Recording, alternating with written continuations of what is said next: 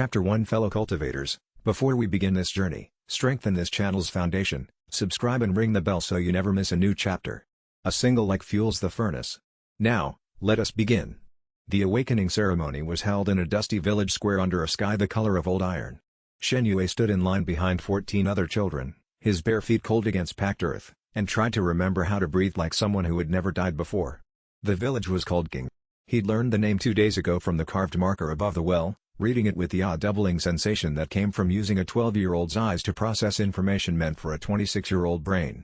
The marker was weathered smooth on one side. The stone flags of the square were cracked in a particular pattern that suggested something heavy had been dropped in the same corner, repeatedly, for many years. A broken cartwheel leaned against the fence at the square's edge. Chickens moved with the indifferent self-assurance of animals that had never been threatened by anything important. These were the details of a life that had been lived here by someone else, and now belonged to him. The children in line ahead of him ranged from 6 to 9. They were dressed in their best, small hands clutching the hems of shirts that had been scrubbed and ironed by mothers who understood that Awakening Day was, for most families, the day that determined a child's entire future. A child who manifested a strong martial soul would leave this village forever. A child who manifested a weak one would remain. The mathematics of the ceremony were brutal and everyone present understood them without discussion. 3 days ago he had been a 26-year-old software engineer choking on his own blood after a car wreck on the Shenzhen expressway. 2 days ago he had woken in the body of a malnourished 12-year-old orphan in a farming village whose name he did not recognize. 1 day ago he had found the calendar, read the script carved on the village elder's spirit stone, and understood exactly where he was. Douluo Dalu. Soul Land. The realization had hit him like a second car wreck. He knew this world, its power structure, its heroes, its catastrophes. He had read the web novel 3 times, watched both animation adaptations, and argued about power scaling in forums until 2 in the morning on work nights. Every major event from Tang San's journey through the Continental Tournament to the final battle against Bibi Dong lived in his memory with the clarity of obsession. The first day after the realization he had been unable to move, not from injury but from the sheer weight of the information pressing down on a body that had no framework for it. He had sat in the corner of the orphan's small room and catalogued everything he remembered. Tang San's trajectory. Bibi Dong's consolidation timeline. Spirit Hall's expansion into independent sex. The Continental Tournament's roster. The Clear Sky sex destruction and the political machinery behind it. The names, the faces, the power levels, the critical moments. He had spread them all across the floor of his memory like a general studying a campaign map, looking for the edges, the leverage points, the places where a single decision in the right moment could change everything that came after. He had identified 17 of them. And today was Awakening Day. The day every 6-year-old in the Douluo Dalu continent had their martial soul evaluated. Except he wasn't 6, he was 12, 6 years late, because the orphan whose body he inhabited had been forgotten by every institution that should have tested him. Next, the village elder called. Shen Yue stepped onto the spirit formation etched into the stone platform. It was crude work, a rural elder's best attempt at the standard awakening array. Blue light pulsed weakly from the carved lines. The elder, a withered man named Zhou, placed a hand on Shen Yue's head and channeled soul power into the formation. The reaction was immediate and violent. Light erupted from Shen Yue's body, not the gentle glow of a typical awakening but a blinding column of white and gold that split the overcast sky. The formation stones cracked. Elder Zhou stumbled backward, his aged eyes wide with shock. The other children screamed and scattered. Shen Yue felt it in his bones, no, deeper than bones. In whatever substructure held a soul together. Something was uncurling inside him. Something massive and predatory and ancient. He dropped to one knee as the light condensed, and a phantom shape materialized around his body. A tiger. White fur streaked with veins of liquid gold. Muscles like coiled siege engines. Claws that gouged phantom lines in the stone. And on its forehead, blazing like a furnace door thrown open, 3 eyes. 2 below, burning crimson. 1 above, centered and vertical, radiating gold so intense it left after images in the dusty air. His martial soul. The 3-eyed white tiger. But not the standard version. Shen Yue knew the Dai family's martial soul intimately, twin evil eyes, white fur, power type. This form had a 3rd eye. This fur carried gold among the white. This was something evolved, something the Dai bloodline had never produced. The phantom tiger roared. The sound carried no physical vibration but every person in the square clutched their heads. Windows in the nearest houses cracked. Elder Zhou's teacup, sitting on his folding table 30 feet away, shattered. Then it was over. The light died. The tiger faded. Shen Yue knelt on the cracked platform, panting, his thin body shaking with exhaustion. The square was silent. Absolute silence, the kind produced by an event so far outside anyone's frame of reference that even breathing felt inappropriate. The 14 children who had scattered to the fence line stared at him with wide eyes. 2 of the mothers had their hands over their mouths. One of the fathers had backed against the well, his face the particular color of a man who has just witnessed something he cannot explain and would very much prefer to unwitness. The awakening formation's blue light had died. The carved lines in the stone still smelled of ozone and something else, something hot and mineral, like lightning striking desert sand. 3 of the formation stones had not merely cracked but shattered outward, leaving a pattern of fragments that radiated from the platform's center in a near-perfect circle. Shen Yue had produced that.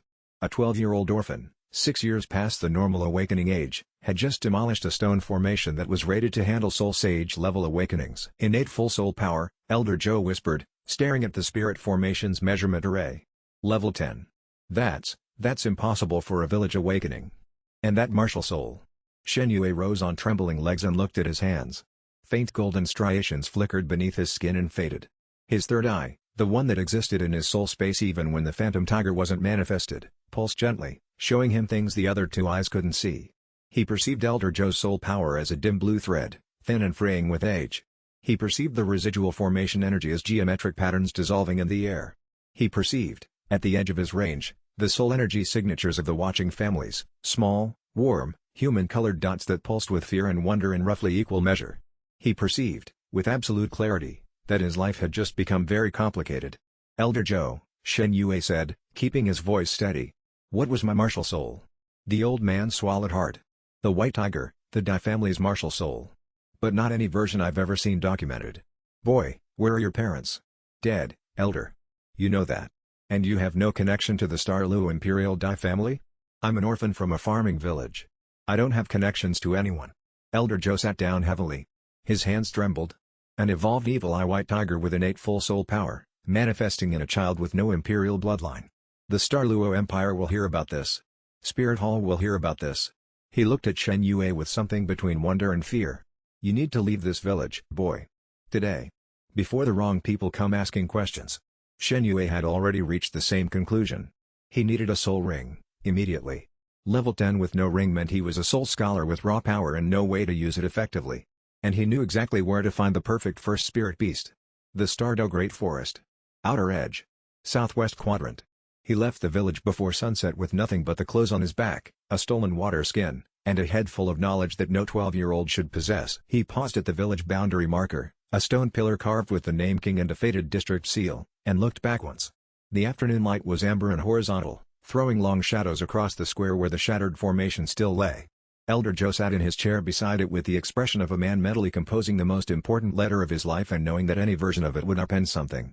The chickens had returned to their normal circuits of the yard. The children who had been in line were gone, called home by mothers who needed to discuss what had happened behind closed doors with the privacy that extraordinary events required. He thought about the orphan whose body he'd inherited. The boy had been 12 years old and had died, not by any specific catastrophe but by the accumulating weight of not enough food and too much exposure and no one responsible for ensuring he survived the winter. His name had been Shen Yue too. That detail felt important in a way Shen Yue couldn't quite articulate. The universe had given him a body that already matched the name he'd be carrying forward. Like a key shaped for a lock. Like something that had been waiting. He owed that boy a life worth living. That was the only debt he recognized from the inheritance. He shouldered the water skin and walked into the setting sun.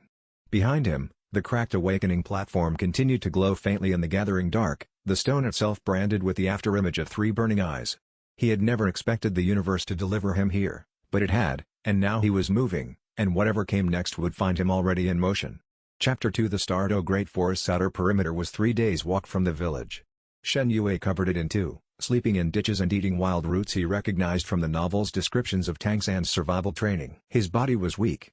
The orphan had been underfed for years, thin arms, visible ribs, legs that ached after 10 miles.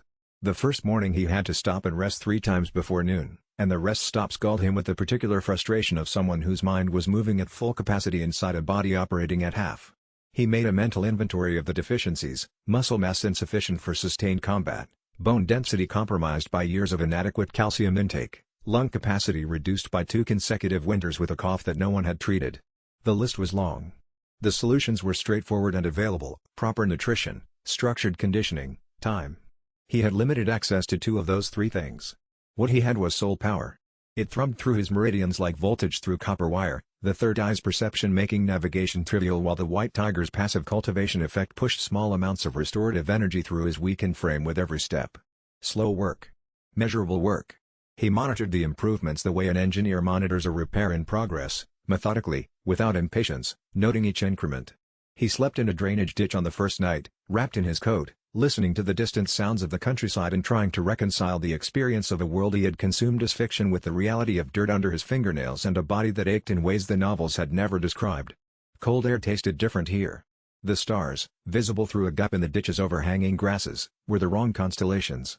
His previous life's sky had been China's sky, smog-dimmed and city-lit. This was something older and darker and more complete, and he lay on his back and looked at it for a long time before sleep took him. He could sense spirit beasts from hundreds of meters away, their soul energy signatures glowing like bonfires in his augmented vision. Most of what he sensed was small, 10-year and 100-year beasts, barely worth the attention of a real hunter. Rabbits with minor elemental affinities. Snakes whose venom carried traces of ice or fire. The background fauna of a world where everything cultivated. He needed something specific. Something most soul scholars would consider suicidal to attempt. On the morning of the third day, standing at the forest's edge where ancient trees blocked out the sky, Shen Yue activated his third eye fully and searched. The forest edge was a clear transition. One step behind him was open farmland, winter brown and flat, and one step ahead was the beginning of something that had been growing without interruption since before anyone's recorded history. The trees were enormous in the way that living things become enormous when nothing has killed them in centuries. Their roots had broken through the thin soil crust and spread across the ground in ridged patterns that made the earth look like it was breathing. The air temperature dropped 3 degrees the moment he stepped beneath the first canopy. The light changed, greener, dimmer, filtered through 100 meters of interleaved branches, and the sounds changed with it. Bird calls he didn't recognize. Something large moving, distantly, with the measured rhythm of a beast that was never hurried because nothing in this ecosystem required it to hurry. There. 300 meters northeast, moving through the undergrowth with the fluid precision of a born predator. A phantom spirit wolf, solitary, mature, its soul energy signature a deep violet that indicated age well beyond the 100-year threshold. Shen Yue crept forward, every sense focused. The third eye painted the forest in layers of perception, physical sight overlaid with soul energy mapping. He could see the wolf's energy circulation, the way its power concentrated in its rear legs for explosive acceleration and in its throat for the sonic disorientation howl that was its primary weapon. The beast was 423 years old. He could read the density of its soul energy like rings in a tree trunk. A purple-bordered yellow soul ring, the absolute maximum quality a soul scholar could safely absorb, and frankly beyond what any sane person would recommend for a first ring. But Shen Yue was insane.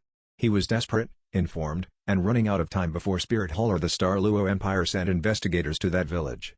He found the wolf in a clearing, drinking from a stream. It was beautiful in the way all apex predators were beautiful, lean gray fur, yellow eyes like lanterns, shoulders that came up to his chest. When it lifted its head and water dripped from its muzzle, Shen Yue's body screamed at him to run. Instead, he called the white tiger forward. The transformation was partial, he couldn't maintain a full manifestation at his level. But his muscles hardened, his senses sharpened beyond the third eye's already supernatural clarity, and his fingernails extended into claws that could gouge stone. White gold fur patterns flickered across his skin. The wolf saw him. Its eyes narrowed with predatory intelligence. A 400-year beast was no mindless animal, it had survived centuries of the forest's brutal ecosystem. It assessed this strange human-tiger hybrid, measured the threat, and decided to attack. The howl came first, a sonic blast that rattled Shen Yue's skull and tried to scramble his equilibrium. He staggered but didn't fall. The third eye processed the sound wave as a visible distortion in soul energy and compensated, feeding corrective data to his inner ear. Then the wolf charged. It was faster than anything he'd faced in his previous life. A gray blur that covered 30 meters in under a second, jaws gaping, phantom energy trailing from its fur like smoke. The beast could phase through physical objects for brief moments, hence phantom, and it used that ability to pass through a fallen log that Shen Yue had positioned himself behind. Shen Yue threw himself sideways. Claws raked his shoulder, drawing blood that steamed in the cool air. Pain flared white-hot. He rolled, came up in a crouch, and attacked. No skill. No technique. Just raw soul power channeled into his legs for a desperate lunge, claws extended, third eye locked onto the wolf's throat. The wolf phased. Shen Yue's claws passed through empty air. The beast rematerialized behind him and bit down on his left arm. Shen Yue screamed. Teeth sank through skin and muscle, grinding against bone. The wolf's phantom energy leaked into the wound like cold fire, trying to destabilize his soul power circulation. His vision blurred. But the third eye didn't blur.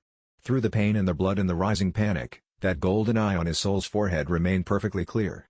It showed him the wolf's phasing pattern, the brief moment between solid and phantom states where the beast was vulnerable.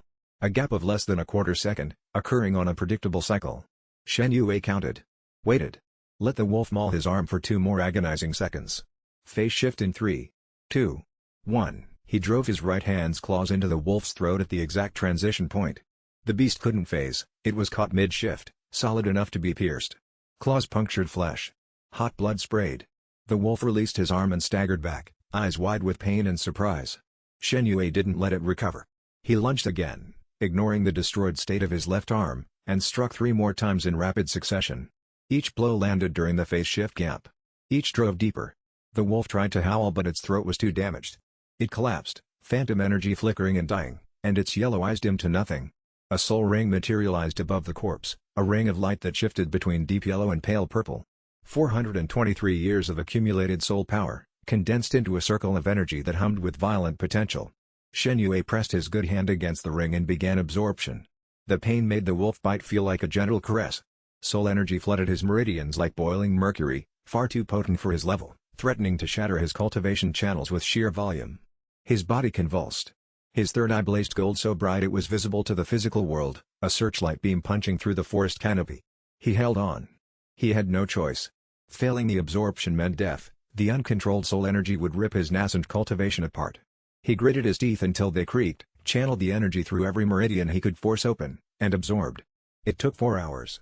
When it was done, Shen Yue lay in a pool of his own blood and the wolf's, staring at the canopy overhead, one arm shattered and useless, body racked with tremors.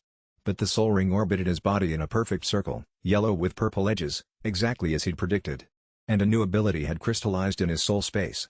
Shadow Tiger Strike, a lunging attack that combined the phantom wolf's brief intangibility with the white tiger's power, creating a charge that left an afterimage while the real body struck from an unpredictable angle. Shen Yue laughed, and then he passed out. He recognized, as the dark took him, that he had survived something that should have killed him, but the voice in the back of his mind that catalogued threats was already asking, what comes next? Chapter 3. He woke to sunlight filtering through the canopy and the gentle throbbing of his left arm, which had set itself in a splint he didn't remember making. The soul ring's absorption had accelerated his body's healing, a common side effect of powerful first rings, but the arm was still useless. He fashioned a sling from his torn shirt and began the long walk out of the forest. 3 days later he reached the nearest town. His appearance caused a stir, a filthy, blood-caked boy with one arm in a sling and the unmistakable soul energy signature of a spirit master. The local inn owner, a heavy-set woman named Aunt Fang, gave him a room and a meal on credit when she sensed his soul power. Level 14, she said, squinting at him with the basic soul perception that most people on the continent possessed. At your age? That's not bad. But what happened to your arm? First ring hunt, Shen Yue said between mouthfuls of rice and pork. Aunt Fang's eyebrows climbed. You hunted a spirit beast alone? At 12? Without an academy backing you? I'm motivated. Word spread. Within a day, a retired soul king named Bei Fen came to see him. The old man was 60, gray-haired, with a bird-type martial soul that manifested as spectral feathers drifting around his shoulders. He had been a combat instructor at Douluo Academy before his retirement and still maintained connections. Show me your martial soul, Bei Feng said, sitting across from Shen Yue in the inn's common room. Shen Yue released the white tiger. The three-eyed phantom materialized, smaller than during the awakening, but no less striking. White gold fur, 3 burning eyes, the single soul ring orbiting his body pulsing with purple-yellow light. Bei Feng's teacup stopped halfway to his mouth. He set it down very carefully. That's the white tiger. The 3-eyed variant. Yes. With 3 eyes. Yes. And your first ring is, what age? 423 years. Phantom spirit wolf. Bei Feng stared at him for a long time. Boy. Do you understand what you are? A soul scholar who needs proper training and a second ring before anyone important comes looking for me. The old man laughed, a sharp, appreciative sound. Practical. I like that. He pulled out a sheet of paper and a writing brush. I'm going to write you a recommendation for an academy. You could go to Douluo Academy, they'd take you in a heartbeat with that martial soul. The Thunder Academy. The Blazing Academy. Any of them. I want Shrek Academy. Bei Feng's brush stopped. That rundown shack? They only accept monsters, you know. Shen Yue smiled. Perfect. Bei Feng wrote the recommendation, shaking his head the entire time. As Shen Yue left, the old man called after him, one more thing. The Dai family will hear about an evolved evil eye white tiger eventually. When they do, They won't send a letter. They'll send soldiers. Shen Yue tucked the recommendation into his shirt. Then I'd better be strong enough to handle soldiers. He spent the next 2 months in the forest surrounding the town, training with a ferocity that bordered on self-harm. Every day from dawn to collapse, he cultivated soul power through the White Tiger's unique circulation method, refined his control of Shadow Tiger Strike, and pushed his physical conditioning past the limits of his malnourished body. The third eye became his greatest tool. In combat practice against forest beasts, low-level creatures he could handle without mortal risk, it showed him attack trajectories before they materialized, identified structural weaknesses in his opponent's stances, and tracked soul energy patterns that would be invisible to normal perception. By the end of 2 months, he had gained 20 pounds of muscle, pushed his soul power to level 18, and mastered Shadow Tiger Strike to the point where his afterimage could persist for a full second after the real strike landed. He was ready for Shrek Academy. But ready was a relative concept. He understood that the moment he walked through those gates, the real work would begin, and everything before it had been prologue. Chapter 4. The town of Suotuo was unremarkable by any standard: dusty streets, modest buildings, a marketplace that smelled of livestock and cheap incense. Shrek Academy occupied its least impressive corner, a cluster of buildings that looked like they might collapse if someone slammed a door too hard. Shen Yue loved it immediately. He found the food stall first. A young man roughly his own age stood behind a wooden counter, selling sausages with an expression that dared customers to mock him. His soul power was modest, level 28, Soul Grand Master, but the quality of his energy was unusual. Dense. Nutritious. A food-type martial soul. Oscar. I'll take 4, Shen Yue said, dropping coins on the counter. Oscar blinked. Most people either laughed at his sausages or bought one with visible reluctance. 4 was unprecedented for a first-time customer. You serious? A food-type soul master who can produce battlefield rations with his martial soul is worth more than half the power types on this continent. Of course I'm serious. Shen Yue bit into the first sausage. It was dense, savory, and he could feel a mild restoration effect as the soul-infused food settled in his stomach. These are excellent. Oscar stared at him. Then a grin cracked across his face, wide, genuine, the expression of someone who'd spent years defending his martial soul's legitimacy. You're the first person under 30 who's ever said that. I'm Oscar. Shen Yue. I'm here to enroll. In Shrek? Oscar's grin turned complicated. The entrance exam is today, actually. Zhao Wuji is testing applicants. You should know, he's a soul sage. Level 76. Vigorous God Bear Martial Soul. The test is simple: survive one attack. Survive or counter? Survive. Nobody counters Zhao Wuji. Shen Yue finished the second sausage and tucked the remaining 2 into his pack. We'll see. Where do I sign up? Oscar pointed toward a flat field behind the buildings where a bear of a man stood with his arms crossed. Zhao Wuji was exactly as Shen Yue had imagined: massive frame, thick beard, arms like battering rams, and soul power that radiated from his body in waves of oppressive heat. 7 soul rings orbited him, 2 yellow, 2 purple, 3 black. The air around him shimmered. 3 other applicants stood at the field's edge. 2 of them took one look at Zhao Wuji's released martial soul, the spectral outline of a colossal bear superimposed over his body, and walked away. The third lasted 4 seconds before Zhao Wuji's casual backhand sent him tumbling across the field. Next, Zhao Wuji called, picking something from between his teeth. Shen Yue stepped forward. He released the white tiger. The 3-eyed phantom blazed to life around him, white gold and luminous in the flat morning light. Zhao Wuji's bored expression evaporated. His eyes locked onto the 3-eyed phantom tiger, the purple-yellow soul ring, and the golden striations that flickered across Shen Yue's skin. Well now, the big man rumbled. That's interesting. He didn't give a warning. His fist came in like a wrecking ball, 50 levels of power advantage compressed into a single strike designed to test, not kill, but absolutely capable of hospitalizing an unprepared teenager.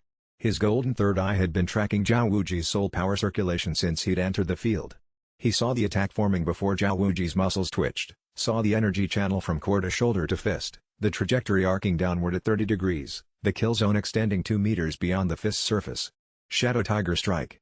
Shen Yue's body blurred. His afterimage caught the edge of Zhao Wuji's fist and dissolved like smoke. The real Shen Yue appeared 3 meters to the left, already pivoting, eyes fixed on the soul sage. Zhao Wuji's fist cratered the earth where Shen Yue had stood. The impact sent a shockwave outward that rippled the soil in a 2-meter ring and sent a cloud of dust billowing sideways across the field. The big man straightened slowly, knuckles still smoking faintly with residual soul power discharge, and turned with an expression that had reorganized itself from bored to interested. You read that? Not dodged, read. You knew where I was aiming before I threw. Your soul power concentrates in your right shoulder before any right-handed strike. The energy pattern is distinctive. Zhao Wuji grinned. It was not a comforting expression. Let's see how many you can read. The second attack was faster, a sweeping backhand that covered Shen Yue's escape angles. Third eye tracked the energy flow and Shen Yue ducked, feeling the wind of the blow tear at his hair. The third attack came from below. Zhao Wuji stomped the ground and a shockwave of soul-infused earth erupted in a circle. Shen Yue jumped, but the shockwave caught his ankles. The force was tremendous. He was launched sideways, spinning, and slammed into the ground with enough force to drive the air from his lungs. Stars burst across his vision. His left side went numb. Something cracked, a rib, maybe two. He lay there for half a second. Then he rolled onto his hands, pushed up, and rose into a defensive stance. Blood trickled from a cut on his forehead. His breathing was ragged. His ribs screamed, but he was standing. The field was quiet. Somewhere at the edge of the academy grounds, a door had opened, someone had heard the impacts and come to look, and word was now moving through the small community the way interesting things always moved in small communities, without announcement, at speed. Shen Yue was aware of the gathering observers the way he was aware of weather, as context, not concern. He catalogued the information and returned his attention to the man in front of him, because Zhao Wuji was the only thing in this moment that required active focus. Zhao Wuji studied him. The grin had softened into something that might have been respect. You read 2 out of 3. At your level, against mine, that's remarkable. And you got back up after eating a hit that would have kept most soul elders down. He extended a massive hand. Welcome to Shrek Academy. Shen Yue took the hand. Zhao Wuji's grip could have crushed stone, but it was gentle. Thank you, Teacher Zhao. Don't thank me yet. The exam was the easy part. Oscar was waiting at the field's edge with a fresh sausage. You actually did it. Nobody reads Zhao Wuji's attacks. I've been here 2 years and I still can't predict his timing. He offered the sausage. Celebratory meat product? Shen Yue took it and grinned. I could get used to this place. But he understood, with the particular clarity of someone who had read the story, that this was only the beginning, and the easy part would not last. Chapter 5 The dormitory was a converted storage building with 6 beds, a training dummy in the corner, and a window that didn't quite close. Shen Yue dropped his meager belongings on the unclaimed bed and surveyed his new home. It was not a comfortable space by any standard he'd held in his previous life. The mattresses were straw-filled and thin. The floorboards had gaps wide enough to lose a coin through. The window's failure to close let in a thread of cold air that moved the dust at the corner of the room in a slow, persistent eddy. The training dummy in the corner had been struck hard enough, over a long enough period, that the wood was polished to a dark burnish in the spots where fists and kicks had hit most frequently. Someone before him had trained here with genuine commitment. He noticed, on the wall beside the bed he'd chosen, a single line carved in the plaster. Small careful letters, this will be worth it. No name. No date. Just the statement, left by someone who had needed to tell themselves the truth while living in a room that made truth difficult to believe. He ran his thumb across the letters. He agreed with this sentiment. He settled his few possessions, a change of clothes, a comb, the water skin, and turned to face whatever came through the door. 4 of the other 5 beds were occupied. Their owners arrived over the course of the afternoon, each one a study in contrasts. Tang San entered first, quiet, watchful, dark hair tied back, hands that moved with the precise economy of someone trained in close combat from childhood. His soul power was level 29, approaching the soul elder threshold. Blue-silver grass was his visible martial soul, but his third eye perceived something hidden beneath it, a second martial soul, vast and heavy, sealed behind a metal wall that Tang San maintained with unconscious discipline. The Clear Sky Hammer. Tang San's secret inheritance from his father, the former Clear Sky Sect Master. Shen Yue greeted him simply, Shen Yue. Power attack type. Tang San's eyes steadied him with quiet intensity. Tang San. Control type. That's an unusual martial soul. Evil Eye White Tiger. Evolved variant. I noticed the third eye. I've never seen that in any documentation. Neither has anyone else. Shen Yue met Tang San's gaze steadily. The original story's protagonist was every bit as perceptive as the novels described. I hear you're good with hidden weapons. Something flickered in Tang San's expression, surprise, perhaps, that someone recognized his secondary skill set. I practice. We should train together sometime. Tang San nodded once, the faintest ghost of a smile touching his lips. They understood each other instinctively, 2 people who carried more beneath the surface than they showed. Xiao Wu arrived next, a whirlwind of energy and confidence. Long brown hair braided with a pink rabbit ear ribbon, bright eyes, infectious laughter. She leapt onto her bed, bounced twice, and announced, I'm Xiao Wu. Who wants to spar? Shen Yue looked at her with his third eye and felt his stomach clench. Beneath the cheerful exterior, her soul energy signature was unlike any human's. It was dense, ancient, layered with the particular resonance of a being that had lived for far longer than any 12-year-old should have. 100,000-year soul beast in human form. He knew. He'd always known. And he would guard that secret with his life. "I'll spar," Shen Yue said. "But I should warn you, I'm a power type.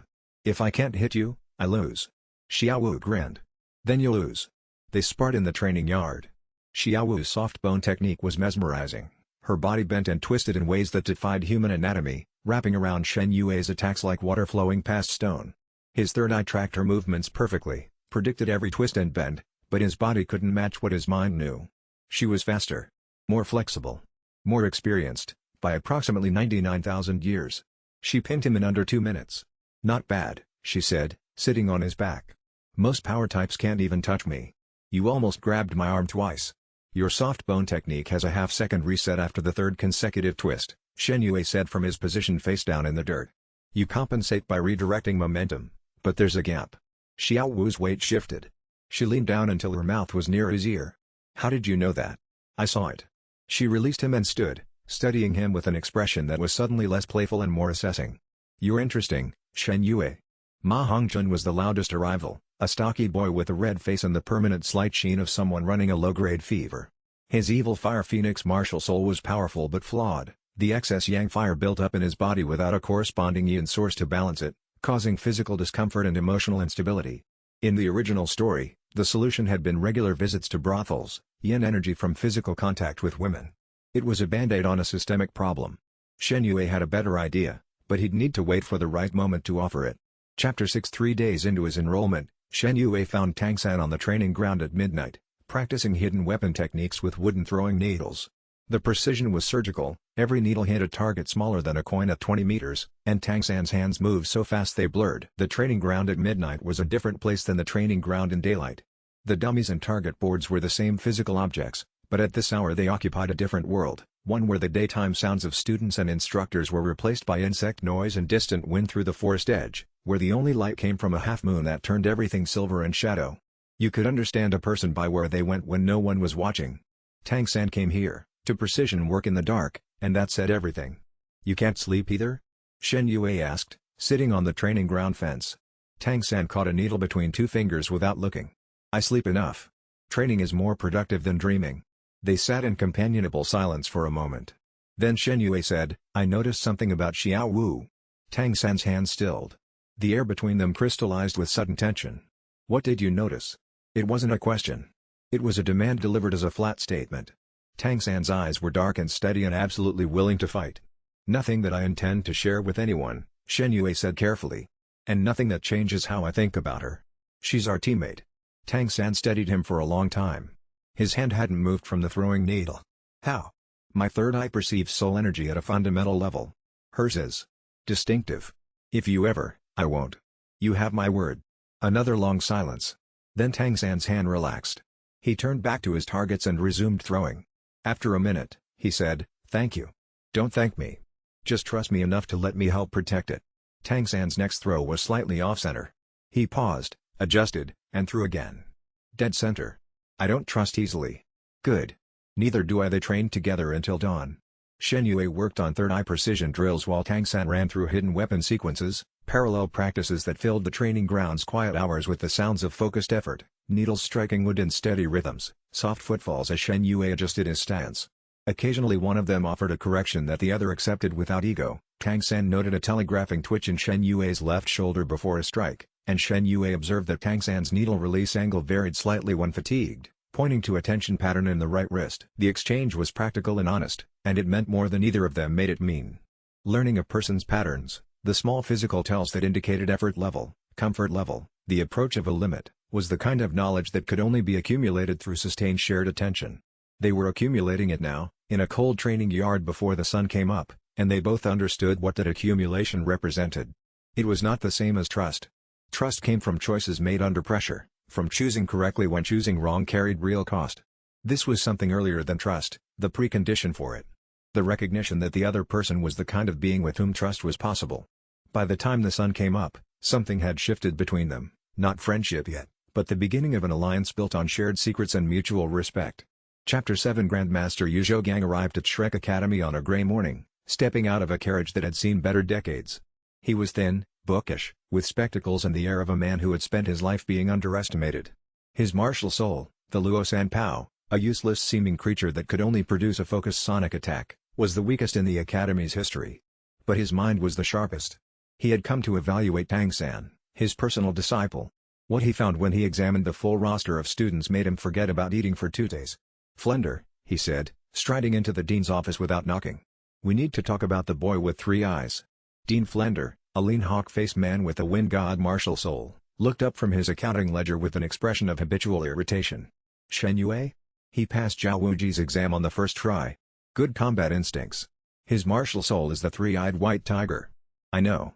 Unusual for a non-Dai bloodline carrier, but not unprecedented, with 3 eyes. "Flender, it has 3 eyes." Flender set down his pen. He had been a soul master for 40 years and an academy dean for 15. Very few things surprised him anymore. The edge in Grandmaster's voice was one of those things. "I've examined him," Grandmaster continued, pacing the small office. "The white tiger is the signature martial soul of the Star Luo Imperial Dai family. Every documented manifestation in history has been in a Dai bloodline carrier. Every single one. Twin evil eyes, white fur, power type classification. Shen Yue has no Dai bloodline whatsoever. I checked his soul energy signature against the Dai genetic marker. 0 match. Meaning? Meaning his martial soul isn't inherited. It's a spontaneous evolutionary manifestation. The universe produced this white tiger independently of the Dai bloodline, and this version is more advanced than theirs. The third eye gives him a perception and control component that the standard variant lacks entirely. He's not just a power type, he's a power control hybrid. That classification shouldn't exist." Flender leaned back in his chair. "What are the implications? Politically?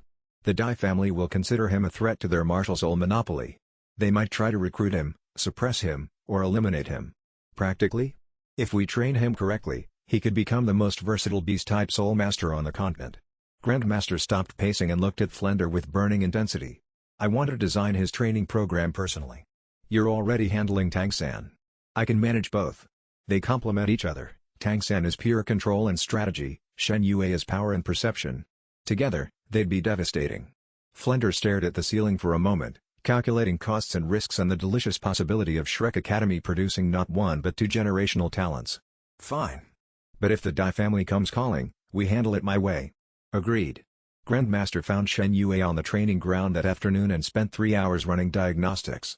He measured soul power output, third eye perception range, shadow tiger strike efficiency, and the resonance frequency of the evolved martial soul.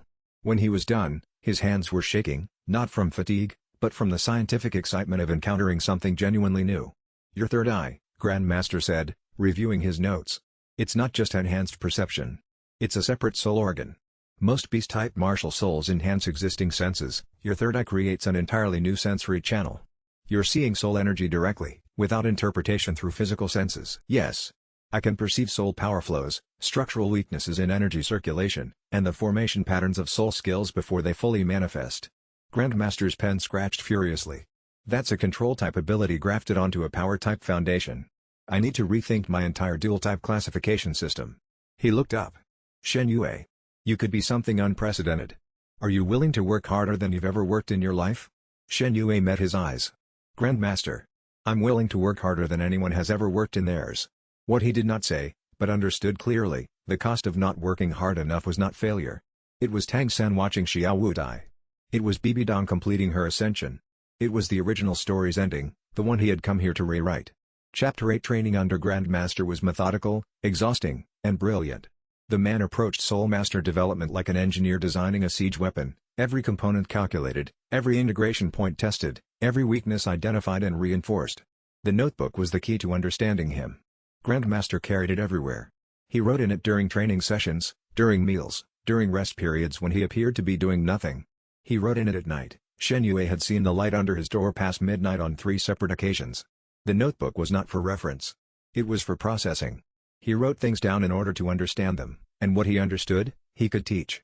What Grandmaster taught was not technique. Other instructors taught technique, how to execute a specific skill, how to position for maximum power output, how to chain attacks in effective sequence. Grandmaster taught structure. He taught why a technique worked, what made it effective, which conditions were required and which were optional. He taught the underlying architecture of Soul Master development so clearly that a student who paid sufficient attention could extrapolate new techniques from first principles rather than waiting to be shown them. Shen Yue had been waiting for exactly this kind of instruction his entire new life.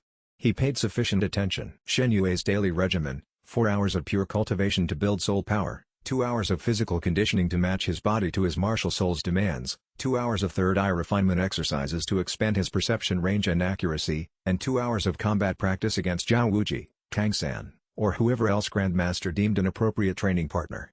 The physical conditioning was the hardest element to manage. The orphan's body had years of deficit to overcome, and the White Tiger's cultivation method was demanding in ways that a well-nourished starting frame could absorb more easily than this one could.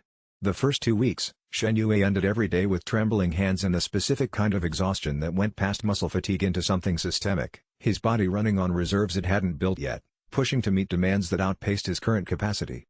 He ate everything Oscar produced. He slept 10 hours a night. He woke up and did it again. By the end of the first month, Shen Yue had pushed from level 18 to level 20. His body had filled out, the malnourished orphan frame replaced by lean, functional muscle. Shadow Tiger strikes after image duration stretched to 2 full seconds. And the third eye had developed a new passive ability that Shen Yue hadn't expected. He was sitting with Ma Hongjun in the dormitory when he noticed it. Ma Hongjun was breathing heavily, face flushed, the low-grade fever that plagued him spiking. The evil fire phoenix's yang excess was building again. The third eye, without conscious direction, mapped Ma Hongjun's soul energy circulation in real time. He could see the problem as clearly as a plumber seeing a backed-up pipe. The yang fire generated by the phoenix martial soul accumulated in specific meridians that had no yin counterbalance. The traditional solution drained excess yang through external contact. But the root cause was a circulation inefficiency, not an energy surplus. "Hongjun," Shen Yue said. "Can I show you something?" Ma Hongjun looked up, face glistening with sweat. "If it helps with this damned heat, show me anything." Shen Yue described a breathing pattern, a yin-gathering meditation technique that he remembered from a cultivation manual he'd read once. In reality, it was derived from techniques described much later in the original story, used by advanced Phoenix-type soul masters to balance their fire. Modified for Ma Hongjun's current level. Breathe in through the nose for 4 counts. Hold for 7. Exhale through the mouth for 8. On each exhale, visualize your fire condensing from a wildfire into a focused forge flame. Concentrated, controlled, efficient. Ma Hongjun tried it. On the 3rd cycle, his breathing steadied. On the 5th, the flush faded from his face. By the 10th, he opened his eyes with an expression of stunned relief. The heat. It's manageable. For the first time in months, it's actually manageable. He stared at Shen Yue. "Where did you learn this?" "Old manual in a library. Never met anyone who needed it until now." "Shen Yue." Ma Hongjun's voice was thick. "Do you know what the alternative was? What they told me to do for the heat?" "I can guess. This is, you just..." Ma Hongjun's eyes were bright. He grabbed Shen Yue's hand and shook it with both of his. "I owe you. Truly. You don't owe me anything. We're teammates." But the gratitude in Ma Hongjun's eyes said otherwise.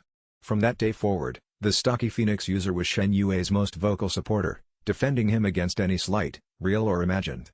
Shen Yue hit level 20 that week. The barrier between Soul Master and Soul Grandmaster loomed. He would need a second soul ring to break through.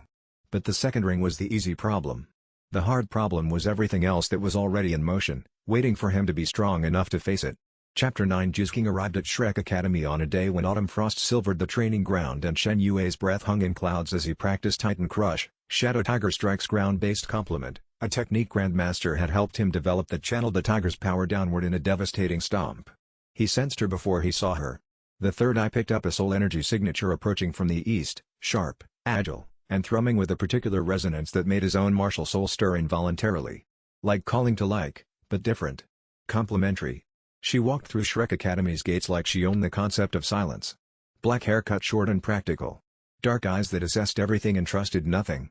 Lean frame built for speed, no wasted mass, every muscle calibrated for explosive acceleration. Her movements were so smooth they seemed rehearsed, but the third eye showed him the truth, she moved like that naturally. Born efficient. Her soul energy was level 27, and its character was unmistakably feline. The house of it. Juzking? She stopped in the center of the training ground and scanned the area. Her gaze passed over Shen Yue, paused, and returned. Something shifted in her expression, not recognition, but interest. A predator acknowledging another predator. "I'm here for the entrance exam," she said. Her voice was low and controlled, each word placed with deliberate economy. Zhao Wuji lumbered out from the main building, scratching his beard. "Another one? Fine. Same test as always, survive 1 hit." Juzwing released her martial soul. The hell civet manifested as a spectral cat wrapping around her body, sleek, dark, with burning amber eyes. Her agility type classification was immediately obvious: soul energy concentrated in her legs and spine, optimized for speed and evasion rather than direct power. Zhao Wuji attacked. His fist cut the air with a boom of displaced energy. Zhu wasn't there.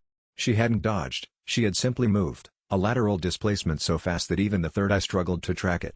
One moment she stood in the strike zone.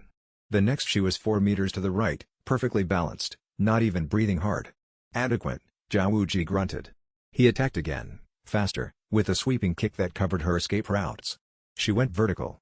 Straight up, 6 meters, inverting in midair to land on Zhao Wuji's extended leg like a bird on a branch. She balanced there for a single second, long enough to make a point, and then backflipped off, landing in a crouch 10 meters away. Even Zhao Wuji looked impressed. Pass. Welcome to the school, brat. Zhu stood and walked directly to Shen Yue. Your martial soul, she said without preamble. Show me. He studied her face. No hostility, no demand. Curiosity, sharp and focused, and beneath it something he hadn't expected, a tremor of hope. He released the white tiger. The three-eyed phantom materialized, white gold luminous in the autumn light, soul ring orbiting with its distinctive purple-yellow glow. Zhu's Hellsivet activated involuntarily. The spectral cat burst from her body without her conscious command, arching and twining around the tiger phantom like a shadow seeking its source. Energy crackled between the two manifestations, visible bolts of resonance that made the air hum. The other students felt it. Tang San looked up sharply from his hidden weapon practice. Xiao Wu stopped mid-stretch. Oscar dropped a sausage. Ma Hongjun's fire flickered. Zhu stared at the resonance display with wide eyes. Her carefully maintained composure cracked, revealing something raw beneath: wonder, relief, and a vulnerability she clearly hated showing. It's stronger, she whispered. The resonance. It's so much stronger than I expected. Grandmaster, who had been observing from the building's doorway, stepped forward with his notebook already open. Remarkable. The resonance between the Hellsivet and the White Tiger is well documented. The Dai and Zhu families have been pairing those martial souls for generations. But this. He looked between Shen Yue and Zhu. This resonance is at least 40% more powerful than any documented instance. Because the evolved variant is closer to the original divine tiger, Shen Yue thought. And the Hellsivet was always meant to complement that true form, not the diluted version the Dai family inherited. He kept the thought to himself. Chapter 10. Zhu didn't speak much during her first days at the academy. She trained with mechanical precision, ate alone, and maintained a perimeter of personal space that the other students learned quickly not to breach. The others had tried, initially, in various ways. Oscar had offered food, always a reasonable social bridge, and she'd accepted it with a brief nod that closed the opening before it became an exchange. Ma Hongjun had attempted conversation with the blunt enthusiasm that characterized his approach to most things, and she'd replied in monosyllables until he concluded, correctly, that the time required to maintain one-sided conversation was better spent elsewhere. Tang San, who recognized containment when he saw it, had simply left her alone, and she'd responded to this correctly by gradually treating him as a non-threat, which was the closest thing to warmth in her early repertoire. Nin Rongrong, whose social architecture included no concept of leave someone alone, had tried twice and been stopped cold both times by Zhu's ability to produce silence so complete it functioned as a physical wall. Nin Rongrong had retreated and complained to Oscar about people who weren't trying to make things pleasant, and Oscar had suggested that not everyone's pleasant was the same shape, which was more perceptive than his usual register and earned him an evaluative look. Shen Yue gave her space. He didn't push, didn't probe, didn't try to leverage their martial soul resonance into forced intimacy. He trained beside her when she allowed it, covered her flank during group exercises, and treated her exactly as he treated Tang San or Oscar, with straightforward respect and zero agenda. It was, apparently, unprecedented. You're strange, Zhu said one evening, joining Shen Yue on the training ground after the others had retired. She sat on the fence rail, legs dangling, her posture relaxed in a way he'd never seen from her in group settings. Strange how? You don't stare. You don't comment on my appearance. You don't make jokes about taming the cat or ask about the betrothal. You don't try to impress me. Should I be doing those things? Most men with a resonating martial soul would. Shen Yue leaned against the fence post and looked at the stars. Resonance doesn't mean ownership. Your martial soul responds to mine and vice versa. That's a compatibility of energy, not a claim on your life. You came to this academy to train, not to be someone's accessory. Silence. He could feel her studying him with the same intensity she applied to combat assessment. Measuring, evaluating, searching for the deception she'd been trained to expect. The betrothal, she said finally. To Dai Mubai. The third prince of Star Luo. I know who he is. You know about the betrothal? The Zhu and Dai families have paired Hellsivet and White Tiger users for generations. It's common knowledge in Soul Master circles. Juzwing's jaw tightened. Common knowledge doesn't include the details. Dai Mubai is, she stopped. Started again. When I visited Starluo City to meet him, he had 2 women in his quarters. He didn't dismiss them when I arrived. He said it was his right as a prince. Shen Yue said nothing. He let the silence hold, giving her room. I left that night. The betrothal was an arrangement between families. I never agreed to it, and after seeing who he was, I never would. I came to Shrek Academy because I heard a rumor about an evolved evil eye white tiger. I needed to know if there was another option. If the resonance could work with someone who wasn't. She trailed off. Someone who wasn't a piece of garbage? The faintest smile crossed her face. Your phrasing, not mine. You deserve a partner who treats you as an equal, Juzwing. Not because your martial soul resonates with theirs, but because that's the minimum standard for human decency. He pushed off the fence. For what it's worth, I'm glad the resonance works. It'll make us devastating in team combat. But that's all it has to mean, if that's all you want it to mean. She watched him walk toward the dormitory. Just before he reached the door, she called, Shen Yue. He turned. Thank you, she said. For not being what I expected. He nodded and went inside. Behind him, Juzking sat on the fence for another hour, staring at the stars with an expression that was slowly, cautiously, learning to relax. But she had not yet told him the full weight of what she'd carried from the Starluo capital, and he had not yet told her how much of the future he could already see, and those untold things sat between them in the dark like a second conversation waiting to begin. Chapter 11 The betrothal issue surfaced during Grandmaster's formal team assessment 2 weeks later. He had gathered all current students, Shen Yue, Tang San, Xiao Wu, Oscar, Ma Hongjun, Ning Rongrong, and now Juzking, in the classroom for what he called a strategic compatibility analysis. Ning Rongrong had arrived the week prior, the pampered young mistress of the 7 Treasure Glazed Tile clan, carrying herself with the casual arrogance of someone who had never been told no. Her martial soul, the 7 Treasure Glazed Tile Pagoda, was the most powerful support type on the continent. Her attitude needed adjustment, but her potential was staggering. Grandmaster stood before a chalkboard covered in diagrams. I've been analyzing your martial soul combinations for optimal team formation. The results are clear. We have the foundation for a 7-person team that covers every combat role: power attack, control, agility attack, close combat, food support, amplification support, and ranged power attack. He pointed to each student in turn. Shen Yue, power attack core. Tang San, control and strategy. Juzking, agility attack. Xiao Wu, close combat specialist. Oscar, food support. Ning Rongrong, amplification support. Ma Hongjun, ranged power attack. What about the resonance? Tang San asked. Between Shen Yue and Juzking? That's the cornerstone, Grandmaster said, his eyes bright. The White Tiger and Hell Civet martial soul resonance creates a combined combat mode that amplifies both users' power significantly. With an evolved White Tiger, the amplification factor could exceed 200%. In practical terms, their combined combat power would exceed the sum of their individual capabilities by a factor of 2 or more. Juzwing's expression was carefully neutral.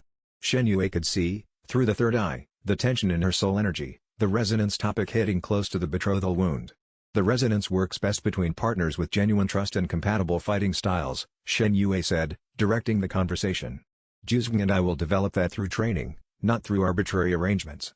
Grandmaster nodded, either missing or ignoring the subtext. Agreed. Now, Ning Rongrong, your 7 Treasure Glazed Tile Pagoda can amplify any attribute of any team member.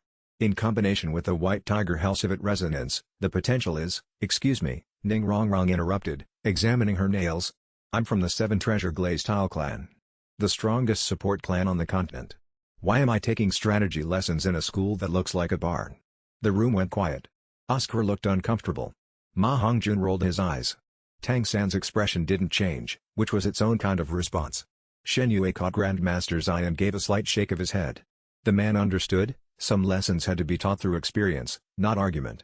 Because this barn, Grandmaster said mildly, is going to make you into a soul master worthy of your clan's legacy.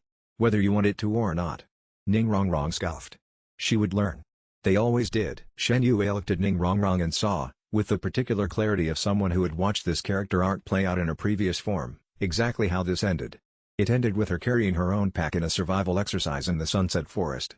It ended with her holding her bowl with both hands at a dinner table full of people she'd never expected to matter to her, recalibrating something deep and difficult about what belonging actually felt like. It ended with Ning Rongrong becoming someone worthy of the legacy she currently wore as entitlement. That ending was real and it was coming, and the path from here to there ran directly through the barn she was currently dismissing. He kept that knowledge to himself.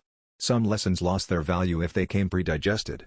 The chalkboard behind Grandmaster was covered in a diagram that represented the team's theoretical maximum combat potential, each member's role connected to the others by lines indicating synergy directions and amplification pathways. At the center was the white tiger in Hellcivet resonance, drawn as a double spiral with an annotation in Grandmaster's small, precise handwriting, estimated output, see Note 4. Note 4, at the bottom, reads simply, insufficient measurement tools currently available. Shen Yue had memorized the diagram without appearing to study it. He was already running calculations on the training schedule modifications they'd need to reach that potential on time. But the diagram's bottom line, the annotation Grandmaster had added in a different ink, smaller and darker than the rest, read, NB, these projections do not account for Spirit Hall's interest, which has already begun. That was the thread he was racing. Chapter 12. The formal structure of the Shrek 7 Devils took shape over the following weeks. Grandmaster designed training rotations that forced the team to operate in every possible sub-combination. Shen Yue and Tang San working control power synergies, Juzheng and Xiaowu drilling agility close combat partnerships, Oscar and Ning Rongrong developing support coordination. But the combination everyone wanted to see was the resonance. Shen Yue and Juzheng practiced martial soul resonance for the first time on a cold morning with the entire team watching. They stood 10 meters apart, facing each other. Grandmaster held a soul power measuring device. Release your martial souls simultaneously on my count, Grandmaster instructed. Allow the resonance to build naturally. Don't force it. 3, 2, 1. The white tiger erupted from Shen Yue's body in its full three-eyed manifestation. The Hellcivet burst from Juzheng's. And the world between them ignited. The resonance wasn't gentle. It was a detonation of complementary energies, tiger and cat, power and agility, gold and shadow.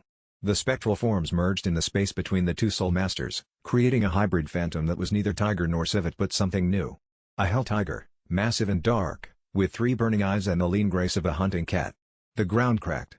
The measuring device in Grandmaster's hands sparked and died. Ning Rongrong stumbled backward. Even Zhao Wuji, watching from the doorway, braced himself. Shen Yue felt the resonance like a second heartbeat, Juzheng's soul power flowing through their connection, amplifying his own while he amplified hers. His soul power effectively doubled. His third eye's perception quadrupled. He could feel her emotions through the link, surprise, exhilaration, and a fierce joy that she would never have expressed out loud. They held the resonance for 12 seconds before Grandmaster shouted for them to stop. Both disengaged, breathing hard, sweat beading on their foreheads. Grandmaster stared at his shattered measuring device. That exceeded the device's maximum capacity. It was rated for Soul Emperor level readings. He looked between them. You're both Soul Grandmasters. You just produced Soul Emperor level resonance output. The training ground floor had a crack running through it that was 2 inches wide and 15 feet long. Tang San studied the crack with academic interest. Impressive. Xiaowu grinned. Can I fight the Hell Tiger thing? Oscar, standing at a safe distance, whispered to Ma Hongjun, these two together are going to be absolutely terrifying. Juzheng caught Shen Yue's eye. For one unguarded moment, her expression held nothing but amazement. Then her mask slipped back into place. But the amazement didn't leave her eyes entirely. The Hell Tiger phantom had dissolved when they'd broken the resonance, its image fading in the middle of the cracked training ground like smoke dissipating in a breeze. But the crack in the flagstone remained, a physical record of what 2 soul grandmasters with an amplified resonance could do, simply by standing in place and releasing their martial souls. Shen Yue sat down on the ground because his legs had decided that standing was an optional activity. The resonance fatigue was real, not painful, but heavy, the particular weight of having operated far above your natural capacity for 12 seconds. He breathed steadily and let his soul power circulation return to its normal patterns. Juzheng sat 6 feet away from him and did the same, her recovery composure intact in the way that her composure was always intact, maintained not through effort but through the deeply ingrained habit of not showing anyone what it cost to do things. He could feel, through the fading resonance link, the precise level of that cost. It matched his own. Neither of them said anything about it. The physical connection between their martial souls was a fact they were both going to need to understand and decide what to do with. It was not a simple fact. Shen Yue gave it the respect that complicated facts deserved. He let it exist without immediately classifying it, and watched for what it became when left to develop on its own terms. That approach was slower and less controlled than the alternatives. It was also the right one. Chapter 13. Shen Yue needed his second soul ring. Level 20 was the ceiling for a one-ring soul master, and he'd been pressing against it for weeks. Grandmaster approved a hunting expedition to the Stardow Forest, a deeper penetration than his first solo venture.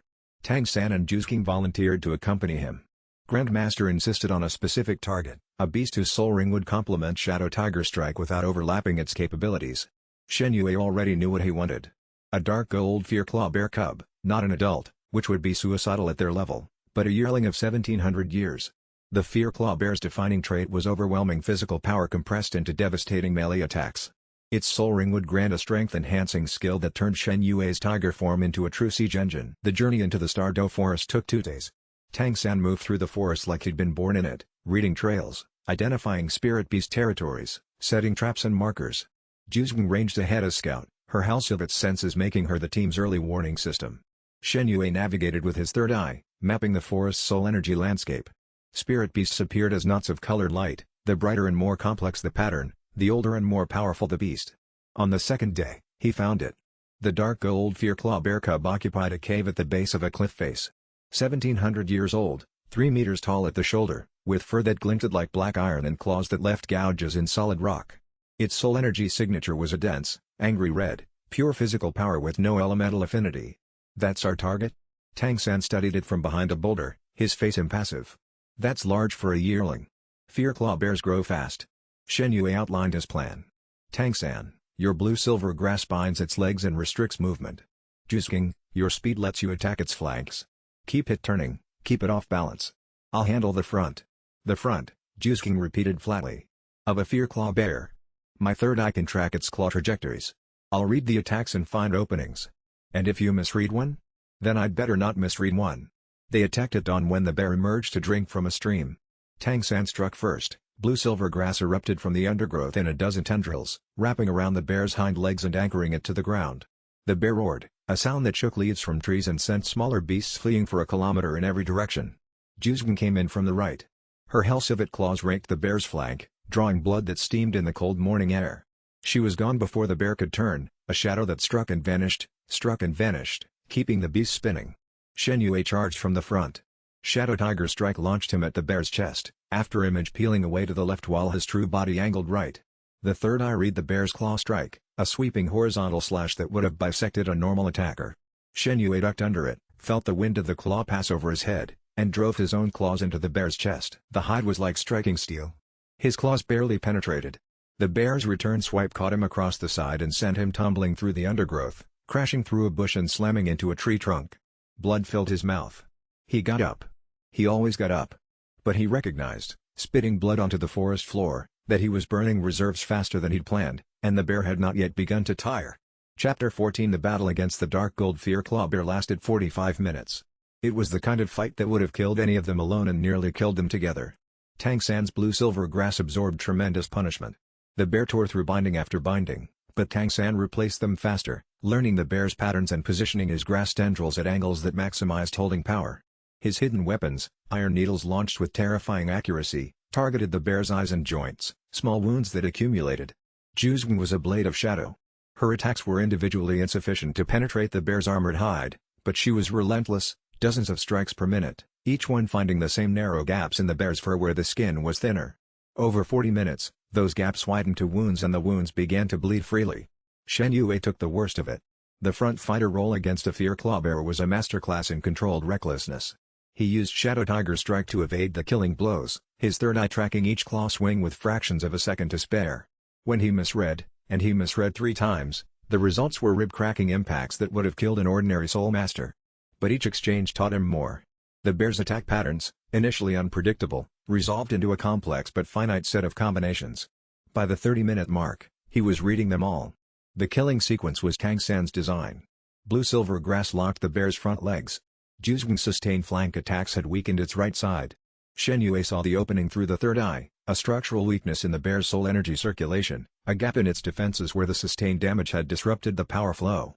He launched Shadow Tiger Strike at maximum output, aiming not for the bear's body but for the weakness, driving his claws into the disrupted energy point with every ounce of soul power he possessed. The bear screamed. Its soul energy destabilized. The massive body shuddered once, twice, and crashed to the earth. The soul ring materialized, deep purple, dense with 1700 years of accumulated power.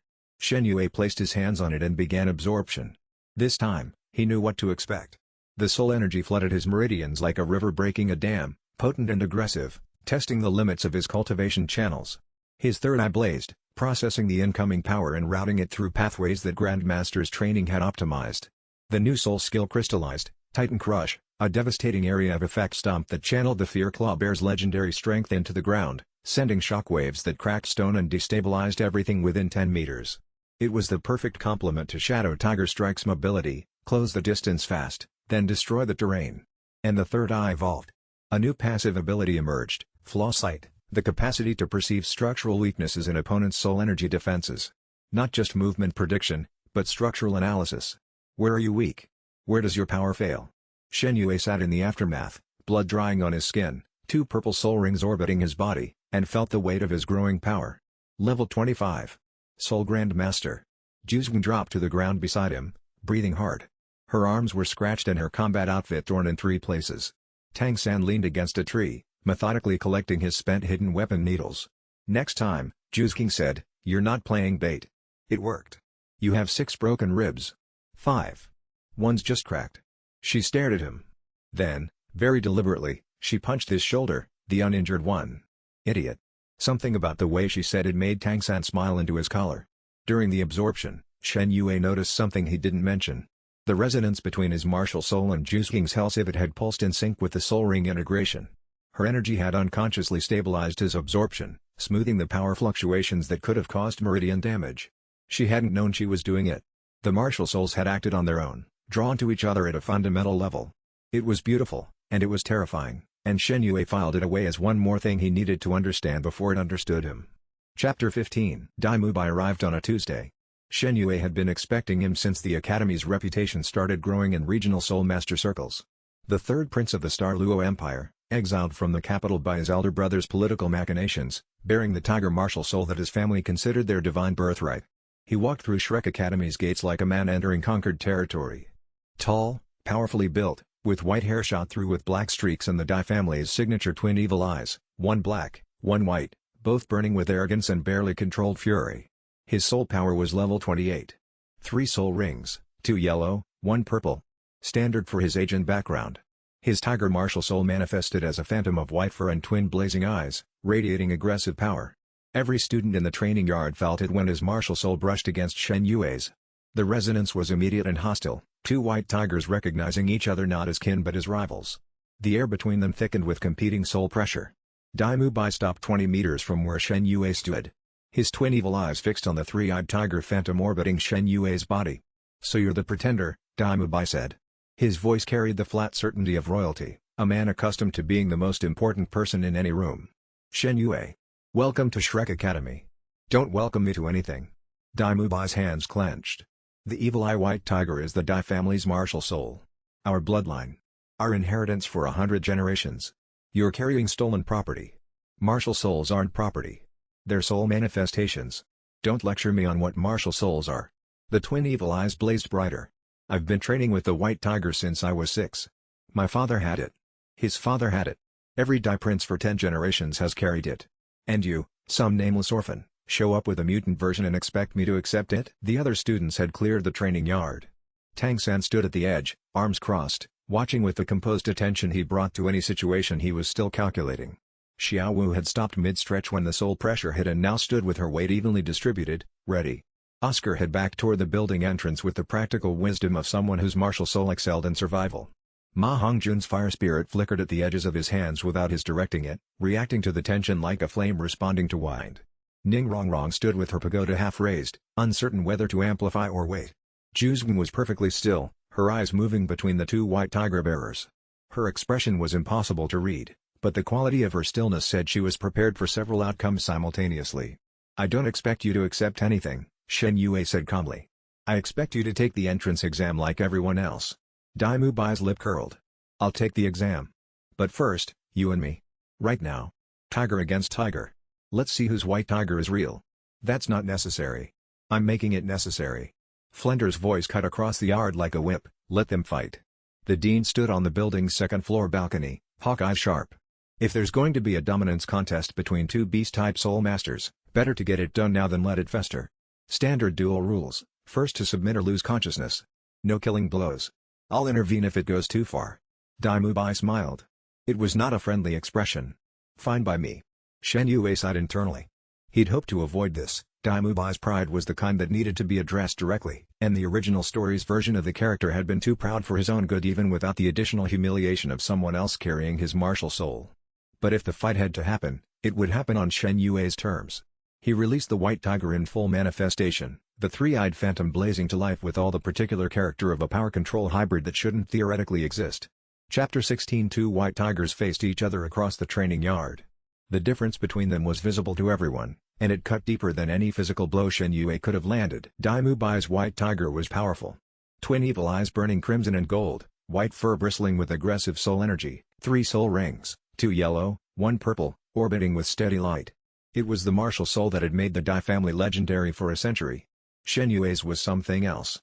3 eyes, the vertical third eye blazing gold between the lower pair. White fur streaked with veins of liquid gold. 2 soul rings, both purple, both nearly black at the edges, orbiting with a dense, complex light pattern that made Dai Mubai's rings look like candles beside bonfires. The spectators saw it. Grandmaster saw it. Dai Mubai saw it. And the rage that had been building since he walked through the gates detonated. White Tiger Vajra transformation. Dai Mubai's first soul skill activated. His body swelled with power, muscles expanding, skin hardening to near metal density, claws extending into curved blades of soul-reinforced bone. He became a war machine, 8 feet of enhanced Tiger Man, and he charged. The third eye read the attack. Every step of the charge, every micro-adjustment of trajectory, every pulse of soul power through Dai Mubai's enhanced muscles, all mapped in real time. Flaw sight activated automatically, highlighting weaknesses in the Vajra transformation. The left knee joint where the transformation was slightly uneven, the gap between enhanced skin and normal skin at the jawline, the fractional delay between soul power renewal cycles. Shadow Tiger Strike. Shen Yue's body blurred sideways as Dai Mubai's fist cratered the ground where he'd stood. The afterimage persisted for 2 full seconds, long enough that Dai Mubai wasted a strike on it before realizing it was empty. Shen Yue appeared on Dai Mubai's left, the weak knee side. His claws raked across the uneven joint, not deeply enough to cause permanent damage but hard enough to buckle it. Dai Mubai's leg folded. He caught himself on one hand, snarling, and swept his other arm in a backhand that could have shattered stone. Titan Crush. Shen Yue slammed his foot into the ground. The shockwave erupted outward in a 10-meter circle, cracking the packed earth and sending debris flying. Dai Mubai, already off balance from the knee strike, was caught in the blast zone. The ground beneath him destabilized. He stumbled. Shen Yue was already moving. Shadow Tiger Strike again, this time from behind, closing the gap in an eye blink. His claws hooked Dai Mubai's shoulder and pulled backward, using the prince's own momentum against him. Dai Mubai crashed onto his back. Shen Yue stood over him, one clawed foot resting lightly on Dai Mubai's chest. Not pressing. Not threatening. Just present. Yield, Shen Yue said quietly, so only Dai Mubai could hear. There's no shame in this. Your white tiger is strong. Mine is different, not better, just different. Dai Mubai's twin evil eyes burned with a fury that went deeper than humiliation. This was existential, his identity, his family's legacy, his worth as a Dai prince, all measured against a boy who had taken everything he considered uniquely his and made it look inadequate. He slapped Shen Yue's clawed foot away, rolled to his feet, and activated his second soul skill, White Tiger Light Wave, a ranged energy blast from the palms. The golden beam of soul power streaked toward Shen Yue's chest. His third eye tracked it, fast, powerful, but linear.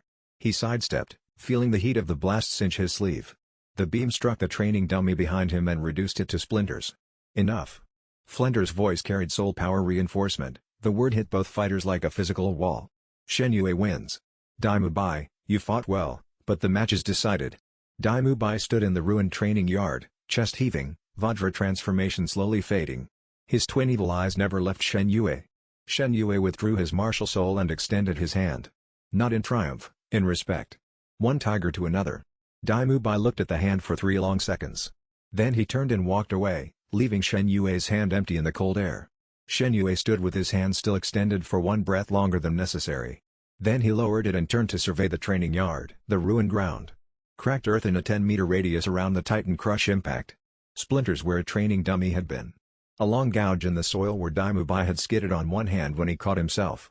Evidence of a fight that had been, by any objective measure, decisive, and the decisiveness was the problem. Dai Mubai hadn't lost a close fight. He'd lost a fight where every variable had been controlled by his opponent, where he'd never managed to shift the terms of the engagement, where his techniques had been read and redirected the way a river is redirected, not by force but by the patient application of superior information. That was harder to come back from than a close loss. A close loss said you were almost good enough. A total tactical loss said you were fighting a different category of opponent, and that distinction was not one Dai Mubai's pride was built to absorb gracefully. The watching students dispersed. Grandmaster made a note and walked toward his office. Zhao Wuji scratched his beard with an expression of interested speculation. Juzheng remained. She stood at the yard's edge where she'd watched the entire fight without expression, and now watched Shen Yue survey the damage, and the quality of her silence was the one she reserved for things she was still deciding how to understand. Chapter 17 The aftermath settled over Shrek Academy like fine ash. Nobody spoke about the duel directly, but it was in every glance, every hushed conversation, every careful positioning of bodies in the dining hall.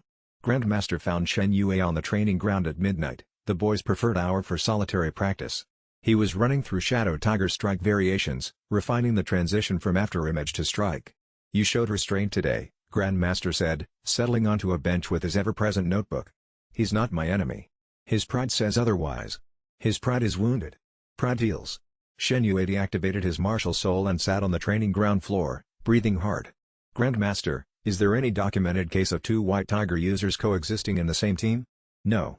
The Dai family has always treated the martial soul as a singular inheritance.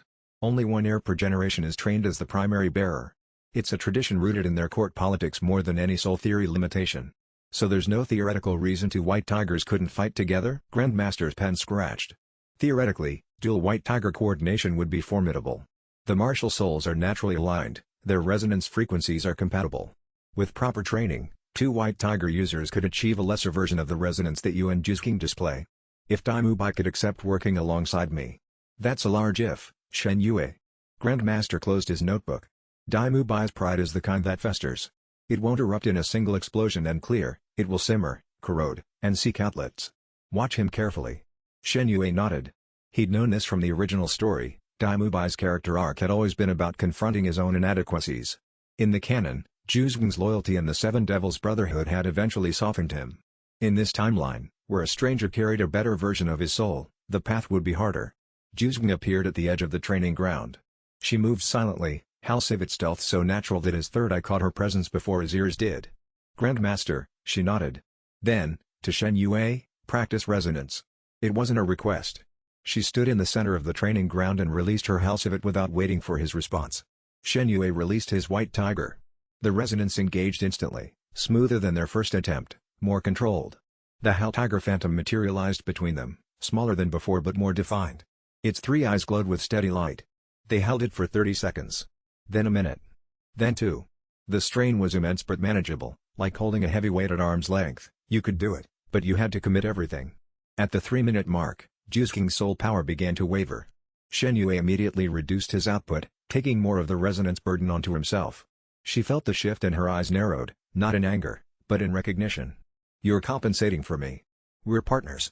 That's what partners do." She held his gaze. Something shifted in the resonance, a warmth that hadn't been there before, threading through the soul energy connection like sunlight through cold water. It was not a small thing, what was happening in that soul energy connection. Shen Yue was aware of this with the clarity he brought to everything that mattered, not ignoring it, not magnifying it, but holding it at its true scale. He had come to this academy with a plan. The plan had involved many things. It had not involved this particular variable, and variables that weren't in the plan required the most careful attention, because they had the greatest capacity to change the calculation in ways that couldn't be anticipated from the starting position. He held the resonance steady. She held the resonance steady. The Hal Tiger Phantom glowed between them with its 3 burning eyes, and the night air was cold, and the cracked training ground under their feet smelled of disturbed earth and recent violence, and he was aware with every part of him that was capable of awareness that he was in no danger of mishandling this particular variable because there was nothing in him that wanted to mishandle it. That was either a comfort or a complication. He hadn't decided yet. Grandmaster watched from the bench, writing furiously. The resonance data was going to require a new chapter in his theoretical framework. Possibly a new book. Chapter 18 Dai Mubai did not leave Shrek Academy. Shen Yue had half expected him to storm off and was quietly relieved when the prince enrolled as an independent student, not part of the Seven Devils team structure, but training within the academy's facilities. He trained obsessively. Dawn to midnight, pushing his soul power and martial skills with the desperate intensity of a man trying to prove something to himself. His White Tiger techniques improved rapidly. Dai Mubai was talented, genuinely talented, and his royal upbringing had given him access to training resources that most soul masters could only dream of. But Shen Yue could see, through the third eye, that something else was happening. Dai Mubai's soul energy had subtle fluctuations that didn't match normal cultivation patterns. His power output spiked irregularly, as if boosted by an external source, and there was a faint discoloration in his soul rings, a dark thread, barely visible, winding through the energy patterns like a crack in glass. Shen Yue flagged it mentally but couldn't act without more information. Accusing a prince of the Star Luo Empire of using forbidden cultivation methods based on subtle soul energy readings would go over about as well as expected. He spent a week watching Dai Mubai from the corner of his training sessions. Not obviously, if the prince caught him observing, it would create a confrontation before Shen Yue had enough to say. He watched the way a person watches weather, passively, consistently, building a complete picture from accumulated details rather than a single dramatic event. The dark thread in Dai Mubai's soul energy appeared strongest in the 3 days following certain absences from the academy, overnight trips to the city, ostensibly personal errands, that the prince never discussed and the academy staff politely declined to ask about. The thread would fade over the following days as normal cultivation pushed the foreign energy toward the margins of his soul space, but never disappeared entirely. It had been present too long for complete natural dispersal. Someone was giving Dai Mubai something. And Dai Mubai, who was desperate and proud and had never learned to ask for help from legitimate sources, was taking it without fully understanding what it cost. Meanwhile, a new problem arrived in Suotuo. A merchant set up shop in the market district, offering soul bones at prices that were suspiciously low. Soul bones, the crystallized remnants of spirit beasts that granted permanent physical enhancements to the soul masters who absorbed them, were among the rarest and most valuable items on the continent. Finding them at bargain prices was like finding diamonds in a discount bin. Shen Yue visited the merchant's stall with his third eye fully active. The merchant was a narrow-faced man in a traveling merchant's robes, unremarkable in every visible detail. He smiled at potential customers with professional warmth. He had a practiced explanation for the prices, buying from an unusual source, passing the savings along, a limited-time inventory that he couldn't hold indefinitely. The script was good. The story was entirely plausible. The soul bones were real. But the soul energy signatures were wrong. Where natural soul bones resonated with the spirit beast that had produced them, a pure, clean frequency, these bones carried a secondary signature. Something human. Something that screamed of violent extraction. These bones had been harvested from murdered soul masters. Soul masters who absorbed soul bones over the course of their cultivation integrated the bones into their bodies permanently. The only way to extract those bones was to kill the soul master, dissect them, and remove the bones through a process that was illegal in every nation on the continent. The merchant was selling the dead. Shen Yue left the stall with his jaw locked tight and went directly to Flender's office, carrying the cold certainty that this was not a coincidence, and that whatever network had produced these bones had known exactly where to set up shop to find desperate soul masters who wouldn't ask the right questions. Chapter 19 The raid on the merchant's warehouse happened at midnight. Flender, Zhao Wuji, and Shen Yue moved through the back streets of Suotuo while Lu Erlan covered the exits. The warehouse was a converted grain storage building on the town's outskirts. His third eye mapped the interior in a slow sweep. 3 guards with soul power in the Soul Master range, a lead operator with Soul Grandmaster energy, and 3 captive Soul Masters in a back room, their energy signatures dim and flickering. Alive, but barely. 3 guards, 1 boss, 3 captives, Shen Yue whispered. The boss is level 25. Guards are level 15 to 20. Zhao Wuji cracked his knuckles. I'll handle the boss. Flender, take the guards. Kid, get the captives. They hit the warehouse simultaneously. Zhao Wuji's entrance through the front wall was not subtle. 300 pounds of vigorous God-Bear martial soul user crashing through wooden planking tends to announce itself. The boss had half a second to register the threat before Zhao Wuji's palm strike launched him through the opposite wall. Flender's Wind God martial soul made him a blur. The 3 guards were disarmed, pinned, and unconscious in under 4 seconds. His hawk-faced expression conveyed exactly how much he enjoyed efficient violence. Shen Yue reached the captives. 2 men and a woman, shackled to the wall with soul-suppressing chains. Their eyes were dull with exhaustion and pain, the specific dullness of people who had been held long enough to stop expecting rescue. The woman had fresh surgical scars on her right arm where the skin was puckered and red, evidence of recent cutting under conditions that were less than sanitary. They'd already started extracting a bone. How long she had left before the procedure permanently damaged her cultivating ability, Shen Yue didn't know, but the answer was almost certainly measured in days. He broke the chains with enhanced strength. The metal gave with a sound like a gunshot in the small space. It's over, he said. You're safe. The woman grabbed his arm with trembling hands. More. There are more. He has a network, other cities, other warehouses. He reports to someone. Who? I don't know. But the chains, the extraction tools, they carry the emblem of Spirit Hall. Shen Yue felt a cold weight settle in his stomach. Spirit Hall's black market operations, the same network that, in the original story, had been one of their many tools for accumulating power and eliminating threats. He'd accelerated the Academy's encounter with this particular evil by years. The merchant, the boss Zhao Wuji had sent through a wall, was gone by the time they returned to check. A hole in the warehouse floor revealed a pre-dug escape tunnel. He'd planned for raids. Flender examined the tunnel entrance with a sour expression. He'll report back. Whoever he works for will know that Shrek Academy interfered. Spirit Hall, Shen Yue said. The captive identified their emblem on the equipment. Flender and Zhao Wuji exchanged a look. That complicates things, Flender said quietly. It was going to happen eventually. Better to know now. Grandmaster, informed of the raid, was grim but unsurprised. Spirit Hall has been conducting black market operations for decades. Soul bone harvesting, forbidden cultivation, resource trading, intelligence gathering through commercial networks. This is one of their standard operations. He paused. The question is whether they'll escalate in response to our interference. They will, Shen Yue said with certainty. And they'll come specifically for me. An evolved white tiger outside their control is a threat they won't ignore. Then we need to be ready. Grandmaster's voice was steady, but he understood, the same as Shen Yue understood, that ready was a condition that could never be fully achieved before the moment it was tested. They would do what they could. They would never do enough. That was the real cost of fighting something larger than yourself. Chapter 20. The connection between Dai Mubai and the escaped merchant crystallized in Shen Yue's mind 2 days later, but he couldn't prove it. He had been practicing third-eye perception at extended range, a new exercise Grandmaster had designed to push the ability's limits. Sitting on the roof of the main building, scanning the Academy grounds in soul energy vision, he caught a flicker. Near Dai Mubai's quarters. A brief pulse of foreign soul energy, dark, complex, matching the secondary signature he'd detected in the harvested soul bones. It lasted less than a second and vanished. Shen Yue dropped from the roof and moved toward Dai Mubai's room. The third eye strained to reacquire the signal. Nothing. Whatever he had produced, it was gone or masked. He found Dai Mubai sitting on his bed, staring at his hands. His expression was unreadable, not angry, not guilty, but troubled in a way that went beyond his normal brooding. Dai Mubai. The prince looked up. What do you want? I sensed a soul energy disturbance near your quarters. Did you notice anything? Dai Mubai's twin evil eyes narrowed. No. It wasn't a lie, his body language was too composed for deception. But it wasn't the whole truth either. Shen Yue's flaw sight detected microtensions in Dai Mubai's soul energy that indicated concealment. The prince was hiding something. If you need help, Shen Yue said carefully, this academy is full of people who can provide it. I don't need help from you. Shen Yue held his gaze for a moment, then nodded and left. He couldn't force the issue without evidence, and pressing Dai Mubai's pride would only drive him deeper into whatever he was involved with.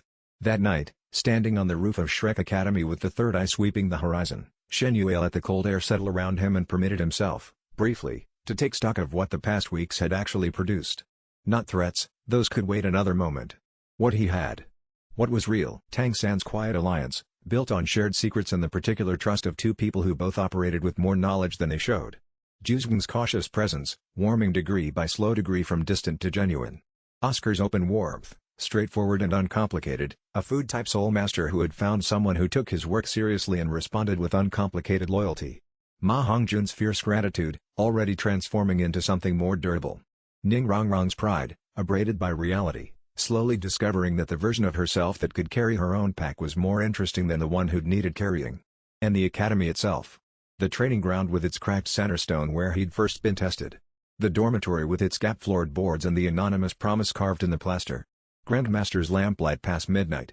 Zhao Wuji's grin that preceded violence. This was his. He had not expected to mean that. He had arrived here with 17 leverage points identified and a head full of foreknowledge and a plan organized around outcomes rather than people. He had not accounted for the people becoming real. He catalogued the threats converging on his new life. Spirit Hall, an empire in all but name, with resources and reach that dwarfed any single academy. Their interest in his martial soul was a ticking clock. Dai Weixi, Crown Prince of Star Luo, whose political network extended across the empire. The bloodline accusation would come, whether in months or years.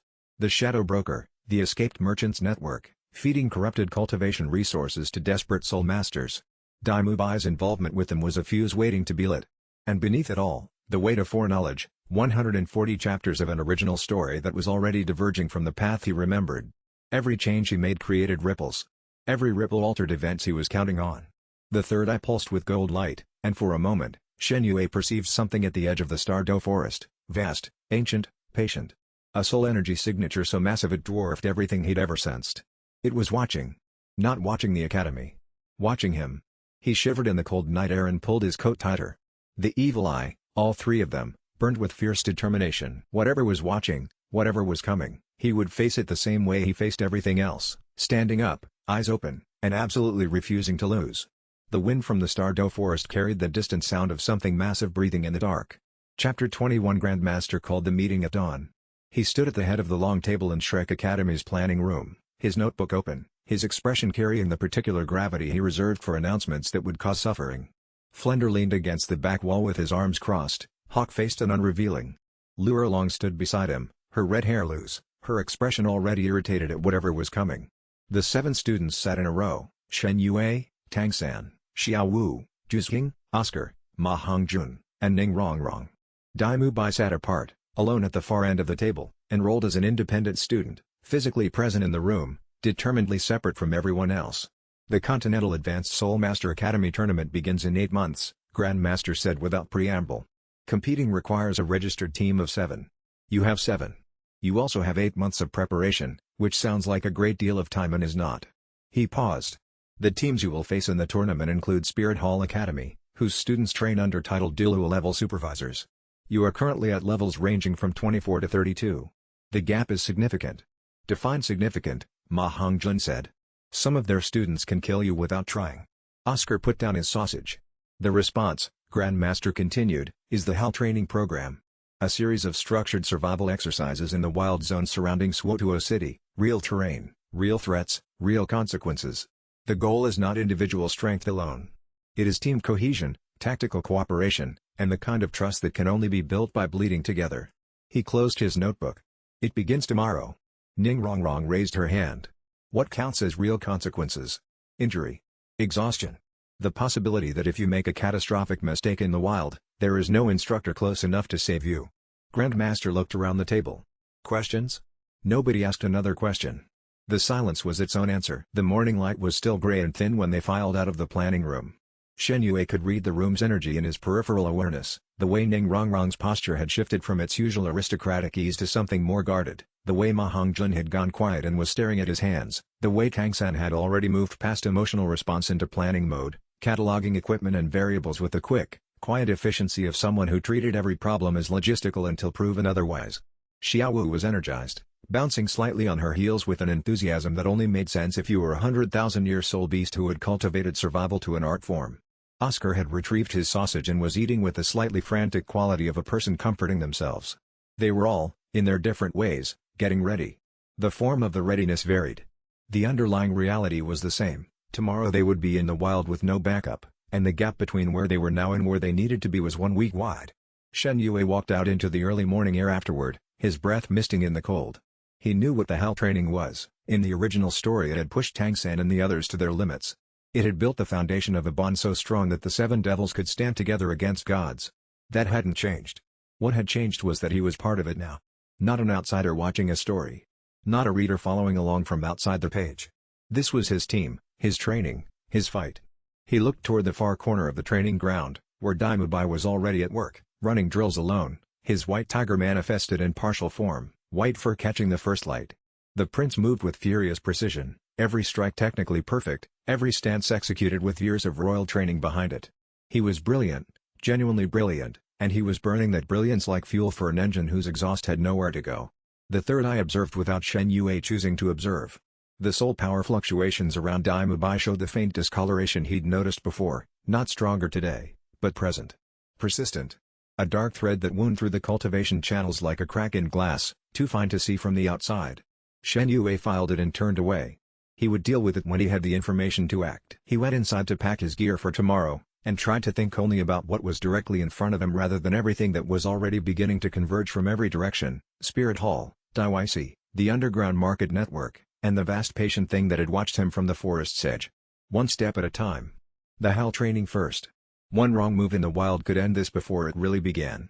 But wrong moves were often the ones you couldn't see coming, and the dark thread in Dai Mubai's soul energy was still there, winding through his channels with the patient certainty of something that had already decided the timeline. Chapter 22 The sunset forest swallowed them whole. Grandmaster had deposited the team at the forest's edge at midnight with 7 words: survive 7 days. Return to this point. Then he and Flender had walked away into the dark without looking back. The forest at night was not the romantic wilderness of adventure stories. It was dark in the absolute sense, the canopy so thick that starlight was theoretical, a distant concept that other places got to enjoy. The air smelled of wet rot and animal musk. Something moved in the underbrush 30 meters to the left, and it was not small. "Shelter first," Tang San said quietly. "Then fire. Then food." "Agreed," Shen Yue said. They worked by soul power light, Tang San's blue-silver grass guided to form support frameworks along a natural cliff face, Shen Yue's third eye scanning the immediate area in a slow rotation, checking soul energy signatures in a 100-meter radius. Juzwing ranged silently through the perimeter without being asked, because that was simply what she did. She assessed every space she moved through for threats, exits, and tactical angles. It was as natural as breathing for her. By the second hour they had a serviceable lean-to against a cliff face, a fire contained and small enough to avoid broadcasting their location, and a rotating watch schedule drawn up by Tang San on a piece of bark.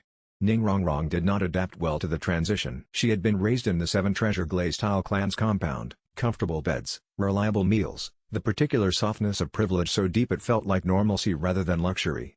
By the end of day one she was moving with visible stiffness, not from injury but from muscles unaccustomed to ground-level labor.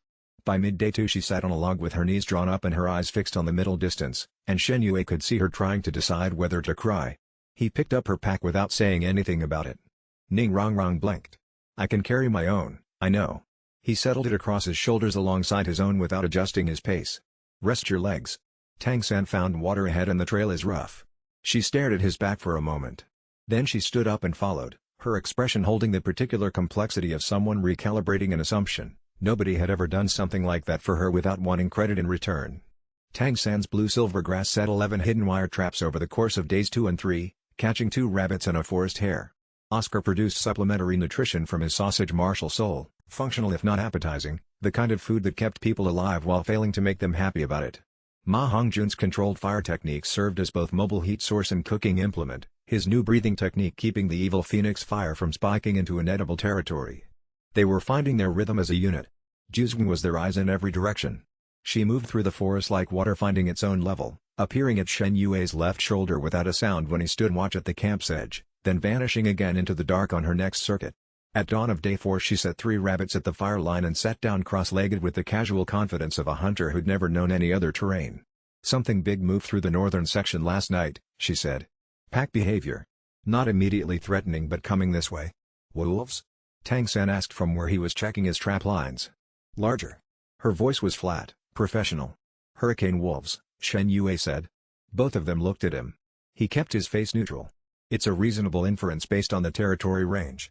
The Sunset Forest's northern section is their preferred range this time of year." Tang San's eyes held that considering quality they always carried when Shen Yue said something too precise. He accepted it and began adjusting his trap configuration for the new information, his expression holding the thoughtful quality of someone filing both the practical advice and the question of its source. At the edge of the forest, 300 meters back in the dark, Dai Mubai watched the camp's firelight and told himself he wasn't learning anything from them.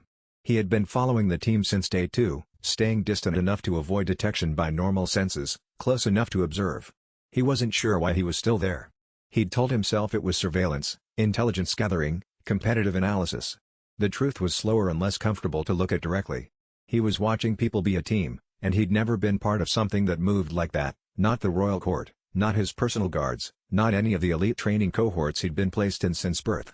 Something about the way Shen Yue had picked up the Ning girl's pack without making her feel like a charity case stuck in his mind like a splinter he couldn't quite reach. He settled against a tree and watched the fire. He had been following them for 3 days and still hadn't decided why, and that uncertainty bothered him far more than any duel result ever had. What bothered him most was the efficiency. Not the combat efficiency. He had his own white tiger soul and his own training and a prince's privilege of the finest instruction the Star Luo Empire could produce. He could match them skill for skill in single combat. What he couldn't match was the efficiency of the camp, the way each person moved into their role without discussion, the way Oscar produced food at exactly the moment the team's energy needed restoration, the way Tang San's traps were positioned not based on his own scouting but on Juzking's reconnaissance, information flowing between them without friction. A team moved like a body moved, each part responding to the whole without needing to be directed. He had been in the royal court his entire life. He had been surrounded by people whose entire function was to serve his needs. Not one of those relationships had produced anything that looked like what he was watching across 300 meters of dark forest. He recognized what it was. He had simply never understood until this moment that he'd never had it, and that the absence was, for the first time, a fact he could not argue his way around. Dai Mubai's twin evil eyes reflected the firelight from a distance.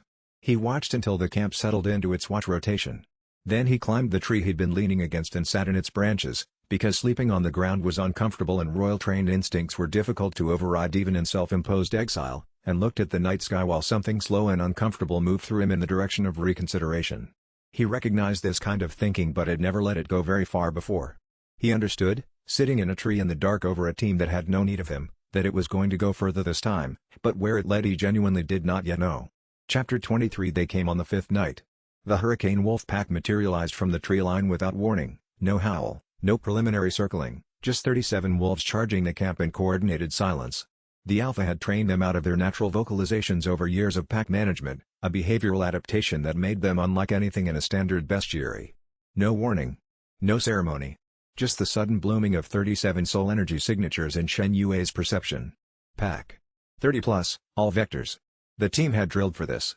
Tang San's blue-silver grass erupted from the ground simultaneously in every direction, not random, but structured, creating a layered perimeter that forced the wolves into single-file approaches on 6 quarters. Juzwing was already moving, not backward but forward, into the wolves on the eastern approach before anyone else had finished responding. Her Hellcivet agility made her a shadow among shadows, faster than the wolves could track. She disabled 3 in the time it took most fighters to draw a breath. Ma Hongjun's fire bloomed overhead in controlled arcs that redirected the wolves on the northern approach away from the camp's center. Oscar pressed his back to the cliff face and produced defensive enhancement sausages with mechanical efficiency, feeding them to Ning Rongrong, who was already deploying her 7 treasure glazed tile pagoda in full amplification mode. The feedback between them lifted everyone's abilities a measurable degree. Shen Yue took the southern corridor. The white tiger spirit surged to full manifestation, golden streak fur blazing, 3 eyes burning with cold light in the darkness. Shadow Tiger Strike launched him 20 meters in a single accelerating lunge, the afterimage hanging in the air behind him. He hit the lead wolf with full enhanced power, the impact sending it cartwheeling into the pack behind it in a chain disruption that scattered the southern approach entirely. Titan Crush came down on the main body. The ground shockwave sent 23 wolves spinning like leaves. Then the alpha arrived. It came over the cliff above them, an enormous wolf, 4 meters at the shoulder, its body flickering with actual wind element, small cyclones spinning off each paw as it landed. The camp's fire guttered and nearly died from the air displacement. A 3,000-year spirit beast, minimum. Oscar took a glancing blow from the shockwave and went down hard, gasping, his hand going to his ribs. Shen Yue turned to intercept and barely got Iron Tiger Shell up in time. The alpha's bite crashed against his defensive barrier with enough force to drive him 3 meters back through solid dirt. His heels cut furrows in the earth and he braced on the last meter, holding ground through raw physical cultivation. This was the one that would kill Oscar if it reached him. The third eye opened fully. The alpha was intelligent, not human intelligent, but veteran intelligent, 3,000 years of killing giving it pattern recognition that made it adapt mid-combat. It moved unpredictably, varying its angles of attack, keeping any targeting system off balance. Standard perception would have tracked it badly in this darkness. Shen Yue watched it and looked past the patterns to the rhythm underneath, and found the irregularity he'd been looking for, an uneven soul energy output on the left side, compensation movement, a slight protective favoring of the left flank that the wolf performed unconsciously on every approach. A wound. Old, healed over on the surface, but the lung beneath the left ribs had been compromised at some point in the past, and 3,000 years of habit had made the compensation automatic. Shadow Tiger Strike brought him inside the alpha's guard. The wolf shifted right, as predicted. His white tiger claws drove deep into the left flank where the lung damage sat beneath the ribs. The alpha went down with a sound like a falling tree. The pack broke. 34 wolves scattered into the forest without their alpha's direction, the coordination unraveling in seconds. Tang San's remaining traps caught 4 stragglers on the eastern flank. Silence returned to the camp, broken only by heavy breathing and the resettling fire. Shen Yue released his martial soul and turned to find Oscar sitting against the cliff, alive but pale, his hand pressed to his left side. 2 ribs, Oscar reported. Possibly 3. I've had worse. He reconsidered. I haven't actually had worse. But I'm alive, which seems like the right outcome for someone whose martial soul produces food. You held your position, Shen Yue said, crouching beside him. That matters. Ning Rongrong was already there, her pagoda active, recovery amplification flowing into Oscar's injuries. She worked with the careful focus of someone who'd decided the time for being delicate about fieldwork was past. Tang San moved to Shen Yue's side and said quietly, "You read its flaw from combat motion. I noticed the compensation pattern. That's a behavioral analysis most soul elders couldn't perform mid-combat." Tang San paused. "How far ahead are you thinking, when you fight?" Shen Yue met his eyes. "Far enough. Tang San held his gaze for a moment, that measuring quality, the compass needle that wouldn't settle. Then he turned away to help break camp. They needed to move before dawn, the blood would draw scavengers.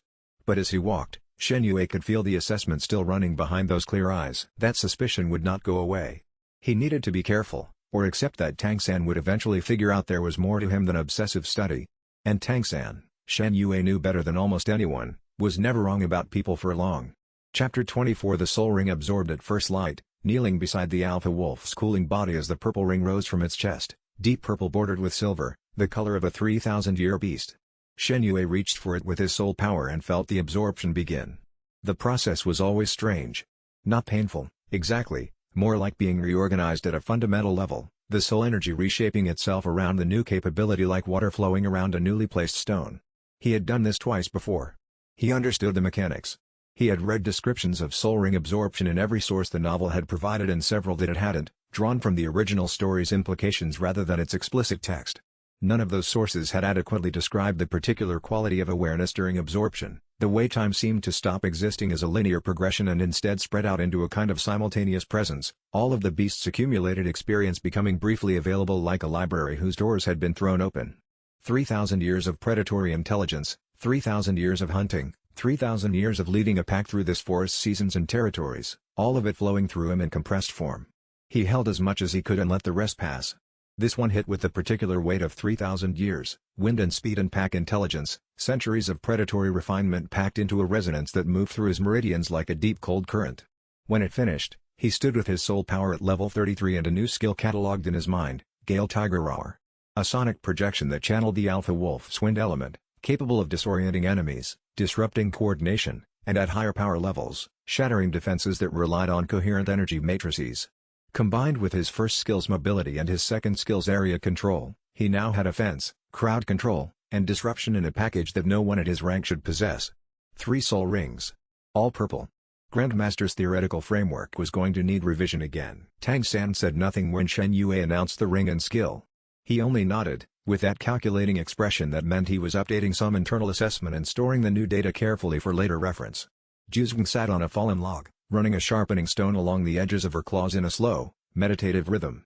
She watched the absorption from across the clearing with the stillness that was her version of intense attention. She gave nothing away with her face, but the quality of her silence when she was watching something carefully was different from the silence when she wasn't. 3 purple rings at level 33, she said finally. The standard progression would be 1 white, 1 yellow, 1 purple at that level. I've been making different choices. Yes. She set the sharpening stone down. Your choices are consistently better than the standard. I know what to look for. She looked at him steadily. You know more than you say. About spirit beasts, about formations, about the way situations will develop before they develop. She wasn't accusatory. She was simply observant, and she was stating her observation the way she did everything, plainly, without social cushioning. I've noticed since you arrived. Shen Yue held her gaze. I study. Obsessively. Everyone says that. She picked up the sharpening stone again. I've decided I don't care about the explanation. What you do with what you know is more important than how you know it. The stone moved in another slow arc along her claw. And what you do with it is generally correct. He accepted that and said nothing. The forest settled around them. Ning Rongrong, for the first time, picked up her own pack without hesitation and fell into line behind him when they broke camp. It was a small thing. It was not a small thing at all. The last 2 days of the Sunset Forest passed without major incident, minor spirit beast encounters, resolved through coordinated effort rather than raw power. Navigation challenges, solved through Tang San's quiet competence and the spatial awareness Juzwang brought to every landscape she moved through. They returned to the extraction point on the morning of day 7, tired and dirty and more together than when they'd gone in. Grandmaster was waiting with his notebook, looking at them with the careful assessment of a man updating multiple theoretical models simultaneously. He began writing before they'd fully stopped walking, and didn't look up until he'd filled 3 pages. When he finally did, his expression was something that almost reached satisfaction. You'll be sore tomorrow, he said. Begin the second exercise in 4 days. He walked back to the academy, still writing, and didn't notice Dai Mubai watching from the training ground edge until he'd already passed, and the expression on the prince's face, caught in the corner of Shen Yue's third eye, was the expression of a man beginning to consider something he hadn't allowed himself to consider before, which was more dangerous than straightforward hostility in ways Shen Yue couldn't yet calculate. Chapter 25 The second hell training was scheduled for the following week. Before it began, Juzwang found Shen Yue on the practice slope above the academy, alone with his cultivation work in the late afternoon. She sat down beside him without asking. He let the meditation lapse and waited. Juzging had a way of managing silence that was different from everyone else's. Most people's silences were full of anticipation, the tension of deciding whether to speak, the weight of something hovering. Her silences were different. They were the silences of a person who had spent most of her life keeping things contained, and the act of choosing to release anything at all was its own kind of preparation. "I want to tell you something," she said. "All right. My family sent me to Dai Mubai's residence in Douluo City when I was 10. An introductory visit, part of the betrothal arrangement." She kept her eyes on the slope below them, the academy's rooftops cutting against the pale sky. He was 15. There were 3 girls from noble families staying in the guest wing. He didn't introduce me to them. He introduced me to his sparring partner and spent the afternoon demonstrating white tiger techniques that were meant to impress me. A pause. They weren't meant to impress me. They were meant to impress himself, with me as the audience. Shen Yue said nothing. The slope was quiet around them, the wind light, the afternoon cool. "I came to Shrek because I heard about an evolved white tiger user. I told myself it was a cultivation inquiry. My Halcivit has always resonated with the white tiger martial soul, and an evolved variant might offer insights into my own development." That was true. Another pause, longer. It wasn't the whole truth. What was the rest of it? Juzwin turned to look at him directly. Her eyes were the cool gray of winter water and they had the quality of absolute honesty. She didn't look at people to be kind or polite. She looked at them to see. "I needed to know if it was possible for someone with a white tiger martial soul to treat a partner as a partner. Not a conquest, not an arrangement, not an accessory to their own legend. An actual partner." She held his gaze. "You've been doing that since the first day I arrived. Without performing it. Without expecting gratitude for it. You deserve to be treated as an equal. That's not exceptional, it should be the baseline. It isn't. You know it isn't." He did know. In the original story, Ju's King's arc had been shaped by exactly this absence, the quiet, accumulated damage of being made to feel like a resource. The way her emotional walls had formed not from dramatic cruelty but from the subtler injury of being perpetually undervalued by someone who called it partnership. "Strength isn't about domination," he said. "A partner isn't a possession. You are worth considerably more than what your martial soul can offer someone else's development." Juzwin was quiet for a long time. The sun dropped another degree toward the tree line. Somewhere below, Oscar was loudly describing a new recipe to Ma Hongjun, who was audibly skeptical. Xiao Wu's laughter drifted up from the training ground. "Why do you say things like that?" she asked finally. "Because they're true." She looked at him for another moment with that winter water gaze. Then she stood and offered him her hand, not a gesture of affection, just practical assistance on a slope. He took it, and she pulled him upright with brisk efficiency, and they walked back to the academy together in the kind of comfortable quiet that didn't need explaining. At the bottom of the slope, Dai Mubai was watching from the training ground edge. He turned away when they came into view and went back to his individual drills.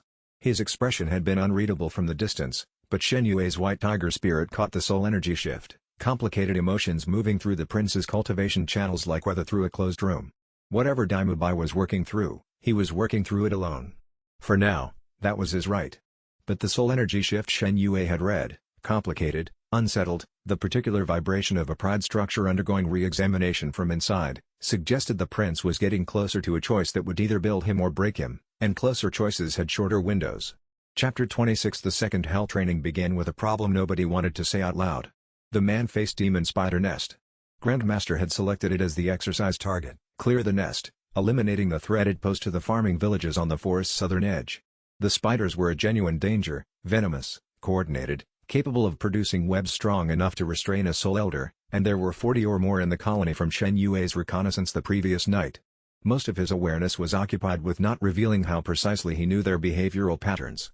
He guided the team's approach with carefully phrased observations during the briefing. Their web-laying behavior suggests directional communication. They'll respond as a unit if we trigger one trap, not individually.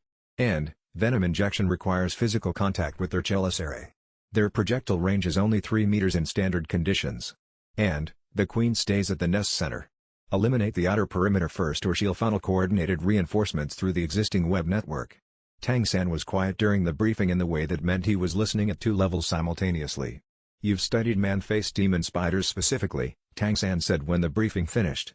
"I study spirit beasts obsessively. It's my edge." Tang San looked at him with those clear, measuring eyes, the same eyes that had been quietly filing data points since their first conversation. "You've studied them specifically and recently, and your knowledge includes behavioral details that aren't in any published bestiary I've read.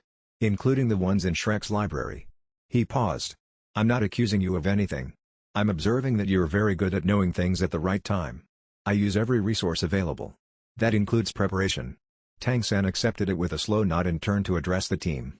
But his eyes had stored something, and that drawer was not closed. The assault was a model of coordinated precision. Tang San's blue-silver grass isolated groups of spiders, cutting them off from colony communication channels in the web structure. Ma Hongjun's fire burned through the outer web formations without creating the kind of conflagration that would scatter the colony into unpredictable retreat. Juzheng and Xiaowu worked the flanks, eliminating spiders with a speed that outpaced their coordination response. Ning Rongrong's amplification pushed everyone a level above their natural ceiling. Shen Yue positioned himself at the nest's center approach, the convergence point for the queen's reinforcement lines.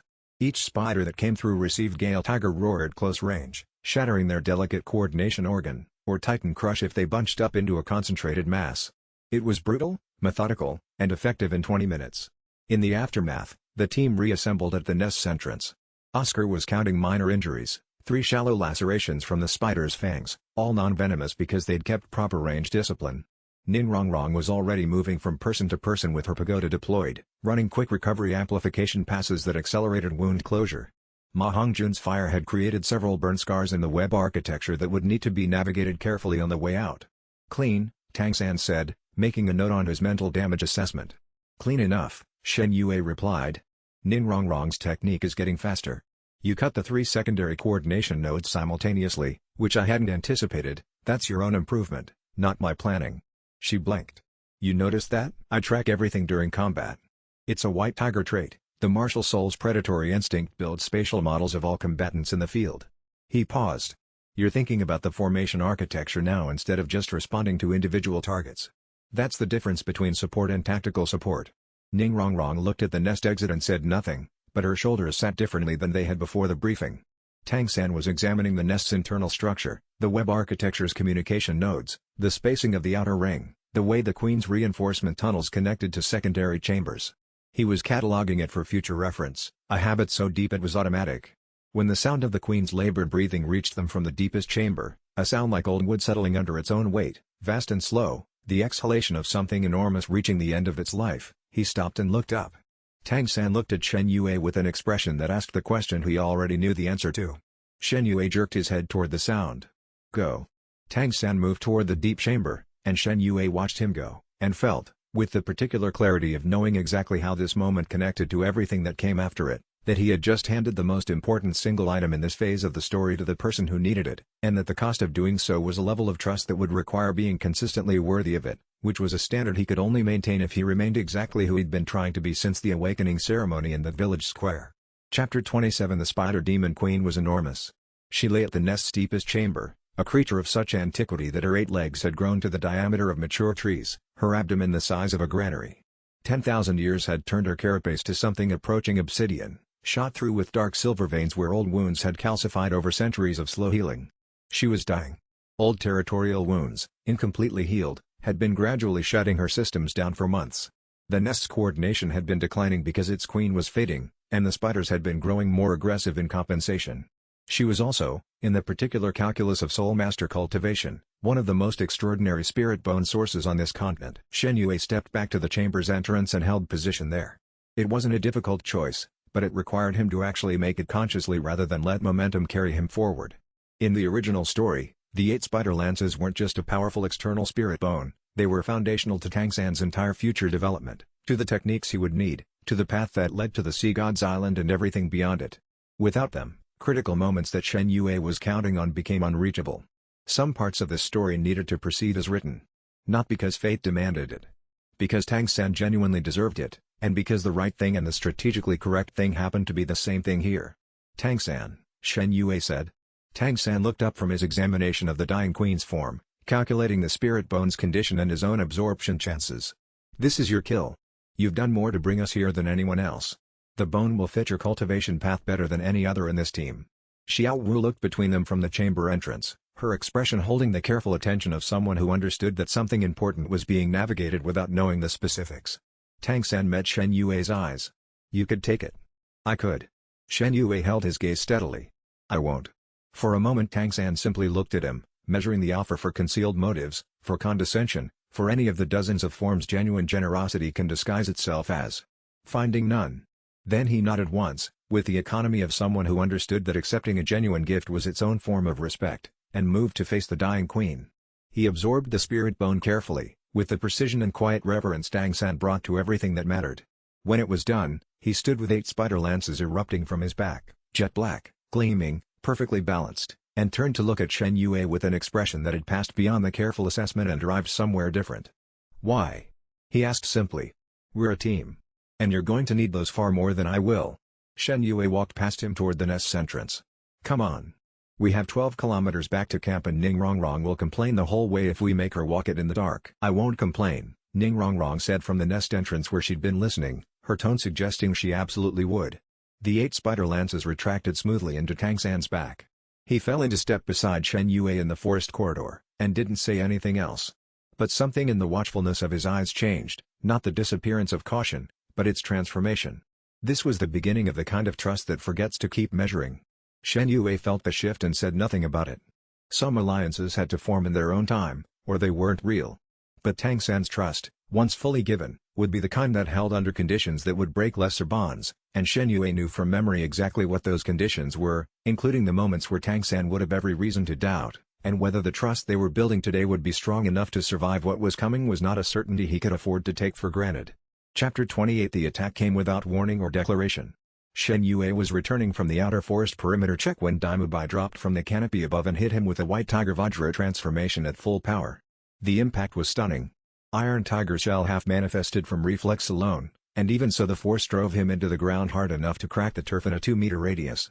He came up rolling, soul power fully released, the white tiger blazing around him in its full 3-eyed manifestation. Dai Mubai stood 10 meters away, his own white tiger at full expression, but wrong. The twin evil eyes were shot through with crimson that had no business being there, crawling through the pupils like red lightning in a storm. His soul rings resonated unevenly, the rhythm staggered in a way no clean cultivation should produce, and his power output was 30% higher than his cultivation level should have permitted. The corruption. Worse than it had been during the duel.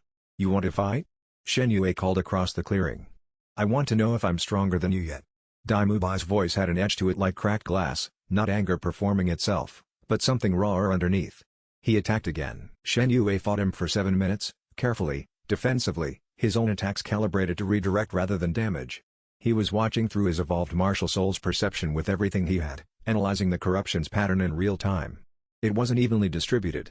It clustered along Dai Mubai's soul ring connections, particularly around the second ring, and its behavior was wrong for natural cultivation deviation. Too structured. Too intentional in the way it interfaced with the existing cultivation channels. This had been engineered. Whatever the shadow broker had sold him wasn't a simple corrupted ring fragment. It was something designed to interface with natural cultivation and amplify it by feeding on the cultivation itself, a parasite that made the host stronger while consuming the foundation it grew on, invisible from outside until it was already too late for easy removal. Dai Mubai's next strike carried a white tiger technique above his current rank, executed with a precision that shouldn't have been possible. It hit Shen Yue's iron tiger shell with enough force that the defensive skill cracked audibly. Shen Yue caught Dai Mubai's wrist on the follow-through, locked the joint, and used the prince's own momentum to dump him flat on his back in the dirt. Dai Mubai lay there, chest heaving. The crimson in his eyes flickered. Shen Yue crouched beside him. Through his deep perception, he could see the dark thread running through Dai Mubai's meridians like wire, patient, patient, patient. Dai Mubai. Your soul power has corruption in it. I can see it through the third eye. It's bonded to your second ring and it's growing. Dai Mubai sat up.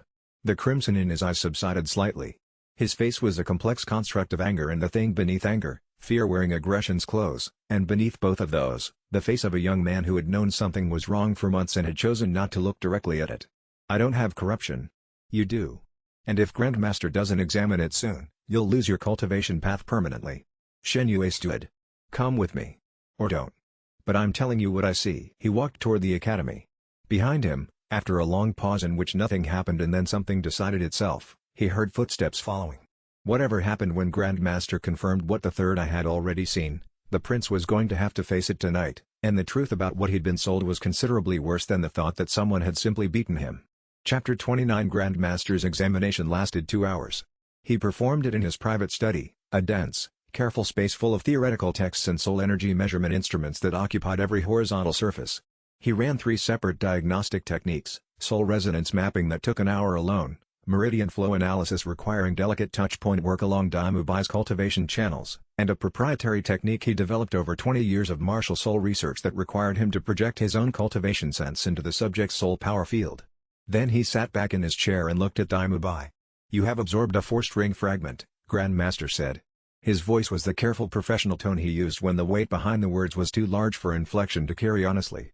"A soul ring section removed from a deceased soul master, murdered, almost certainly, not deceased by natural causes, and artificially integrated into your cultivation system. It provides power beyond your natural rank because it draws on the original owner's residual cultivation energy." He paused. "It sustains itself by consuming your own soul foundation." Dai Mubai was very still. "How long do I have?" "At the current integration rate, without treatment, complete soul foundation collapse within 18 months. Grandmaster looked at him over the top of his reading instruments with an expression that was not unkind but was deeply serious. "You are a genuinely talented soul master, Prince Dai. Your natural cultivation pace was exceptional. This is what someone sells you when they want to make you into a weapon, not develop you into a person. Can it be treated?" "Partially. The fragment can be isolated and weakened. The damage to your meridians can be partially repaired. The corruption cannot be fully removed at this stage, it has bonded too deeply.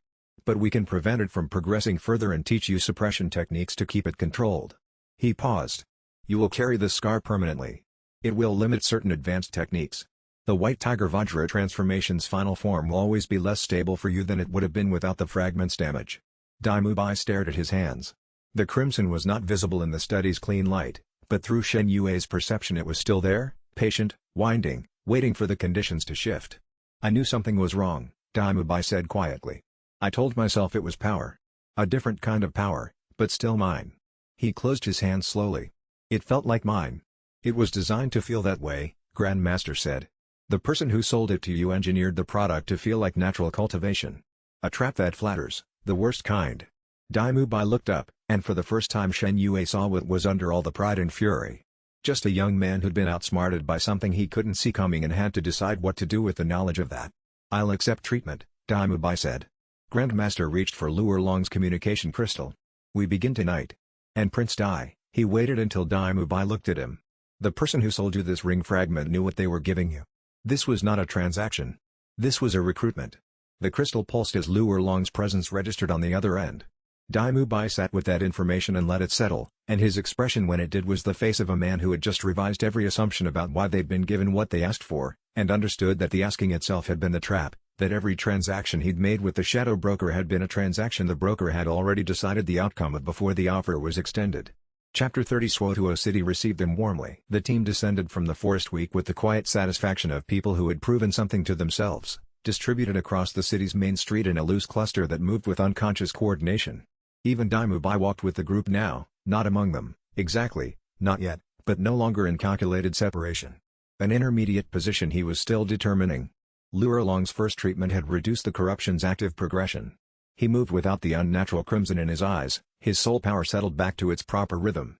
He looked, Shen Yue thought, like someone who'd had a long illness finally diagnosed, the particular relief of knowing exactly what you were fighting, after months of fighting something unnamed.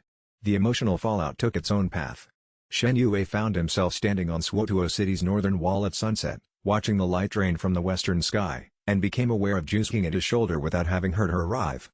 That was normal by now. Her stealth was so deeply natural that it wasn't performance, just how she occupied the world. "You're thinking about Dai Mubai," she said. "I wanted to change the story. Not drive him to corruption."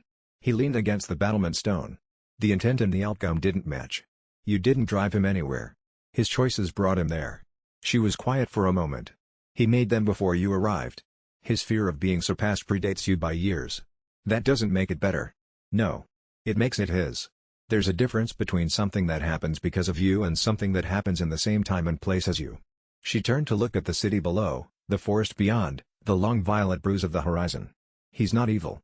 He's broken, and the breakage presents as arrogance. Broken things can sometimes be repaired, if they decide to be." Shen Yue looked at her. She was watching the horizon with the expression of a person who had come to terms with a complicated truth, not comfortably, but honestly, the way she came to terms with everything. "You still care about what happens to him," he said. "We were going to be partners once. That means something, even if the arrangement was wrong for both of us." She glanced at him sideways, and there was something in her eyes that was clear and direct. "It doesn't complicate what's between us. I'm telling you because it's true, not because it creates confusion." He reached out and she let him take her hand, brief, warm, neither of them making it more than it was. She laced her fingers back into her own space a moment later, but the gesture had been given freely, and that was what mattered. "Grandmaster thinks the corruption can be managed long-term," Shen Yue said. "With work and discipline, it becomes a scar rather than a wound. He can cultivate around it. Then he'll choose to do that work or he won't." She straightened from the battlement. "Either way, you've done what you can." She turned from the wall and started down the steps. "Come." Oscar found a restaurant that doesn't use spirit beast additives in their noodle broth. He's very proud of himself. Shen Yue followed her down from the wall, and the city's evening lights came on around them as they walked. For a few hours, the weight of all the things he knew were coming lifted just enough to breathe. But the tournament was 3 weeks out, Spirit City was Spirit Hall's seat of power, and the operative's report was already in transit with 3 words written at the bottom that Shen Yue couldn't see yet but could already feel arriving, like weather before a storm front crosses the horizon. Chapter 31 The tournament registration notice arrived on a Tuesday. Flender posted it in the dining hall without ceremony, a single parchment with the Continental Advanced Soul Master Academy Tournament's official crest and 3 key pieces of information. The registration deadline was 6 weeks out, the tournament was held in Spirit City, and each registered team required exactly 7 members. "We have 7, Ma Hongjun said, counting around the table. 8, Oscar corrected. Dai Mubai is registered as an independent student, not part of the team. Everyone looked at Dai Mubai. He was staring at his food with the expression of someone caught entirely off guard by a straightforward meal. He was quiet for longer than felt natural, which for Dai Mubai was a significant pause. "There's the question," Grandmaster said from the doorway, where he'd been listening. "We need 7 registered members. We have 6 in the core team. The 7th position is open." His eyes settled on Dai Mubai with that particular deliberate quality. "I'm not joining as charity," Dai Mubai said. "No one offered you charity," Shen Yue said. "We need a 7th member. You're a Soul Grandmaster at level 31 with a legitimate White Tiger configuration and combat experience most Academy students don't have. That's the reason you're being asked." Dai Mubai looked at him. The old hostility was muted, not gone, but changed in character. The corruption treatment and its revelations had done something to the architecture of his pride, reorganized it at the foundation with effects that hadn't finished settling yet.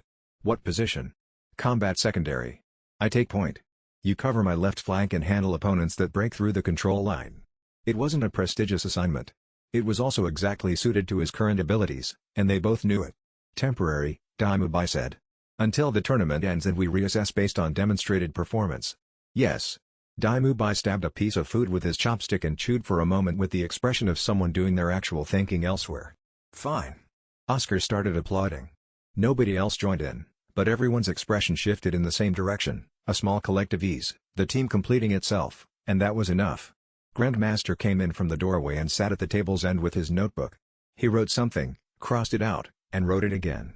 Shen Yue recognized the body language, a theoretical model being revised to accommodate new data.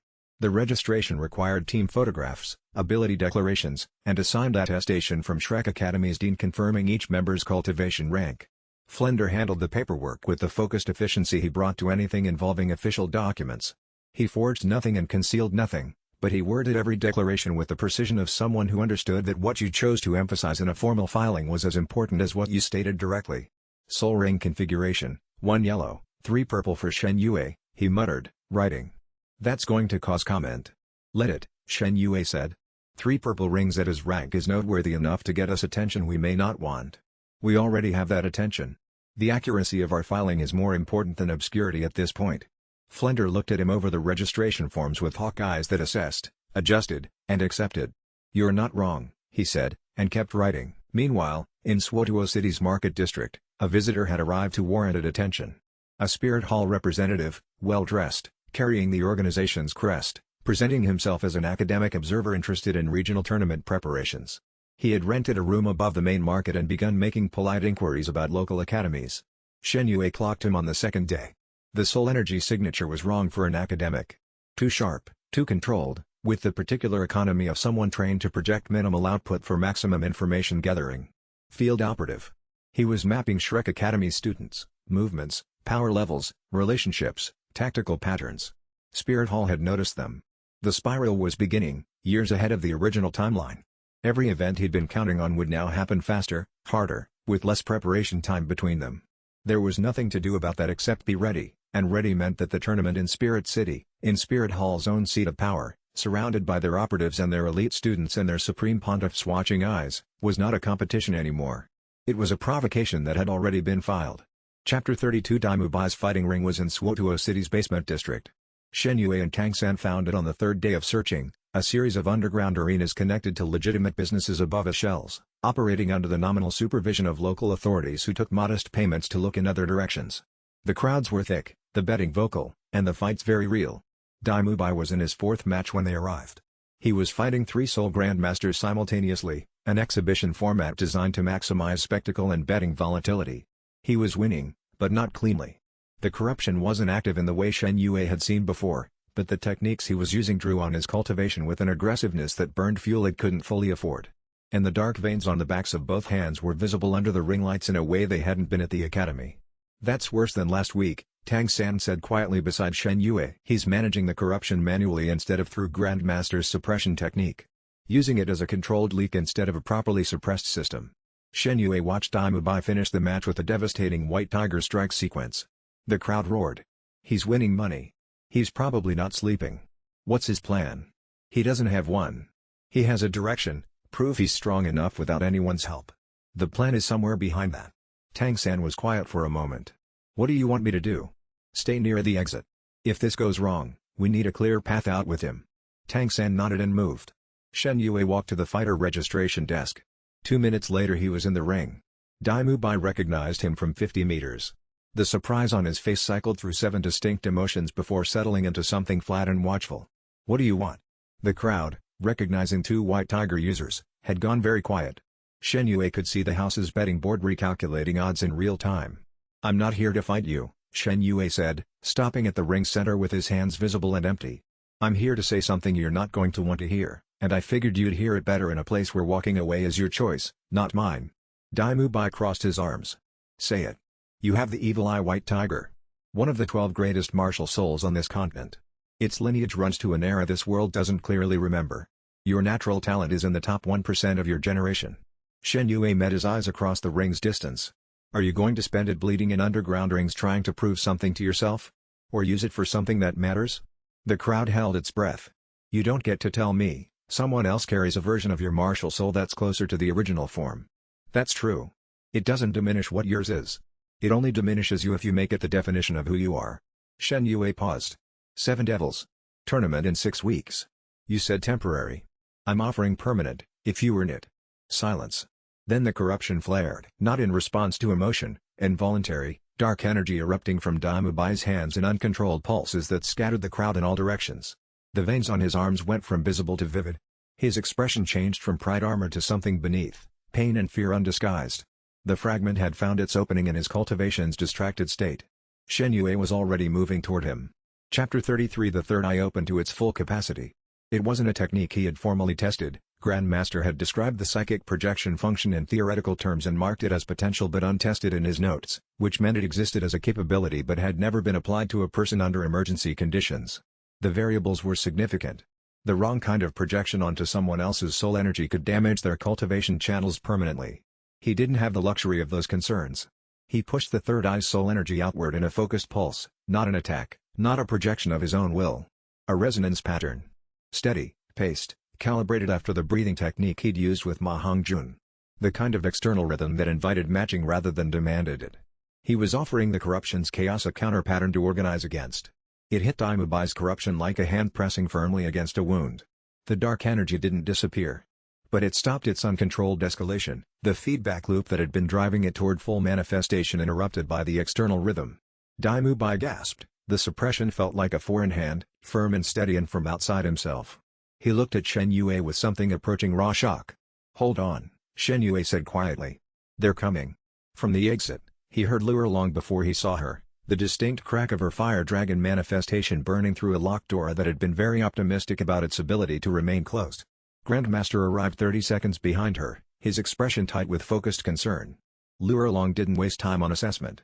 Her fire dragon spirit manifested fully, the scorching heat filling the fighting ring and clearing the remaining crowd in moments. She placed both hands against Dai Mubai's back and began pushing fire energy through his meridians, not burning in the destructive sense, but burning in the technical sense, applying controlled heat to cauterize the corruption's active pathways. Dai Mubai made a sound through locked teeth that was not screaming only through extraordinary willpower. It lasted 11 minutes. When Luo Long stepped back, she was pale with effort, and Dai Mubai had slid to his knees in the ring, arms wrapped around himself. The dark veins on his hands faded to faint gray. "That bought time," Grandmaster said, crouching beside Dai Mubai with his measuring instruments already out. "Not a solution. You require consistent treatment twice weekly, and you know this." Dai Mubai was breathing in careful increments. "I know. Then why did you?" "I needed to know if I was strong enough without the help." He looked up, and the emotion under his face was the kind that surfaces when someone is too exhausted to maintain the architecture over it. "I wasn't." No one said anything. The fighting ring was a ruin around them. Dai Mubai's uncontrolled corruption had scorched the floorboards in a 3-meter radius, the char marks radiating outward from where he'd been standing in a pattern that looked, if you studied it from above, like a dark flower. The few members of the crowd who hadn't fled were pressed against the walls, watching from a distance with the careful stillness of people who had witnessed something they didn't have a category for. Shen Yue felt the residue of the psychic projection still thrumming in his cultivation channels. The third eye's forced output had cost him, though not catastrophically. He would need to meditate tonight to restore the soul power expenditure.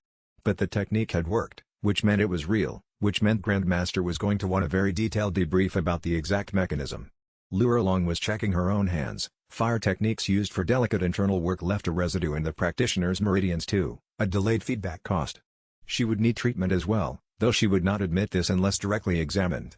"I'll notify the arena owner that emergency soul training intervention was required," Grandmaster said, standing.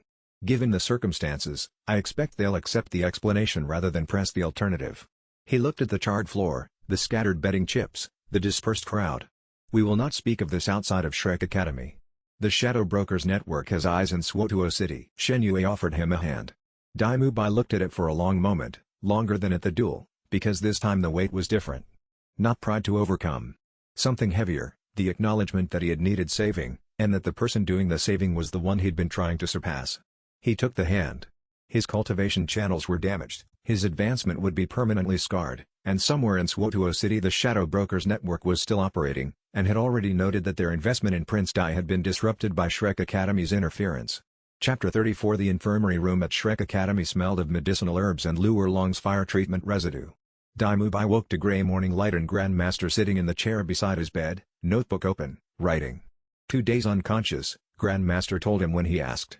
The suppression and treatment had consumed most of his active soul power as metabolic cost, and his body had shut down non-essential functions to prioritize the recovery.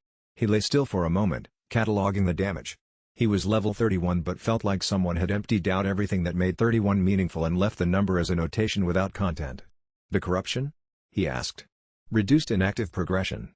With twice-weekly treatment and your own disciplined application of the suppression techniques, you will not lose your cultivation path." Grandmaster paused in his writing. "You will carry the corruption scar permanently. It will limit the White Tiger Vajra transformation's final form. Not eliminate it, limit." Dai Mubai absorbed this. Permanently. Permanently. He stared at the ceiling and let the full cost of it settle. The permanent consequence. The price his pride had collected from a part of his future that he couldn't get back. "You should know," Grandmaster said, "that Shen Yue performed something in that fighting ring that I have never observed documented. He projected a psychic calming pulse through his evolved martial soul's third eye that suppressed the corruption's uncontrolled manifestation and held it stable until Luo Long and I arrived." He paused. "I'm not certain it can be formally classified as a technique. He improvised it under combat conditions with no theoretical framework for what he was doing." Dai Mubai was quiet for a moment. "He also got you there." He contacted Luo Long while maintaining the suppression. Simultaneously. Grandmaster closed his notebook. "He is, to be quite direct, more capable than I initially assessed. And I initially assessed him as exceptional." The door opened. Shen Yue came in with 2 cups of water. Not tea. Not anything elaborate. Water, because the body processing treatment residue needed hydration before anything else, and Shen Yue had apparently thought that through. Dai Mubai watched him set the cup on the bedside table without ceremony. "Why did you save me?" Dai Mubai asked. "The 7 devils need 7 members." Shen Yue sat down in the other chair. "And you're better than this." Dai Mubai picked up the water. "I've been a problem since I arrived. You've been afraid of being irrelevant." "That's understandable." Shen Yue met his eyes. "The White Tiger spirit is extraordinary, and yours is genuinely strong. What you are to this team has nothing to do with what I am." Dai Mubai drank. He set the cup down with more care than the situation required, because care is a way of organizing your hands when you don't know what to do with them. I'll rejoin. Not as leader. Combat secondary. Left flank. Tournament in 6 weeks. The corruption treatment, Grandmaster's terms. Twice weekly, indefinitely. Shen Yue stood. Rest today. Training starts tomorrow. He walked to the door. Behind him, Dai Mubai said, Shen Yue. He stopped. A long pause. Then, thank you. Shen Yue nodded without turning around, and left him to the quiet and the grey morning light and the work of deciding what to do with a debt that couldn't be repaid, only carried forward.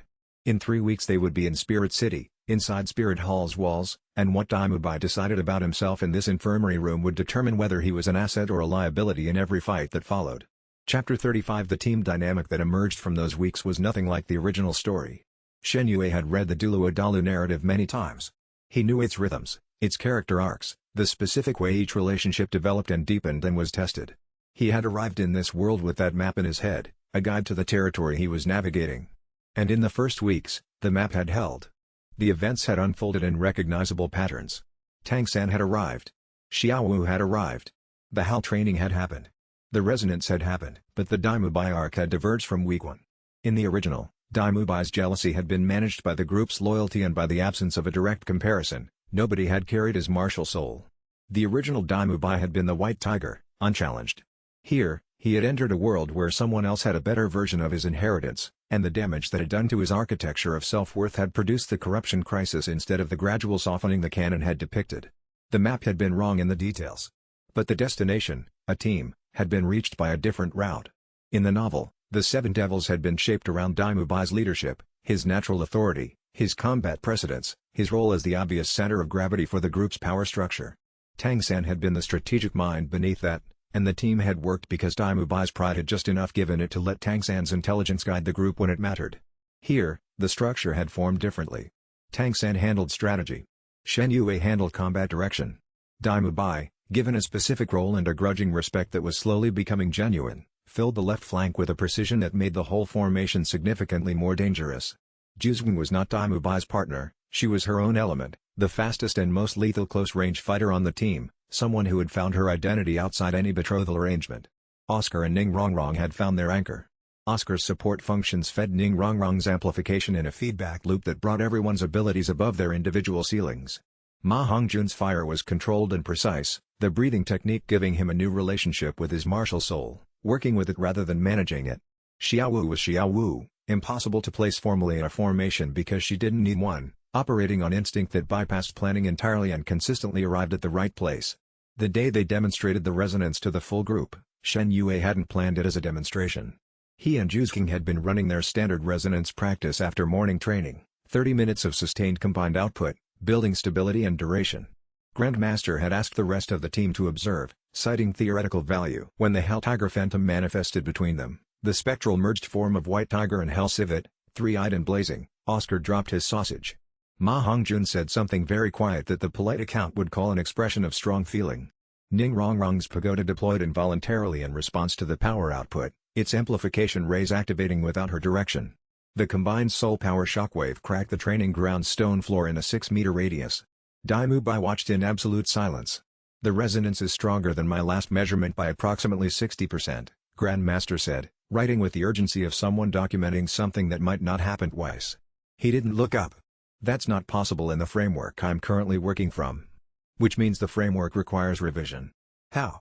Tang San asked, watching the phantom dissolve slowly in the air above them. Partnership, Grandmaster said. Soul resonance amplifies with the depth of the relationship between practitioners. This, he gestured at the settling energy residue, is what happens when two soul masters genuinely trust each other. Juzwin dismissed her Hell Civet and stood in the fading light, her expression calm and private. Shen Yue stood beside her. The connection between them was quiet and warm and real, no demonstration required for it to exist. Dai Mubai turned away first and went back to his training.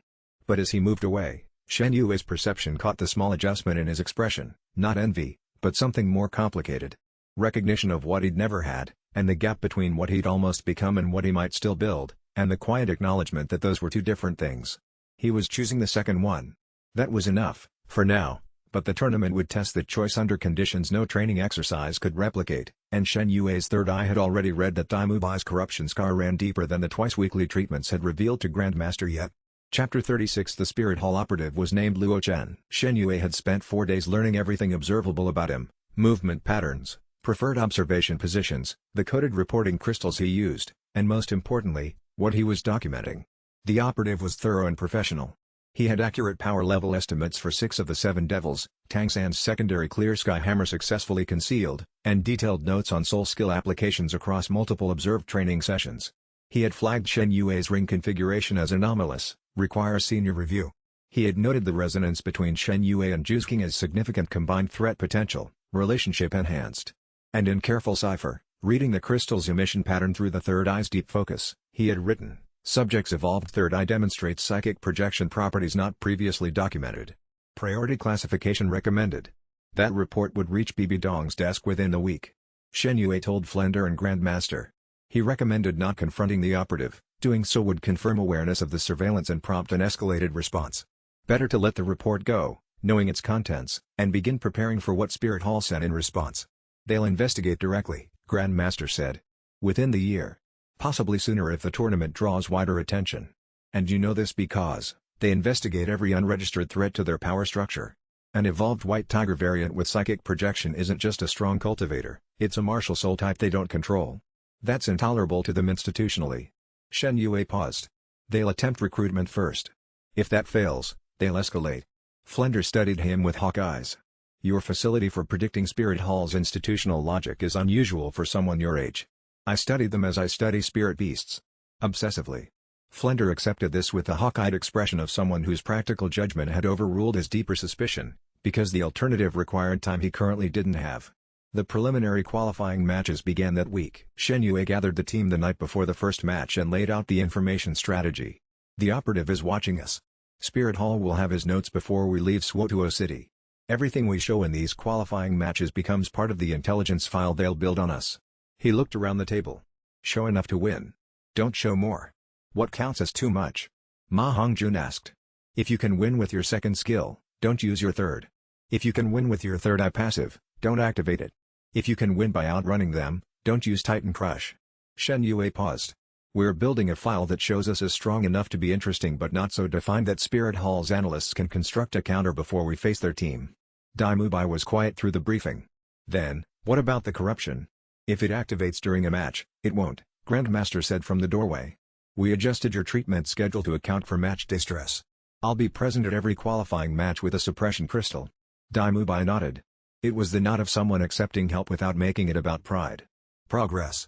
Against the first 3 regional academy teams, Shen Yue used only his first soul skill in match play, Shadow Tiger Strike, the most visible and least informative of his abilities. His third eye stayed passive, its tracking advantage is invisible to opponents. The team won all 3 matches without his full capability deployed. The matches themselves were instructive. 3 different academies, 3 different strategic architectures, 3 different sets of strengths and weaknesses that Shen Yue catalogued as the operative watched from the stands and took his notes. The first academy led with power, a 3-person vanguard that relied on sheer output to overwhelm. The second relied on terrain control, a wind element team that had built elaborate strategies around wind manipulation techniques that were impressive in academic settings and brittle against anyone who understood spatial navigation at a fundamental level. The third had excellent coordination but no answer for the resonance's power output. They designed their formation against single opponent pressure and had no mechanism for handling 2 power sources acting as one. He filed every observation. Each academy's approach was a data point about what the broader competitive landscape expected from top-tier teams. Spirit Hall Academy would have reviewed the same data.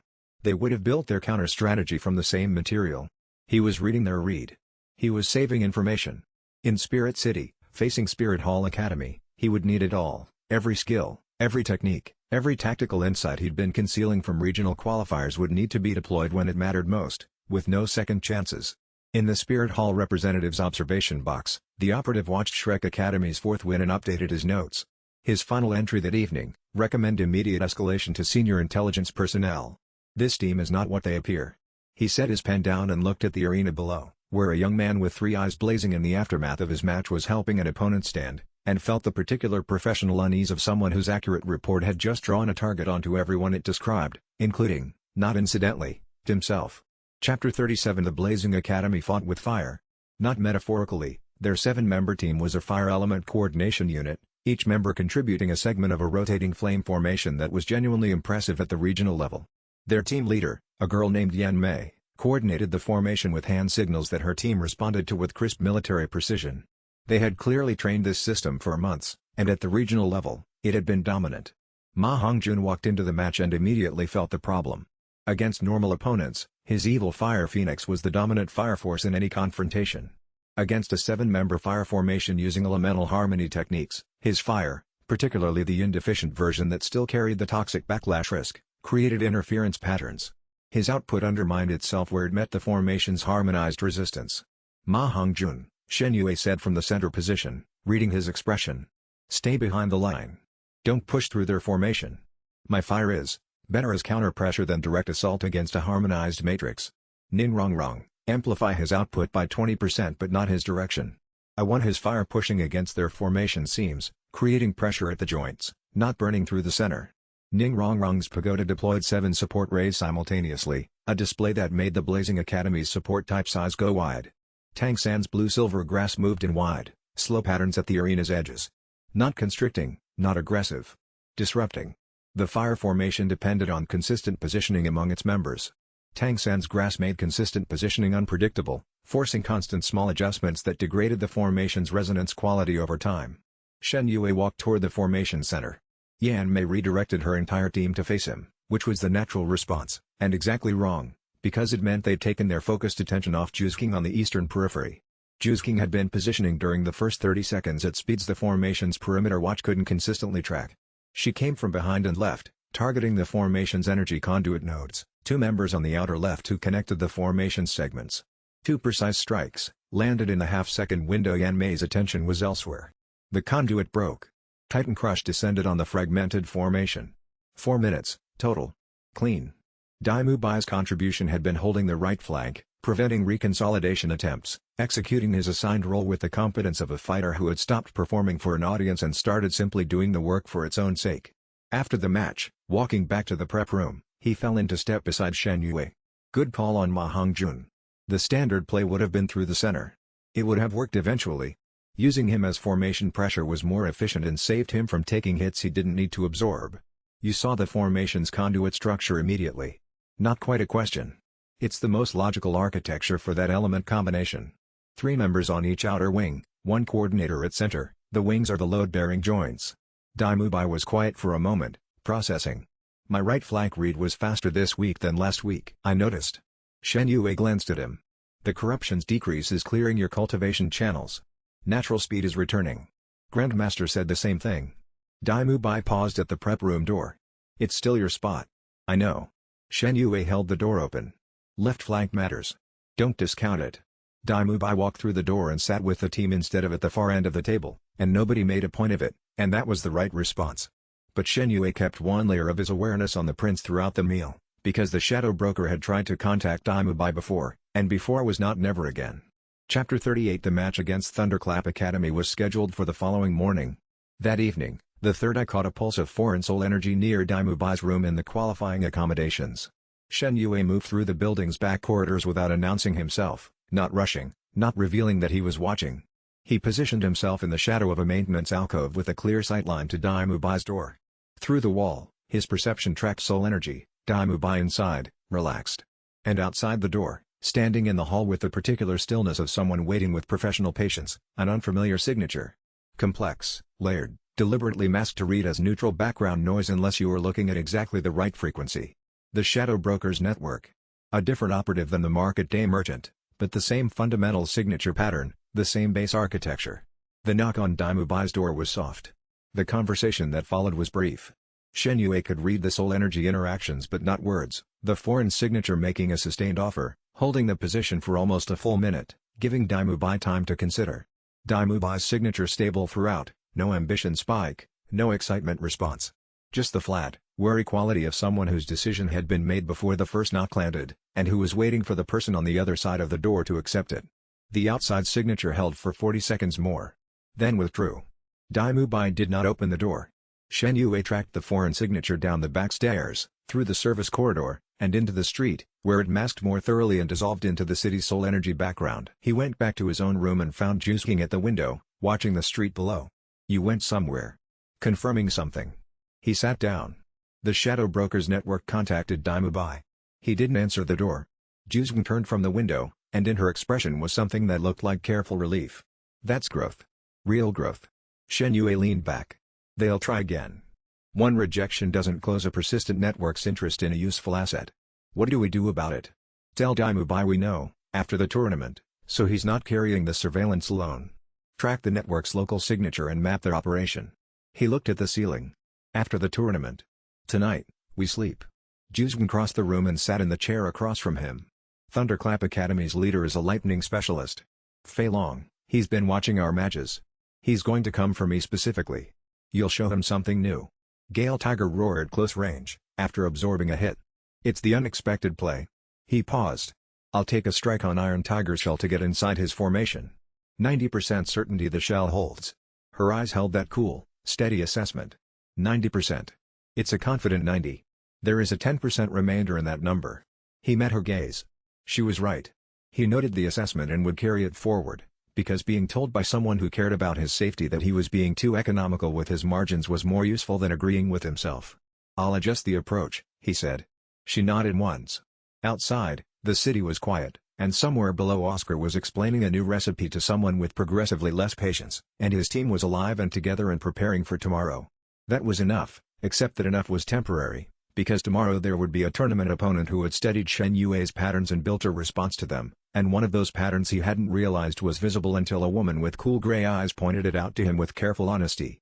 Chapter 39 Thunderclap Academy came prepared. Their leader, a broad-shouldered young man named Fei Long, confident with the particular swagger of someone who'd won every regional match this season, had done his research. He knew Shen Yue's range, his preferred approach angle, his tendency to use Titan Crush as a formation breaker. He had positioned his team to counter each of those patterns, setting up a response formation that would, against the documented version of Shen Yue's tactics, have worked very well. What he hadn't accounted for was the Gale Tiger roar. The match opened with Fei Long sending two lightning element flankers toward Shrek's outer positions while he advanced on Shen Yue with a lightning storm technique that lit the arena floor in crackling chains. Good opening. It forced the back line to respond defensively and isolated Shen Yue from team support for the critical first exchange. Shadow Tiger Strike covered the 20 meters in a single accelerating lunge. Fei Long's counter was fast. He'd calculated the approach angle precisely, angling his lightning storm to intercept the lunge trajectory. It connected with Iron Tiger shell at mid-approach. Shen Yue took the hit. Iron Tiger shell held. The lightning chain's energy dispersed across the barrier in a crackling cascade that left his arm tingling and his defensive soul power reduced by 15%. He came out of the lunge in contact range, staggered but positioned. Titan Crush at near point blank. The concussive shockwave drove Fei Long back 10 meters. He controlled it excellently, good footwork, real skill. He hadn't gotten to this tournament on reputation alone, and came out of the slide with the second technique already 70% charged. Then Shen Yue opened his mouth. Gale Tiger Roar was a sonic attack at base form.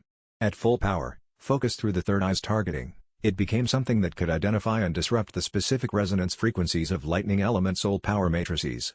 It hit Fei Long at 3 meters while his second technique was still forming. The technique collapsed. The resonance matrix shattered like a crystal rung at its own harmonic. Fei Long stood for a moment in the sudden absence of his forming power, and in that moment Shen Yue was inside his guard, enhanced physical strikes that didn't need soul skills to matter. The decisive blow landed 12 seconds after the roar. On the flanks, Tang San and Juzking had handled both lightning flankers with methodical efficiency. Dai Mubai had intercepted the third flanker who'd broken toward the support line and contained it precisely within his assigned zone. Ma Hongjun and Ning Rongrong's combined fire amplification pressure had kept Thunderclap's remaining members too occupied to provide meaningful support to their leader. Final count, Shrek Academy, 7 standing. Thunderclap Academy, 0. In the aftermath, Juzking reached Shen Yue's side before the match referee had finished the announcement. She ran a practiced assessment with her eyes, cataloging the lightning discharge burns across his left shoulder and arm where Iron Tiger shell had taken the hit at full connection. That was intentional, she said. It was the fastest path. You could have varied the approach angle and avoided the hit. It would have cost time I didn't want to spend. She held his gaze. There was a 10% chance the shell failed. He accepted this. She was right, she had been right the previous evening, and she was right now. He made the note internally and meant it, reduce the risk margin. For her. She checked the burns with quick, efficient hands. Superficial, manageable, nothing that would affect the upcoming tournament. Her hands were sure and careful and she didn't say anything else about the match.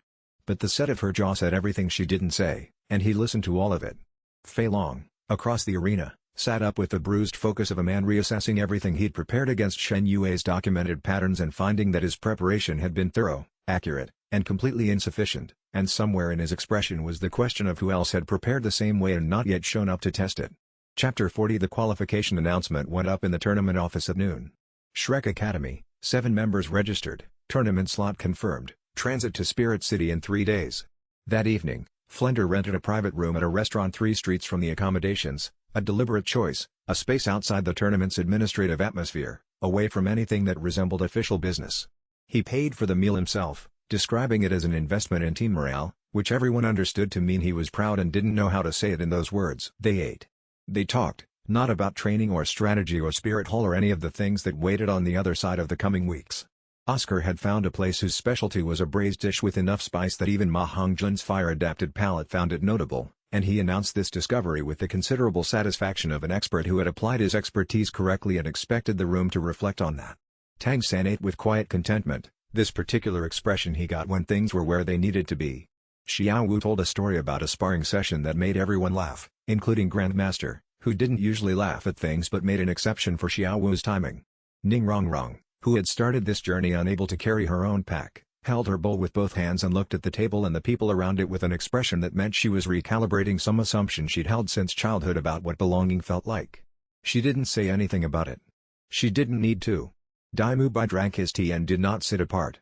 He told a story about his first unauthorized sparring session at the Star Luo Palace, a story that was genuinely funny and involved an outcome that reflected poorly on his tactical judgment at age 12, and the table received it with the warmth that groups extend to someone who offers themselves honestly, without performance. It was different from the warmth they'd offered him before tonight. That warmth had been polite.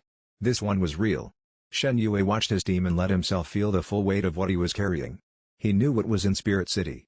He knew what Spirit Hall intended, what the tournament would trigger, what events were already in motion from directions none of his team could see. He knew the threads converging from every direction, Bibi Dong's desk, Dai Weissi's brewing accusation, the shadow broker's persistent network, the deep forest presence that had watched him from the Stardow's edge with something that felt like recognition. He had changed this story. Not always in the ways he'd intended, not always cleanly. He had driven Dai Mubai toward corruption by his presence, and then pulled him back. He had accelerated Spirit Hall's attention by being exceptional. He had chosen Tang San's spirit bone over his own advancement, and meant it without regret. He had fallen in love with Jusking without planning to, and that was the truest thing in this entire complicated situation. The ledger was complicated. But his team was here, together, qualified, whole. Jusking sat 2 seats to his left, eating with the composed focus she brought to everything, and every so often she glanced at him with that cool gray look that meant she was making sure he was still present. He was present. He was entirely, fully here. To Shrek Academy, Oscar said, raising his cup. Everyone raised theirs.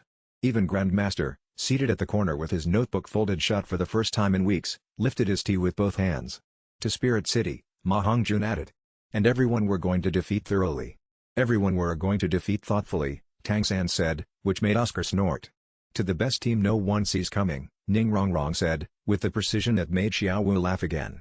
Shen Yue raised his cup. 3 days to Spirit City. Spirit Hall's operatives, their surveillance, their filed reports, their attention now formally directed at Shrek Academy's evolved White Tiger and the team around him. He knew what was waiting. In a tower chamber above Spirit City, a woman sat alone at a long desk, reading. The lantern light caught the sharp lines of her face and the particular stillness of a woman trained, over many years, to process information without letting it register on her face. She turned a page. She read to the end. She set the report down and picked up her pen. 3 words at the bottom of the final page, priority. Investigate. Immediately. The courier seal closed over the report with a sound like a door shutting quietly on a room that had just become very dangerous, and the messenger was gone into the night before the ink was dry. Chapter 41. Spirit City arrived like a declaration. The team's transport carriage crested a long hill in the late afternoon, and suddenly the city was below them, a place that functioned less like a city and more like an argument about who held ultimate authority on this continent. Every major building had been constructed to imply permanence and the suggestion that any power not headquartered here was inherently provisional. Spirit Hall's cathedral dominated the skyline the way a mountain dominates a valley, not through beauty alone but through sheer insistence on being the tallest point in every direction. Shen Yue had read descriptions of Spirit City. He thought he'd understood the scale. He hadn't. The soul energy in the air was different here. Denser. Multiple tidal Douluo-level presences move through the city's background like deep-sea currents, detectable through his white tiger spirit's sensitivity, not immediately threatening but omnipresent in the way that a very large predator's presence transforms the ecology around it. Everything in this city operated with the awareness that Spirit Hall was watching, judging, and potentially deciding. "It's bigger than the descriptions," Ning Rongrong said from the carriage window, her voice carrying the particular quality of privilege reconsidering itself. "Most things are," Tang San replied quietly. He was watching the cathedral with an expression that carried several layers of history: the clear sky sex destruction, his father's exile, the long shadow of Spirit Hall over his entire life. He carried it without performing it. Xiao Wu sat pressed against Tang San's side with her hand in his, watching the cathedral with the wariness of a creature whose instinct for threat assessment was older and more accurate than any rational calculation. She said nothing. Her instincts were rarely wrong. Oscar was eating a sausage. It was his method of processing difficult environments. At least the sausage appeared to be providing some comfort. Dai Mubai watched the cathedral with a different quality from Tang San's, not personal history, but political calculation. Star Luo's relationship with Spirit Hall was complicated in ways that would eventually be Dai Mubai's problem to manage personally, if he succeeded to the throne. He was already beginning to think like someone who had to live within these power structures rather than simply oppose them. Juzgeng said nothing but her hand found Shen Yue's knee briefly, a grounding contact that said she was present and aware and watching everything. "Stay in pairs outside our accommodations," Shen Yue said. The operative in Swotuo City had Spirit Hall credentials. "Assume this city has more of them, operating better. Don't discuss sensitive topics outdoors. Your soul power signatures are observable to anyone with the right training. Limit high-output techniques to the competition arena." "What do they want from us?" Ma Hongjun asked. Shen Yue thought about 3 words at the bottom of a filed report. "To understand what we are. Then decide what to do about it. Our job is to give them accurate information about our strength while controlling which parts they see clearly. If they assess us correctly, they'll want to recruit before they consider alternatives." He paused. "Recruitment is manageable. The alternative is not." The carriage entered Spirit City's gates as the sun touched the cathedral spire, and the shadow it cast stretched a very long way east across the road behind them, reaching, Shen Yue noticed, all the way back toward Shrek Academy's direction. He kept his 3 eyes forward and his awareness fully open, feeling the tidal Douluo-level presences rearrange themselves slightly in the city's soul energy background as the carriage moved through the main avenue. Not threatening yet, but attentive. The city had noted their arrival with the particular attentiveness of a system designed to notice everything, and the question of what it would do with that information was already moving through channels he couldn't trace. He thought about the thing he knew was coming, the consultation, the meeting, the offer, and felt the weight of it settle into the space between his current position and everything that would follow. He had a plan. The plan was reasonable and the preparations were as good as he could make them, and the alliances he needed were forming. What he could not fully account for, even with foreknowledge, was what Bibi Dong would decide to do once she'd actually met him. The original story's version of her had never encountered him. This version had, or would have, and every model he'd built for predicting her behavior had been constructed from a version of her that didn't include this specific variable. He had, he realized, been preparing for a meeting with a character from a story he'd read. He was about to have a meeting with an actual person. The distinction felt important in the way that distinctions always felt important right before they stopped mattering, because the moment arrived and forced you to act on what you actually knew rather than what you'd prepared. Bibi Dong in the novel had been drawn with the particular care the author brought to antagonists who were compelling rather than simply oppositional. She had been brilliant, strategic, and operating from a genuine ideological framework, not merely cruel, but purposeful in the way that the most dangerous people always were. She had believed she was right. That conviction had been her engine and also her limitation. Because believing yourself right made it difficult to model the people who weren't operating from your framework. He had read her. He had thought about her. He had planned for a version of her informed by everything the novel had revealed. What the novel had not revealed was what she smelled like when she entered a room, what her voice did to the air around it, what her eyes looked like when they were processing something unexpected rather than processing something that confirmed what she already knew. The difference between knowing someone from a story and encountering them in the present tense was the difference between a map and the territory the map described. The map was useful, but only if you understood its relationship to the real terrain was incomplete. He had been preparing for Bibi Dong the character. He would meet Bibi Dong the person. The gap between them was exactly where everything he couldn't predict lived, and he was walking into it tomorrow whether he was ready or not. Chapter 42. The opening ceremony of the Continental Advanced Soul Master Academy tournament was held in the Spirit Hall Coliseum, which had been constructed to hold 40,000 spectators and currently held perhaps 20,000. The remaining capacity a statement that Spirit Hall did not need to fill a room to demonstrate authority. The Colosseum itself was an architectural argument. It sat at the center of Spirit City's ceremonial quarter, surrounded by administrative buildings that managed the business of the most powerful organization on the continent, and its design communicated authority not through grandeur alone but through the specific quality of a space built by an institution that had no doubt about its own permanence. The stone was pale and flawless, quarried from distances that made the construction unnecessarily expensive. The expense itself was the point. Every element said, "We have the resources to do this without trying, and we have been doing it for longer than any of you have been alive." Shen Yue entered it and felt the weight of the place the way he had felt the weight of Spirit City from the carriage, larger than described, more present than anticipated, the difference between a story about a thing and the thing itself. The opening ceremony had been choreographed to communicate exactly what Spirit Hall wanted it to communicate, that this institution, which had organized the continent's cultivation community into a single administrative framework under its authority, was doing the competitors a favor by providing them this arena to demonstrate their merit. The ceremonies of genuinely confident power had that quality. They didn't announce themselves. They simply proceeded, and the proceeding was itself the announcement. The 33 Academy delegations were arranged in a semicircle on the arena floor while Spirit Hall's officiants ran through the formal acknowledgments. Shen Yue stood in Shrek's position and read the room through the third eye's peripheral awareness, not looking for threats specifically, but letting the full picture of the occasion register. The other competitors varied in their responses, some displaying a studied indifference that was the performance version of composure, some openly awed by the space and making no particular effort to conceal it, a few with the flat operational quality of practitioners who had learned to treat evaluating environments as a neutral technical function rather than an emotional experience. He looked at the officials section. Bibi Dong was not yet present. She would appear later, at a moment calibrated to maximize the significance of her arrival.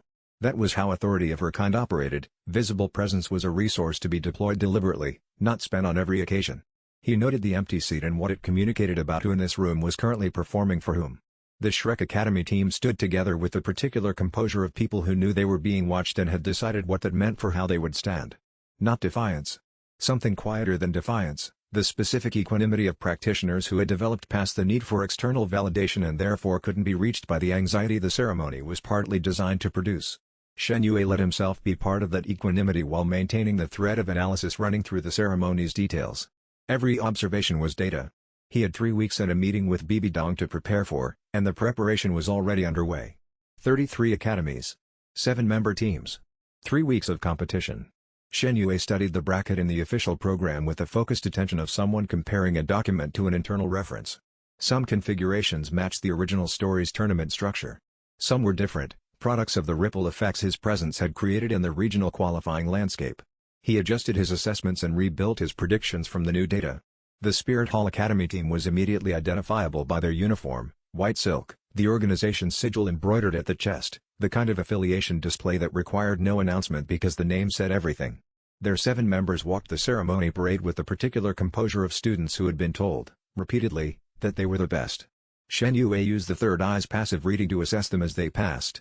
Their lead fighter was named Yan, tall, lean, with the netherworld demon sword martial soul manifested as dark energy rather than physical material, which indicated cultivation refinement unusual for his age. The shadow delay technique was active even at rest. Every movement Yan made produced a fractional echo that would confuse perception-based targeting systems. 2 shadows, not 1. A signature technique requiring specific soul ring training to access. His third eye would cut through that echo pattern precisely. The eye's angular resolution was better than any shadow delay technique he was likely to encounter at this tournament. The Spirit Bone's recent enhancement had extended that angular resolution by an additional 20%. Yan didn't know that yet, and would not know it until after the second round. The secondary fighters were competent and polished. Their support member was exceptional, a glaze-tile family variant from a lateral branch, not Ning Rongrong's main lineage level but close. Their coverage would be significant. The beast-type fighter on their right flank had a venomous element that would complicate anything other than a direct overwhelm approach. The Douluo Royal Academy team arrived with the particular energy of people whose stakes were political rather than competitive. Their cultivation was adequate. Their alignment with Dai Mubai agenda was readable in their formation arrangement. They were standing as a unit, shoulder-touching, the body language of people who had been briefed on a single mission rather than trained toward individual excellence. They would attempt something in their match. Whatever it was, it would be dirty, and it would be deliberate, and Dai Mubai would be watching from a position he'd arranged before the tournament began. When Shrek Academy entered in their plain gray training uniforms, no embroidery, no sigil, no affiliation display at all, the crowd's reaction was scattered laughter. Low, ambient, the kind that creates a general dismissal without becoming something overt enough to address directly. Shen Yue walked the parade route and let the laughter become data. Every person laughing now would be quiet by the final round. He had seen this particular story beat before, in a memory that belonged to a different person on a different world, and the satisfaction of knowing the ending made the ambient dismissal pleasant rather than irritating. In the VIP box, behind ranked representatives and spirit hall elders, a woman in formal robes watched through a crystal display. When the display's focus reached Shen Yue, she touched the control to enhance resolution. She studied his face for nearly 20 seconds, and then made a note. Then she looked at the bracket schedule beside her and made a second note about which round the first real information would become available. The first note was the beginning of something. The second note was the beginning of something larger, and from across the arena, through the third eye's extended perception, Shen Yue felt the weight of both before either was written, and understood that the clock on his comfortable middle position had quietly started. Chapter 43. The first round draw placed Shrek against Skywater Academy. Skywater's 7-member team were exclusively female water element soul masters with combination techniques that had demolished 3 other regionals. Their system worked through complementary flow, synchronized technique releases that amplified each member's water element output through the others, producing combined power that exceeded what 7 individual cultivators at their level should generate. Their lead coordinator was a young woman named Shui Mei, whose water element control was genuinely exceptional. She read atmospheric conditions and adjusted her team's formation in real time with the smooth responsiveness of a practitioner who had trained this capacity for years. Against most teams at this tournament, her coordination would have been decisive. Shen Yue watched them warm up from the prep tunnel, third eye passive, reading flow patterns without activating the visible glow. The combination system was genuine and technically sophisticated. Its vulnerability, formation integrity required consistent relative positioning between all 7 members. Break the positioning, and the amplification lattice collapsed. The individual members, isolated, were competent but unexceptional. He briefed the team before the match. Shui Mei reads threats and redirects formation priority. She's good enough that any direct approach I make will trigger a full formation response. Don't let that happen. If the formation focuses on me, Juzking has an undefended approach vector. She'll read the diversionary intent, Juzking said. She'll read it as tactical movement, not a prepared approach, if I commit fully enough. The key is that my approach has to be genuinely aggressive. She needs to believe I'm trying to break through rather than draw the focus. He paused. Ma Hongjun, you're not going through their center. You're pressing their left flank coordinator, sustained pressure, below maximum output. You're occupying her tactical attention. 2 coordinators focused on 2 separate threats means 5 members managing the formation rather than 7. The match opened with Skywater deploying their combination immediately, confident in the system that had carried them this far. The water arcs connecting between their members were beautiful in an objective sense, the visual expression of a genuine technical accomplishment. Shen Yue walked toward their center at a pace designed to look like aggression while actually giving Tang San time to establish perimeter positions. Shui Mei redirected the full formation's attention toward him, exactly as planned. The left flank coordinator shifted priority from perimeter awareness to formation maintenance. Juzgen was already in motion, not from the expected side, but from behind and right. The angle Shui Mei hadn't weighted in her threat assessment because it required a transit speed or data on Shen Yue's previous matches wouldn't have suggested was available to Shrek's team. 2 precision strikes on the left flank's conduit members. Formation lattice broken. Gale Tiger Roar completed the disruption of the amplification structure. Then it was 7 individual soul masters without their combination advantage, and the match had fundamentally changed. 6 minutes. Not without effort, Skywater's individual members were skilled enough to make 6 minutes genuinely hard work. Shui Mei's individual water control was exceptional enough that she broke up Oscar and Ning Rongrong's support sequence twice through targeted harassment that forced them to relocate rather than hold position. Ma Hongjun took a solid hit from the left flank coordinator before she was neutralized. Tang San caught a backsplash from one of the water arcs that left him wet and briefly blinded on the right side. But the outcome was never in question after the lattice broke. Walking out, Shen Yue heard the crowd's ambient noise shift from dismissal to something more careful and watchful. He noted it without allowing it to become satisfaction, because satisfaction was a distraction he couldn't afford while Spirit Hall's observers were actively updating their assessments. There were several more rounds to go, and each one revealed something that would end up in an intelligence file. Ma Hongjun had a bruise developing on his left shoulder that Ning Rongrong began working on before they'd reached the prep room door. In the stands, in the VIP box's enhanced observation section, Bibi Dong made a second note. It was longer than the first and had 2 separate sections underlined. Her expression had not changed in any way that observers near her could have read, but the quality of her attention had moved from general surveillance to something more like engagement with a specific puzzle, and that change was not temporary, and it would not be reversed. Chapter 44. Between the first and second rounds, Shen Yue disappeared for 4 hours. Tang San noticed. He said nothing. The clock tower stood in Spirit City's historical quarter, an old building that predated Spirit Hall's architectural dominance of the city, maintained as a civic monument rather than a functional timepiece. Its basement levels were accessed through a maintenance corridor that hadn't been serviced in 3 years, accessed from an alley off the tower's eastern face. The soul energy ceiling on the hidden spirit bone had degraded partially over 2 centuries, making it visible to sufficiently sensitive perception at close range. Shen Yue found it in the 3rd basement level, behind a load-bearing support column, in the hollow that a 200-year-old hiding spot had made exactly the size it needed to be. The skull of the phantom white tiger. A 30,000-year spirit bone. He'd known it was here from detailed background context in the original story's narrator commentary, the kind of historical texture that a reader absorbs without quite realizing they're storing it. This was not the first time that stored texture had proved directly useful, and it would not be the last. The absorption took 45 minutes, alone in the basement while the tournament's social events ran somewhere far above. The spirit bone integrated with his white tiger spirit's mental architecture, specifically the third eye's psychic framework, in a process that was longer and more thorough than his ring absorptions had been. The third eye wasn't just enhanced. It was restructured, its psychic defense component thickening to something near impenetrable at his current level, its perception range extending by nearly a third. Mental fortification active. He tested it by pushing the third eye's passive reception to maximum and holding against the heavy soul energy background of a city full of high-level soul masters. The previous sensation had been like standing in loud noise, detectable, manageable, but wearing. Now it was quiet. He could operate at full perception in this environment without the ambient drain he'd been tolerating. He returned to the accommodations before his absence had required explanation. Tang San gave him a look that was the look of someone who had noted the absence, noted the return, noted the faint soul energy residue of a recently absorbed spirit bone, and filed the entire sequence under a heading he would return to at an appropriate time. "Ready for tomorrow?" Shen Yue said. Tang San held his gaze steadily. The second round is Spirit Hall Academy. Their lead fighter uses a shadow delay perception distortion that most tracking methods can cut through. The spirit bone enhanced my third eye's angular resolution. I'll read through the delay. How long have you known about the bone? Since before we arrived. He met Tang San's eyes without flinching. It was in a location I had specific knowledge of. I retrieved it when the window was available. Tang San looked at him for another moment, not angry, not accusing. The quality of his assessment was different from interrogation, it was the recording of a fact that had just been confirmed. "The origin of that specific knowledge," he said, "is a longer conversation than we have tonight." "Yes." Tang San turned back to his training notes. After the tournament, Shen Yue was grateful for that discipline, the capacity to hold an open question with patience rather than urgency. Tang San's trust, when it was given in full and without constant verification.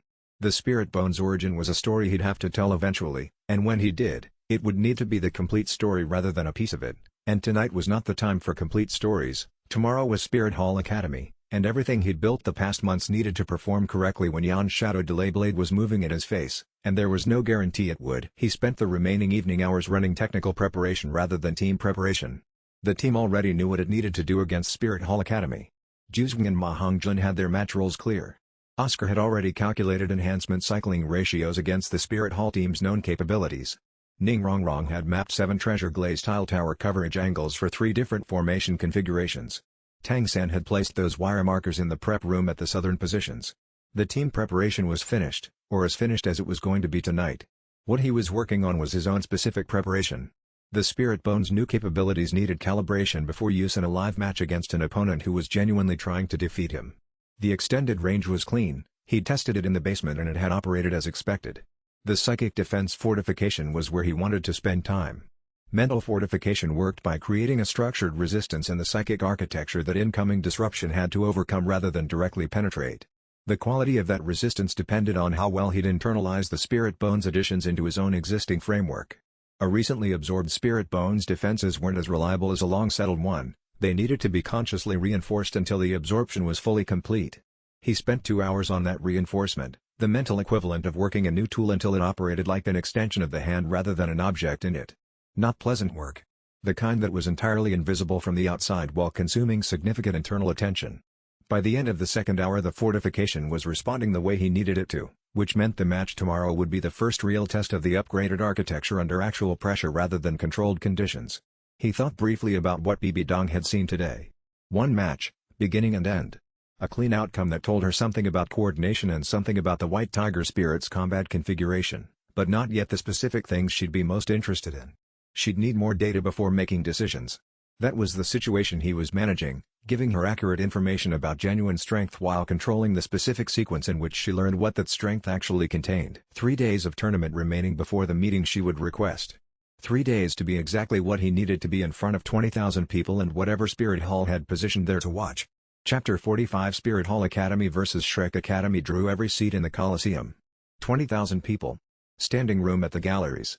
The vendors outside had depleted their stock of enhanced crystal viewing spheres before midday. Shen Yue stood in the prep tunnel and listened to 20,000 people collectively anticipating something, and beneath the crowd noise, he felt the particular attentiveness of a very powerful person watching specifically rather than generally. Bibi Dong was in the VIP box. His martial soul's perception, extended by the new Spirit Bones range enhancement, reached her signature through 200 meters of stone and wood and crowd. The soul energy he'd been sensing at the edge of his range since they arrived in Spirit City was here, present, focused on him with the same quality he might use to read an opponent's patterns, methodical, patient, storing data. He was, in her estimation, a variable not yet categorized. That was useful for exactly as long as it lasted. Exit coordination, he said to Tang San in the tunnel. If Grandmaster signals from the stands, B formation on the southern points. 3 positions, south side, spaced 15 meters. I hold center. I've placed wire markers at each position. You can find them with the third eye. Good. He glanced at Tang San. Your 8 spider lances, if they come after the match, keep them concealed unless it's defensive only. We don't want Spirit Hall's analysts building a complete picture of your second martial soul capability tonight. Tang San nodded. That had already been his plan. The prep room doors opened. Spirit Hall Academy's lead fighter Yan was already at his starting position when they emerged into the arena light, tall and still. Netherworld Demon Sword manifested as a dark blade of compressed soul energy with an edge that cut light before it cut anything physical.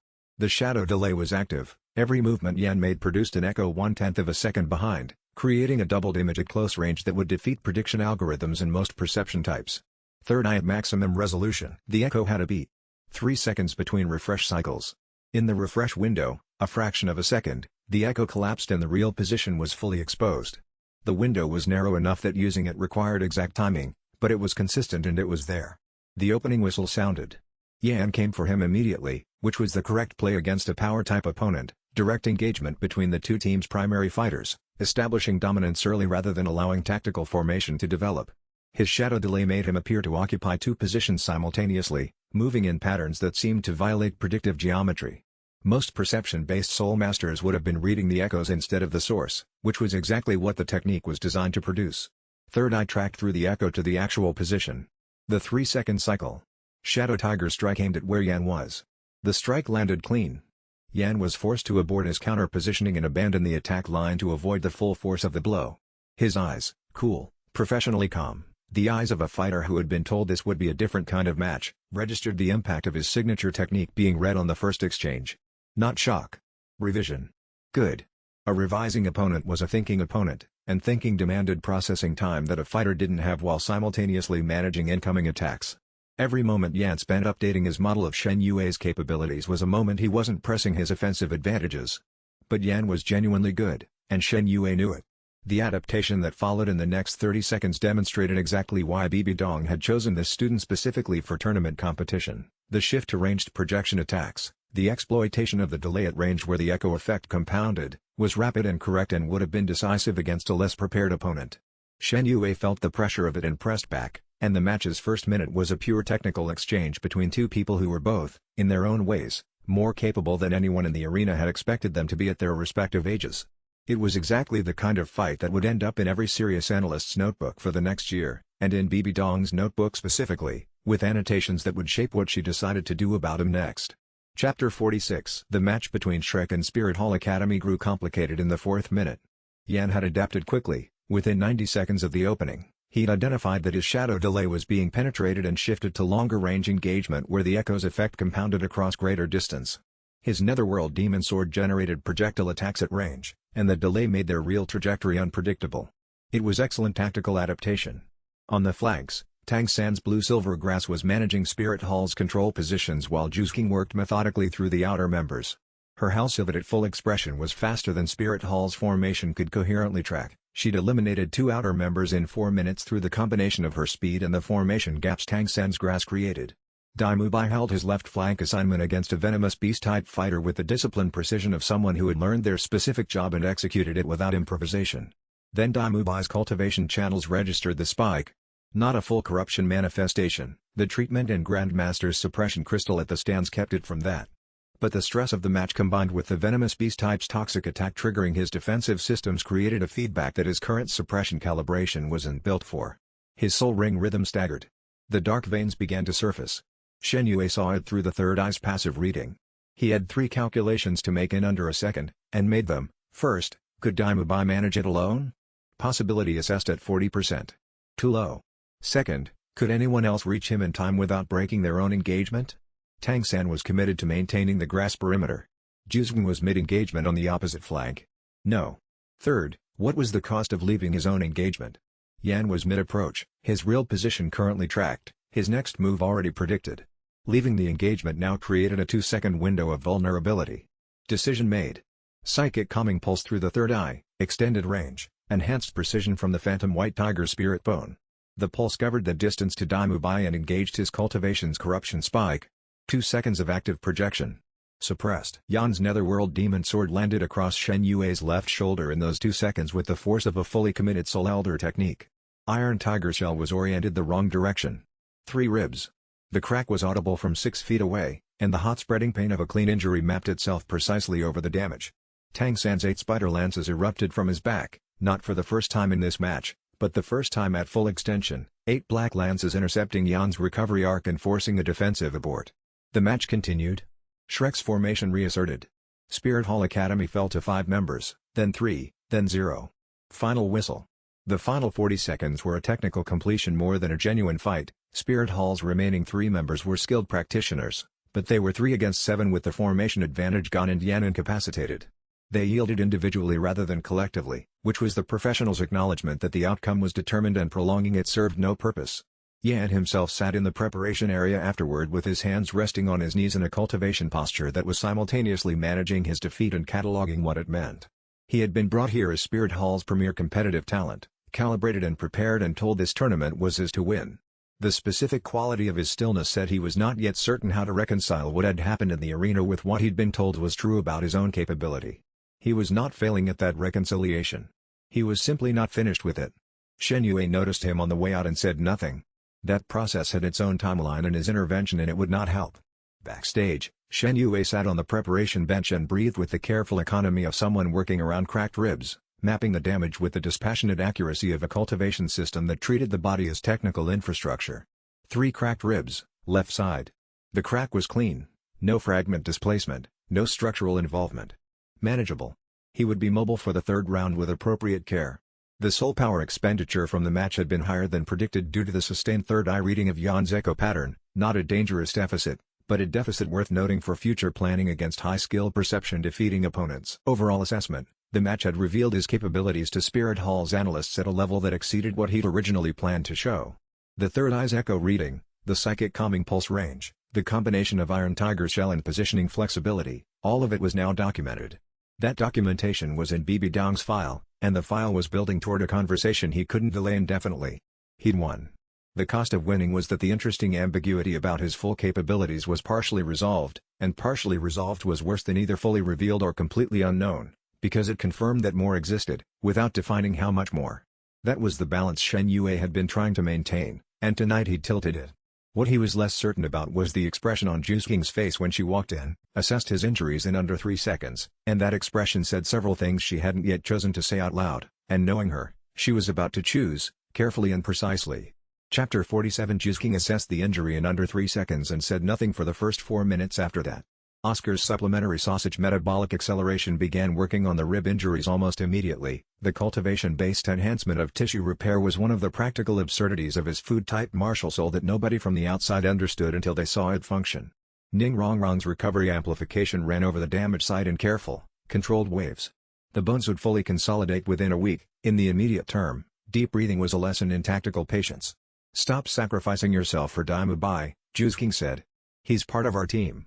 His cultivation situation is known, monitored, and has contingency support in the form of Grandmaster's suppression crystal and a trained treatment protocol.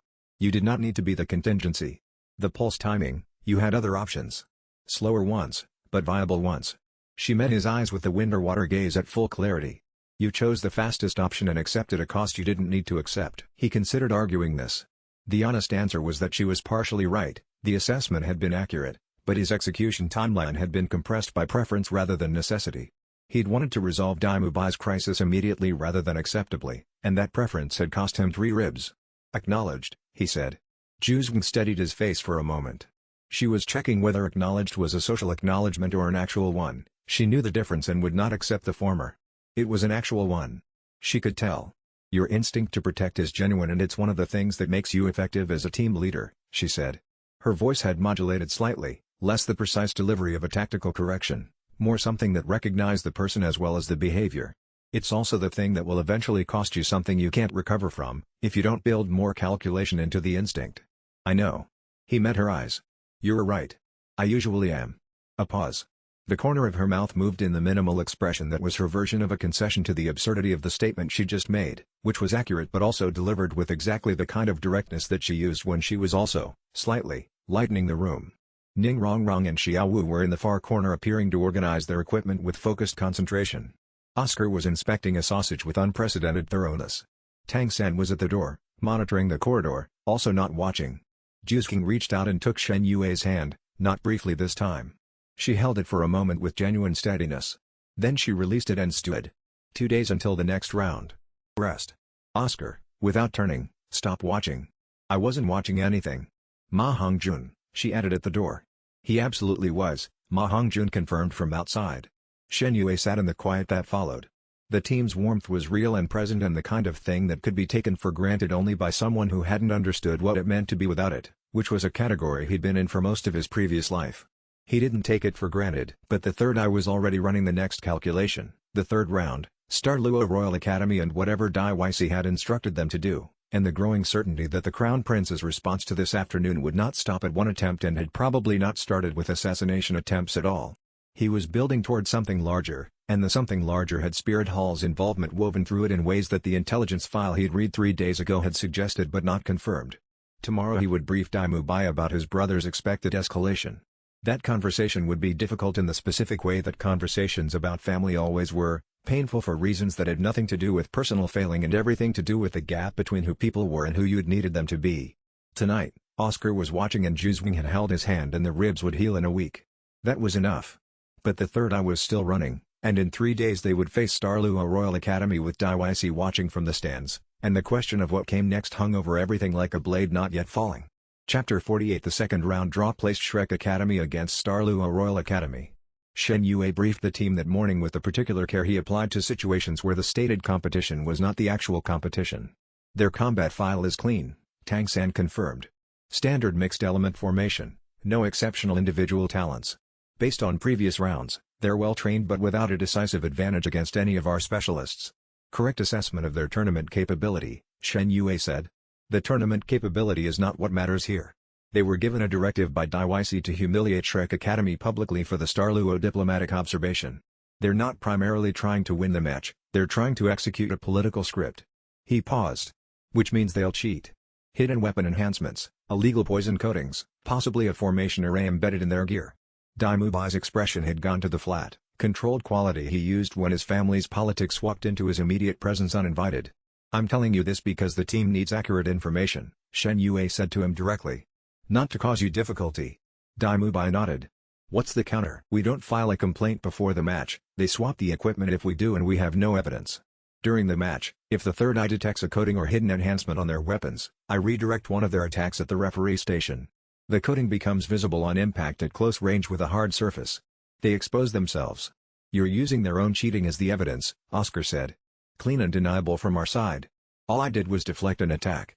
The match opened.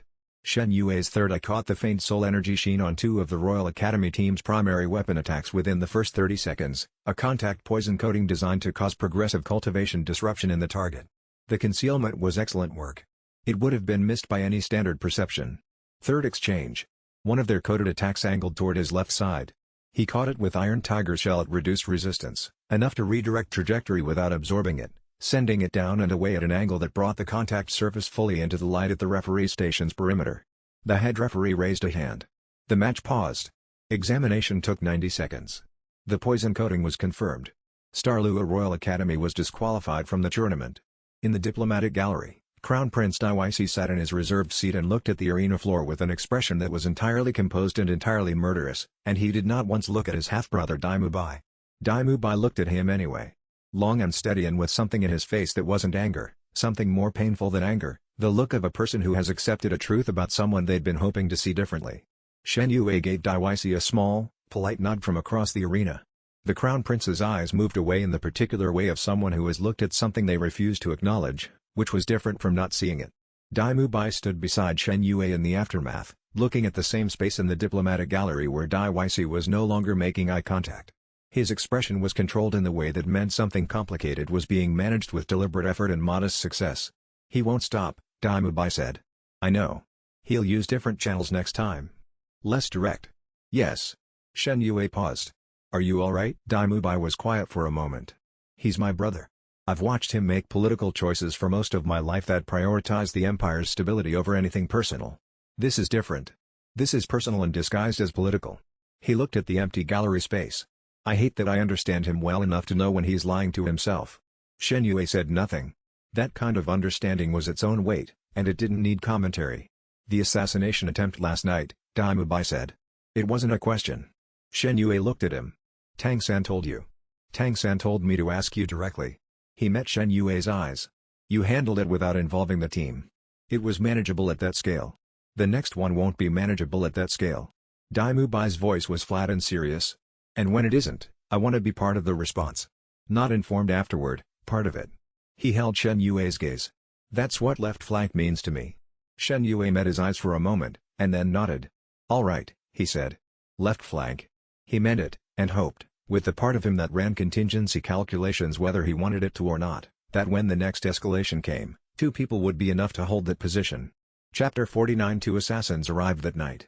They were professionals, Dadoshi level, selected for discretion rather than raw power, moving through the competition district's back alleys with the economy of people who had done this work before. Shen Yue's third eye caught their soul energy signatures 4 streets from the accommodations, tracking their approach through building walls with the extended range the phantom white tiger spirit bone had granted. He went down the back staircase without waking anyone. Before he left, he reset the secondary lock to a configuration that meant intentional departure, do not follow immediately, a signal Jusking would recognize, because they'd established the system after Spirit City's first night when he'd gone to map the city's soul energy layout and she'd found his empty bed alarming. The alley behind the building was dark and smelled of canal water. He positioned himself at the midpoint between the 2 approaches and waited with his white tiger spirit ready but unmanifested, because manifesting early was intelligence he didn't need to give. They came around the corner together and stopped at the same moment. They'd expected an empty alley. They'd calibrated their approach on standard Soul Master perception range, which without enhancement topped out around 30 meters, and they had been moving at exactly the right distance to stay outside it. Against the third eye's current extended range, they'd been visible to him since the canal 200 meters back. "You're here from Dai, Shen Yue said pleasantly, into the dark. Tonight's response to this afternoon's disqualification. The first assassin attacked immediately, the correct tactical response to being made. Shadow daggers, both hands, double strike opening designed to disable before the target could respond. The alley fight was close and genuine. Close quarters was not his preferred range. He'd trained it extensively because knowing your weakness clearly is half of managing it. Shadow Tiger's strike worked at 3 meters as well as at 20. The afterimage disrupted the second assassin's positioning while he locked the first's weapon hand at the recovery arc. Joint lock. Full force, unlike the forced application with Dai Mubai. The first assassin went down with an audible sound. The second broke and ran. Shen Yue let him. He needed a messenger, not a body. He crouched beside the first, who was breathing carefully and assessing the mathematics of his situation. "Tell Dai the next team sent won't go home." That's a practical statement, not a threat.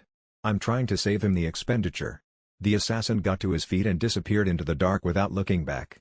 "You followed me from the stairs," Shen Yue said. Tang San emerged from the building's shadow to his left, 8 spider lances partially extended, having been there for the last 2 minutes. "You adjusted the secondary lock to the signal. I recognized it. I'd have told you after."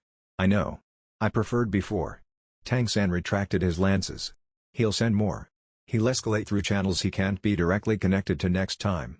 Assassination is too clean a method if the assassin comes home with a message." Shen Yue looked toward the canal. This was an opening gesture. He's establishing that there are costs. And the response is? Winning the tournament. It's the most visible statement available that eliminates the narrative he's trying to construct about Shrek Academy being a vulnerable target. He paused. And telling Dai Mubai in the morning. He needs to know his brother has committed to this path. Tang San said, quietly, you knew they were coming. I anticipated. And Daiwei's methods specifically. And Spirit Hall's institutional logic. And the Phantom White Tiger Bones location. Tang San let the list sit. You know more about what's coming than anyone has the right to know. Shen Yue held his gaze in the dark alley. Yes, he said. Tang San held the silence for a long moment. All right, he said. Not an endorsement. Not a demand for explanation. The decision to trust within the limit of what he'd been told, which was considerable and genuinely given. They walked back to the accommodations in companionable quiet, and Tang San did not ask again that night. But when they reached the door, he paused and said, the person in the diplomatic gallery who was watching during the disqualification, not Daiwei. The 1-3 seats to his left. Shen Yue had noticed them. Spirit Hall liaison attached to the Douluo diplomatic delegation. The alliance between Daiwei and Spirit Hall is further along than I initially assessed. Tang San processed this. That changes what comes after the tournament. Yes, Shen Yue said. It makes the Clear Sky Sect meeting more urgent. Tang San held the door open without saying anything else, and Shen Yue walked through, and neither of them needed to articulate the thing they were both thinking, that the comfortable position of being tournament competitors rather than political actors had a finite duration, measured in days, not weeks, and counting down whether they were ready or not. And if Spirit Hall's alliance with Daiwei had progressed to the point Tang San had just confirmed, they were already less ready than they needed to be. Chapter 50 The semi-final draw produced a match against Godwin Academy. Godwin's specialty was speed, 3 flight-type martial souls, 4 with wind element cultivation enhancements that made their ground movement nearly as unpredictable as their aerial capability. They had defeated every previous opponent through the combination of vertical mobility and ground-level misdirection. The flyers drew defensive attention upward while the ground members attacked from multiple angles below. Tang San's briefing was thorough and honest about the problem. If we allow them to go vertical early, we're managing a 3-dimensional field with a primarily ground-based team. Their flyers will identify Ning Rongrong and Oscar as the critical support targets within 60 seconds and spend the match trying to reach them. The flyers have to stay grounded, Shen Yue said. Titan Crush disrupts flight-type soul power for approximately 5 seconds per deployment. If I hit it on their launch windows rather than their sustained altitude, they never establish aerial position. You can hold it up 4 times before your soul power economy becomes problematic, Ning Rongrong said. She developed a precise, honest sense of everyone's cultivation economy over months of working together. 4 launches is enough to establish the pattern. After that, the threat of Titan Crush will make them hesitate on each launch attempt. Hesitation at the launch window costs them altitude ceiling, and low altitude is manageable for our team. He glanced at Juzwing. We've discussed the launch platform approach. 3 times, she said. The third aerial formation pattern should place their lead flyer at the arc I can reach from a directed launch. Their third pattern will depend on how the first 2 go. I'll read their positioning data from the first 2 launches and extrapolate the third. And if the extrapolation is wrong? Then you extend your claws at 3 meters of altitude and improvise. You're better at improvising than you give yourself credit for. She looked at him steadily. That is an extremely confidence-inspiring fallback. It's an honest assessment of your capability.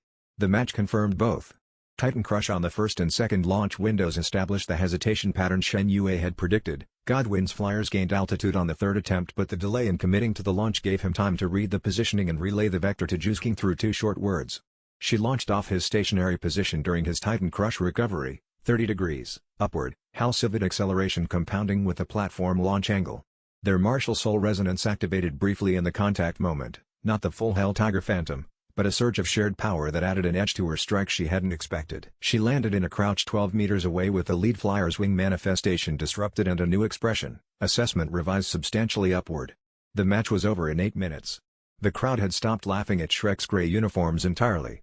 The ambient noise in the Coliseum had changed quality, not admiration, exactly, but the particular silence of 20,000 people updating their models. In the corridor afterward, walking back to the preparation area, Shen Yue ran a brief inventory of what the match had cost and what it had revealed. The resonance technique with Juzking had been deployed in the semi-final, which was earlier in the tournament than he'd originally planned. The plan had called for holding it until the championship, using the preceding rounds to let Spirit Hall's analysts build an assessment of his capability without the resonance as a variable, and then deploying it when the strategic value was maximized. The plan had not accounted for Juzking's expression during the third aerial formation approach, when the launch platform angle resolved and she'd known, before he'd known, that this was the moment it would work. The plan had been designed around information management. The moment had been designed around what was actually possible right now, with these people, at this level of developed trust between them. He had chosen the moment over the plan, and the choice had been correct, not strategically but in a deeper register, the register that recognized that some things were most themselves when they occurred naturally rather than when they were performed on schedule. He walked the rest of the corridor thinking about the difference between what he'd prepared and what had happened, and decided the difference was worth preserving.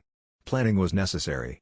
Some things were better than planning. In the stands, the Spirit Hall observer who had followed Shrek Academy since Swotuo City updated his notes and flagged a new line for his superiors: Resonance Combat Technique. 2 Practitioner Soul Power Fusion. Unprecedented. Then he set his pen down and looked at the arena where the gray uniforms were walking out, and thought about what it meant to be the person who first documented something that his superiors would then have to decide whether to acquire or eliminate.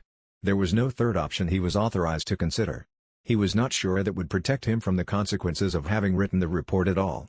Chapter 51. The days between competition rounds had a different quality from training days at Shrek Academy. At the academy, rest was structured, Grandmaster's schedules accounted for recovery time as precisely as they accounted for training intensity. Here in Spirit City, rest happened in the gaps between events, and the gaps were populated with Spirit Hall's ambient pressure, the social obligations of a tournament cohort, and the continuous background task of monitoring the city's soul energy patterns for anything that warranted immediate attention. Shen Yue processed all of this from the roof terrace of their accommodations in the late evenings. His 3 cracked ribs were healing well under Oscar and Ning Rongrong's combined support. Soul Master level healing was a remarkable thing when properly applied, and the team support duo had gotten better at coordinating their functions over the hell training months and everything that followed. He breathed carefully but without significant pain. Level 44. The tournament had pushed him through 2 cultivation thresholds, the Phantom White Tiger Spirit Bones enhancement of his cultivation efficiency, combined with the match pressure, had accelerated his soul power accumulation beyond what controlled training would have produced in the same time frame. He thought about the 4th soul ring.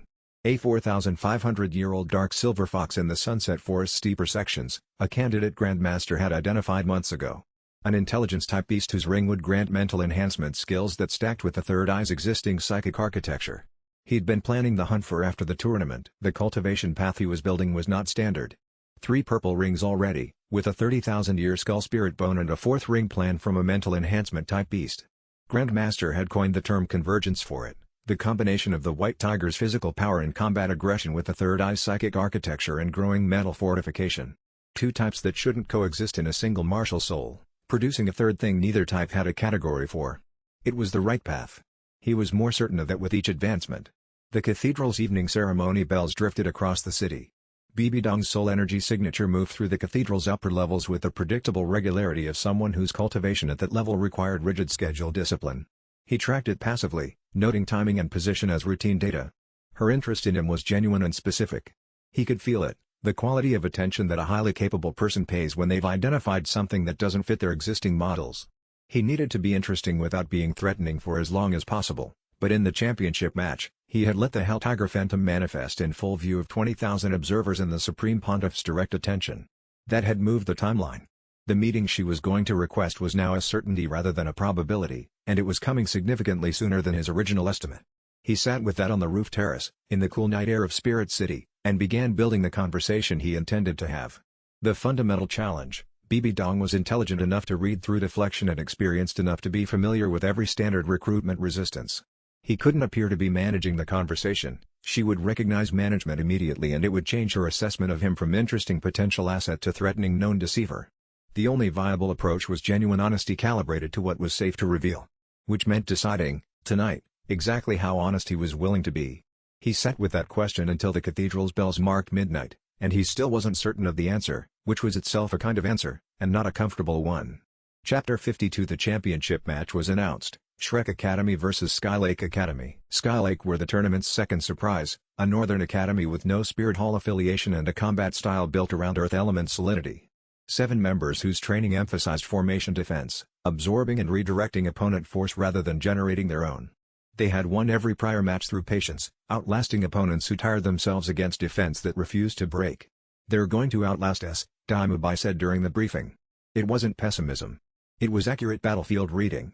"Against most teams, yes," Tang San said. "The problem for them is that our support line doesn't have a normal endurance ceiling. Oscar's food-type maintenance combined with Ning Rongrong's amplification extends our effective combat window past what their endurance model predicts." "They've watched our matches," Shen Yue said. They've seen the support combination. They'll have noted the ceiling problem. He paused. Their answer will be to try to eliminate Oscar and Ning Rongrong early and collapse our support infrastructure. Which means their opening sequence will target the backline specifically. Which is where we let them be wrong, Jusking said, following the logic ahead of the explanation. Exactly. Standard formation positions, Oscar and Ning Rongrong at the backline. Dai Mubai on left flank. Ma Hongjun on right flank pressure. When their formation breaks toward the backline targets, Tang San closes the gap and I create the open space with Titan Crush. And the resonance? Jusking said. If Skylake's defensive formation holds for 10 minutes, we use it. It won't hold for 10 minutes. How long will it hold? 11. He met her eyes. We use it. The match confirmed the prediction and the timing with the precision that their combined preparation produced.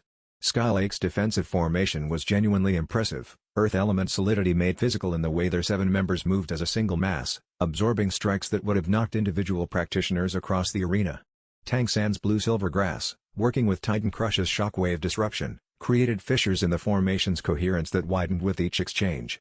At 11 minutes and 20 seconds, Shen Yue and Jusking released their martial souls together. The Hell Tiger Phantom blazed into the championship arena's air for the first time in competitive play, a layered vocalization that combined the White Tiger's roar with the Hell Civet's screech in a resonance that reached the upper gallery's standing room.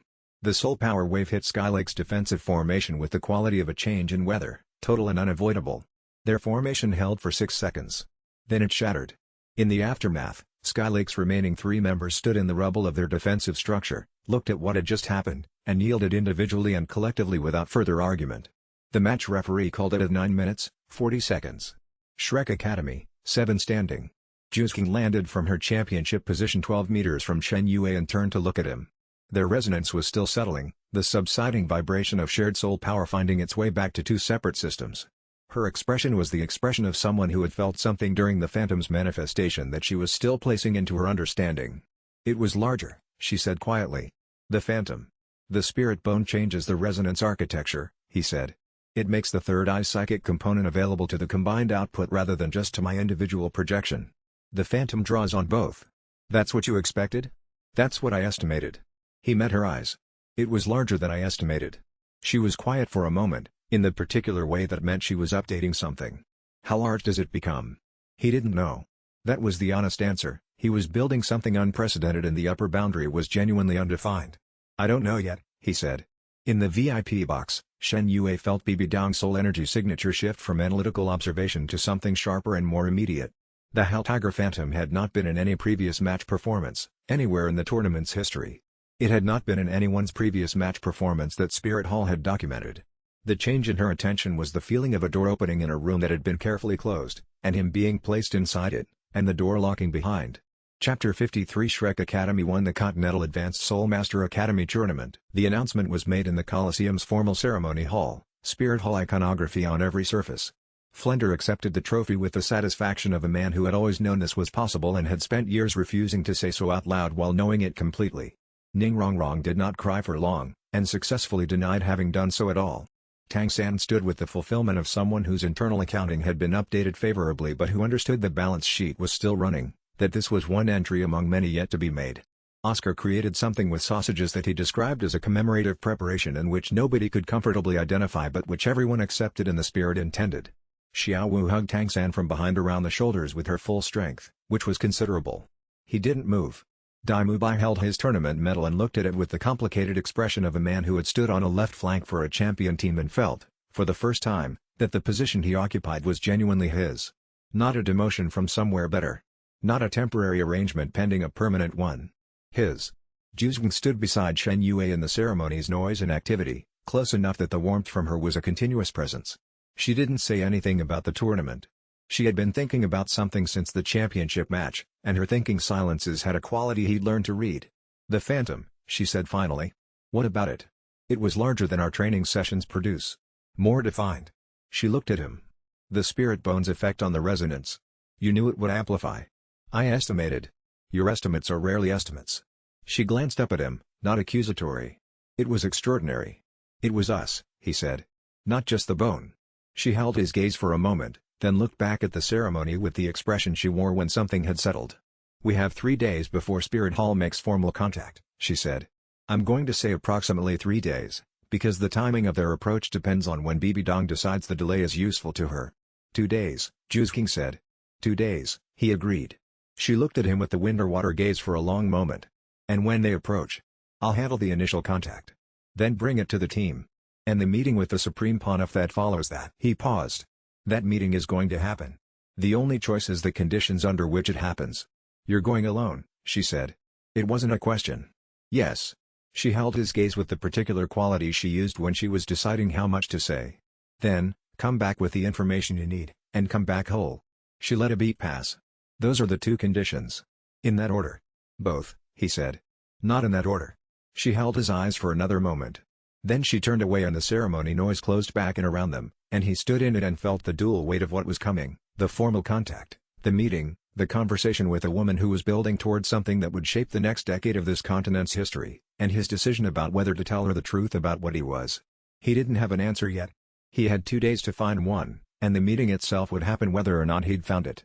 Chapter 54 The formal contact arrived in 40 hours.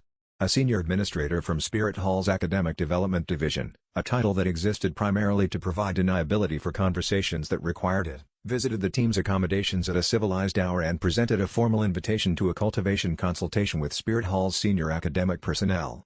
The team gathered in the common room. Shen Yue laid out the situation plainly. A cultivation consultation is their standard methodology for evaluating potential recruits. They test individual capabilities, compile a full profile, and use the profile to determine what kind of asset each person represents and what offer is required. He looked around the room. We attend, we cooperate, we demonstrate genuine ability. We tell them nothing we don't intend to tell them. The goal is to be recruitable rather than threatening. There's a difference between those categories? Oscar asked. Significant. A recruitable target gets an offer. A threatening target gets eliminated. He kept his voice level. We are not in a position where active Spirit Hall opposition is survivable for everyone connected to us. For us personally, perhaps. For the Clear Sky Sex survivors, for the Ning Clan's alliance partners, for everyone else, no. He looked at Dai Mubai specifically. For the Star Luo Empire's population if Spirit Hall decides to use Dai Yc's leverage. Dai Mubai nodded. We manage the assessment. We give them true information that leads them to useful conclusions. Every answer at the consultation should be accurate. Don't lie. Just answer what was asked without volunteering context they haven't asked for. He paused. If they ask what your soul ring configuration is, describe it. If they ask why you chose those specific rings, answer the immediate cultivation reason. Don't explain the strategic logic. The consultation's 3 Spirit Hall senior personnel were professional, thorough, and experienced at drawing out more information than subjects intended to give. Their title Douluo Observer, an older man who sat apart and said nothing until the end, had the soul energy signature of someone whose capabilities were much larger than his presentation. Shen Yue gave them precisely what he decided to give them. The title Douluo Observer spoke once, at the end, the Supreme Pontiff is aware of your abilities. She would appreciate a personal meeting. I'm honored, Shen Yue said. I'll discuss timing with my team and our academy leadership. She is not accustomed to waiting long. I understand. I'll convey the urgency. Walking out, Tang San said quietly at his shoulder, that last exchange was a test. Yes. Shen Yue kept his voice equally low. They wanted to know if I'd respond to the implied pressure by conceding the timeline. I didn't. What did that tell them? That I understand my own position clearly enough to not be panicked by implied urgency. He looked ahead. Which is exactly the kind of assessment that makes the follow-up meeting more important to them. He kept his eyes forward. The follow-up meeting was already scheduled. Tomorrow. Alone, inside Spirit Hall's cathedral, with the woman who had already decided what she wanted from him, he just didn't know yet whether that was something he could give. Chapter 55 The meeting with Bibi Dong was scheduled for the following morning. Flender objected through 3 distinct arguments. Grandmaster objected with more precision but equal force. Tang San said nothing but his expression delivered the content of both their objections with additional subclauses. King looked at him with the wind-or-water gaze for a long moment and said, if you don't come back from this meeting, I'm going to be very unhappy with you. Noted, he said. I'll be back. He arrived at Spirit Hall's formal reception chamber at the designated time, alone, and was escorted through 3 separate security checkpoints, each one a subtle assessment, before being admitted. Bibi Dong was waiting, seated on a raised section that required anyone addressing her to look slightly upward. The light fell from the correct angle to illuminate her face without illuminating her expression. Her soul energy was contained to near neutral output, which at her level was its own statement, this much power, voluntarily compressed, visible only as depth rather than force. He bowed correctly. Respectful, not deferential. She studied him for several seconds before speaking. Shen Yue. No Dai bloodline, confirmed. Evolved evil eye white tiger with psychic third eye variant. 3 purple soul rings and a 30,000-year spirit bone absorbed within the last week. A pause. You're reading my soul energy signature right now. I read everyone's, he said. Passive function of the third eye. What do you read? He considered being evasive. Decided against it. She would know evasion, and knowing he was capable of accurate reading was more valuable to her than a concealed capability. Power. Genuine and extraordinary. The spider element component is what most people sense. There's something deeper beneath it that you're cultivating toward. He met her eyes. You're choosing not to display that component in this setting. Something in her eyes adjusted, not surprise, exactly, but the particular recalibration that happens when an intelligence recognizes itself being seen accurately. You're more interesting than your file suggested, she said. What does Shrek Academy want? To develop our students without interference. The same thing we've always wanted. That's not compatible with what you're becoming. It might be. The compatibility depends on how the development proceeds, and who chooses to interfere with it. He held her gaze steadily. What does Spirit Hall want? Someone with your capabilities, developed properly, would be an extraordinary asset. Spirit Hall can provide what Shrek Academy cannot. Her voice was clinical and patient. In exchange, loyalty. Service. Eventually. Those are large words. I'll consider the offer. She regarded him with the particular analytical attention of someone adding a data point to a model they've been building carefully. I suspect consider means something different when you say it than when most people say it to me. Most people say it to buy time. And you? I say it because the implications aren't all visible yet, and I don't make commitments without complete information. He held her gaze. This is the first time I've been given an offer whose complete implications I can't see clearly. It was the truest thing he'd said in the meeting, and he meant it. Bibi Dong, whatever she was in the story he'd read, was not a simple antagonist. She had reasons. She had a path that was rational from her premises. Sitting across from her, he knew this in his body rather than just his memory. We'll speak again, she said. Yes, he agreed. We will. Walking out of the cathedral into the afternoon light, he stood for a moment on the steps and felt the vast soul energy signature of the building behind him, and beneath it the smaller but entirely distinct signature of a woman who had noted that he'd neither refused nor accepted, and was deciding what that meant for her timeline. He started walking before she finished deciding. He walked back through Spirit City's ordered streets with the afternoon sun on his face and the cathedral's shadow somewhere behind him, and thought about the meeting's outcome. It had gone as well as possible. She found him interesting. She hadn't revealed her actual response timeline. She hadn't made a hard demand. Those were all good outcomes. But she had also confirmed, through the quality of her attention, that she had been watching him specifically since before the tournament began. The intelligence file on him was more extensive than the operative in Swotuo City alone could have generated. She had sources he hadn't identified. That was the piece he needed to think about, and not just think about, but find. Because if Spirit Hall had surveillance capabilities around Shrek Academy that he hadn't detected, then his preparation timelines were based on information that was less complete than he'd calculated, and less complete information meant less time to act before the comfortable middle position became untenable. He walked faster, and behind him, the cathedral's shadow tracked his pace with the patience of something that already knew where he was going. Chapter 56. The team departed Spirit City on the third day after the championship ceremony. The morning of departure had a specific quality that Shen Yue noticed and filed. Spirit City in the early hours before crowds filled its ceremonial avenues was a different place from Spirit City under the tournament's attention. The cathedral's bells marked the hour with the same measured authority they had marked every hour since the team arrived, but the soul energy landscape had changed in the past 3 days. Several of the titled Douluo-level presences he'd been tracking since their arrival had reoriented, the passive monitoring that ran continuously in the background of his awareness registering a shift in which direction the city's high-level soul masters were facing, not physically, but in the sense of what they were currently attending to. Before the championship match, the attention had been distributed: tournament logistics, Spirit Hall administrative business, the general ambient awareness of a city that functioned as the continent's primary soul master institutional center. After the championship match, a significant fraction of that attention had converged, briefly, on Shrek Academy's team. Now it was dispersing again, but in the particular way that attention disperses when it has been noted somewhere important and the noting has become a record rather than a present observation. They had been filed. Whatever file had been opened on them was now larger than when they'd arrived, and it would not be closed. He carried their luggage down to the carriage as the others finished their final room checks, and stood on the cobblestones for a moment while the driver prepared the team, watching the cathedral's upper levels through the early morning light. The building caught the sunrise from the east in a way that made its pale stone glow, beautiful, genuinely beautiful, in the way that things built by institutions with enormous resources to expend on aesthetics became beautiful over centuries of careful maintenance. Whatever was wrong about what Spirit Hall had become and was continuing to become, the building itself was extraordinary, and he allowed himself to notice that without needing to make it into anything else. The carriage wheels turned on the cobblestones, and the cathedral grew smaller in the window, and the city's weight began to lift, not disappear, but become a distance rather than a presence. The carriage journey back through the harvest country was quieter than the journey in had been. The tournament was behind them. Everything the tournament had set in motion was ahead. Tang San sat across from him for the first hour before speaking. The meeting with the Supreme Pontiff. What did she offer? Shen Yue described it plainly, the offer structure, the exchange terms, his response, the final exchange about considering. She'll wait a specific duration before following up, Tang San said. She knows what considering means to you. She wants to see how long you run it. Approximately 4 months. Then a second approach, harder. He watched the fields through the window. In 4 months I want to have preliminary contacts established with the Clear Sky sect and the 7 Treasure Glaze Tile clan. Having those contacts changes our position enough that the second approach has a different context. The Clear Sky sect. Before winter. That's a hard deadline. He looked at Tang San. Your father is going to be difficult. Yes.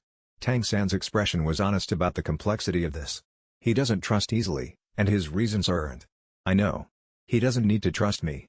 He needs to trust you, and you've earned that. I'm the stranger you're vouching for. Shen Yue paused. The pattern I intend to establish with him is honest information and no demands. Everything I tell him, he can verify through his own channels. Everything I ask for, he can refuse without cost. What do you need from the Clear Sky sect? Alliance in the formal sense when it becomes necessary. And one specific piece of information about the Clear Sky Hammer's relationship to the Divine Beast mythology, which I believe they have documented in their archives. He paused. The information is for background context. I don't need it urgently. Tang San looked at him.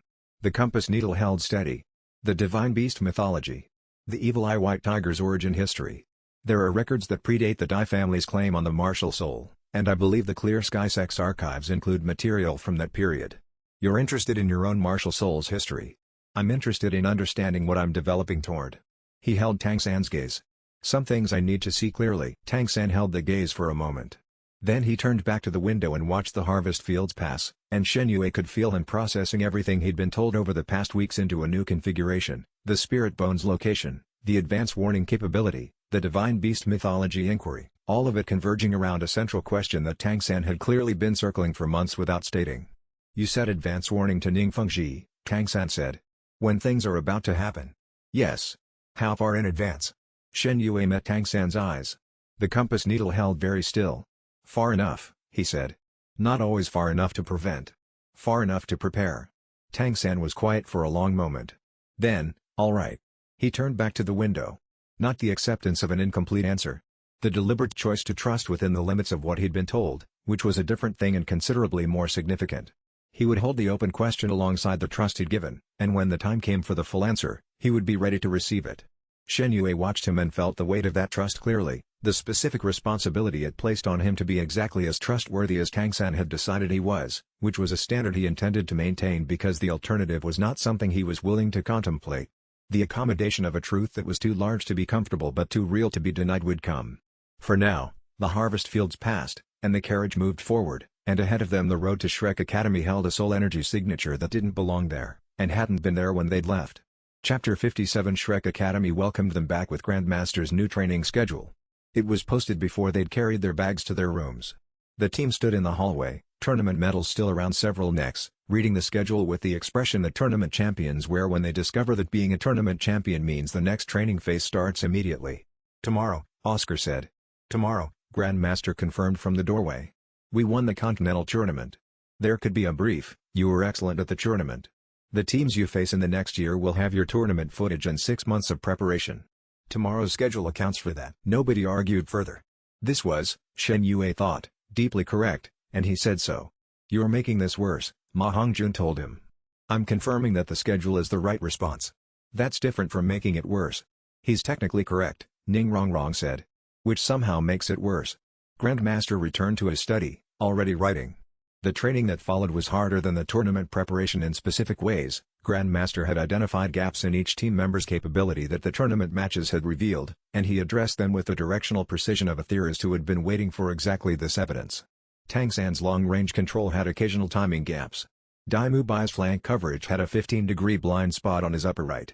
Ma Hongjun's fire calibration was excellent in standard conditions and degraded in high-pressure match environments. Zhu Xun's blind spots, Grandmaster noted carefully, were social rather than technical. She had no significant technical gaps. She was, in his assessment, operating at or near her current ceiling in every skill category, which meant her next stage of development would come from advancing her cultivation rank rather than technique refinement. Which means your fourth soul ring, Shen Yue said to her that evening. Grandmaster's candidate list has two options. A forest shadow type beast in the Eastern Territory or a cave-dwelling blade element beast in the mountain range. Shadow type. It compounds with your health of its existing stealth dimension. He paused. I'm taking the dark silver fox for my fourth ring in 2 weeks. We could go together. She looked at him. That's a longer hunt with two different targets in separate regions. Not if we split the team. Tang San and I take the fox. You and Dai Mubai take the shadow beast. He held her gaze. Dai Mubai's flank coverage will benefit from hunting with you. Your training methods are different from mine and he's been exposed to primarily my approach. She considered this. You're giving him access to my training approach. I'm giving you both access to a context where you work together without the tournament formation structure around you. He paused. He's not the rival he was 6 months ago. She was quiet for a moment. No, she agreed. He isn't. The evening settled around them. In Suotuo City's administrative records, the tournament win had been filed. In Spirit Hall's intelligence archive, a new file had been opened, Shrek 7 Devils, post-tournament assessment. In the diplomatic channels between Starluo and Spirit Hall, a conversation was happening about Dai Mubai's public identification as a Seven Devils team member and what that meant for the Crown Prince's political calculations. Everything was moving faster than anyone except Shen Yue fully understood. The soul energy signature near the Academy's perimeter, the one he'd caught on the approach road, was still present in the back of his third eye's passive reading. It had moved slightly since he'd first detected it. Not fleeing. Observing. Whatever it was, it knew he was back, and it was still there. He stood with Juzking in the Academy's quiet and let the awareness of it sit, and didn't say anything about it tonight, because what it was and what it wanted would become clear in its own time, and tonight the team needed rest more than they needed another threat to track. But tomorrow he would look, and whatever was watching back would have to decide how it wanted that confrontation to go. Chapter 58 The fourth Soul Ring hunts were scheduled and executed over 3 separate weeks.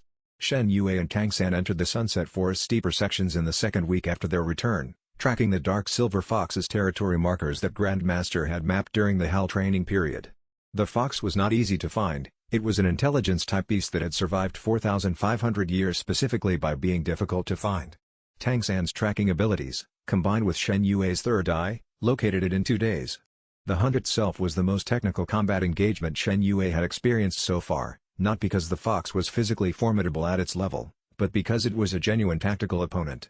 The dark silver fox's signature ability was cognitive interference. It projected mental static that degraded perception accuracy and decision-making speed. Against a standard Soul Master, this effect would have been debilitating. Against the third eye's mental fortification, it was reduced to a manageable background noise. He had to do most of the work himself. The fox's cognitive interference was too disruptive for Tang San to operate effectively at close range, and Shen Yue had to maintain enough psychic output to keep the interference at bay while simultaneously conducting combat. 4 hours of sustained effort. Tang San worked the perimeter, blocking escape routes, providing the frame within which Shen Yue could work. The killing blow landed cleanly. The purple soul ring rose. Absorbing it, with Tang San standing watch in the forest's quiet, Shen Yue felt the new skill integrate with his existing psychic architecture, Silver Mirror, the ability to reflect cognitive interference back at its source, turning a mental-type opponent's own techniques against them. Combined with mental fortification's defense, he was now both impervious to and capable of exploiting psychic attacks. His fourth soul ring settled into place. Level 45. Your configuration is entirely unprecedented, Tang San said when he opened his eyes. Grandmaster has mentioned this. Your spirit bone is a psychic defense enhancement. Your fourth ring is a psychic offense enhancement. Your third eye projects calming pulses and detection functions. Tang San paused. You're becoming a mental-type soul master wearing a power-type martial soul. A convergence, Shen Yue said. It was Grandmaster's word, and it was right. I've never read about this in any theory text. No. Because it hasn't happened before. He stood and felt the soul power settle into its new configuration. It works because the white tiger spirit's predatory intelligence was always the foundation. The eye is the part that expression sees through. Tang San was quiet in the forest's afternoon light. He was looking at Shen Yue with the compass needle quality fully engaged, the assessment that had been running since their first meeting, finally arriving at a new plateau. A convergence, Tang San said. Grandmaster's word. It's accurate. A power-type martial soul with a psychic architecture. It's not in any published theory because published theory assumes a single primary function per martial soul. He paused. How far can it develop? Unknown. That's the honest answer. Shen Yue looked at his hands, where the fourth ring soul power was still settling into the cultivation channels. Every advancement reveals new aspects I hadn't predicted. The convergence runs deeper than the individual components suggest. At higher cultivation levels, the distinction between the white tiger's physical expression and the third eye's psychic expression may not be a distinction at all. Tang San absorbed this with the focused attention of someone storing it for significant future use. The divine beast origin. I think the original divine tiger's nature was already convergent. Physical and psychic simultaneously, a predator who could hunt through both dimensions at once. The Dai family's version lost the psychic component through dilution over generations. I'm recovering what was there originally. You're not cultivating a new path. You're recovering an ancient one. Yes. Shen Yue looked at him. Which is why the Clear Sky Sex archives matter. They predate Spirit Hall's historical revisionism. If the original documentation exists anywhere, it exists there. Tang San was quiet for a moment. 2 weeks. Let Grandmaster's cycle complete, and then the Ning clan visit, and then we go to my father. He paused. In that order. In that order, Shen Yue agreed, and didn't mention that the soul energy signature he detected near the academy was still present in the third eye's passive range, watching, and had been there since before the tournament, and he still didn't know whose it was or what it wanted. Chapter 59 The visit to the Seven Treasure Glaze Tile clan compound took a full week of travel. Ning Fengji received them in a courtyard that communicated old wealth through quality rather than display, stone laid by craftsmen who took pride in precision, gardens tended by people who understood that living things require patience. The clan patriarch was a man in his mid-40s whose calm suggested someone who had made peace with the weight of leadership and found the weight livable rather than crushing. He looked at his daughter with genuine warmth. He looked at Shen Yue with the careful attention of someone who had received a report and wanted to compare it to the original. The tournament champion, he said. My daughter writes accurately. Your daughter is exceptionally observant, Shen Yue said.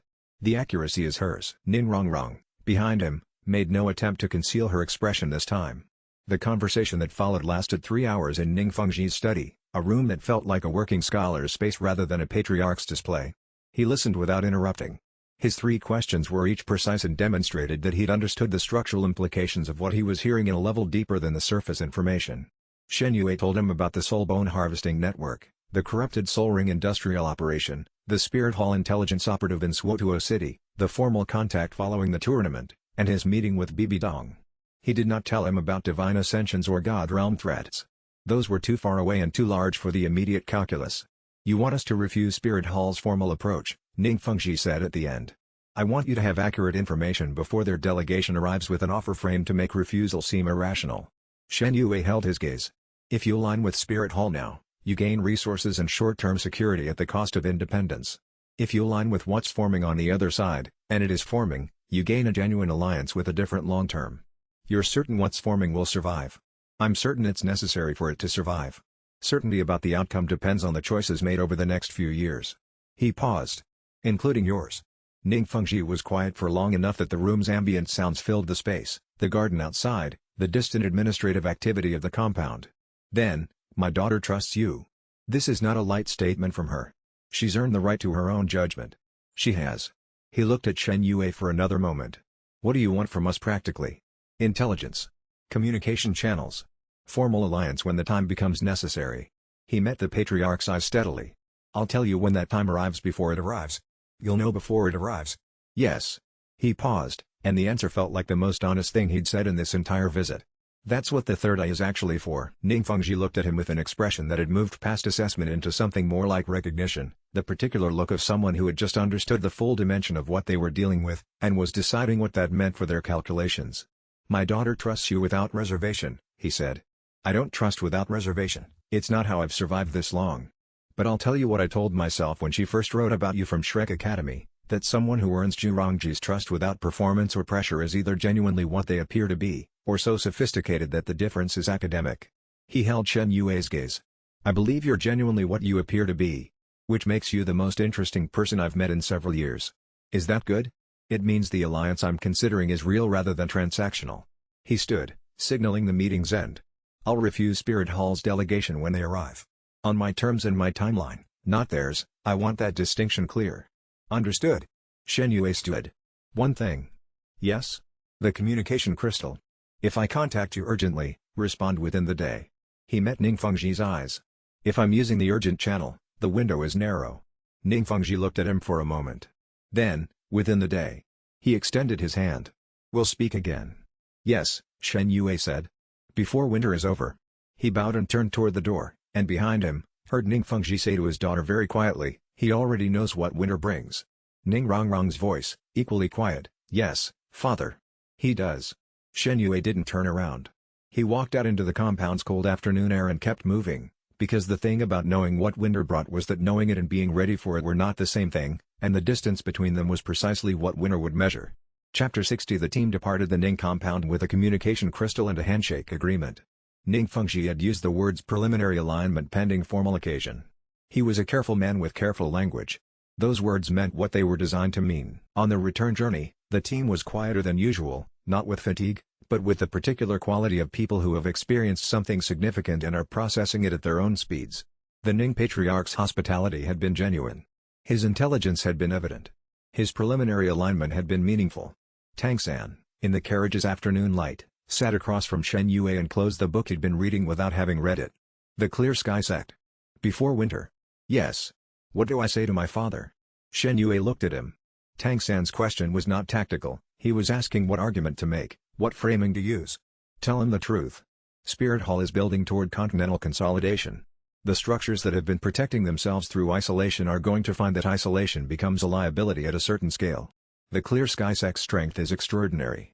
Hidden strength doesn't protect, it just delays the confrontation until conditions are worse. He knows this. Yes.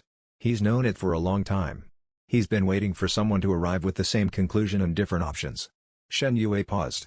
You're the option he was waiting for. I'm the context that makes the option credible. Tang San held his gaze. You've been thinking about this meeting for a long time. Since before I arrived at Shrek Academy. The carriage rolled on through the landscape that was beginning to show the first hints of winter's approach, the trees thinning, the light lower, the air carrying a crispness that had replaced the summer heat. In the original story, this season had been quiet before several things broke open at once. In this story, the quiet was fuller, more lives in motion, more alliances forming, more knowledge of what was coming loaded into the preparations. It was, Shen Yue thought, the best prepared version of this moment that had ever existed. Whether it was prepared enough was the question he couldn't answer yet. The spirit bone you acquired in Spirit City, Tang San said. It wasn't a question. Yes. Before the second round. Yes. Its origin isn't something that would normally be accessible to anyone without very specific knowledge. No, Shen Yue agreed. Tang San sat with that for a moment. Then, all right. He opened his book again. Not because he had closed the subject, because he had decided, deliberately, to carry the open question alongside the trust he'd chosen to give. That was Tang San's way. He didn't need every answer immediately. He needed to know that the person he was working with was genuine. Shen Yue watched the winter country through the carriage window and felt, alongside everything else he was feeling, something that was simply gratitude. For the team around him. For the choices they were making. For the story that was, despite everything, tracking toward the right direction. He had 2 alliances in preliminary form. The Clear Sky Sect meeting was scheduled. His 4th soul ring was absorbed and the convergence was advancing. Spirit Hall had him categorized as a potential asset rather than an immediate threat, at least for now. Bibi Dong was deciding what his non-answer meant at her own pace. Dai Mubai had reached a genuine equilibrium that wasn't fragile anymore. It was the best position this version of the story had reached yet. That feeling lasted until they turned onto Shrek Academy's approach road. His third eye caught the signature at 100 meters, foreign, specific, deliberate in the way that surveillance energy never quite managed to fully conceal. Not immediately threatening. Not close to the buildings. Position for observation, not intrusion. It wasn't Spirit Hall's standard operative signature. Not IYC's network either. Something older. Something that carried a resonance that the third eye associated with the deep star dough forest, vast and patient and ancient, but compressed now into a human-scale form that was waiting on the road to Shrek Academy as though it had been there for some time. Stop the carriage, Shen Yue said. Tang San was immediately alert. What? There's someone at the academy perimeter who has been watching since before we left. He looked at the road ahead, where nothing was visible to normal sight. And they're not any of the threats I've been tracking. Which meant there was a category of presence in this story he hadn't accounted for, and whatever it was, it already knew they were coming. Chapter 61. 6 months after Spirit City, the academy felt different. Not smaller, if anything, The training grounds and theory halls felt larger than they had before the tournament, each space carrying the residue of what had been learned and built. But the atmosphere had changed in a way that Shen Yue noticed every morning when he arrived at first light to run the perimeter, a specific quality of focused tension, the kind that came from people who understood that what they were training toward was real and coming. He reached level 48 the third week of the new cycle. The breakthrough came during a solo training session at dusk, the White Tiger spirit responding to 6 months of accumulated cultivation with a surge of soul power that expanded his meridians in 3 places simultaneously. Grandmaster documented the breakthrough and said nothing more than, 2 more levels to Soul King. Don't rush it. The warning was unnecessary. Shen Yue had no intention of rushing. His 5th ring would require a 10,000-year beast, and a 10,000-year beast hunted by an underprepared soul ancestor was a dead soul ancestor. He was in the middle of his cool-down stretches when Tang San crossed the training ground to hand him a folded letter with the Star Lu Imperial seal. He turned the letter over. The third eye caught the faint soul energy residue on the paper, not threatening, not poisoned, but carrying the particular vibration of something transmitted through official channels rather than covert ones. Which meant it was designed to be seen. He broke the seal and read. The Crown Prince Dai, acting in his capacity as heir to the Star Luo Empire and guardian of the imperial bloodline martial soul legacy, formally accused Shen Yue of theft through forbidden means of the evil Eye White Tiger, a martial soul belonging exclusively to the Dai bloodline by divine lineage right. The letter demanded a response within 30 days. He's not asking, Tang San said. He'd read the letter over Shen Yue's shoulder without apology. He's demanding. There's a difference. Shen Yue folded the letter. He knows the accusation is false. This isn't about truth, it's about forcing a confrontation on his terms. Then we don't let him set the terms. No. We don't. Shen Yue stood and looked across the training ground to where Dai Mubai was running drills with Oscar, unaware. But he needs to know about this before we respond. It's his family. He has the right to learn it from us, not from a rumor. The conversation with Dai Mubai lasted 40 minutes. For the first 30, Dai Mubai didn't speak. He held the letter with his jaw set and his white tiger spirit flickering at the edge of his soul power, the slight glow of it visible in the late evening light. Then he set the letter down carefully on the sparring mat and looked at Shen Yue with an expression that had compressed past anger into something harder and more settled. He's using our family's martial soul as a political weapon. His voice was flat. He doesn't care about the white tiger. He never did. He cares that you have something he can use to make you look like a criminal. I know. I'll write back to him. Dai Mubai held Shen Yue's eyes. Not as the team's captain. As his brother. He needs to hear that this ends here before it goes further. Shen Yue said nothing. He knew Dai Weissi's letter to his brother, if Dai Mubai sent one, would not produce the result Dai Mubai hoped for. Dai Weissi was not operating from a position of personal grievance that could be talked out, he was operating from calculation, and calculation did not respond to fraternal appeals. But Dai Mubai needed to try, and the attempt would matter later for reasons that weren't yet visible. Write it, Shen Yue said. And then we prepare for what comes when it doesn't work. Dai Mubai looked at him. You already know it won't work. I think Dai Weissi has made a decision that's further along than this letter suggests. He paused. I hope I'm wrong. The third eye's passive monitoring, running as always in the background like a quiet second heartbeat, caught the faint echo of a soul energy transmission far to the northwest, the direction of Star Luo City, and registered nothing unusual. But the absence of unusual things was itself a kind of signal, and Shen Yue had learned to pay attention to the silence between what was present and what was missing. What was missing was any sense that this would end cleanly, and the letter in his hand was not a beginning but a signal that something had already begun. Chapter 62 Dai Weissi arrived at Shrek Academy on a grey morning with 20 Imperial soldiers, a palanquin bearing the Star Luo Empire crest, and 3 men who walked slightly apart from everyone else with the particular stillness of fighters who were constantly gauging their environment. Shen Yue assessed the 3 from the academy gate. Soul Ancestor level, all 3, level 46, 48, 45 respectively by the pressure signature. The Crown Prince had brought serious force for what was nominally a diplomatic visit, which meant the visit's diplomatic framing was exactly that, a frame. Flender met the delegation at the gate with Luerlang standing at his right shoulder, which was itself a message, the Academy's nominal leadership and its actual combat authority together, in public, where Dai Weissi's escort could see them. Shrek Academy welcomes His Highness, Flender said, with the tone of a man who had said considerably more welcoming things to considerably less impressive guests. Dai Weissi stepped down from the palanquin. He was 23 years old, 2 years younger than Dai Mubai, and the family resemblance was clearly there, the same strong jaw, the same coloring, the same fundamental structure of martial soul energy that the third eye read as the White Tiger bloodline. But where Dai Mubai wore his soul power openly, Dai Weissi kept his compressed and controlled, which was a choice that spoke to a cultivator who had been trained to conceal rather than project. I've come regarding a formal accusation, Dai Weissi said. His eyes moved to Shen Yue immediately and stayed there. The matter concerns the integrity of Star Luo's imperial martial soul heritage. The matter concerns a false accusation, Lu Erlong said. That determination has not yet been made. Dai Weishi produced a scroll, the formal version of the letter, expanded with legal citations. We request a bloodline examination. To be conducted at Shrek Academy under joint observation. We will provide the examination specialist. Shrek Academy will provide witnesses. Flender looked at Lu Erlong. Lu Erlong's gaze moved to Shen Yue. Shen Yue had been waiting for this for 6 months. He'd thought through 20 variations of how this moment would go. In most of them, the key was the same: agree to the examination, but establish the conditions before agreeing, not after. I'll submit to the examination, he said. Dai Weishi's expression didn't change. The 3 Imperial Guardsmen shifted their weight slightly under the following conditions. Shen Yue held Dai Weishi's gaze. The examination specialist must be approved by a neutral party. I suggest Grand Master, who is recognized as an independent soul master theorist with no affiliation to either the Dai bloodline or Shrek Academy. The observers will include representatives from the 7 Treasure Glaze Tile Clan and Spirit Hall. The results will be publicly documented and distributed before either party may comment on them. He paused. Those are my terms. Dai Weishi's face moved through surprise into calculation. He'd expected resistance, not structured counter-proposal.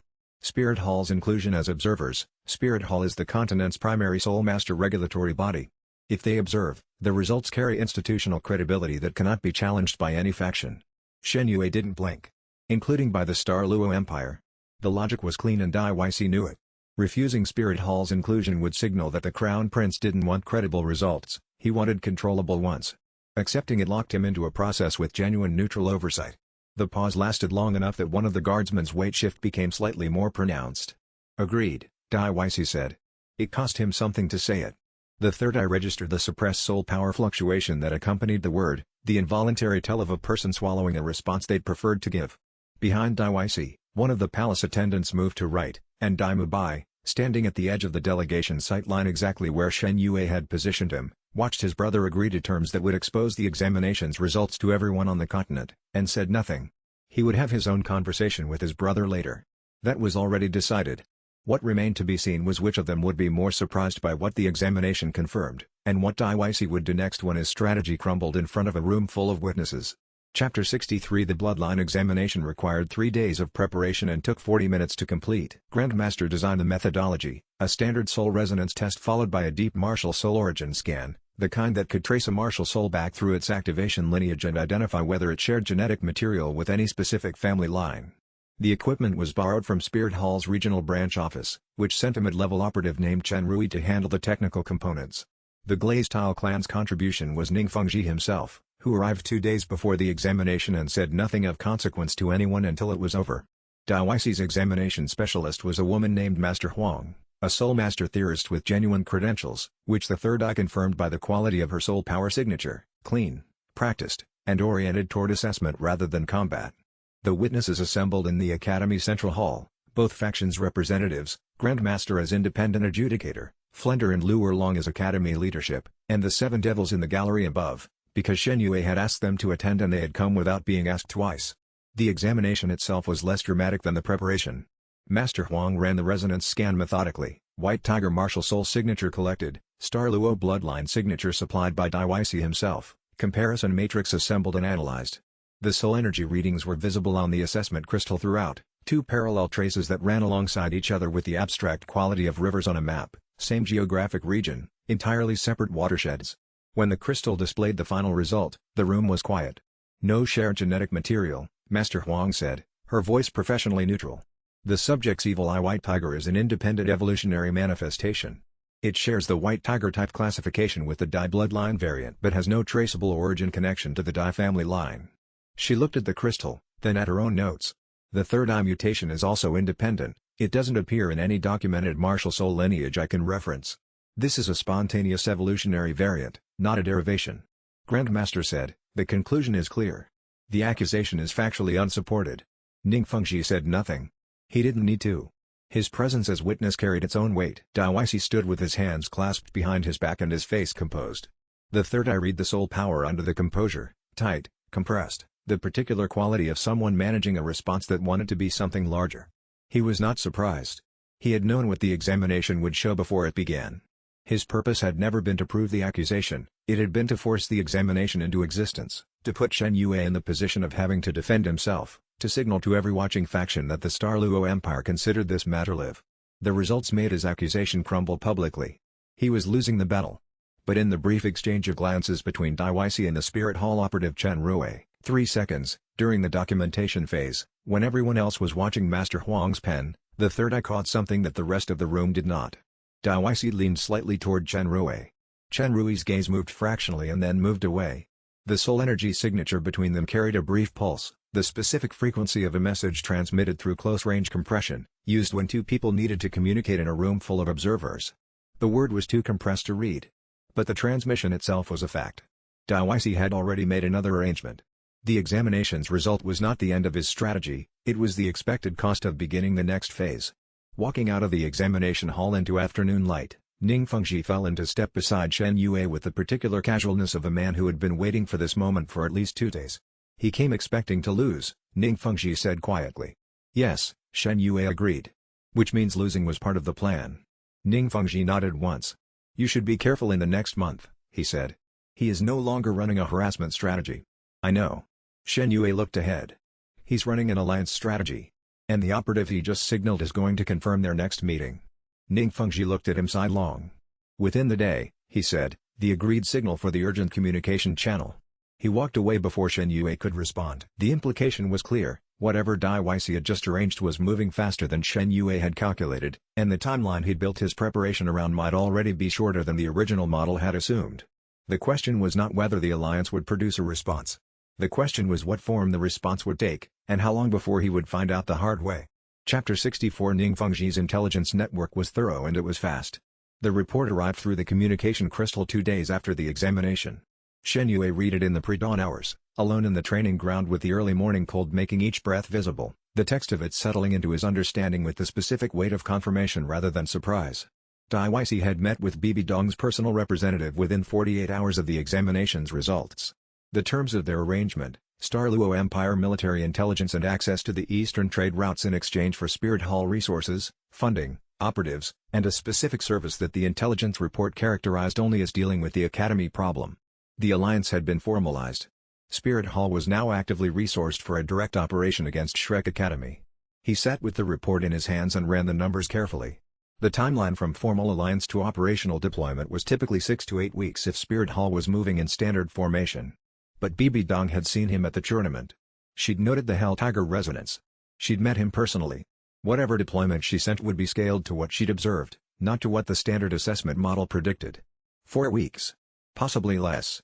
He began building countermeasures before the sun came fully up. The first priority was defensive architecture. Tang San spent 3 days walking the Academy's perimeter with his hidden weapon kit, laying a detection network that used modified soul guide triggers positioned to the third eye sensitivity specifications. Anything above Soul Elder level crossing within 100 meters would register. Tang San worked with the kind of meticulous care he brought to every technical task, and when the network was complete, Shen Yue walked the full circuit and confirmed it was as thorough as he'd have built himself. The second priority was intelligence parity.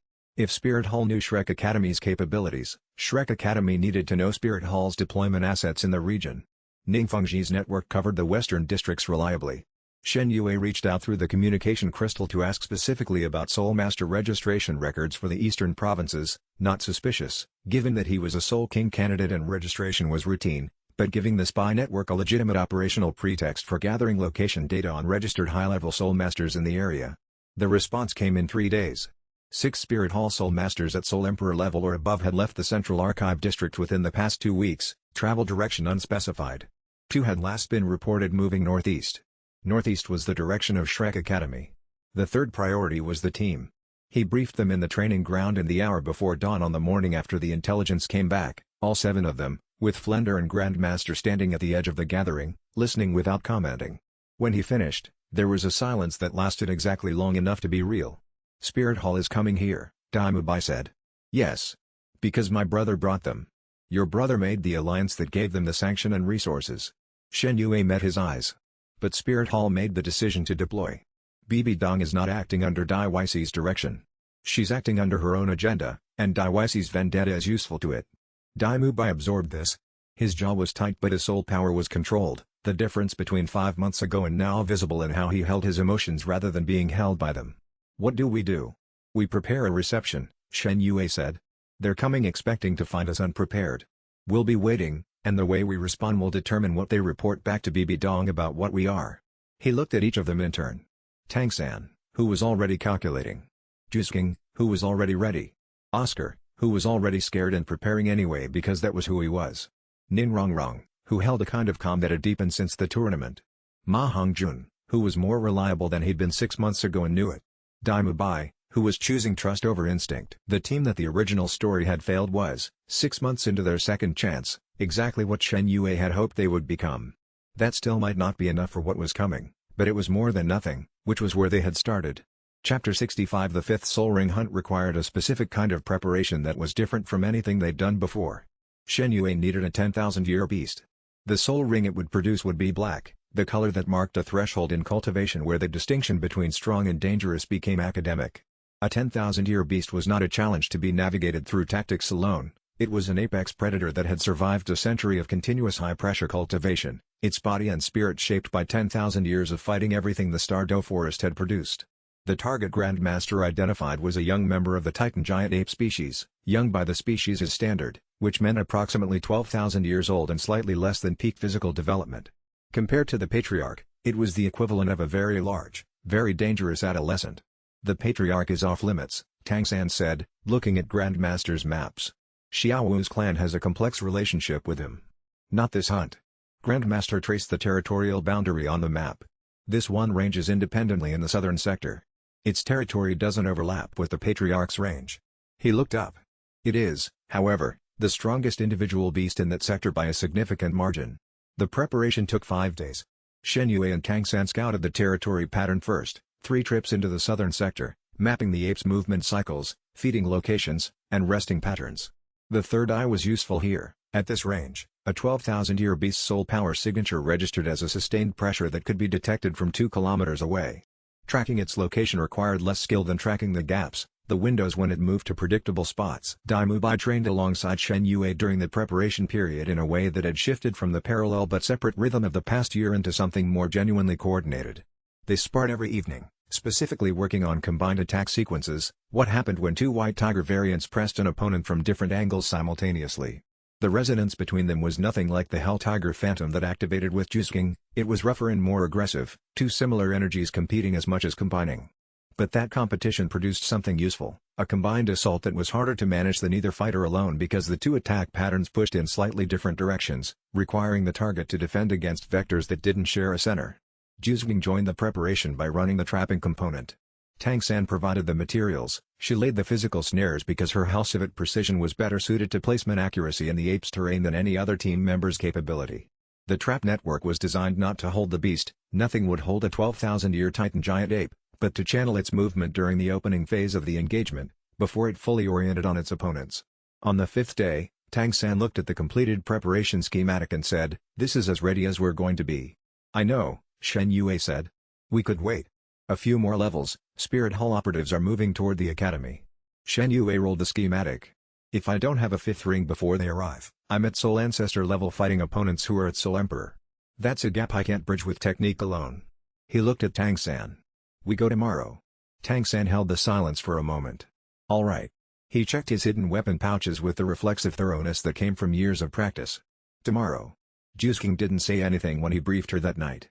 She sat in the training ground's edge and listened, and when he finished, she let a beat pass before saying, "I'll be on your right." The words were simple and specific, and he understood them in the way they were meant, not as reassurance but as tactical declaration.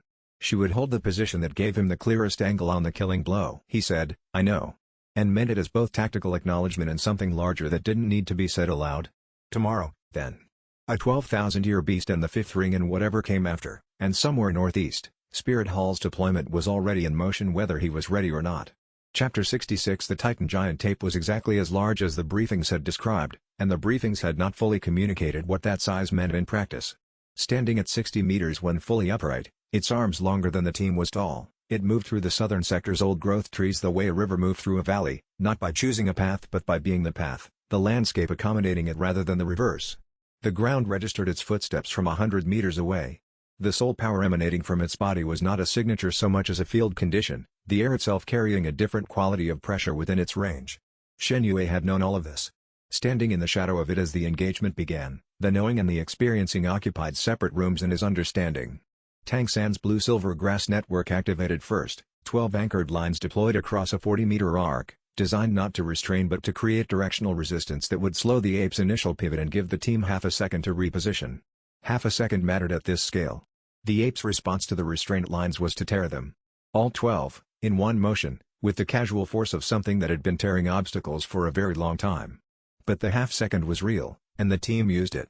Dai Mubai hit the ape's left knee, the targeted weak point in a Titan giant ape's structure, where the joint connecting two bones of different density created a stress concentration that a high-force impact could disrupt. His evil eye white tiger at full manifestation channeled every soul ring into a single compression strike, and the impact registered as a visible stagger in the beast's stance. The ape did not fall. It turned. What followed was a sequence that Shen Yue experienced less as a battle and more as a survival problem requiring ongoing revision. The ape's counterattack was not a technique, it had no technique, because technique was a refinement for entities that needed to overcome resistance, and this thing had operated for 12,000 years in an environment where resistance was minimal. It simply moved toward the threat and applied pressure until the pressure worked. Jusking, as promised, held his right flank. Her halcyon speed meant she was the one team member who could maintain position relative to the ape's movement, reading its turning radius and cutting angles that kept her from being caught in the direct pressure zone. When the ape's right hand swept low, she was already 2 meters above it. When it pivoted left, she was already moving right, and the signals she sent back through the team's established hand language told Shen Yue where the next pivot was going before it completed. Shen Yue hit the exposed left knee twice more during these pivots, not the full compression strike, the shorter version that landed while moving, angled for the stress point rather than maximum force. Each hit registered. The ape's left leg was functioning on accumulated damage now, the joint stability compromised. Dai Mubai came from the opposite side.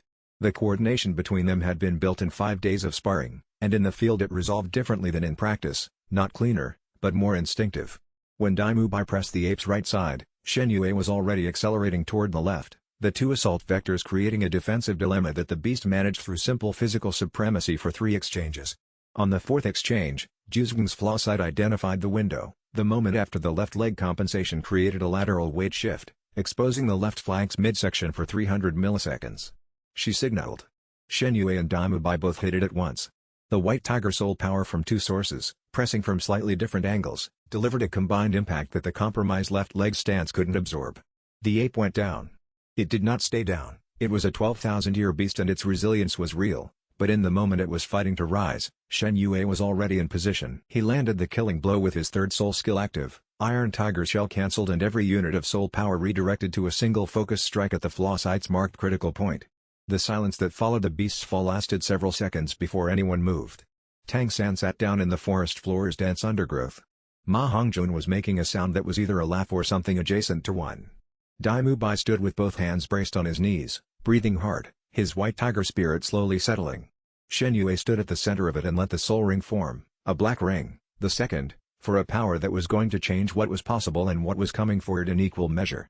Chapter 67 The black ring rose from the fell beast with a weight that was immediately different from the 3 purple rings and the first black ring in his existing configuration. Black rings at 10,000 years plus carried a quality that lower rings didn't, a density that registered in the cultivation channels as something that needed to be metabolized rather than simply absorbed.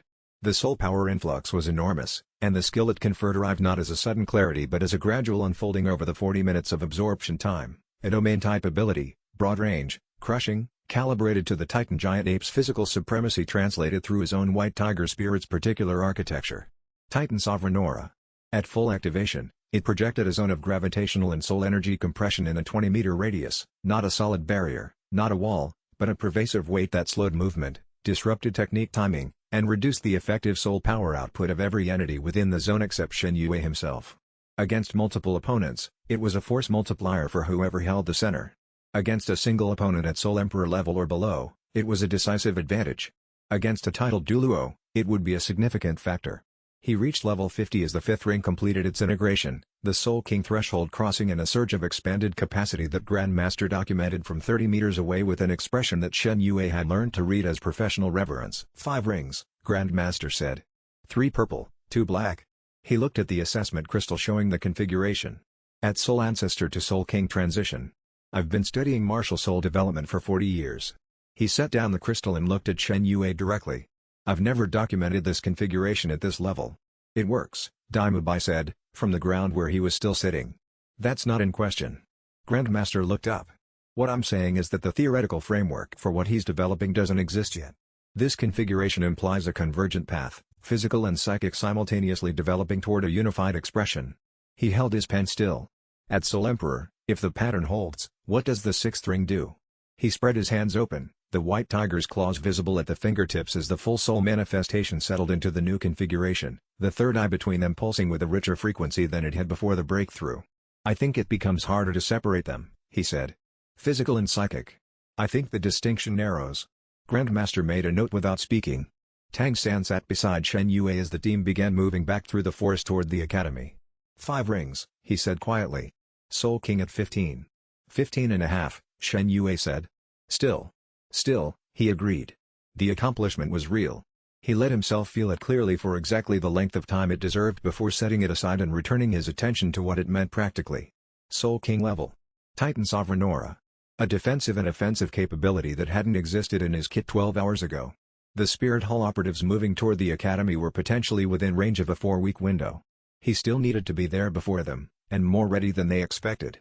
He walked faster through the forest's late afternoon shadows, the new ring's power settling into his cultivation channels like a key finding its lock, and let the third eye run its calculations about what 4 Soul Emperor level opponents with Spirit Hall training would look like inside a 20-meter radius where the gravity felt slightly wrong. The picture was complicated. But it was manageable, and that was the threshold that mattered. Chapter 68. They returned to Shrek Academy to find 3 training hall windows broken, the outer gate post scarred with impact damage, and 2 junior students sitting in the courtyard with the particular posture of people who had recently been frightened and were in the process of converting that into anger. Tang San was through the gate first. He scanned the damage without touching it, the professional habit of a person who understood that disturbed evidence was lost evidence. Shen Yue followed, the third eye sweeping the courtyard for residual soul power signatures. The signatures were recent. 2 separate soul masters, soul elder level, strong enough to cause significant property damage, not strong enough to have presented a real threat to the Academy's experienced fighters.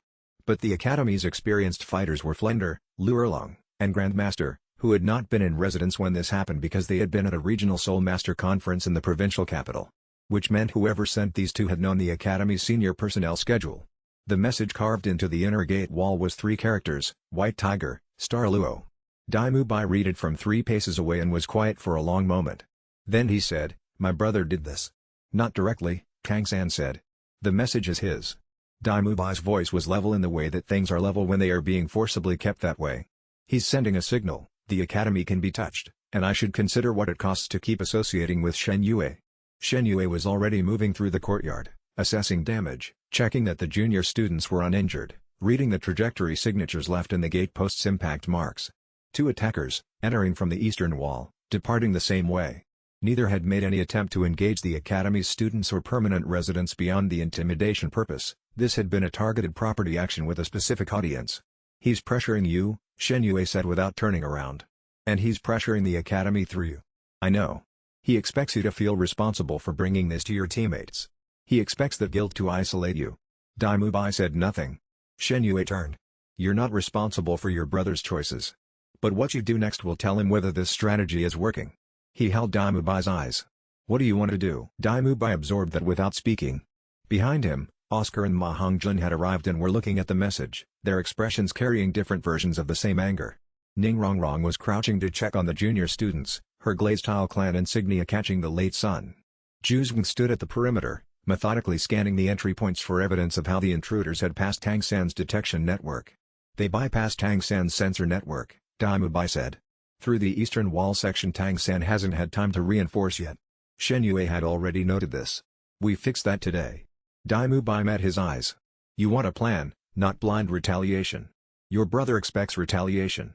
He's positioned for it. He has the diplomatic framing to characterize any response as Shrek Academy aggression against Star Luo." Shen Yue paused. "I want a response he can't use." Dai Mubai was quiet for another long moment. Then he said, "Tell me what you need from me." It was the first time Dai Mubai had asked that question. Not demanded partnership, not offered capability, not asserted position, asked. Asked what the plan needed, and placed himself within it rather than alongside it. Shen Yue felt the shift in the team's dynamic land with the specific weight of something that had been building for 2 years and had finally resolved. "I need you to let me run the political response," he said. "And I need you to be visible and calm when Flander returns, demonstrating that your loyalty to this team is unshaken." "Done," Dai Mubai said. Then, looking at the gate message again, "And when the time comes to face YC directly." "When that time comes," Shen Yue said, "I'll be right beside you." Dai Mubai nodded. It was a short nod, but it carried more trust than the last year had collectively managed to build, and it was not the last thing that would need to be built, but it was a foundation, and foundations were what everything else stood on. Chapter 69 The counterattack was not a battle. It was an argument, and arguments required a different kind of preparation. Shen Yue spent 2 days assembling the components. Ning Rongrong's message to her father requesting the Ning clan formally document the examination results and circulate them to affiliated clans. Tang San's trap renovation of the academy's full perimeter, expanding the detection network to cover all 4 walls with overlapping sensor fields, a formal letter to the Douluo provincial magistrate documenting the property damage with soul power signature analysis attached, noting that the attacker's signatures matched the frequency range of Douluo Imperial Guardsman training methods. That last document was not legally actionable. But it was on record. And record was the thing that changed what was possible later. The third element was the most public and the most deliberate. A regional Soul Master gathering was scheduled in the provincial market town 3 days travel from Shrek Academy, the Swotuo Circuit's quarterly assessment, where Soul Masters in the region registered advancement levels and observed demonstrations. Shen Yue submitted a request to demonstrate to the assembled registrars and witnesses. Grandmaster looked at the request form for a moment. "You want to demonstrate your martial soul publicly? Before as many registered witnesses as the quarterly gathering can provide. If Dai YC's strategy depends on the accusation that my martial soul is stolen, the most effective counter is 300 registered soul masters who have personally witnessed the examination evidence displayed in its full form." Shen Yue set down his tea. The Spirit Hall operative at the examination filed a formal report. "I want a public demonstration to precede whatever follow-up report Spirit Hall generates." "This creates visibility," Grandmaster said. "We're already visible. The tournament made us visible. I'm choosing to use that visibility rather than manage it." He held Grandmaster's eyes. "The bloodline examination's results, demonstrated publicly, with independent verification of the independent origin, that is the most complete political defense available to us." Grandmaster set his pen down. "You've thought through the risk of Spirit Hall observers at the gathering." "I'm counting on them. Everything they document goes back to Bibi Dong.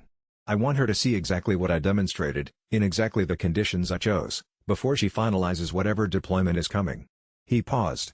"She is an intelligent person. She calibrates her decisions to evidence. I want the evidence she receives to include the demonstration I designed."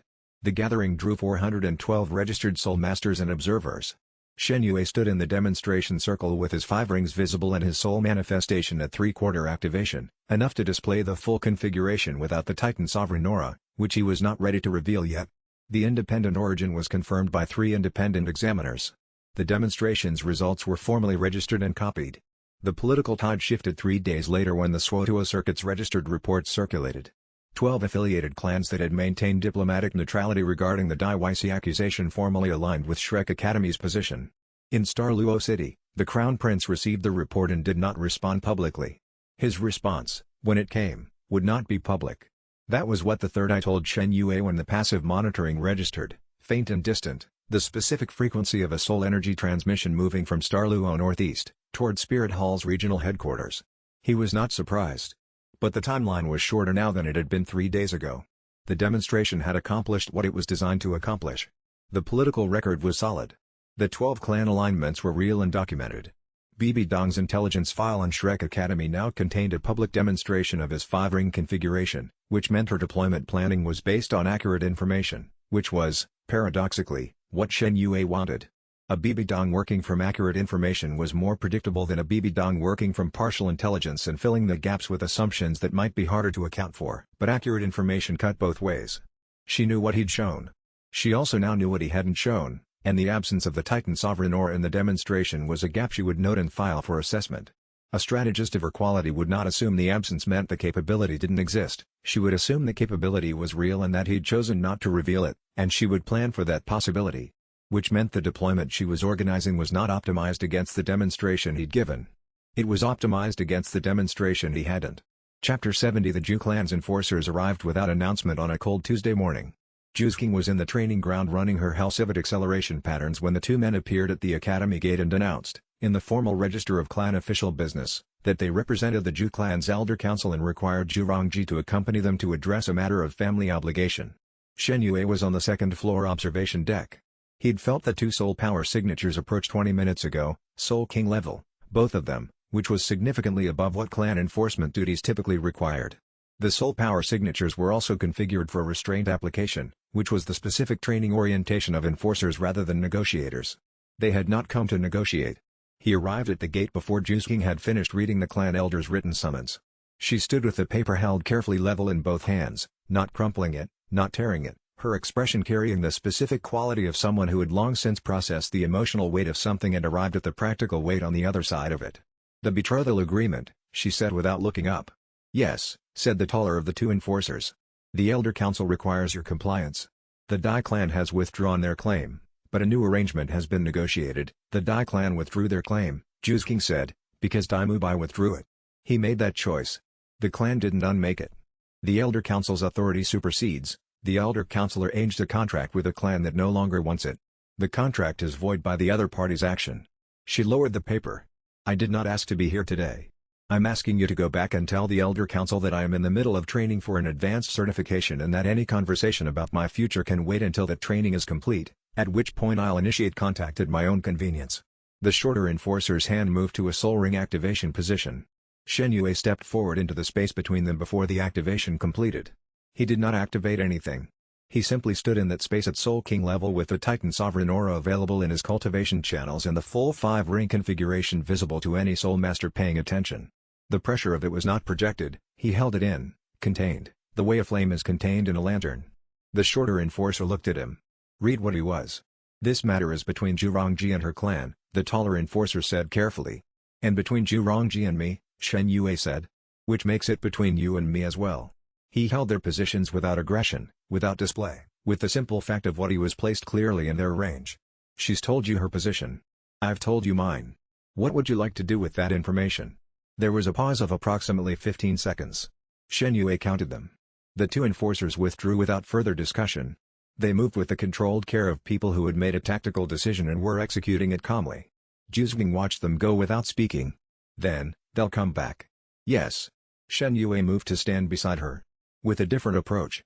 The Elder Council doesn't give up easily. Then we deal with the next approach when it comes." He turned to face the training ground. "Come on. You are in the middle of your acceleration patterns." She held the summons paper for another moment. Then she folded it with precise corners and put it in her training kit. "The betrothal was arranged when I was 4 years old," she said. "I've been carrying it for 11 years. Not after today." He met her eyes. "You chose your own path. I watched you do it." She held his gaze for 3 seconds, the specific duration she used when she was confirming something rather than assessing it. Then she turned back to the training ground, and her first step into the acceleration pattern was fractionally faster than it had been before the enforcers arrived. He watched the pattern's new speed register in the third eye's motion tracking and let himself feel something that was not satisfaction exactly but close to it, the particular quality of watching someone move fully into what they had decided they were, without the weight of what they'd been told they should be. It was worth the enforcer's visit. Chapter 71. The relationship didn't announce itself. It simply became true. Shen Yue noticed the shift first in the training schedule, the way their drills increasingly shared timing, his white tiger cultivation patterns and her hell civet patterns finding a rhythm that was efficient partly because they'd worked together long enough to anticipate each other's pace and partly because they'd stopped pretending that proximity was incidental. They ate together most mornings. This was the first visible change that the team registered, because breakfast arrangements at Shrek Academy had been semi-formal since the first year. You ate with whoever was available at roughly the same time, but patterns developed and patterns were noticed. Oscar noticed first, which surprised no one because Oscar's observational sensitivity was significantly higher than his social caution. He said nothing about it directly, which was the correct instinct and demonstrated that his sensitivity had continued developing in conjunction with his restraint. Ma Hongjun noticed second and was significantly less restrained about it. His comment was brief, anatomically creative, and entirely affectionate, and Shen Yue accepted it with the tolerance of someone who had been expecting it. Ning Rongrong, when Zhu King mentioned the matter directly during a quiet afternoon in the courtyard, said simply, "I know. I've known since Spirit City." She paused. "You both got better at training after." Tang San said nothing specific but arranged his schedule so that his early morning practice sessions no longer coincided with theirs, which was both tactful and efficient and said everything Tang San needed to say about the matter. Grandmaster's only comment was delivered as an aside after a cultivation review session, Dual cultivation partnerships among martial soul practitioners can accelerate certain development metrics. I would appreciate documentation for the research record. Shen Yue declined documentation. Grandmaster was not surprised. Dai Mubai's response was the one that required more care. He waited until an evening training session when the rest of the team had cleared out, then sat across from Shen Yue in the empty hall and was quiet for long enough that the silence became its own kind of communication. "She looks more settled," he said finally. Shen Yue waited. "I spent 3 years treating her like a complication." Dai Mubai's voice was level, not self-pitying. "The betrothal, the family pressure, my own ambitions. I never asked what she wanted. I assumed." He looked at his hands. "That was wrong. I knew it was wrong and I kept doing it anyway because changing it would have required admitting I'd been wrong." "You're admitting it now," Shen Yue said. "I'm admitting it to you because she deserves to not have to hear it." He met Shen Yue's eyes. "You treat her like her judgment is worth something." "It is. I know that." "A beat. I knew that. I just chose not to act on it." He stood up. "I'm telling you this because the three of us are going to be working together for a long time. And I'd rather have it said than have it be the thing we're all navigating around." He moved toward the door. Then paused. Oscar was absolutely watching, by the way. He watched for about 3 minutes before realizing he should leave. Shen Yue let himself smile. "I know." Dai Mubai nodded once, not the short nod of acknowledgement but something that carried more weight than that, the nod of a person who had done something genuinely difficult and was done with it. He walked out, and the silence he left behind was clean rather than heavy, and in the morning the Spirit Hall deployment would still be coming and the political situation would still be complicated, but none of that changed what had just been said, and what had just been said would matter when those complications arrived. Chapter 72 Spirit Hall's operatives arrived 31 days after the examination. Tang San's perimeter network registered them at 2:17 in the morning, 4 signals entering from the western approach in a loose diamond formation, the standard Spirit Hall deployment configuration for a small team extraction or enforcement operation. Soul power levels, 2 at Soul Emperor, 2 at Soul Ancestor. This was not a scouting unit. This was an assault team. Shen Yue was already awake. He'd been running the Third Eye's passive monitoring on a 24-hour cycle since Ning Fengji's report, the cultivation demand manageable at Soul King level in a way it wouldn't have been a month ago. The moment the signatures crossed the sensor threshold, he was dressed and moving. He woke Tang San first, who was out of his room and moving before Shen Yue had finished the knock. Tang San's hidden weapon kit was already in his hands, the pattern of years and the preparation of weeks, indistinguishable in practice. They woke the rest of the team in 90 seconds. By the time the Spirit Hall operatives had crossed the outer wall, the 7 devils were in position. The configuration Shen Yue had planned, Tang San on the east building roofline providing range coverage and tripline activation. Ning Rongrong in the protected interior courtyard, boosting at maximum range. Ma Hongjun and Oscar on the north approach, establishing a blocking presence that would drive the operatives toward the intended engagement zone. Dai Mubai on the western approach as the visible engagement anchor. Juzong on Shen Yue's flank, moving. And Shen Yue at center, Titan Sovereign Aura prepared but not yet activated. The operatives entered the main courtyard through the training hall gap, exactly as he'd predicted, because it was the least sensor-dense path through the network, the one he deliberately left with a narrow window that registered as an oversight.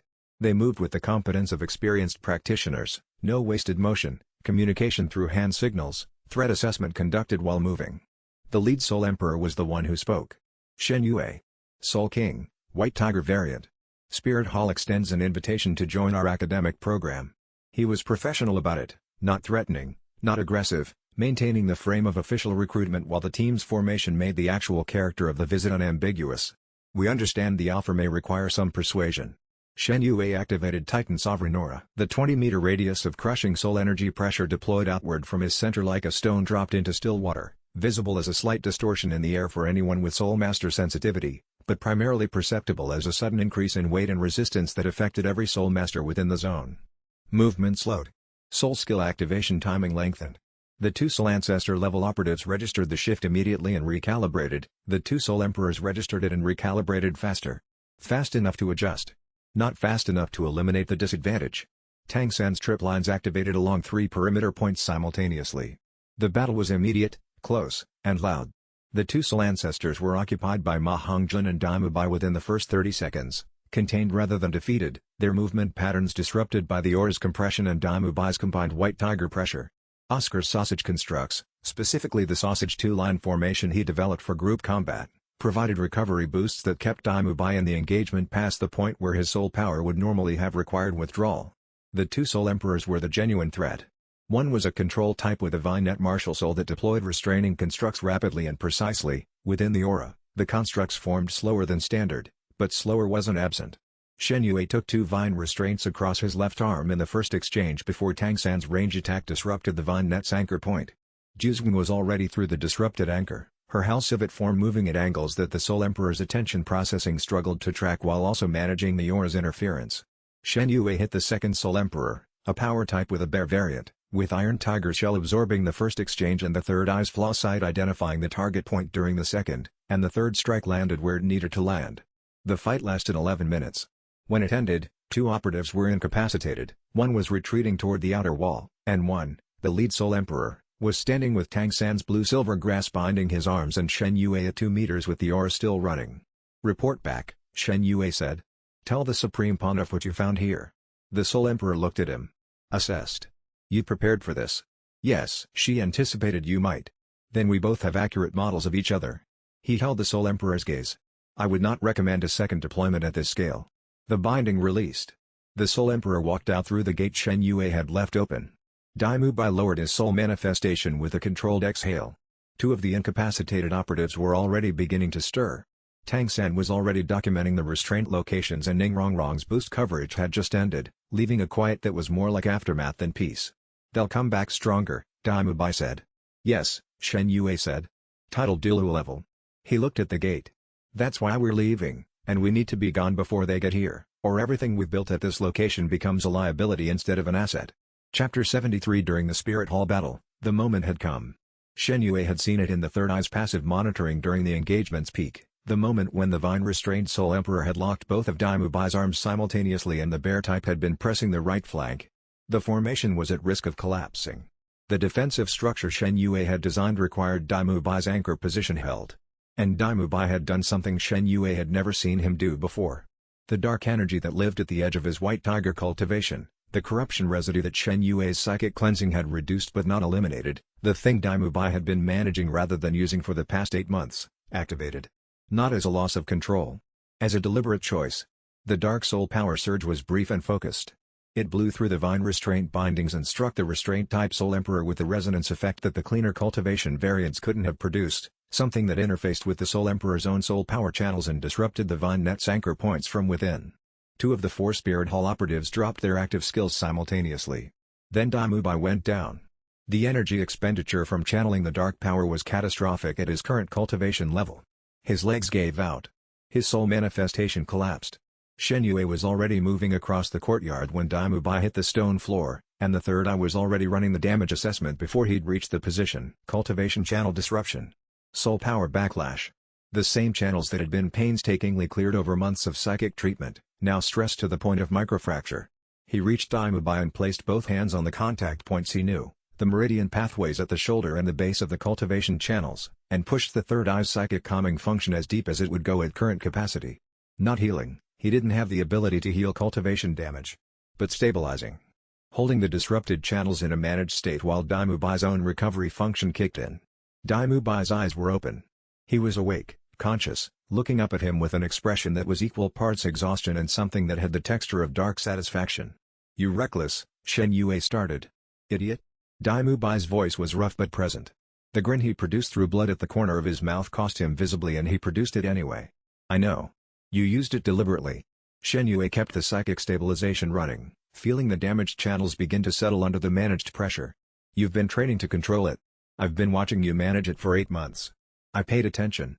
Another rough exhale. "Also, they had my arms." "They did. Seemed like the right time." Shen Yue looked at him for a moment, the specific expression of a person processing 3 separate responses simultaneously and not delivering any of them. Then he said, "If you do that again without coordinating with me first, I'll coordinate." Dai Mubai closed his eyes against the recovery pressure. "Next time." "There shouldn't be a next time at this stage of your cultivation, there probably will be anyway." "A beat. You'd have done the same." The honest answer to that was yes, and they both knew it, and he didn't say it.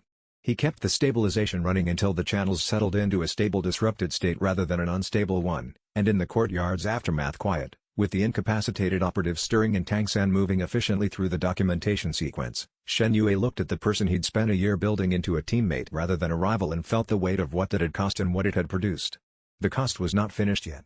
Chapter 74 Grandmaster's emergency meeting convened at 7 in the morning with everyone still feeling the previous night in their bodies. The Spirit Hall operatives had been escorted to the provincial authorities and released, no criminal charges, no formal confrontation, because charging Spirit Hall operatives would initiate institutional conflict with the continent's primary Soul Master regulatory body, and Shrek Academy was not in a position for that fight.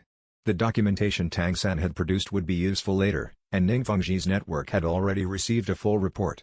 For now, the battle had produced a clear, actionable reality. A second Spirit Hall deployment at titled Douluo level was coming, and Shrek Academy as currently constituted could not hold its ground against it. Flender looked tired. Luerlong looked angry in the controlled way she got when anger was useful and she was using it deliberately. Grandmaster looked at the assessment crystal showing Dai Mubai's cultivation channel damage and said nothing until he'd finished reading it completely. Recovery time, he said, is 6 weeks minimum. If the channels are pushed before then, we're looking at permanent structural damage. Dai Mubai accepted this without argument, which was its own kind of maturity. Grandmaster set down the crystal. Spirit Hall will deploy title Douluo level operatives next. That's not speculation, it's their response protocol for a team that defeats Soul Emperor class enforcers. He looked at the table. We can't hold this location against that. Relocate, Luerlong said. Not flee, Flender said. There's a difference, Shen Yue said. Both of them looked at him. If we relocate as a defensive retreat, Spirit Hall pursues and we've established a pattern of yielding to escalation. If we relocate as a strategic advance, moving to forge alliances that we need anyway, we're expanding our position, not contracting it. He laid out the two targets, the Clear Sky sect, which Tang San had been planning to approach for months and which held the deep historical records about divine beast martial souls, and the Ning clan's formal compound facility rather than the preliminary alliance they'd established. Both were moves the Academy needed to make regardless of Spirit Hall's deployment timeline. The deployment made the timeline non-negotiable. The Clear Sky sect is in hiding, Tang San said. He said it with the particular precision of someone who had been waiting for permission to use a fact they'd been holding for a while. You know where they are, Shen Yue said. I have a reasonable inference. Tang San paused on the word. My father is with them. The sect is in the northern mountains. There's a fortress location that matches the environmental requirements for a sect that size in concealment. Grandmaster looked at Tang San with the particular focus of someone recalibrating. You've known this. I've suspected this. Tang San's voice carried the specific quality of a distinction he was holding firmly. There's a difference. The confirmation would require going. Then we go, Shen Yue said. Tang San and I? The rest of the team follows to the Ning compound. Ningfengji's facilities are defensible, and the Glaistyle clan's formal protection gives us institutional cover that will complicate Spirit Hall's justification for a second operation. Flender looked at the map. Timeline? 3 days to prepare the Academy relocation. 5 days travel north. The Clear Sky sect meeting requires patience rather than speed. Shen Yue traced the route. By the time Spirit Hall's titled Douluo deployment can be organized and travel, we're already in the northern fortress territory, and Spirit Hall's titled Douluo can engage the Clear Sky sect's fortress without triggering the political crisis they've been trying to avoid. Flender studied the route. You've planned this carefully. I've had 6 months to plan it. He met each face around the table in turn. None of this is improvised. Luerlong looked at him with an expression that was closer to respect than she would have characterized it. Grandmaster was already writing. The meeting ended with a decision and a timeline. Outside, the morning was cold and clear, and somewhere to the northwest, a tidal Douluo deployment was beginning its preparation phase, and the window was precisely as narrow as Shen Yue had calculated, which meant it was narrower than anyone else in the room understood. Chapter 75 The northern mountains carried the Clear Sky sect's presence the way old forests carried the presence of whatever made them old, not visible but entirely pervasive, felt in the quality of the air before the specific source was identified. Shen Yue and Tang San had been walking for 4 days from the provincial road's end, following a path that was less marked and more inferred, before the third eye registered the first perimeter consciousness, a soul master at distance, alert, maintaining position rather than advancing. Observer, not patrol. They'd been noted. They know we're here, Shen Yue said. Yes. Tang San's voice was steady. They've known since the valley entrance. How do you want to proceed? Tang San looked ahead at the mountain's upper section, where the rock formation suggested a structure that wasn't purely natural. He held himself in the particular stillness he used when managing something personal alongside the tactical. I announce myself, he said. And then I let my father decide what comes next. Tang San raised his voice and spoke a phrase in an archaic variant of the local dialect, the Clear Sky sect's identity announcement, taught to members who were born into it before they could walk. Shen Yue had not known he knew it. The response came from 3 directions simultaneously, Three soul masters materializing from positions that had been invisible to everything except the third eye's peripheral sensitivity, which had registered them as compressed soul energy signatures for the past 40 minutes. All three carried the clear sky hammer martial soul's distinctive pressure frequency. One of them was Tang Xiao. Tang Xiao's face when he looked at Tang San was something that required a long time to happen. His gaze went to the 8 spider lances first, the modification to Tang San's back, not a soul ring skill but a permanent addition, unmistakable to anyone who knew what they meant. Then to Tang San's face. Then to Shen Yue, with an expression that compressed several questions into a silence. "Who is he?" Tang Xiao said. Not aggressively, flatly. "Shen Yue," Tang San said. "He has the evil eye white tiger with the third eye evolution. He is the reason I'm still functional at my current cultivation level. He is the reason the man-faced demon spider didn't kill me. He is the reason we're here rather than somewhere less defensible. A beat. He is my team's leader." Tang Xiao looked at Shen Yue for a long moment. The evaluation was not hostile but was entirely thorough, the reading of a senior sect member who had spent years developing threat assessment as a primary skill. "Evil eye white tiger with a third eye," he said. "Independent origin?" "Confirmed independently in 3 separate examinations," Shen Yue said. "Most recently before representatives from Spirit Hall and the 7 Treasure Glaze Tile clan." Tang Xiao's expression shifted fractionally in a direction that was not quite readable. He turned to Tang San. "Your father is at the inner compound." Another moment of the flat evaluation. "You may bring him," he said, meaning Shen Yue. The inner compound of the Clear Sky Sect's mountain fortress was designed for permanence, not for residence, but for preservation. The records storage in the lower chambers held bound volumes whose soul energy signature the third eye registered as deep cultivation history documentation, the kind that predated Spirit Hall's historical revision period by centuries. The mountain air inside the fortress carried something different from the world below. Not physically, the temperature was standard for elevation, the stone was stone, the oil lamps in the corridor gave the same warm light any oil lamp gave. But the quality of what the sect had built here, over decades of concealment, had a character that Shen Yue recognized from the phantom white tiger spirit bones absorbed knowledge, the specific feeling of a place where something important had been maintained at significant cost, by people who understood the cost and paid it anyway. The Clear Sky Sect's fortress was not hiding. It was waiting. There was a difference. He walked through the records corridor while Tang San met with his father privately, running the third eye's passive reading over the volumes at careful non-intrusive depth. The history documentation's soul energy residue was old enough to register as a distinct frequency layer from the active cultivation environment, the oldest volumes predating the current cultivation system's formalization by what the signature depth suggested was several hundred years. The White Tiger martial soul's origin records, if they existed anywhere in current preservation, were likely in volumes like these. Not the family claim documents Spirit Hall's historical archive maintained. The deeper material. The version from before institutional revision had reshaped what the records were permitted to say. He noted 3 shelf positions for the return visit he intended to request before they left. Tang Hao looked at his son with the expression of a father who had lived with the expectation of this meeting for years and was finding the reality of it more complex than the expectation. He looked at Shen Yue with the expression of a man encountering something that didn't fit any of his existing categories and was carefully building a new one. The alliance discussion lasted 3 hours. Tang Xiao was skeptical and thorough. Tang Hao was quiet and observant. Shen Yue presented the Spirit Hall deployment evidence, the Dai Mubai alliance documentation, and the theoretical framework for the Divine Beast convergent path as context for why the Clear Sky Sect's historical records were operationally relevant rather than merely academically interesting. Tang Xiao said, at the end, "You're asking us to end our concealment. I'm asking you to choose your moment," Shen Yue said. "You've been in hiding since Spirit Hall moved against you. The longer that continues, the more the continent's power balance shifts in Spirit Hall's favor. The 7 Treasure Glaze Tile clan has aligned. The Dai family's public faction, Dai Mubai, has chosen his team over the Empire's political calculus. We are not asking you to come out alone." Tang Xiao was quiet for a full minute. Then he looked at Tang Hao. Tang Hao looked at Tang San. Tang San held his father's gaze with the quality of someone who had waited a very long time for this exact moment.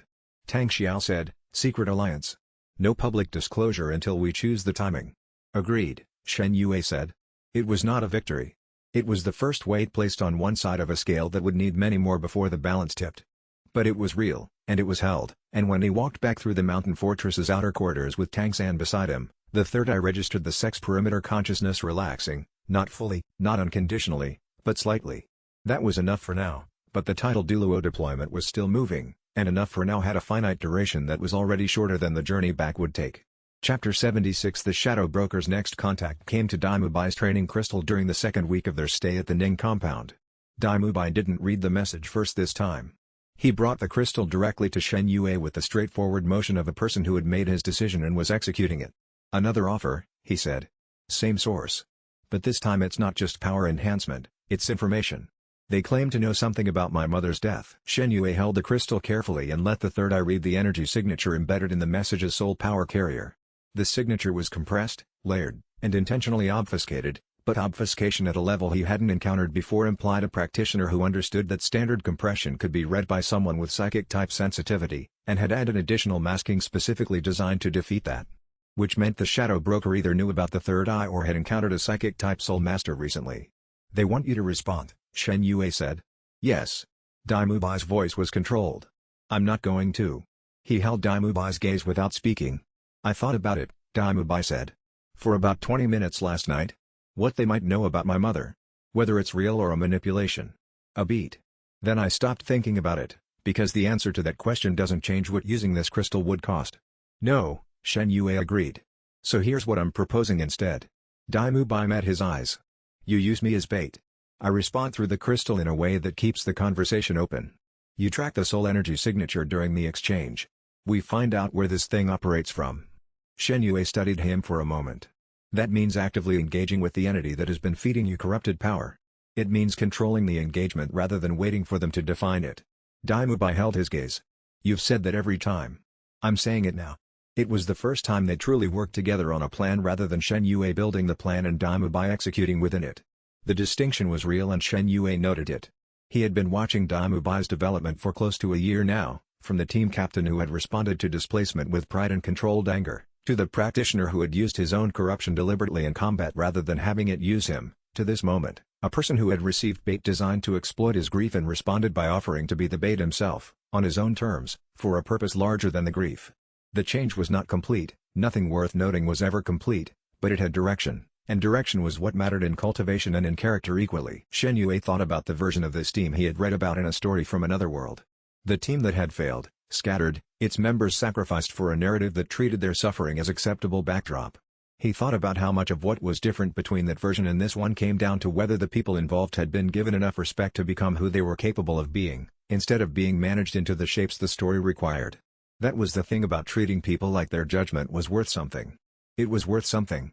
And when you showed them that, they showed you what they were made of, and what they were made of was, more often than not, considerably more than anyone had given them credit for. "All right," he said. "Here's how we do it." The response Shen Yue drafted through the crystal was carefully calibrated, interested enough to sustain the exchange, guarded enough to not trigger the broker's caution, specific enough to require a substantive reply that would maintain the soul energy transmission long enough for the third eye to track. Dai Mubai read the draft and made one change, a single phrase that was more personal and less calculated than Shen Yue's version, the kind of detail that only someone who genuinely cared about the message's subject matter would include. Shen Yue looked at the change. "That's better. I know what someone trying to reach me through grief actually sounds like," Dai Mubai said. "Because I've been one." The response arrived 12 hours later. Shen Yue held the crystal and ran the full third eye analysis, not the signature surface, but deeper, tracking the residual transmission path through the soul energy medium. It was faint and indirect, the carrier path bounced through 3 relay points. But relay points were not untraceable. They had locations. The third point in the relay chain was 50 kilometers northeast of Shrek Academy's original position, the edge of the Sunset Forest steep sector, near the Stardo Great Forest boundary. "There," Shen Yue said. Dai Mubai looked at the map. "That's close. It's deliberate. Whatever they're running there, they've chosen the forest boundary because it provides multiple escape corridors." He looked at Dai Mubai. "Tang San needs to know before we go." "I know." Dai Mubai paused. "We tell Tang San together." Another thing that would have been different 3 months ago. Shen Yue filed it and moved forward, toward the shadow broker's base, toward whatever it was operating, toward the moment when the thing that had been feeding Dai Mubai corrupted power for 2 years would finally have to answer for it. Chapter 77 The infiltration of the shadow broker's forest base required 3 days of preparation and executed in 6 hours. Tang San's approach plan was methodical, entry from the southeast where the forest canopy provided maximum concealment from elevated observation, movement in a pattern that used the tree density to mask soul power signatures, staging points identified based on Shen Yue's third eye preliminary scouting of the relay points surrounding energy field. The third eye had confirmed something troubling during the scouting phase: the base wasn't small. The soul power signatures within the forest perimeter covered a 100-meter radius, with multiple distinct presences, 20 to 30 individuals, many of whom registered the specific disrupted frequency of cultivators using soul rings with non-standard energy profiles. Corrupted rings. Shen Yue had known this was possible. Reading the evidence of it in the third eye's direct feed, the quality of the soul power signatures, the way the cultivation channels within those signatures registered as structurally altered rather than naturally developed, produced a response that was less clinical than he'd have preferred. They moved in at dawn. Tang San on the north, Shen Yue and Dai Mubai from the south-southeast, with Jusking flanking east in case of breakout response. What they found inside the base's perimeter stopped all of them for a moment. The spirit beast pens were the first thing visible, a dozen enclosures of varying size, holding beasts at various stages of forced cultivation acceleration. The beasts were being fed concentrated soul energy doses on a shortened cycle designed to age their soul ring potential rapidly, taking animals that would naturally require centuries to develop a useful ring and pushing them through the development process in years, or less. The cost was visible in the beast's condition, powerful, suffering, and producing soul rings with the corrupted frequency profile of forced cultivation trauma encoded into the soul energy itself. This is where the corrupted rings come from, Dai Mubai said quietly. This is one facility, Shen Yue said. He was already running the third eye's documentation function, a psychic imprint capture that wouldn't be legally actionable on its own but would be corroborated by Tang San's physical documentation. Spirit Hall has others. He spent 12 minutes cataloging everything the third eye could record, the enclosure's layout, the cultivation apparatus specifics, the volume estimates for the operations output, the Soul Master personnel signatures. When he had everything, he signaled Tang San. Tang San had found the record storage in the outer structure. Physical documents, ledgers, correspondence, transaction records. He'd already begun photographing using the Soul Guide light device he carried specifically for this purpose. In the transaction records, Shen Yue found 47 named Soul Masters who had purchased corrupted rings through the Shadow Brokers distribution network over the past 3 years. 17 of those names were currently registered with Spirit Hall in official positions. 11 were members of named clans. This was not a rogue operation. This was institutional. We need to get this out, Shen Yue said. Working on it, Tang San said, already sealing the copied documents. Outside, one of the beast enclosures shifted. Something had registered their presence, or been startled by the light, or simply responded to the accumulated stress of its situation. The sound it made was not a threat, it was the sound of an animal that had been kept in conditions it hadn't chosen, expressing the only communication available to it. Shen Yue documented the sound as well, for the record. Then the lieutenant's chamber door opened from the inside. The third eye had registered the presence in there for the last 4 minutes, compressed soul power, not threatening, not fleeing, just waiting. But Shen Yue had kept the information to himself while Tang San finished the documentation, because whatever was in that chamber was going to require a conversation rather than a response, and conversations went better when the documentation was secure first. He looked at Tang San. Tang San looked at him. The sealed document case was in Tang San's hands. Stay here, Shen Yue said. He walked toward the chamber door.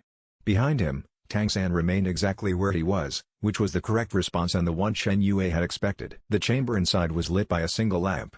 The person seated at the table had a mask covering their face, documents arrayed with deliberate order before them, and a soul power signature that the third eye read as familiar.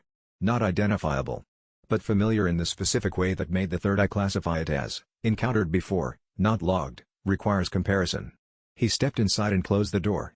Outside, Tang San waited. The beast in its enclosure made its sound again. Where had he encountered this signature before? Chapter 78 The Shadow Broker's lieutenant was waiting in the inner chamber when Tang San's documentation sequence found the hidden access point at the base's center. Not waiting with ambush preparation.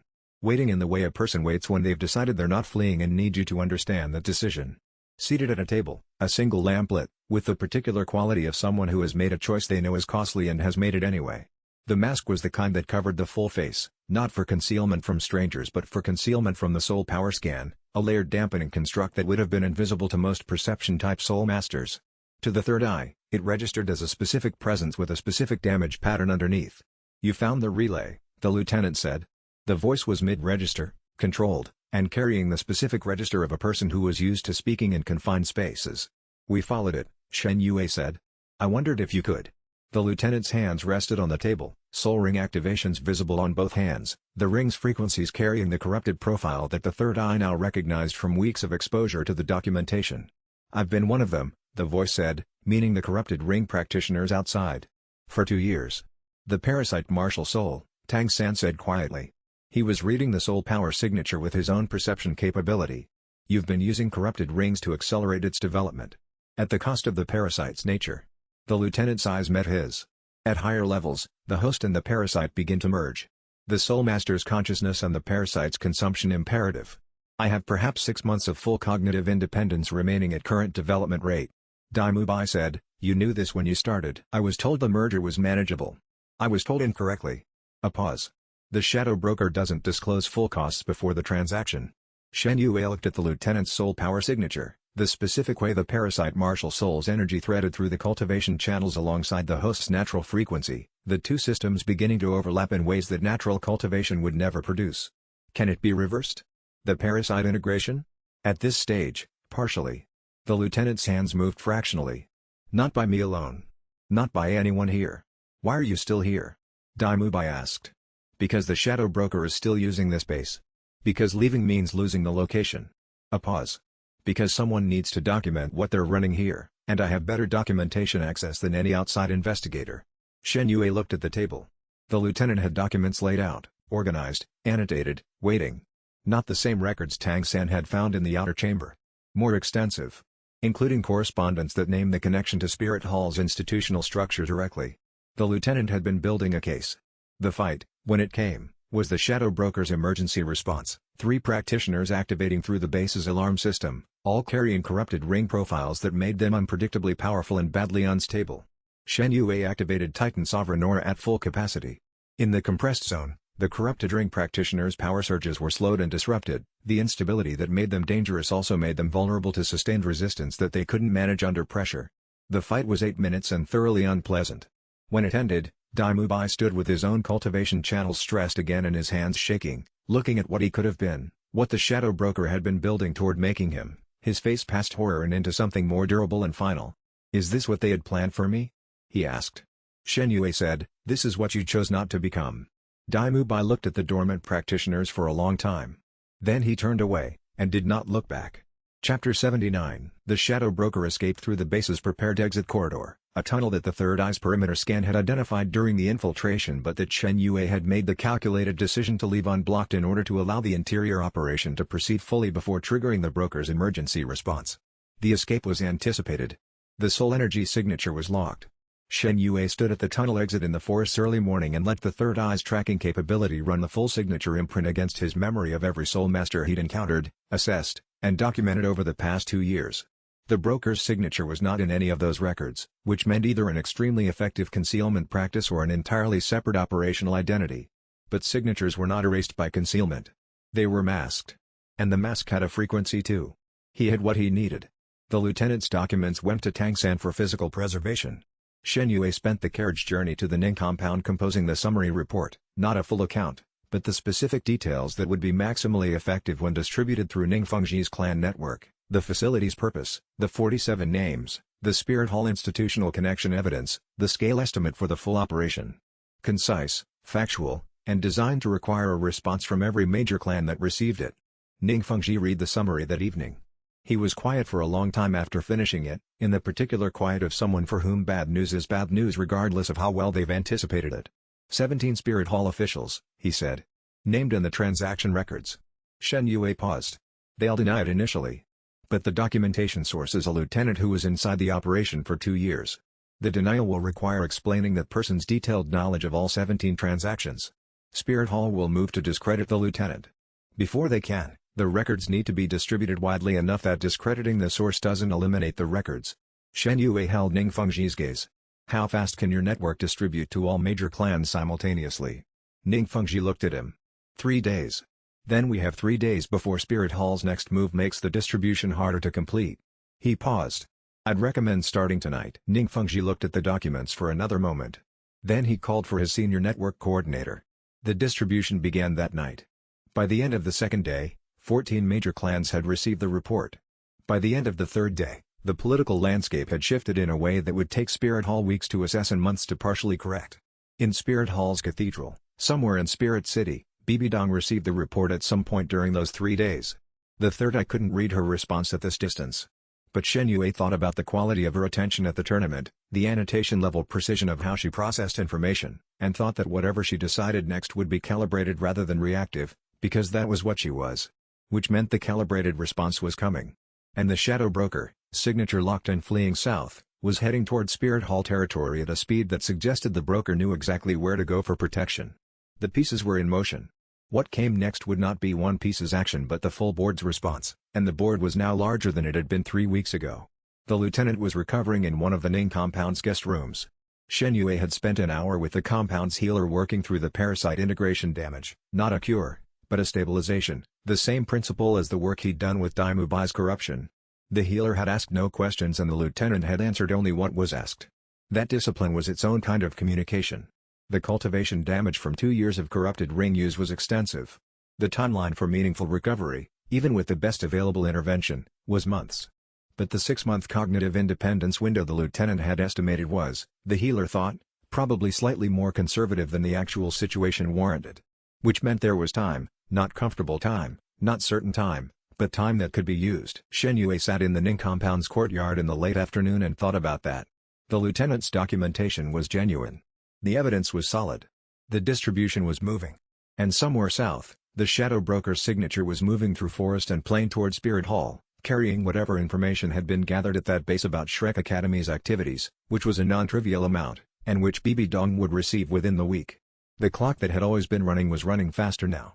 Chapter 80 Dai Weissi's military assault on Shrek Academy's original position was precisely the kind of action that a person in a deteriorating strategic position takes when the remaining options narrow past the threshold of political calculation. The intelligence came from Ning Fengji's network 2 days before the assault's launch date, a troop movement order, 30-star Luo Empire regular soldiers plus the 3 Soul Ancestor Imperial Guardsmen, destination documented in movement orders that had been filed through a channel the network had maintained access to for 3 years. Shen Yue spent those 2 days in preparation that looked like nothing in particular from the outside. The academy's original position was empty when the troops arrived, relocated weeks ago, the building maintained by automated soul guide systems that kept the lights running and the gates functional while the students and teachers were distributed between the Ning compound and the Clear Sky Sec's northern fortress.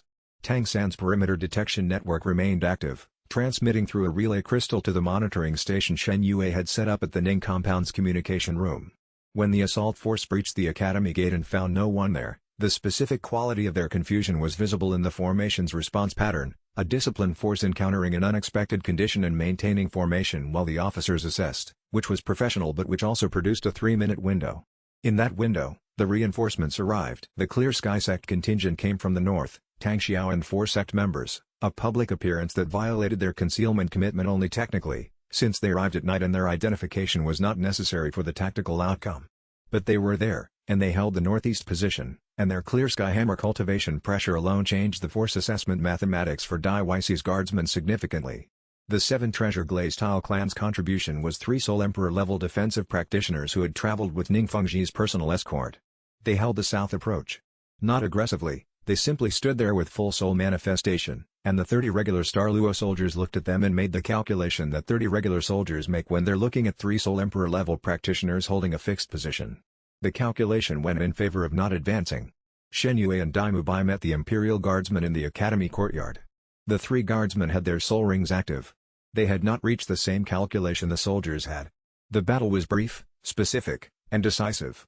Titan Sovereign Aura compressed the courtyard into a zone where the guardsman's speed advantage was reduced to parity, and parity against a Soul King with flaw sight and a recovering but present Dai Mubai was not a winning position for 3 Soul Ancestors. Dai Weissi was in the command carriage at the academy gate when the battle's outcome became clear. He stepped down from the carriage with the composure of a man who had committed to a choice he could not unchoose, and faced Dai Mubai across the courtyard's length. The 2 brothers looked at each other across 30 meters of academy stone in a silence that had everything between them in it, the shared childhood, the martial soul bloodline, the years of separate choices that had led to this specific moment in this specific courtyard. Shen Yue stood back and let it happen without managing it. This moment belonged to Dai Mubai, and to Dai Weissi, and to whatever the 2 of them carried from their shared history that no third party could enter or adjudicate. He had spent a year making the space around Dai Mubai safer and more honest without filling it in with his own agenda. This was the result of that, a person who stood in the courtyard of his origin and made his own accounting. Weissi, Dai Mubai said. Mubai. Dai Weissi's voice was composed and bitter and not quiet either. You chose them. I chose myself. Dai Mubai's voice was steady. You used our family's name for your ambition. You used the bloodline as a weapon. You used me. He held his brother's gaze across the courtyard. That's over. Dai Weissi was quiet for a moment. The third eye read his soul power, compressed, controlled, carrying the particular density of someone managing a response that wanted to be larger than what was visible. He was not surprised. He had known, or close to known, that this is how this would end if Dai Mubai chose to be what he was choosing to be. The disappointment in his expression was not the disappointment of someone whose plan had failed.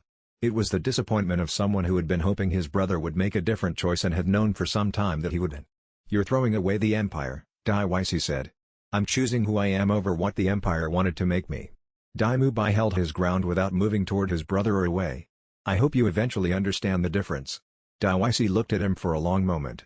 Then he looked at Shen Yue, directly, clearly, with the particular quality of someone making an assessment that would go into a file he'd maintain for as long as he drew breath. Not hostility. Calculation. The specific recognition that the person standing in this courtyard represented something that had changed the math of everything he'd been working toward, and that the change was now permanent. Shen Yue held his gaze without speaking.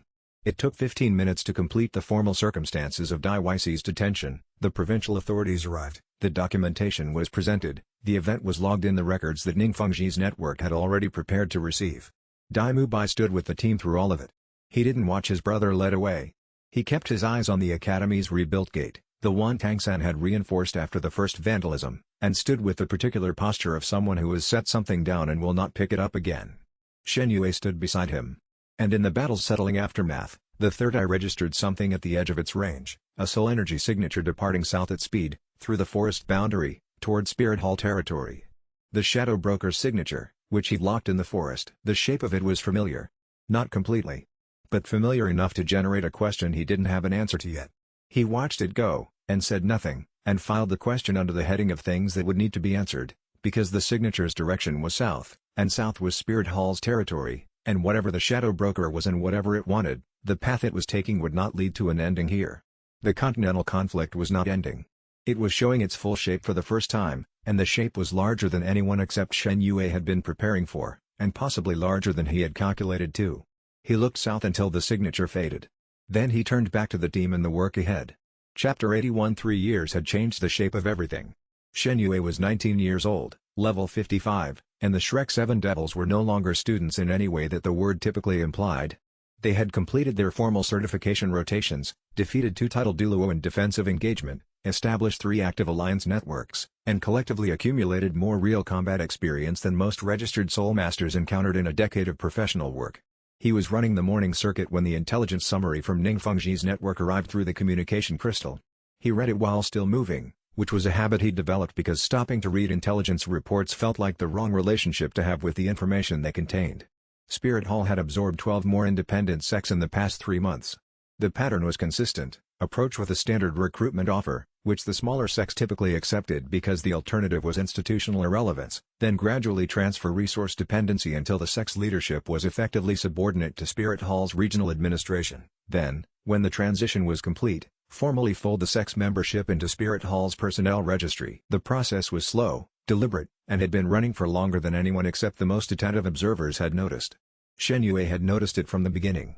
The original story's timeline had Spirit Hall moving this way, but here it was faster. The Dai Mubai Alliance exposure, the Shadow Broker's distribution network documentation, the tournament's visibility had all accelerated Bibi Dong's consolidation timeline. She was preparing for something that required total institutional control. In the original story, that something had been a war. Here, it was shaping into the same conclusion, but the trigger conditions were different, and the different trigger conditions meant the timing was compressed.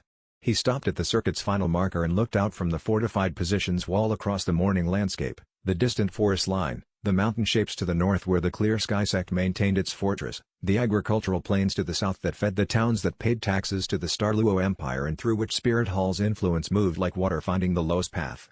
5 levels from Soul Emperor, Tang San said from behind him, not looking up from the training notes he was reviewing.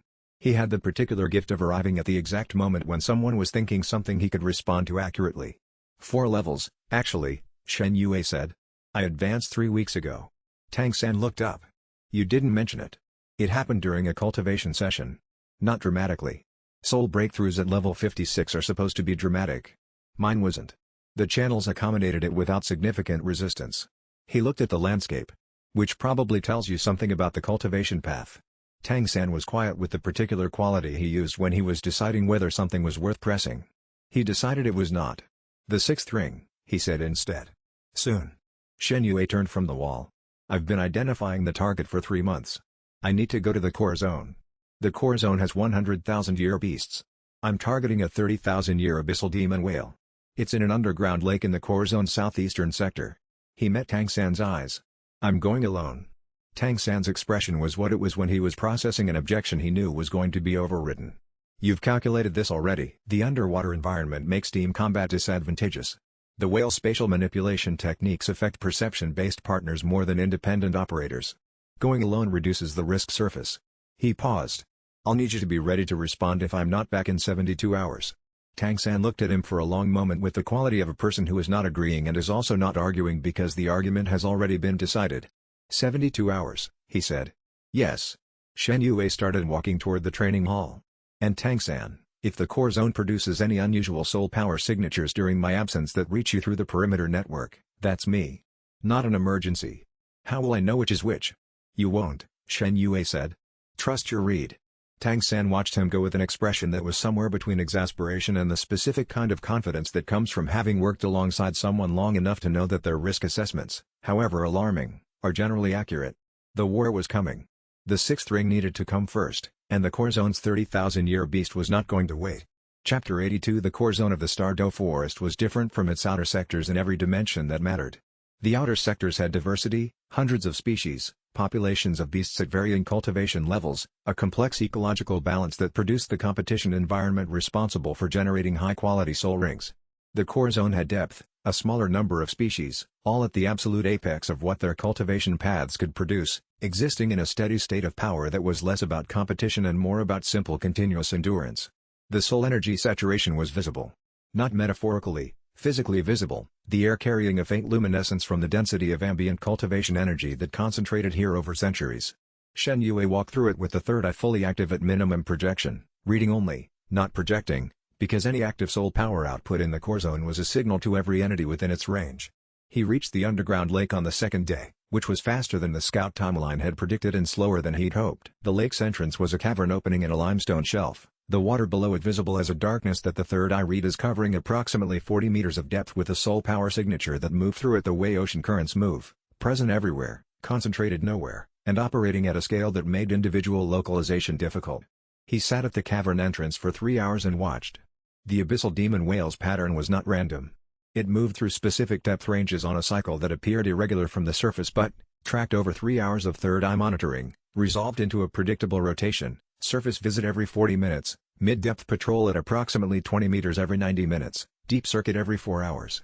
The spatial distortion effects were visible even from the surface, areas of the water where a reflection behaved incorrectly, where the geometry of light through water produced results that didn't match the physical parameters.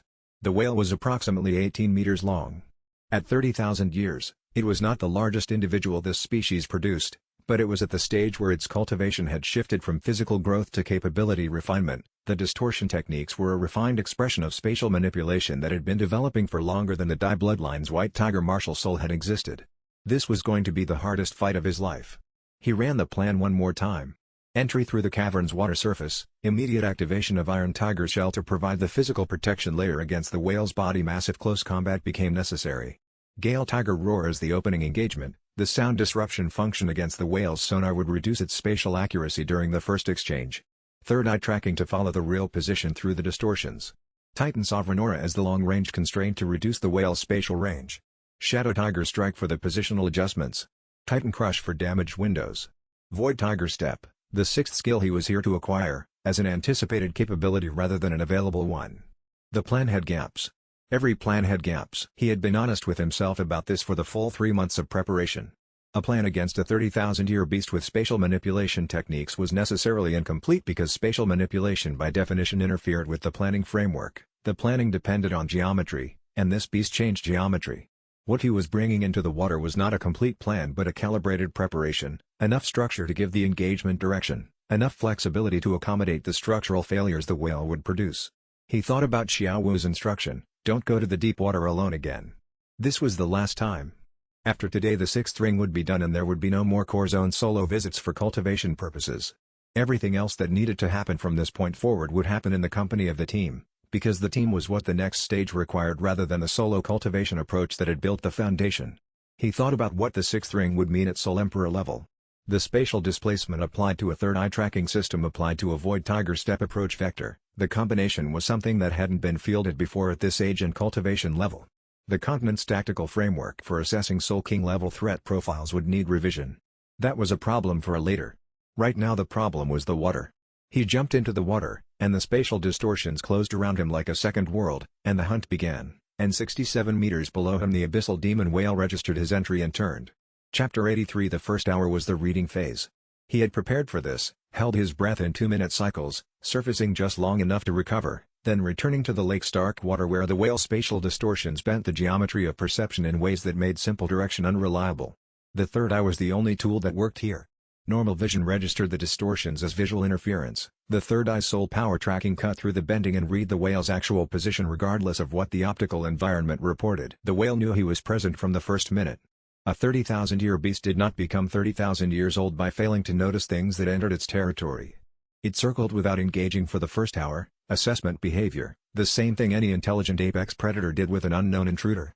The specific quality of the circle pattern told the third eye several things. The whale was not afraid, it was curious, and it was categorizing him as a threat level that required evaluation rather than immediate response. Good. Curious was better than hostile for the reading phase. He used the hour to map the spatial distortion patterns in detail, the specific locations where the whale's techniques created the most severe geometric interference, the bubble zones where the distortions temporarily lessened, the whale's preferred attack approach vectors. All of it went into a mental model that he revised every 10 minutes as new information accumulated. When the whale engaged, it was fast. The first spatial distortion attack was a compression wave that bent the water between the whale's position and Shen Yue into a channel that amplified and redirected the creature's body slam force. Physically, it looked like the whale was 3 meters away, the third eye showed it was 9 meters away and the compression would deliver full body impact force regardless of apparent distance. Iron Tiger's shell absorbed the first wave. The impact was still enough to push him 15 meters horizontally through the water. The second attack came while he was still managing the first wave's displacement, a spatial fold that temporarily connected 2 points in the lake that weren't physically adjacent, allowing the whale to strike from a direction that didn't exist in the local geometry. The third eye tracked it. His dodge was half a second ahead of where normal perception would have placed it. He countered with Gale Tiger roar at full power underwater, the sound wave propagating through the water at a different frequency than air. The whale's sonar shook. The spatial distortion accuracy dropped by approximately 30% for the following 2 minutes, enough to create real engagement windows.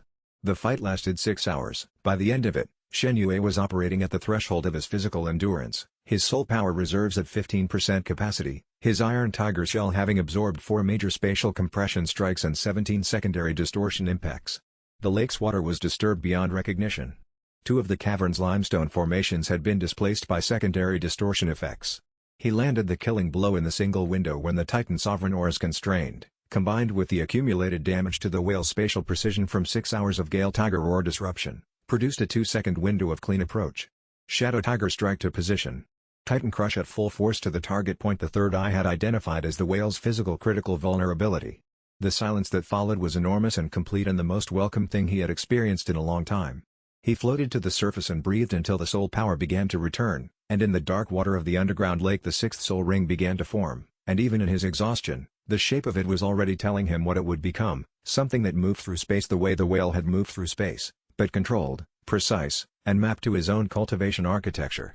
Void Tiger Step, and above the core zone's canopy, somewhere beyond where the third eye could read, Spirit Hall's war preparation was still in motion, and the question of how much of it had already moved while he was in that lake was one he didn't have an answer to yet. Chapter 84. The Soul Ring's integration took 3 hours in the lake's shallow section, and when it was complete, the sixth skill unfolded with a clarity that was different from every previous ring he'd absorbed. Void Tiger's Step was spatial displacement, short range, 3-meter increments, usable in 3-dimensional space including vertical and angle axes. It could be chained, 1 step, then a second step from the new position before the first step's cooldown completed.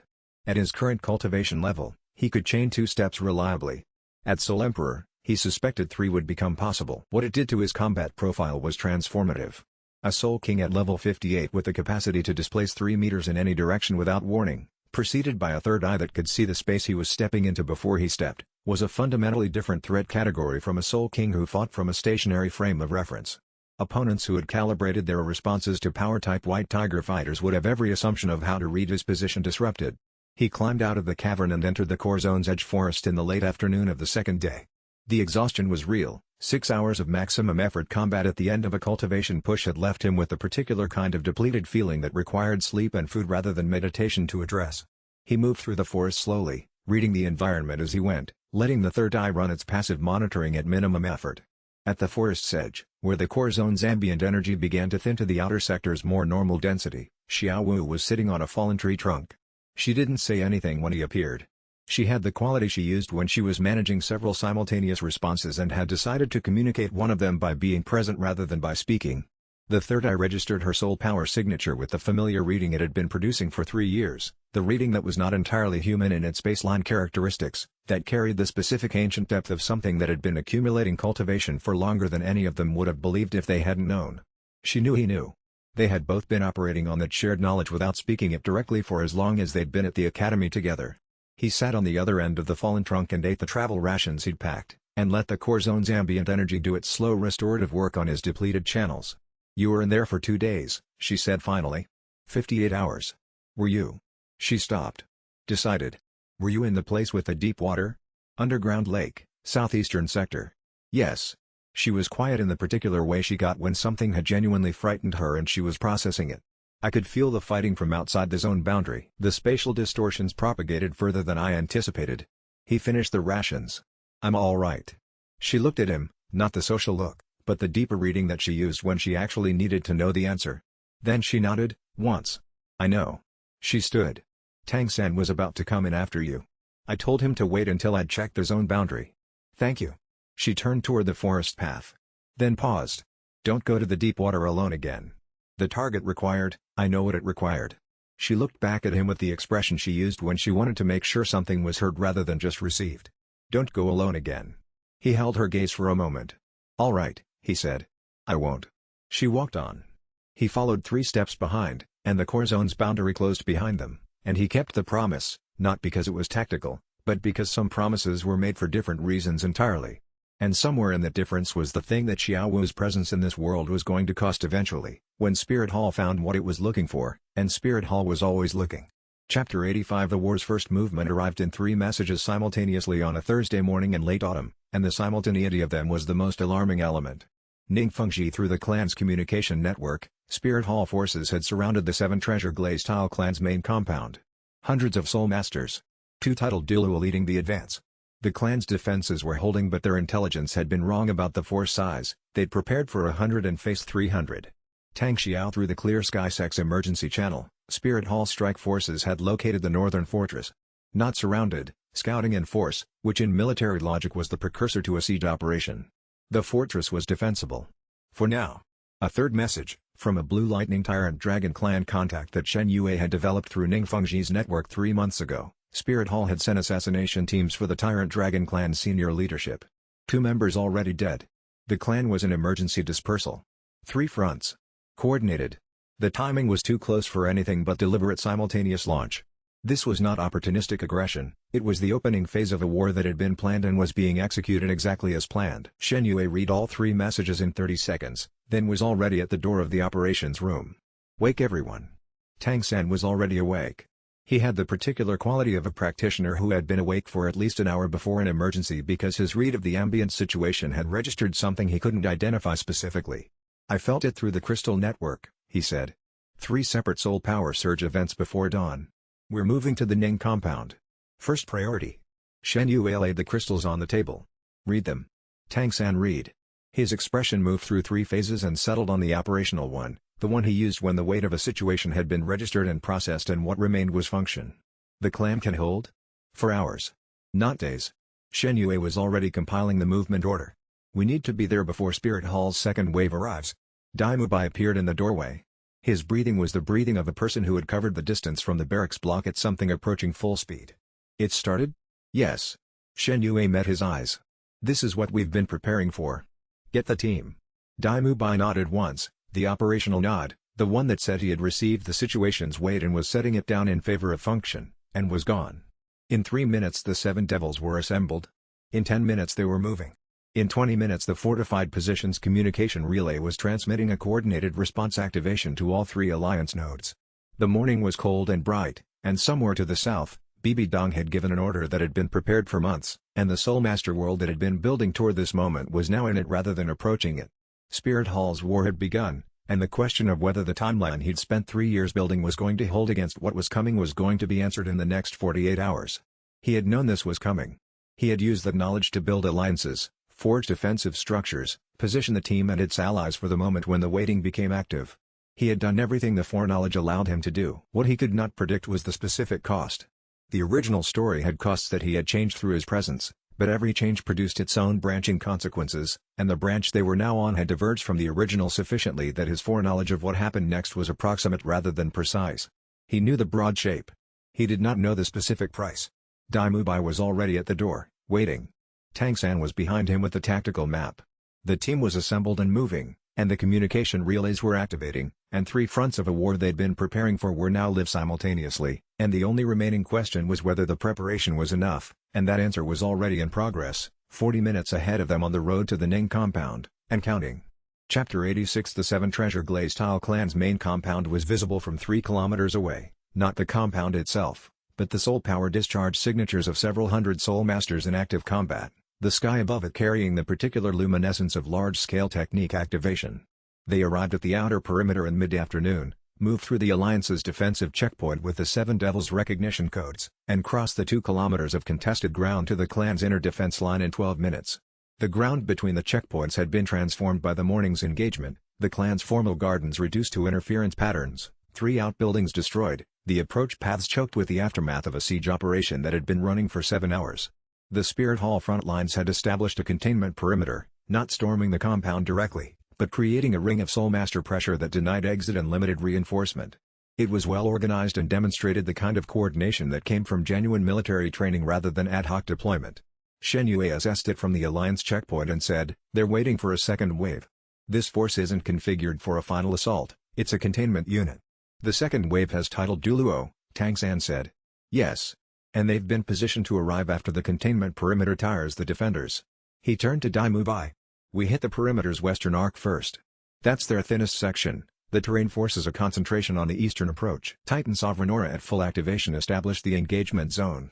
The western arc Spirit Hall Soul Masters were predominantly at Soul Ancestor and Soul King level, strong, trained, and not prepared for a 20-meter zone of soul energy compression that degraded their technique timing and stripped the speed advantage from their movement skills.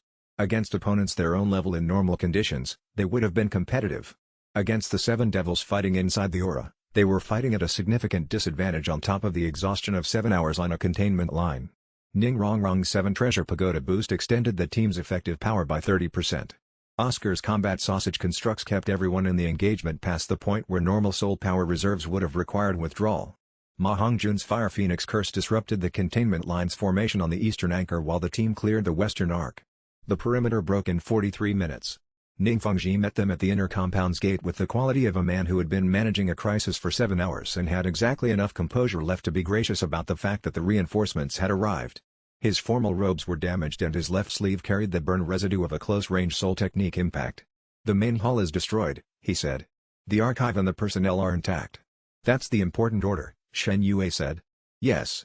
Ning Fengji looked at him with the particular attention of a patriarch who has survived something and is now reassessing the value of every alliance that helped him do it. "The second wave's titled Douluo. They're still coming." "I know." Shen Yue looked at the compound's defensive structure, the positions the clan's fighters had held, the Titan Sovereign Aura's range relative to the approaches, the sight lines from the elevated storage buildings. "We have positions here. We're not going to be surprised by the timing." He held Ning Fengji's eyes. "We'll hold." He meant it. The question was at what cost, and that answer was always in the fighting, not the planning, and the fighting wasn't finished yet. Chapter 87 The second wave's title Douluo arrived at dusk, which was the correct tactical timing, the day's light reduced to the level where ranged precision attacks became less reliable, the defender's 7 hours of engagement producing a fatigue gradient that would widen under extended pressure. The 7 Devils held. Not cleanly. Not without cost. Dai Mubai took a direct technique impact that cracked 2 ribs and required Oscar's emergency sausage support to keep him functional. Tang San's blue-silver grass was depleted across 3 recovery cycles. Ma Hongjun burned through a soul power to the 70% threshold before the second title Douluo disengaged. But when the second wave pulled back at midnight with the containment perimeter broken and the compound intact, the strategic calculus had shifted in a direction Spirit Hall had not planned for when they sent a force calibrated for a standard clan suppression. Ning Fengji convened a council that same night. The compound's surviving leadership, the Seven Devils, a communication link to the Clear Sky sect. He was efficient about it, no preamble, no acknowledgement of what they'd all just survived, because the people in the room were past needing preamble and the situation was past the point where it was useful. "I have intelligence," he said. "Not from the battle. From 3 weeks ago." He looked at Shen Yue. "Spirit Hall has located Sea God's Island." The room was quiet. Shen Yue registered the words with the specific quality of information that he had been expecting and that landing still required a moment to fully metabolize. The original story's timeline had Spirit Hall identifying Sea God's Island later, after more events that hadn't yet happened, including several that this timeline had already altered. His presence in this world had compressed the timeline. "You knew this was possible," Tang San said to him. "I knew the island existed as a factor. The timing is earlier than I had modeled." Shen Yue held Tang San's gaze. "Bibi Dong is sending her elite forces to the island to attempt God-level trials. If she succeeds, she doesn't have the right martial soul," Tang San said. "She doesn't. But she'll find that out by failing the trial, not by being prevented from attempting it. And in the process, she'll map the island's geography, the trial structure, the guardian arrangements." He paused. "She's gathering information even if the attempt fails. And the island matters to us because of the trials themselves," Dai Mubai said quietly. "Yes." Shen Yue turned to look at the group. "The Sea God's trials can transform a Soul Master's cultivation path in ways that no standard ring absorption can replicate. They're designed for God-level advancement." He held each of their gazes in sequence. "If we reach the island before Bibi Dong's force has mapped it, the trials are ours to attempt on our terms." Ning Fengji's expression was one Shen Yue had never seen from him before, something that was past calculation and into the territory of genuine, considered hope. "The war on the ground," he said. "And the war at the island. Simultaneously. We defend what we've built here. And we pursue what we need to build toward." Shen Yue looked at the map. "These are not separate strategies." Outside, the compound's night crew was already beginning the damage assessment. The main hall was rubble. The archive was intact. The people who mattered were alive and already planning. Shen Yue stood at the council meeting's edge as it wrapped and let himself note the shape of what had just been achieved, clearly, before the next sequence of events consumed the space for noting it. The Ning compound had held. That was not nothing. The Alliance had fielded its first genuine combined defense, 7 Devils plus Glaze-Tile clan fighters plus Clear Sky sect contingent, and the defense had held against a force that Spirit Hall had calibrated to break them. The calibration had been wrong because the force assessment it was built on was outdated. That asymmetry was real, and it mattered, and it would not last long once Bibi Dong updated her models. He thought about what the next month would require. The island timeline, now compressed. The war on 3 fronts, now more active than he'd expected at this stage. The 8th ring, still months away. The gap between what the team was and what it needed to be was not shrinking as fast as the pressure on the situation was growing. He had known this would be the case. The knowing didn't remove the weight. What it did was give the weight a specific shape. A specific shape was something you could carry with both hands rather than having it fall on you from above. He walked back through the damaged compound toward the medical station where Dai Mubai was still in Oscar's care, and noted the stars through the places where the main hall ceiling used to be, and thought about the specific reason he'd ended up in this world rather than another, the foreknowledge that had been given to him, the stories he'd read, the voices he'd heard on a planet he'd left behind. He didn't know why him specifically. He'd spent considerable mental energy on that question and arrived at no satisfying answer. What he knew was that the foreknowledge was real and the team was real and the compound was damaged but standing, and those 3 things together were the foundation everything else had to be built on. That was the position, worse than they'd started the day, better than it could have been, and pointing clearly toward what came next. And Spirit Hall's first wave had included 2 titled Douluo who had retreated, the second wave would not. He spent another hour in the damaged compound before sleep, walking the perimeter positions the clan's fighters had held during the battle.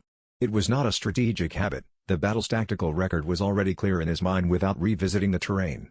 It was something else. An acknowledgement that the ground where people had fought and been hurt deserved to be looked at directly rather than reduced to a map annotation.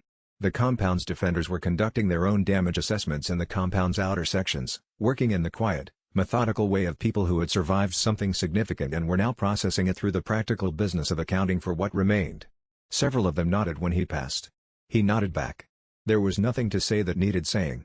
The Ning compound had been targeted specifically because Ning Fengji's 7 treasure glazed tile tower could transform the battlefield calculus for whatever force it supported, and Spirit Hall's strategic planning had been built around preventing that transformation from becoming a permanent feature of the Alliance's military capability. By holding today, the Alliance had demonstrated that preventing it was not simple. By the time Spirit Hall recalibrated their assessment and committed the scale of force that would be genuinely sufficient, the Alliance would have used the time the defense had purchased to develop past the assessment the next force would be built against. The compound was damaged but standing. Everyone who had fought here was alive. The archive was intact. These were not small things. He returned to the inner rooms, stepped past Oscar's recovery station where Dai Mubai's ribs were being managed with the practiced efficiency that Oscar had developed through too many operations, and found a quiet corner to work through the island timeline calculations one more time. The compressed timeline that Ning Fengji's intelligence had revealed changed the departure window he'd been planning around. It meant less time to consolidate. More risk in the approach. The island's trials would receive them in whatever state they arrived, ready or not. He had always known that. The timeline compression made the knowing more immediate. He made the calculations, accepted their result, and slept. Chapter 88. The morning after the battle, Dai Mubai came to Shen Yue with the Shadow Broker's final message. He had the quality of someone who had been carrying something for several hours and had made a decision about it that cost him. He didn't speak immediately, he put the crystal on the table between them and sat down. Shen Yue waited. They contacted me during the fight, Dai Mubai said. Last night. When I was in Oscar's recovery station with the cracked ribs and the soul power depletion. He looked at the crystal. I read it. Against the protocol we established. Against the protocol. He met Shen Yue's eyes. I'm telling you I read it. Shen Yue accepted this without commenting on it further. What did it say? Dai Mubai was quiet for a moment, assembling something that clearly needed the assembly. The broker said the evil eye white tiger isn't a Dai bloodline inheritance. Our family stole it. 300 years ago, from a temple in the eastern mountains, a shrine to the original divine tiger ancestor. They took the martial soul through a forbidden ritual that transferred its primary frequency to the Dai bloodline's cultivation template. He stopped. The version I carry, the one that the corruption was attacking, is the diluted fragment of what was taken. Your version is closer to the original. The silence that followed had weight. Shen Yue held it for a moment. He had suspected this. The divine beast origin theory, the documents in the Clear Sky Sex archives, his own convergent cultivation paths logic, all of it pointed toward an origin that wasn't natural development but something older. He hadn't said this to Dai Mubai directly because saying it to Dai Mubai directly was exactly the kind of information delivery that needed to happen at the right moment, and this was not that moment. Except Dai Mubai had now arrived at it himself. The source is the Shadow Broker, Shen Yue said. Who has been attempting to manipulate you for 3 years through a combination of power enhancement and targeted personal revelation. This information may be true. It might be false. Yes. Shen Yue held Dai Mubai's gaze. The fact that it might be false doesn't eliminate the fact that it's consistent with everything I've independently discovered about the white tiger's origin. Dai Mubai absorbed this with the stillness of someone who had expected confirmation to be harder to receive than denial. His hands were on the table, not moving. His soul power was contained, not flickering. What showed in his face was not the anger he used to default to in moments of stress but something that was further along the developmental arc, something that had processed the anger already and was now at the thing that came after. If my family stole it, he said, then the entire basis of Dai Weixi's accusation against you was hollow from the beginning, yes. Shen Yue kept his voice level. Your martial soul isn't less because of its origins. You are what you've made of it. That's not a comfortable thing to say, but it's accurate. Dai Mubai looked at him for a long moment. Then he extended his hand across the table. It was the gesture of a person who had resolved something they'd been carrying for a long time and was ready to set it down in a way that made the setting down witnessed. Shen Yue took his hand. Through the doorway, he was aware of Juzking standing in the corridor. She didn't come in. She didn't need to. But she was there, and the thing she was feeling showed in the quality of the way she stood, something that had relaxed that had been held for years, and she wiped her face with the back of her hand in the specific motion of someone who had not expected to feel something this much and is not embarrassed about it but is also not announcing it. Dai Mubai's corruption, when Shen Yue ran the third eye's diagnostic pass that evening, had receded to a level he hadn't seen since the earliest treatments. The emotional breakthrough was doing something the psychic calming sessions had approached but never fully reached. Not gone. But smaller, and smaller was something to build from, even if what was coming would not wait for the building to be complete. Chapter 89. Dai Mubai trained differently after that morning. The change was not in the technical elements. He was already one of the most technically capable White Tiger practitioners alive at his age, his 5-ring configuration optimized over years of genuine work, his combat instincts developed through real engagements that most soul masters at his level had not had. The change was in the frame he brought to the work. Before, training had been about maintaining a position, preserving the legacy martial soul, proving the original team captain's worth, holding ground against the implicit competition with Shen Yue for the team's respect and Juzking's regard. All of that was gone now, and what had replaced it was something cleaner and more sustainable, training as development for its own sake, because the person on the other side of it had decided who they were and was now interested in how far that person could go. Shen Yue noticed it in the sparring sessions. Dai Mubai still competed, that was fundamental to the White Tiger nature, but the competition was oriented toward the fight itself rather than toward the opponent. He was trying to beat the problem rather than beat Shen Yue, and the difference was significant. Your fifth ring usage is more economical, Shen Yue said after a sparring session in the third week at the Ning Compound's training grounds. Dai Mubai toweled off without hurrying. I'm not carrying the excess load anymore. What changed in the technique?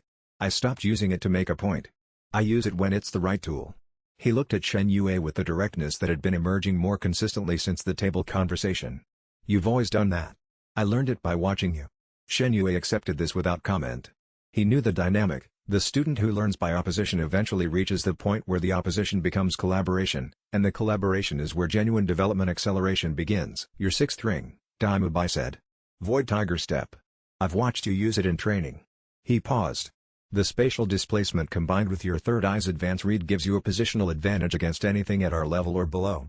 Above Soul Emperor, the title Douluo class has spatial awareness of their own, they'll read the displacement vector. Yes. Shen Yue rolled his shoulder, feeling the new sixth ring's cultivation channels still completing their integration. Which means against title Douluo, the step is most effective combined with the psychic illusion layer, project a displacement I'm not making, then make the actual displacement to a different position. That requires both the Void Tiger step and the third eye at full simultaneous activation. It requires level 60 in the Soul Emperor ring configuration. I'm not there yet. He looked at Dai Mubai. What's your sixth ring target? Dai Mubai was quiet with the quality he used when he was holding a thought that he'd been developing for a while and was finally ready to deploy. I've been thinking about the corruption, he said. Not the source, the energy type. The dark soul power has a specific frequency. It's destructive, but at controlled application levels, it interfaces with soul constructs in ways that clean cultivation doesn't. He held Shen Yue's gaze. There's a ghost-type beast in the northern sector of the Stardow Forest, 8,000 years old, whose ring carries that frequency naturally. Clean. No corruption. Just the dark frequency baseline. You want a dark frequency ring on a clean cultivation path. I want to understand what I can do with that frequency without the destruction cost. Dai Mubai's expression was direct and considered. And I want to choose it deliberately, this time, instead of having it happen to me. Shen Yue looked at him for a moment. Then, all right. We plan the hunt. It was the beginning of a different kind of working relationship, one built from shared understanding rather than managed difference, and it would matter more than either of them could yet calculate, because what was coming required both of them at their best, and their best was still developing, and the gap between where they were and where they needed to be was exactly as wide as the time they had left. Chapter 90 Spirit Hall's second assault on Shrek Academy's former territory was announced by a soul energy reading that arrived through the perimeter relay crystal at 3 in the morning. 2 signatures. Both titled Douluo level. Both moving directly toward the fortified position's outer boundary. Chrysanthemum Douluo. Ghost Douluo.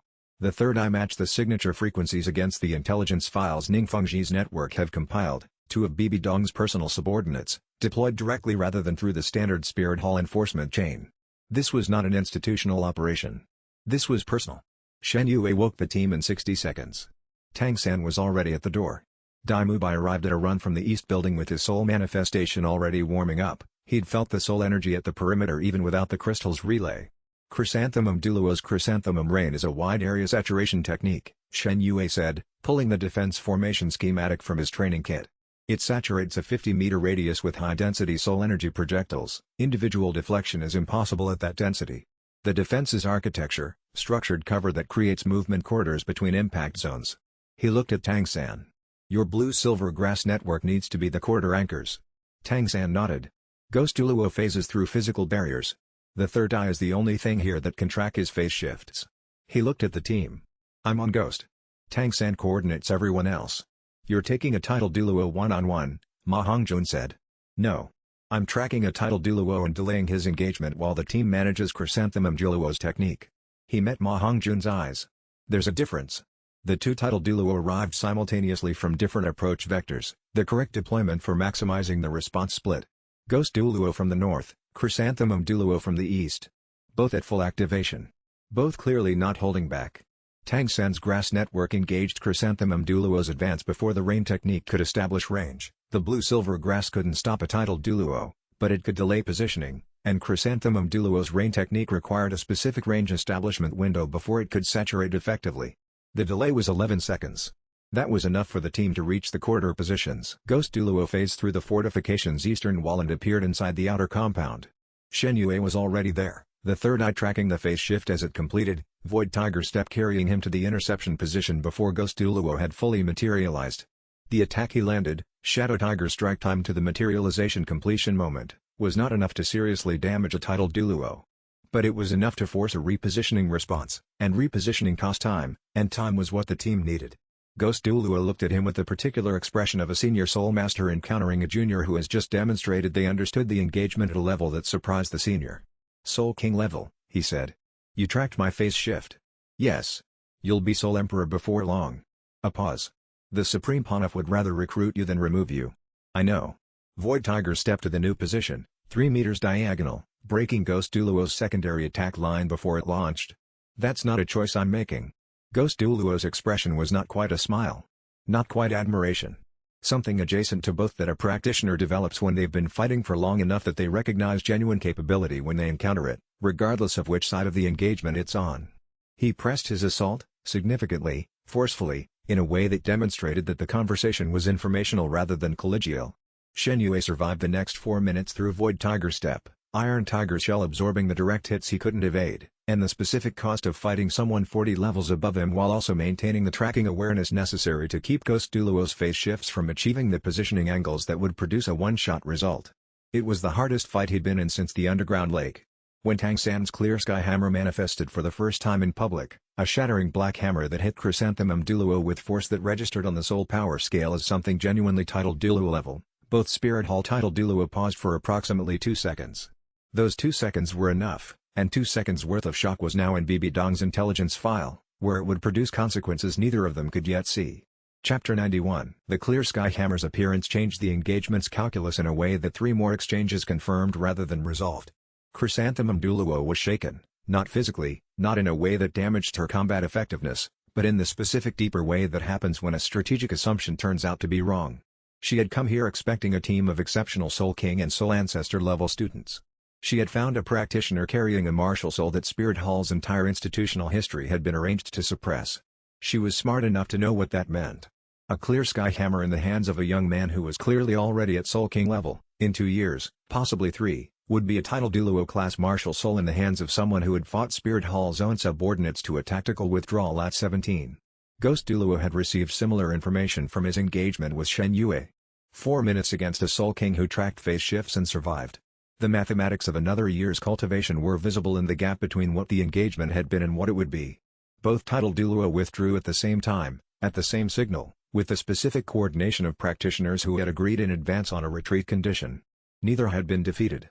Both were making a decision based on incomplete information becoming complete in real time. The 7 devils stood in the fortified positions courtyard as the 2 titled Douluo signatures moved away, south, toward Spirit Hall territory, at speed. The quiet that followed was different from the quiet after the Ning compound battle. That had been the quiet of survivors. This was the quiet of people who had just registered that they'd done something that hadn't been done before. Shen Yue reached level 62 weeks later, in a cultivation session that lasted 4 hours and produced no external dramatic indicators. The Soul Emperor breakthrough arrived with the particular quality of a door opening rather than a threshold crossed. The new capacity was immediately present and fully functional, the cultivation channels accommodating the expansion as if they had been built for it. The third eye evolved. He became aware of the change during the breakthrough itself, the psychic dimension of the White Tiger spirit deepening, the visual processing of the third eye acquiring a new register that was less about reading soul power signatures and more about projecting manufactured signatures into the perceptual environment of anyone within its range. Full psychic illusion. 3-second duration at full projection. Longer at reduced intensity. Against a normal soul master, 3 seconds of complete perceptual interference was decisive. Against a titled Douluo, it was a disruption factor rather than a defeat mechanism. But disruption factors, combined with Void Tiger Step and a 6-ring configuration that still had most of its development ahead of it, produced a threat profile that Soul Emperor against titled Douluo was no longer a mismatch. It was a difficult fight weighted against him rather than an impossible one. He sat with a new capability for an hour before telling anyone. The hour was not wasted time. It was the specific practice he developed over 2 years of advancement events, the discipline of sitting with a new capability and understanding what it actually was before describing it to anyone else, including himself. New capabilities had a way of feeling larger than they were in the first hour and smaller than they were after integration. Neither felt like was the accurate measurement. The accurate measurement came from 3 days of practical testing against real conditions, and he didn't have 3 days. He had 1 hour. What he knew after the hour, the psychic illusion was precise and high resolution at close range, fading to general perception interference beyond 15 meters. It required active sustained effort to maintain, not the passive running of the third eye's monitoring function. It could not be used simultaneously with the abyssal tiger domain. The two abilities drew on the same psychic architecture at different output levels. It also interfaced with the resonance connection he shared with King through the Hell Tiger Phantom configuration in a way he hadn't fully mapped yet. When he projected the illusion test toward the open air, the third eye caught a brief resonance echo from the direction of the training ground where she was working. That was new. He filed it for the integration testing period. Then he walked to the training ground where King was running her evening patterns, and watched the way she moved through her Hell Civet acceleration sequence with the focused quiet she always brought to solo training, and understood with a clear specificity that sometimes arrives after something significant that the world was going to get harder before it got easier, and he was more prepared for it than he'd expected to be. She slowed, finished the sequence, and turned before he'd announced himself. The resonance echo registered in her expression, not quite a psychic sensation, more like the feeling of hearing something at the edge of perception that stopped when you turned toward it. "What changed?" she asked. "Sixth ring integration produced a new register on the third eye," he said. He described it in the terms it deserved, not understating, not overstating. She listened with the full attention she brought to anything she needed to understand rather than simply know. When he finished, she turned it over in the way she processed technical information, not speaking, running it through whatever internal framework she used for assessing capability. Then, the resonance echo. It went both ways. I thought it might have. It was brief. 4-5 seconds. She met his eyes. The connection between our martial souls is getting more structural rather than just situational. The spirit bones effect on the resonance architecture, compounding over time. He held her gaze. I don't know how far it develops. Neither do I. She held that thought briefly. But we're going to find out. She turned back to the acceleration patterns. He sat at the training ground's edge and let the Soul Emperor threshold settle into its proper relationship to everything it connected to, and thought about all the ways it wasn't yet enough and all the ways it already was. Not fully prepared. But more, and the gap between more and enough was going to determine everything that followed, whether he was ready for that answer or not. Chapter 92 The news of the two-titled Douluo's tactical withdrawal spread through the Soul Master World's informal networks in the way that significant information spread, faster than the people who had the information intended, and with a momentum that outpaced any management of the narrative. Shen Yue spent 3 days calibrating the psychic illusion's interaction with the resonance connection, running controlled tests with King that were designed to map the exact parameters without pushing the connection in ways he didn't understand well enough to push safely. The results were unexpected in a direction he hadn't modeled. When he projected the psychic illusion at reduced intensity, specifically at the sub-threshold level where it produced spatial disorientation rather than complete perceptual override, the resonance connection allowed King to sense the projection's direction from outside its effective radius.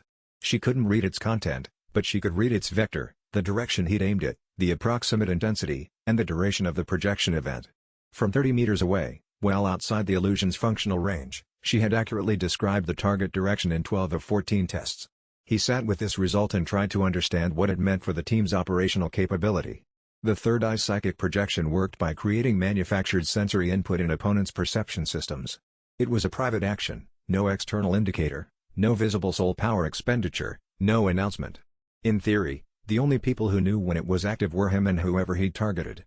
In practice, King's resonance sense gave her a directional read on his projections from a range that covered the entire tactical footprint of most engagements. The operational implications developed in layers as he thought them through. In a complex multi-opponent engagement, she could adjust her positioning based on which direction he'd deployed the illusion without any communication, without a signal, without any behavior that opponents could read. She would simply be where the illusion's effect left an opening, at the moment the opening existed. An opponent observing their coordination would not be able to reconstruct the information channel that was producing it. He hadn't built this into his tactical framework because he hadn't known it was available. He needed to rebuild the framework around it. When I was running the second test sequence yesterday, King said, during the review session on the third day, I wasn't only getting direction. There was something additional, something about the intensity that I couldn't separate from direction at first. But in the last 6 tests I could feel both intensity and direction separately. Yes. She held his gaze. It's not full information. I can't tell you what you're projecting. But I can tell you where you're aiming and how hard. She paused. How does that change the training plan? Significantly, he said, and started rebuilding the framework. Ningfengji's network documented the response across 22 clan and sect affiliations in the 2 weeks following the engagement. The primary reaction was recalibration rather than alignment. Most of the organizations receiving the information adjusted their assessment of where power was accumulating on the continent without immediately choosing sides. That was expected. Strategic realignment was a slow process for large organizations, and large organizations had been watching Spirit Hall's consolidation with the cautious attentiveness of entities that understood the cost of being on the wrong side of an institutional power shift. But 4 specific organizations sent private inquiries, not formal alliance offers, but the preliminary contacts that preceded formal alliance offers. Shen Yue drafted the responses himself, in language that was receptive without being committed, which was the correct posture for organizations whose full intentions required more evaluation before commitment was appropriate. Bibi Dong's response to the engagement's outcome arrived 2 days after the informal network reports, through a channel that was slightly more indirect than her previous communications. It was not addressed to Shen Yue directly, it was a public statement, distributed through Spirit Hall's official communication network, acknowledging the Shrek 7 Devil's impressive development and expressing Spirit Hall's continued interest in appropriate institutional alignment. The careful phrasing meant, "You've demonstrated something significant enough that I'm updating my response approach." Shen Yue read the statement twice and then showed it to Tang San, who read it once and said, "She's not going to send a direct assault again." No. The title Douluo deployment was an assessment operation as much as an assault. She wanted to see how we responded. Now she has the data. He set the statement down. The next pressure will come through the political dimension rather than the military one. The Sea God's Island operation, the Alliance exposure strategy, using Dai Muibai's imprisonment as a diplomatic grievance. Can she force the island? Force isn't the word. She'll send her strongest practitioners to attempt the trials. The island's guardians don't permit interference with other candidates, each trial is individual. If her candidates complete the God-level trials successfully, she won't need to defeat us militarily, Tang San said. She'll be operating at a different power level entirely. Shen Yue met his eyes. Which is why we need to reach the island first. Tang San was quiet with the quality of a decision being finalized rather than deliberated. When do we leave? 1 month. The war on the ground needs to reach a stable holding position before we can divert the team's core capability for the island operation. He looked at the wall map, the arc of defensive positions, the alliance nodes, the communication relay network that Ningfengji's infrastructure provided. 1 month. Then we go. It was the timeline he'd been building toward. The question was whether 1 month was enough, or whether 1 month was simply the best answer available, which was a different kind of question. He planned as if it was enough. That was the only way to plan. The 4 preliminary inquiries from the clans that had noted the title Douluo withdrawal were significant. Not because of what they would produce immediately, preliminary contacts became formal alliances on a months-long timeline at best, but because of what they signaled about the political environment's direction. The continent's independent organizations were beginning to make their calculations about where the balance was moving, and the calculation was producing a different answer than it had 6 months ago. Spirit Hall's institutional momentum was still enormous. The numbers, the resources, the title Douluo depth, all of it still favored Spirit Hall decisively in a direct confrontation at scale. But the information advantage had shifted. The shadow broker's distribution documentation, the bloodline examination's public record, the title Douluo withdrawal, all of it was accumulating in the informal network's shared record, and the shared record was shifting how the continent's major players assess the situation. Bibi Dong knew this. Her statement's careful phrasing was a response to the shift, not an ignorance of it. He set the plans aside and looked at the communication crystal that held the current war status from Ningfengji's network. 3 theaters, 3 updates, all of them using more resources and creating more costs than the preparation model had projected. The gap between what he'd prepared for and what was actually happening was normal. Preparation models were always optimistic about the enemy's errors, but the gap had to be managed or it would compound. He spent the evening drafting the responses to the 4 clan inquiries. The drafting required the kind of precision that political language demanded, not dishonest, not overcommitted, not so hedged as to seem worthless. Receptive without promising. Interested without guaranteeing. The kind of communication that left each party feeling they'd received something real while preserving the flexibility he needed for the situation that was still developing. Tang San reviewed the drafts when they were done, made 2 suggestions about specific phrasings, and handed them back without further comment. The suggestions were both correct, and Shen Yue incorporated them without debate, and the exchange had the efficient quality of 2 people who had been working together long enough that their collaboration on tasks like this required minimal scaffolding. "You're going to be ready for the island in less than a month," Tang San said. 3 weeks, if the consolidation holds at the current rate. Shen Yue looked at the drafts. "I've been thinking about the trials structure. The island's trials are not designed for a standard team operation, each trial is individual. The team can support each other between trials, can travel together, can provide the shared baseline of being known by the people around you. But the trials themselves are individual encounters with what the island reads as the candidate's specific development edge. Which means the island will find different edges in each of us. Which means the island will find edges we haven't identified ourselves, in conditions we can't fully prepare for. He looked at Tang San. The preparation we can do is internal, understanding ourselves as accurately as possible before we arrive, so that whatever the island tests has been looked at honestly rather than left undefined. Tang San absorbed this for a moment. Has there been anything you haven't looked at honestly? Shen Yue thought about it. There's a category of question I've been approaching as tactical rather than personal, he said. What this world is to me. Not practically, I've thought through the practical implications. But what it means that I'm here. What I owe it. What it offers me that I didn't have before. He paused. I've been managing that category rather than examining it. The island will probably examine it whether I'm ready or not. Tang San held that. Yes, he said. I think it will. 1 month. And the island had to be before Spirit Hall's candidates attempted their trials. Both timelines were real and both were pressing, and the space between them was exactly as wide as it needed to be and no wider, and Bibi Dong, in Spirit Hall's cathedral, was looking at the same calendar and drawing a different conclusion about whose timeline would hold. Chapter 93 The ambush came on the coastal road 3 weeks before their planned departure. Shen Yue had been traveling with Tang San and Xiao Wu toward a coastal contact point, a captain with a boat and knowledge of the outer island routes who had been identified through Ning Fengji's network as reliable. The road was traveled, monitored by the Alliance's relay network, and as safe as anything in the current climate was safe. None of which was enough, because the practitioner who had laid the ambush was a Shadow Douluo level operative named Gui Mei who had been waiting at this specific point on this specific road for 2 days, and who was operating on intelligence about the team's movement that had come from a source Shen Yue had not yet identified as compromised. The intelligence failure was the most disturbing element. He filed it as a priority problem even while the engagement was beginning. Gui Mei was a Soul Douluo, level 80 minimum. 30 levels above Shen Yue's current position. The gap between Soul Emperor and Soul Douluo was not simply a cultivation distance, it was a qualitative threshold that produced capabilities that Soul Emperor level practitioners could understand abstractly but could not match practically. A Soul Douluo's full activation produced a soul pressure that registered on the environment rather than just on other soul masters. The first exchange was instructive and damaging. Shen Yue's Iron Tiger shell absorbed the first attack, a shadow-type compression strike that hit the shell like a geological event.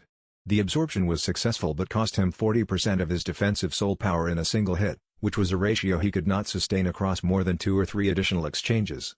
Void Tiger's step took him 3 meters to the left before the second strike completed. The displacement was correct. The second attack hit empty space. Third eye at full psychic illusion projection, 3 seconds of complete perceptual interference deployed at Gui Mei's visual field. Gui Mei walked through the illusion without visible disruption. A Soul Douluo's perceptual framework was not subject to illusion disruption at the level he was currently capable of producing. That was now confirmed rather than theoretical.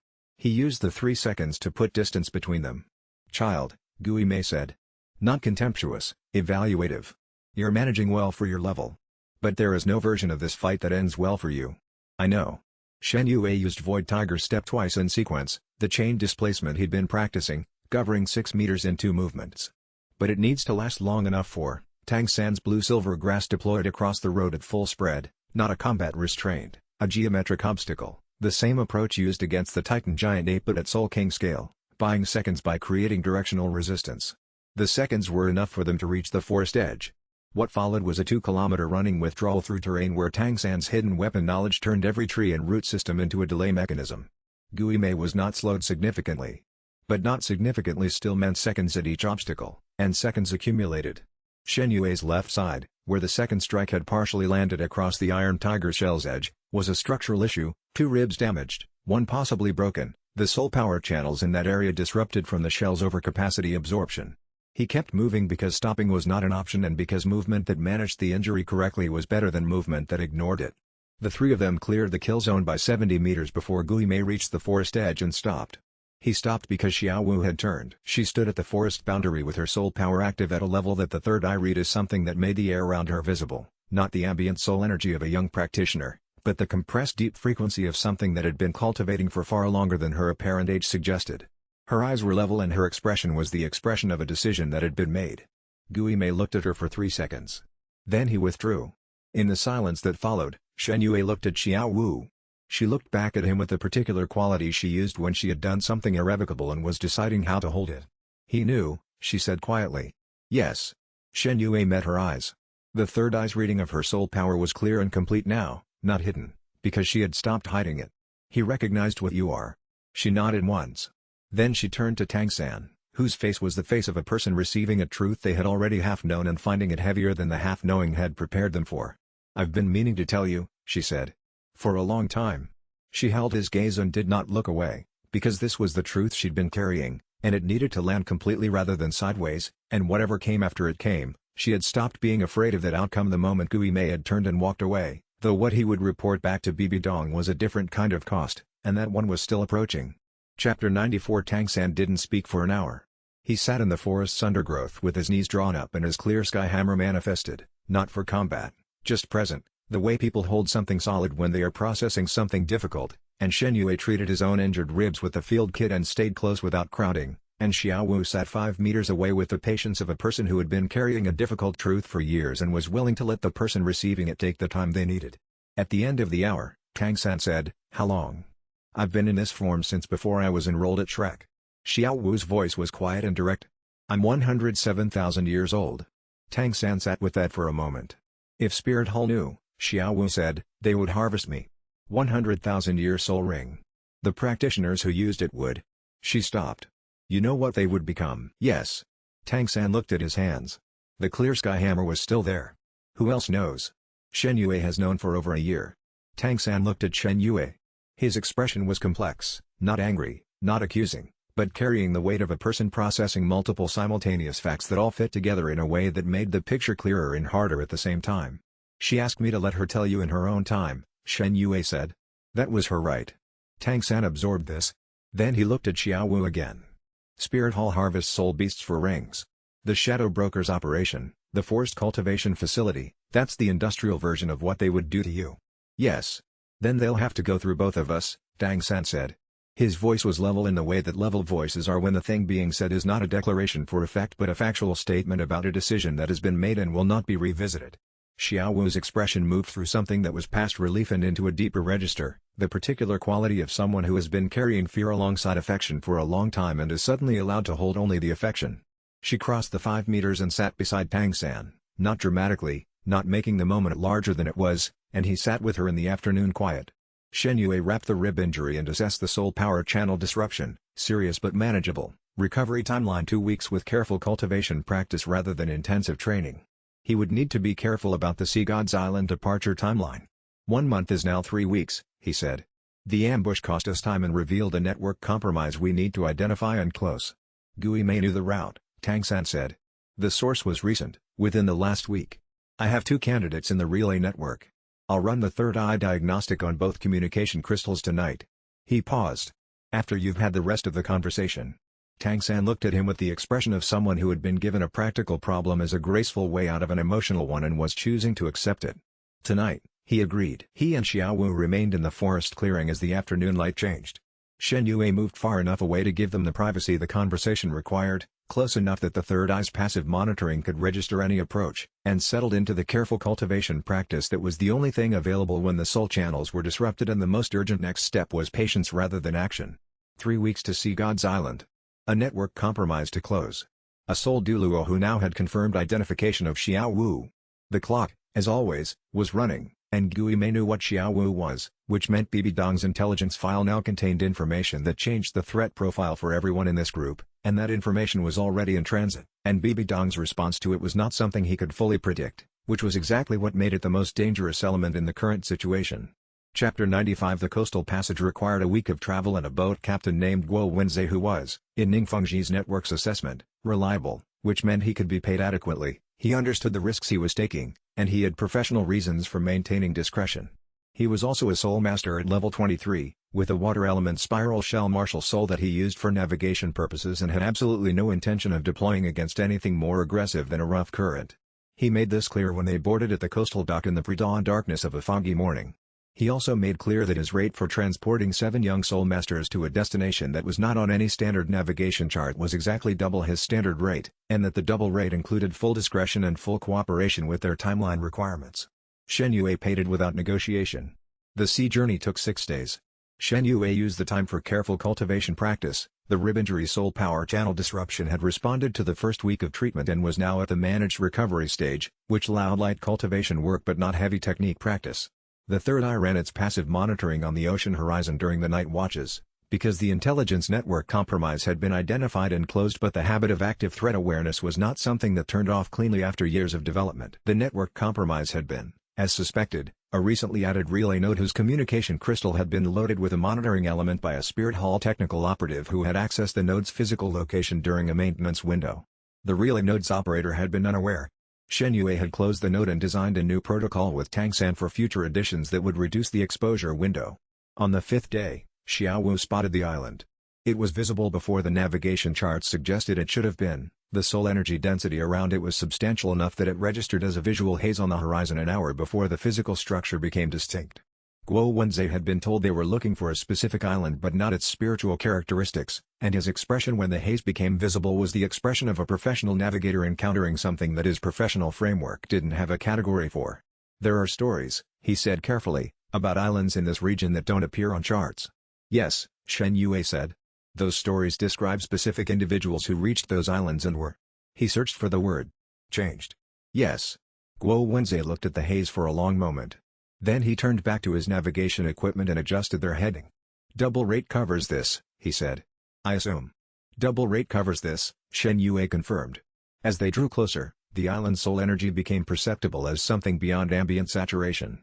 It was not the dense concentration of a natural site or the accumulated cultivation of a sect stronghold. It was something more fundamental, the signature of a location where divine-level energy was present in such quantity and for such duration that it had changed the nature of the place itself. The sacred pillar Douluo were visible on the island's shoreline as the boat approached, 7 figures in formal robes, arranged in a specific pattern that the third eye read as both greeting and evaluation. They had been expected. The question was whether being expected was a good thing or whether it meant Bibi Dong's advanced scouts had preceded them. The answer to that question was in the quality of the sacred pillar Douluo's posture, which the third eye read as prepared rather than defensive, and prepared was the better answer. But prepared for what? That was the question the posture didn't answer. Chapter 96. The sacred pillar Douluo's evaluation process lasted a full day. Each team member was assessed individually, in private, by a combination of the full panel and assigned evaluators. The process used a soul energy reading system that was significantly more comprehensive than anything Shen Yue had encountered, not simply registering cultivation level and ring configuration, but reading the quality of the soul power's development, the characteristics of the martial soul's expression, and something the third eye identified as an assessment of purpose rather than capability. The Sea God's trial system was designed for God-level advancement, which meant it was evaluating whether candidates had the fundamental alignment necessary for God-level development, not whether they were already strong enough, but whether their cultivation and character were built in the direction that the trials would advance. Most of the team's evaluations were straightforward in their outcome. Tang San's clear sky hammer, his development arc, his specific orientation toward balance rather than dominance, the sacred pillar Douluo's lead evaluator confirmed his trial assignment without extensive deliberation. Juzwang's Hell Civet Path, with its emphasis on individual sovereignty over assigned role, produced a different trial type. Ning Rongrong's support orientation, Dai Mubai's redemption arc, Oscar's quiet functional excellence, Ma Hongjun's fire pathwork, all of them were read and assigned. Shen Yue's evaluation was different in its duration. The lead sacred pillar Douluo, a woman who radiated title Douluo level cultivation with the specific additional quality of divine energy integration, Sea God blessing, he recognized what that meant for cultivation, spent 3 hours with him. Not testing him. Reading him. At the end of the 3 hours, she said, bearer of the divine tiger's true form. He held her gaze without responding, because he understood that the statement was not a greeting, it was a confirmation of something she had read from the evaluation. The Dai bloodline's martial soul is a dilution of what you carry. You have known this. I have suspected it. I have evidence consistent with it. The evidence is correct. She looked at the third eye with the attention of someone who recognized what they were looking at. Your trial, the path of the predator. You must confront the white tiger's divine essence and demonstrate that your human soul maintains governance over the beast nature at the highest expression level. If the beast nature overcomes your human soul, I understand the cost. You understand the concept, she said. Whether you understand the cost is what the trial will determine. He stood with that for a moment. What does the trial's completion produce? Your cultivation path's next stage. She met his eyes. The divine tiger's true form is not simply a power configuration. It is a nature. The trial will advance you toward that nature, or it will consume you. A pause. You have foreknowledge of this place and its significance. Use it wisely. The trial does not respond to preparation the way a battle does. What does it respond to? She was quiet for a moment. Truth, she said. He was assigned trial space in the island's eastern sector, a region with a specific soul energy configuration that the third eye recognized as amplified white tiger resonance. The assignment was immediate. The trial would begin when he entered the space. He stood at the entrance to the space and ran the calculation one more time. He had been preparing for this, not directly, not knowingly, but in the sense that every decision he'd made since arriving in this world had been building toward a version of himself that could stand at this door without flinching. He entered, and behind him, the door closed, and the trial's first projection began to assemble itself from the soul energy of a bloodline he shared in form but not in origin, and what it would show him about himself was going to be something he hadn't been able to calculate in advance, and the trial's architect had designed it exactly that way. Chapter 97. The first projection was a Dai ancestor from 300 years ago, a soul elder at level 38 who had worn the evil eye white tiger with the particular earnestness of someone who believes the power they carry is genuinely theirs. The projection was technically strong for its level. The white tiger combat techniques were different from Shen Yue's own. 3 centuries of development separated their respective training traditions, and the older techniques had a specific raw quality, less refined but more direct. The projection fought without strategy in the modern sense, relying on the white tiger's power-type dominance to compensate for tactical simplicity. Shen Yue defeated it in 4 minutes. The physical techniques that a Soul Elder level white tiger variant could produce were not, at his current Soul Emperor level, a meaningful challenge. The second projection was a Soul King at level 52. Third projection, Soul Ancestor at level 47, but the specific ring configuration was unusual. The soul skills developed in a direction that emphasized the corruption resonance the Dai lineage had apparently carried as an undertone for generations before it manifested in Dai Mubai's form. Interesting. He adapted and won. Fourth projection, Soul Emperor level 63. The fight was longer, 40 minutes, the opponent using a ring configuration that partially anticipated his own, techniques developed from the same white tiger source but on a different architectural path. The fourth ancestor had fought title Douluo level opponents and survived. The fourth fight required everything the third eye had in terms of tactical analysis and void tiger step in terms of evasion. He won. The soul power expenditure was significant. Fifth projection, title Douluo level 78. The fifth ancestor had been a general in a continental war 3 centuries earlier, a practitioner who had fought at the highest levels of the profession for 40 years, whose white tiger cultivation was not simply a power tool but an integrated identity. The techniques were unfamiliar in their specific forms and deeply recognizable in their logic, the same white tiger nature, fully developed, operating at a level that made everything Shen Yue had been doing look like a beginning. He lost. In 7 minutes. Not to a single decisive blow, to the accumulated pressure of a practitioner whose every move was correct and whose cultivation level produced a power differential that Soul Emperor techniques could not bridge regardless of how precisely they were applied.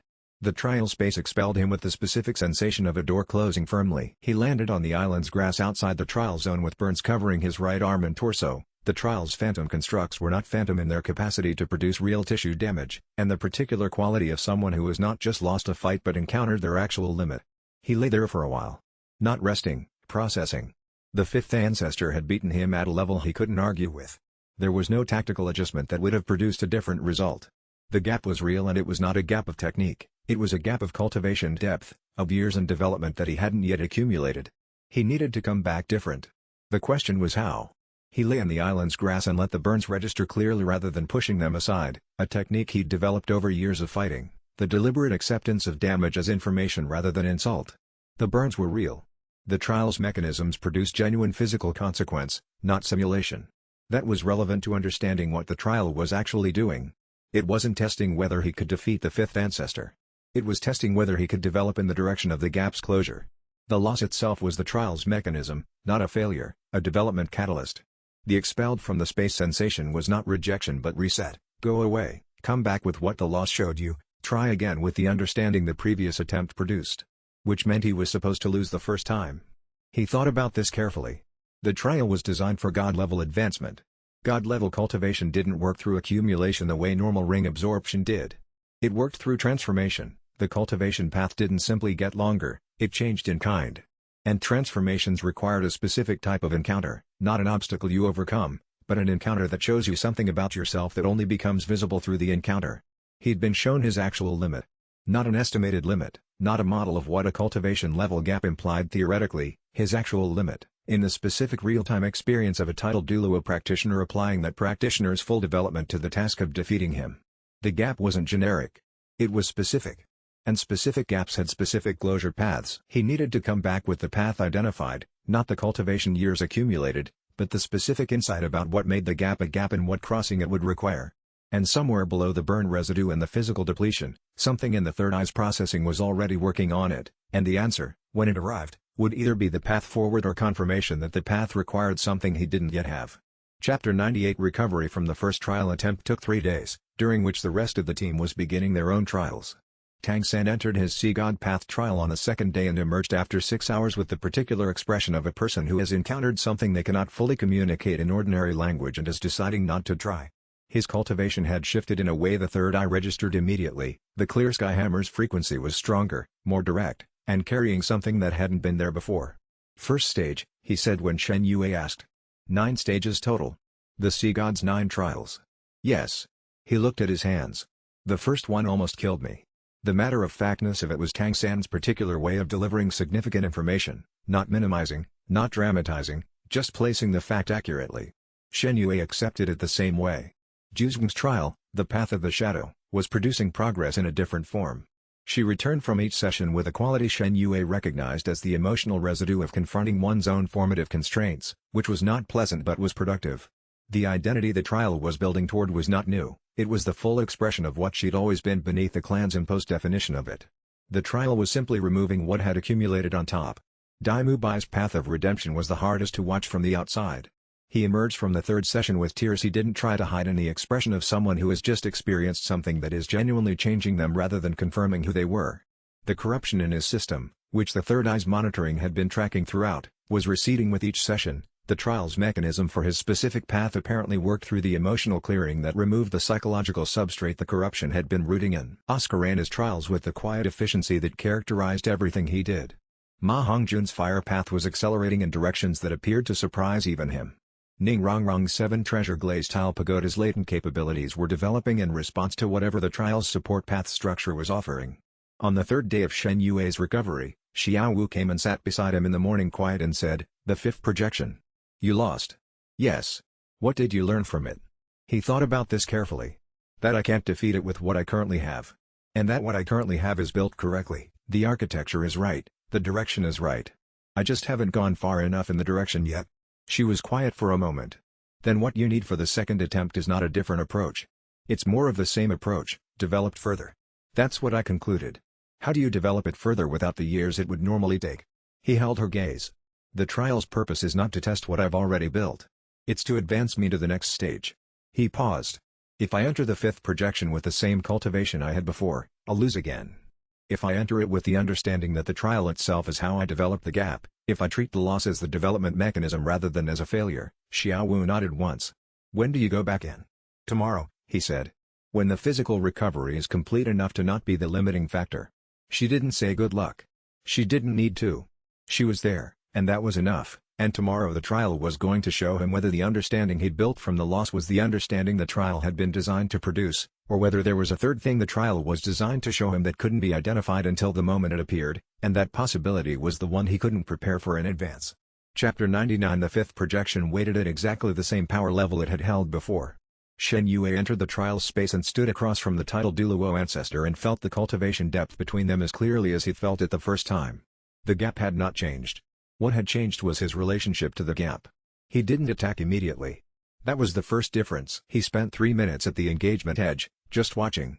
The third eye mapped the 5th projection's technique library at operational range, every soul skill's frequency signature, every movement pattern's baseline rhythm, every tactical response the ancestor had deployed against him in the first engagement catalogued and categorized. Not a complete picture, but a better picture than before. The 5th ancestor pressed forward after 3 minutes of inaction, the correct response, because waiting gave Shen Yue information at no cost. The attack was the same opening technique that had been correct before, the tiger's descent strike that combined speed and force in a geometry that most white tiger lineage fighters couldn't effectively answer. Shen Yue answered it with a psychic illusion projected directly at the ancestor's visual field at the same moment the physical attack landed against Iron Tiger's shell. The psychic illusion showed him displaced left by 2 meters. The ancestor's follow-up attack went left. Void Tiger's step took him right. The third eye's flaw sight identified the window, 0.4 seconds during the ancestor's attack course correction when the white tiger force application was momentarily off-axis. Shadow Tiger strike into the window. Not enough to critically damage a titled Douluo. Enough to register. The ancestor recalibrated. The fight continued. What followed was 40 minutes of a Soul Emperor practitioner using every tool available against a titled Douluo ancestor who was genuinely trying to defeat him, not at full combat lethality. The trial's purpose was not death, but at full competitive engagement. The illusion step combination worked twice, then the ancestor adapted to it, and the adaptation required Shen Yue to develop a third layer, using the illusion not to create a false displacement but to mask the timing of the actual displacement, making the Void Tiger step unpredictable at the pattern level rather than only at the directional level. He lost, again. In 45 minutes instead of 7. The trial space didn't expel him. He stood in the engagement zone after the ancestor projection had concluded its attack sequence and looked at the space where it had been. The trial had let him stay. Not because he'd won, he hadn't. But because he'd demonstrated the direction of development rather than simply the development's current product. The trial was building towards something.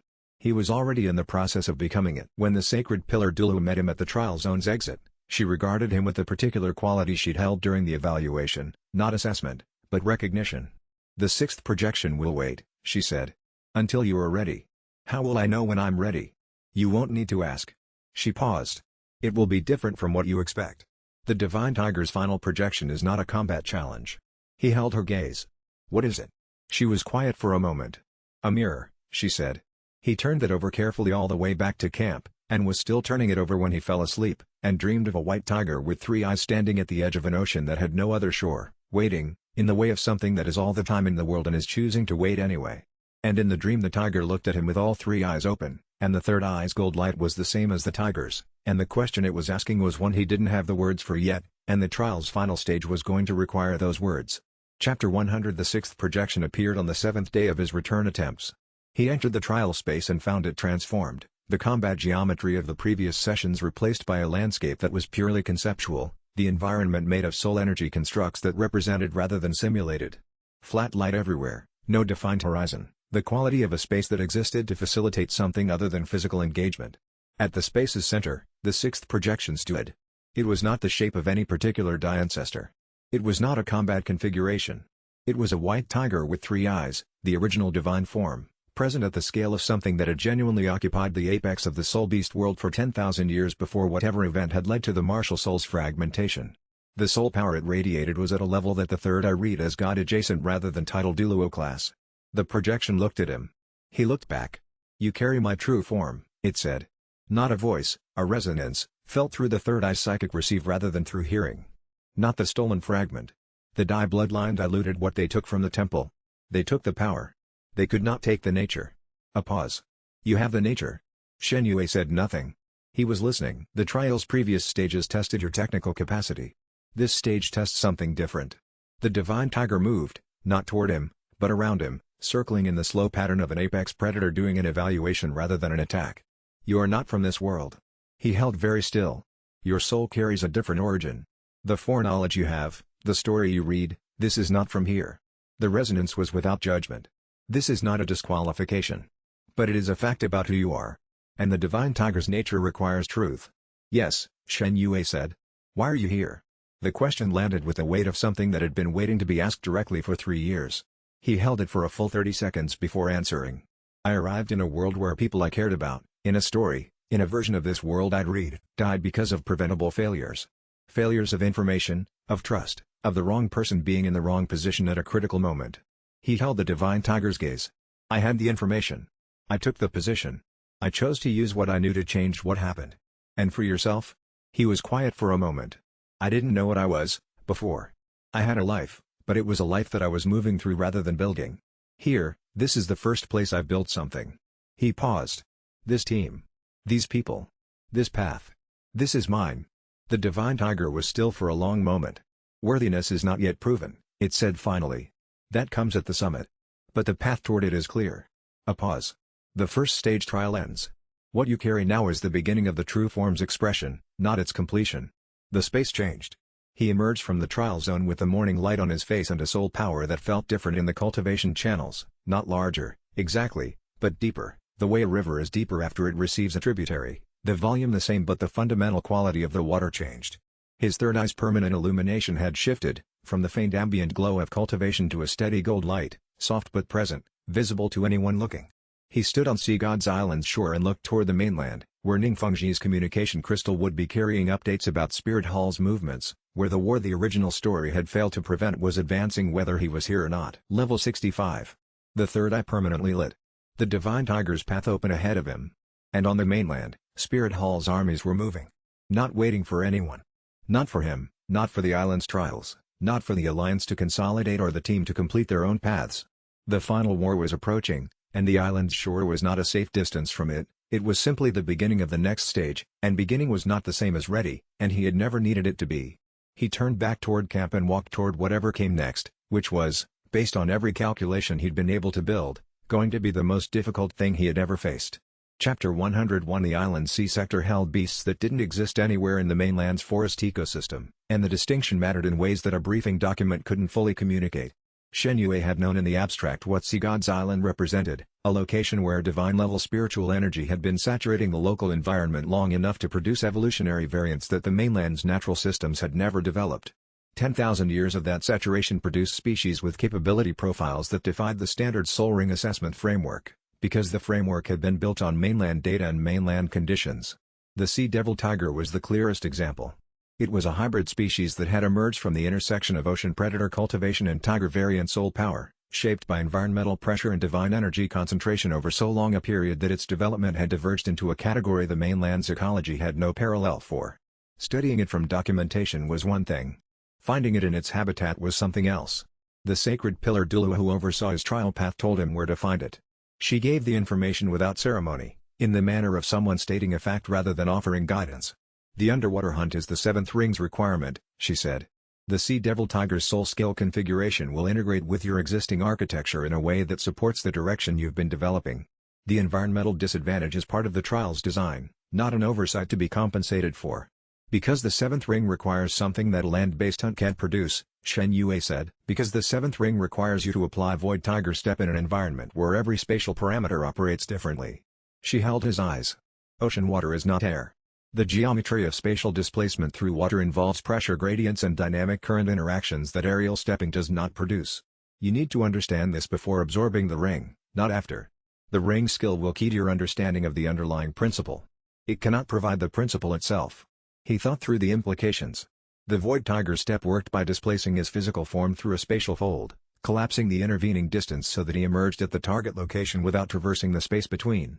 In air, the calculation was clean. Stable reference frame, exit point within perception range, fold execution time roughly 0.2 of a second. In water, nothing held constant. The medium itself was in motion. Pressure increased non-linearly with depth. Current created continuous reference drift that a spatial calculation had to account for between initiation and execution. A frame shift of even 20 centimeters during a fold could resolve the exit point inside solid rock. How deep does the hunt go? He asked.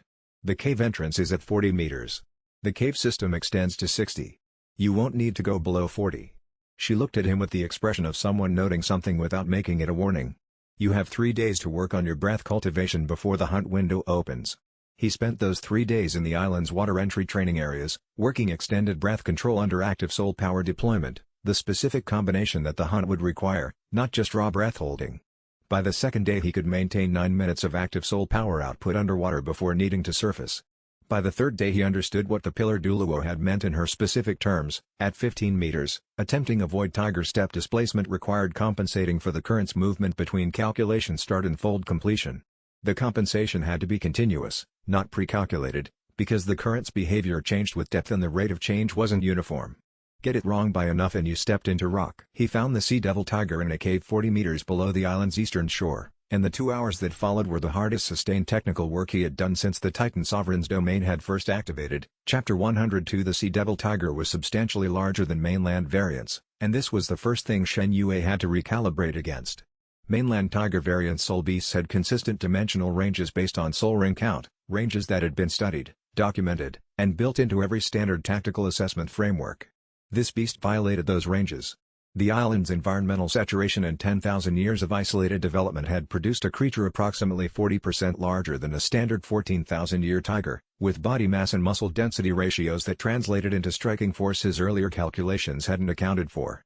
The cave barely contained it. When it shifted weight from side to side, The motion displaced water currents that altered the spatial reference geometry he was trying to maintain for his displacement calculations. The environment and the target were interacting in ways he hadn't modeled. The first lesson came in the opening exchange. The Sea Devil Tiger had a ranged attack that the documentation hadn't adequately described. It launched a compressed column of pressurized seawater, not a wave or current shift, but a directional, high-velocity column, that hit Shen Yue in the chest before he'd completed his second Void Tiger step calculation. The impact disrupted his breathing rhythm, collapsed his active soul power configuration, and sent him 12 meters toward the cave wall at a velocity that left deep bruising through his defensive output. He arrested the collision by triggering Titan Sovereign Aura at reduced intensity, enough to brace against the wall without shattering the rock face. He braced there and recalibrated. The pressure attack required a pre-launch accumulation period of approximately 1.3 seconds. During accumulation, the Tiger's left foreleg shifted weight to anchor the firing position, a reliable indicator if he could read it accurately enough and early enough. He couldn't dodge after launch. The compressed column moved faster than his mid-flight spatial calculation could complete given the current drift. He had to move before launch. Which meant, read the weight shift, calculate a displacement that accounted for current drift at current depth, execute the fold, arrive at a viable attack position, all within 1.3 seconds. Consistently, not occasionally. He failed the first 8 attempts. On the 9th he executed the full sequence and arrived where he intended, but the Tiger had already begun adapting to the pattern. By the 11th exchange it introduced a feint, the same initial weight shift as the genuine preparation, without committing to the attack. He stepped to avoid what hadn't been launched and arrived flanked instead. The next 20 minutes were spent learning to distinguish the feint from genuine preparation. The difference was approximately 4 kilograms of additional pressure on the anchoring foreleg's contact point with the cave floor, readable through a ground sense extended into the rock. Feint. Consistent once he knew exactly what to sense for. Not something that could be found quickly under combat stress without knowing it existed. By the time the hunt concluded, he had made 43 spatial displacement calculations at depth under dynamic current conditions, each one compensating for real-time reference drift. The 7th ring soul skill that crystallized from the Sea Devil Tiger's essence wasn't a discrete attack, it was a refined spatial sensitivity that extended Void Tiger Step's effective range by 30% and reduced calculation time to 0.8 of a second even in turbulent environments. He surfaced with the ring already beginning its integration, and the pillar Douluo was standing on the shore exactly where she had been when he descended. He pulled himself onto the rock shelf and sat for a moment, breathing. The ring's integration process was different from the first 6, a deeper structural involvement, the 7th ring's spatial sensitivity threading through every existing soul skill rather than sitting alongside them. He could feel the Void Tiger Steps calculation window shifting even now, the reference frame processing restructuring around the new parameter inputs from the Sea Devil Tiger's inherited sensory range.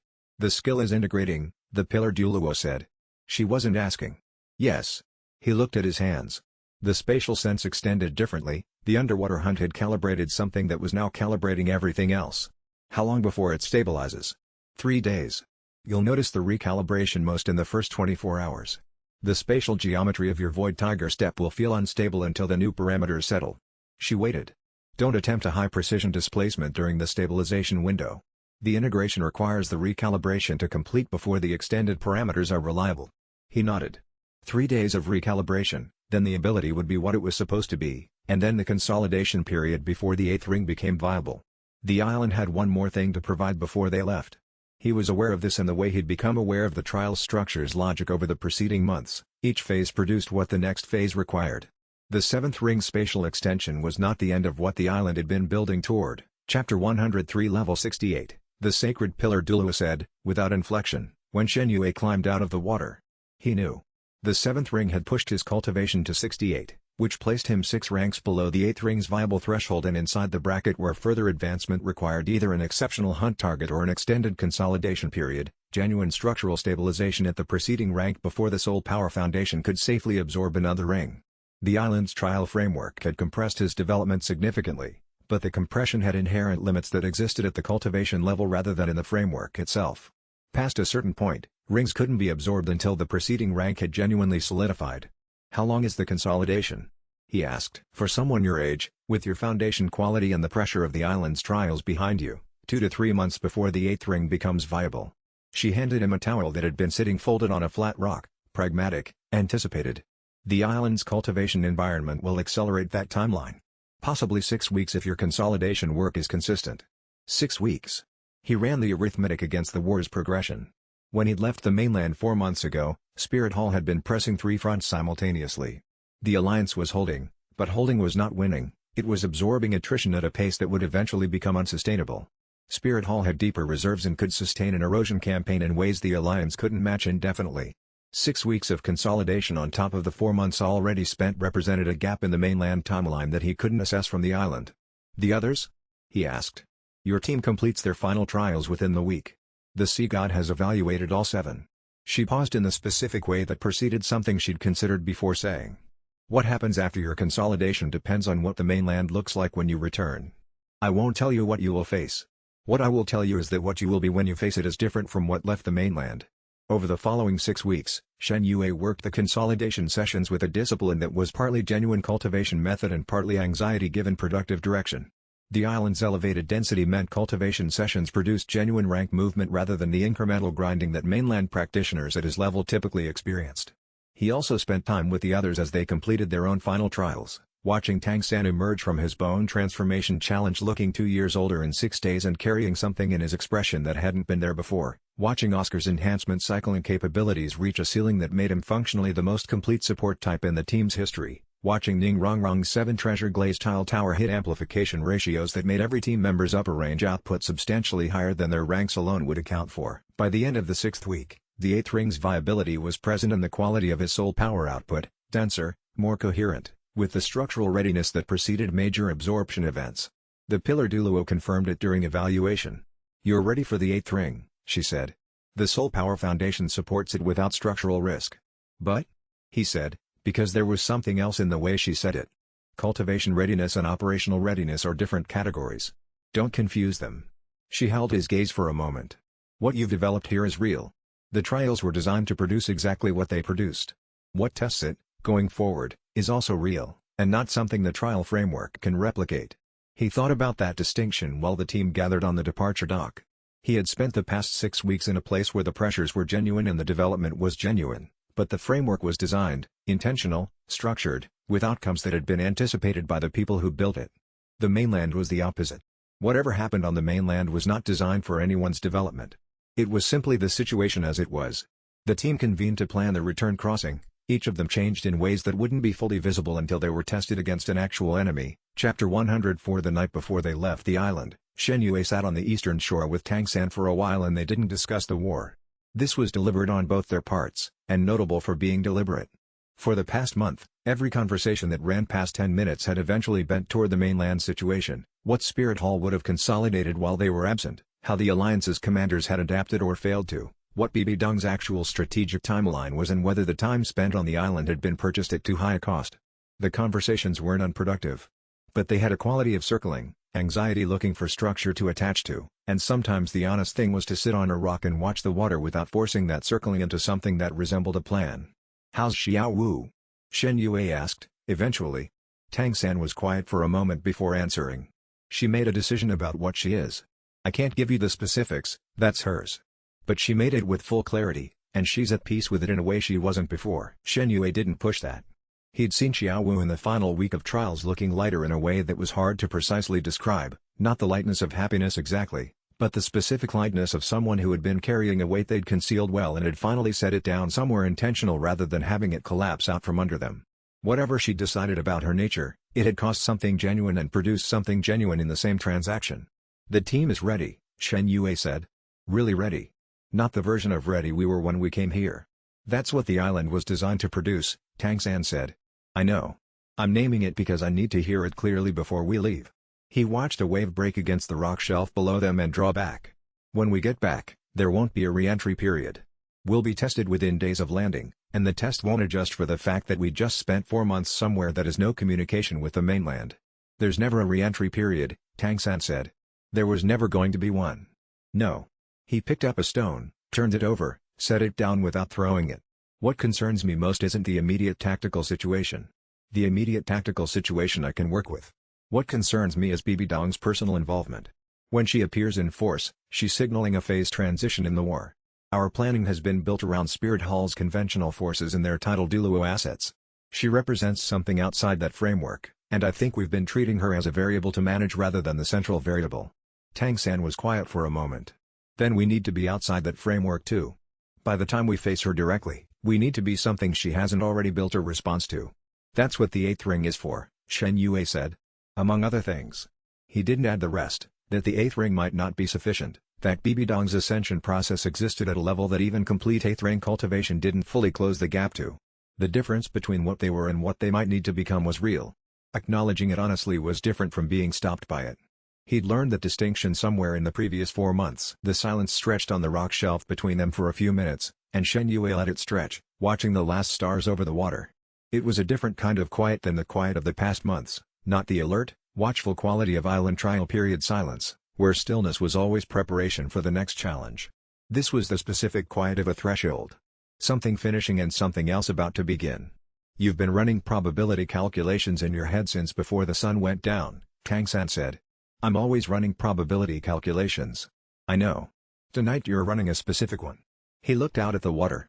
You can tell me the number if you want. Or not. Shen Yue considered this. The number he'd arrived at for their overall survival and objective completion probability in the first 2 weeks back on the mainland, honest accounting, all the variables he could model, was 63%. That was the probability that every person standing on this island right now would still be alive and functional by the end of week 2, and that they would have accomplished enough of the operational objectives to have made the 4 months worthwhile. Better than half. Not comfortable. 63, he said. Tang-san absorbed this without expression. What does the number need to be before you delay? There's no delay threshold. The mainland doesn't stop while we develop. Every additional month here is a month the war continues without us and reaches a worse state that we have to work from. He looked at the water. The number is the number. We work with it. I know. Tang-san stood. I wanted to know if you'd say it aloud. You spend considerable energy managing what the team knows about the odds. Because accurate probability estimates produce either productive planning or damaging anxiety, and I don't know in advance which they'll produce in any given person. He paused. You produce productive planning. Noted, Tang-san said, with the quiet that was his version of acceptance. 63%. Then we make it 64 by preparing better tonight. They went to do that. They left the island the next morning under a sky that was clear in all directions. Chapter 105. The mainland looked different from the water when their escort craft approached the Alliance's northern coast, and the difference wasn't subtle. Shen Yue had been gone 4 months. In that time, Spirit Hall's forces had pushed the Alliance's northern perimeter back approximately 40 kilometers. On a map this appeared as a moderate territorial adjustment. On the ground it was visible as burned villages along the coast road, a supply infrastructure that had been forcibly reorganized around routes that were now 50% longer than optimal, and a column of refugees still moving west even now, several weeks after the front had stabilized at its new position. The three-front pressure strategy had worked exactly as designed. The Alliance's commanders had been forced into prioritization choices with insufficient resources on all 3 fronts, and the scars of those choices were written in the territory they'd been unable to hold.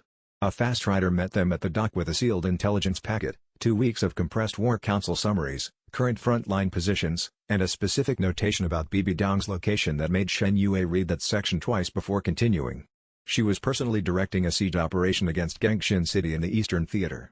The notation carried no timeline assessment, but the absence of one was itself information. Standard intelligence briefings included timeline assessments for major operations. The omission suggested the operations analysts didn't expect it to last long enough for a timeline to matter. Gangshin City is the eastern supply hub for the Alliance's distribution chain, Shen Yue said, spreading the map across the dockhouse table. The team gathered around it without being asked. If it falls, the eastern third of our forces loses resupply infrastructure. They don't collapse immediately, but within 6 weeks they're choosing between holding positions without adequate supplies or retreating to secondary lines that abandon territory we cannot recover. Then we stop the siege, Ma Hongjun said. We stop the siege at Gangshin and Bibidong redirects to wherever we concentrate next, Juzking said. The question is whether neutralizing one siege produces a large enough benefit to justify committing the full team to one engagement point when the entire front is under simultaneous pressure. It does if the siege's failure produces an alliance-wide morale shift, Ning Rongrong said. The eastern commanders have been in retreat for 6 weeks. If we arrive and break the siege, with our returned capability as the visible cause, that signals to the entire alliance that the war's balance has changed. That signal is strategically worth more than any single logistics hub. Shen Yue looked at the map. He looked at the notation about Bibidong's position. He thought about what the island had changed in all 7 of them, and what that change meant against a Spirit Hall force that had been winning every week they were gone. We go to Gangshin, he said. But not to fight the siege. We go to fight what's directing it. He folded the map with the notation visible. Spirit Hall's assessment of this team is based on who left the mainland 4 months ago, and Bibidong doesn't know that yet. The fast rider who had met them was still waiting for orders. Shen Yue turned to him. We need to reach Gangshin City in the fastest possible time while maintaining enough operational capacity to act on arrival.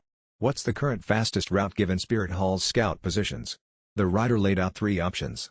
The fastest involved a night crossing through an area where Spirit Hall's patrol coverage had a known gap. Shen Yue took it. One more thing, he said to the rider, before the man left. Send word ahead to General Yi the King that we're arriving and that we're requesting a meeting with only the most senior commanders, no ceremony, and a full intelligence briefing on Spirit Hall's command structure as soon as we land. The rider nodded and departed at speed. Shen Yue looked at the team around the dockhouse table. They had been traveling for the better part of a day, and the next few days would be more demanding than that. But the quality of readiness the pillar Douluo had described was present in each of them, the kind that didn't require circumstances to be favorable. Chapter 106 Gangshin City was burning at its eastern gate when they arrived, and the siege lines were more developed than the briefing document had indicated. Spirit Hall's forces had spent the 2 weeks since the last intelligence snapshot building layered earthworks, deep trenches, covered firing positions, and a prepared assault corridor aimed directly at the city's main distribution depot. This was not a besieging force maintaining pressure while waiting for attrition. This was a force that had identified the precise moment of the defenders' maximum exhaustion and was building systematically toward it with engineering precision. They knew when the city would break. They were constructing the conditions that would make it happen on that day. The smoke from the eastern gate wasn't enemy fire. It was controlled burning, the city's defenders systematically destroying outer structures to deny the assault corridor its forward staging area. They were buying time in hours, not days. Shen Yue's team arrived through the western gate under Alliance credentials and were taken directly to the command post, where a general named Yi the King received them.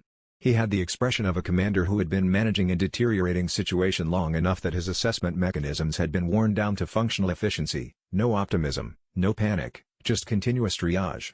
He looked at the 7 of them with a specific combination of relief and immediate skepticism that was entirely reasonable. 7 young soul masters arriving to turn around a siege operation was hope wearing tactical clothing, and Yi the King had seen enough tactical clothing to know the difference. What's Spirit Hall's command structure on the eastern line? Shen Yue asked, before the general could begin the standard situation briefing. Yi the King paused, then answered directly. The eastern commander is a titled Douluo designated the Iron Shield Douluo. He has 3 sole Douluo subordinates and approximately 800 effective combatants in the assault formation. Regarding Bibi Dong, she conducted a forward observation visit 3 days ago. Current position is their main camp, 12 kilometers east of the siege line. She'll return when the assault launches. That is our assessment as well. Shen Yue turned to his team. The night before departure planning conversation from the island had included a specific Gangshin scenario. The briefing packet had shown its probability, and they'd worked through the engagement parameters before needing them. That was what 4 months of island development had changed in the most practical terms, preparation that arrived before the situation rather than after it. We break the assault formation tonight, Shen Yue said. Before the general assault launches. Before Bibi Dong returns. We eliminate the Iron Shield Douluo's command structure in an operation that looks, from Spirit Hall's perspective, like the city's defenders developed a capability they didn't have last week. He held Yi the King's gaze. What we need from your forces is a sortie from the main gate, visible, loud, drawing attention to the primary approach, while we work the eastern flank. The sortie doesn't need to accomplish anything except fill Spirit Hall's attention for approximately 30 minutes.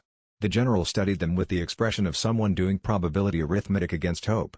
If this works, the eastern line stabilizes for weeks. The supply routes recover. We get breathing room. It will do more than stabilize the eastern line, Shen Yue said.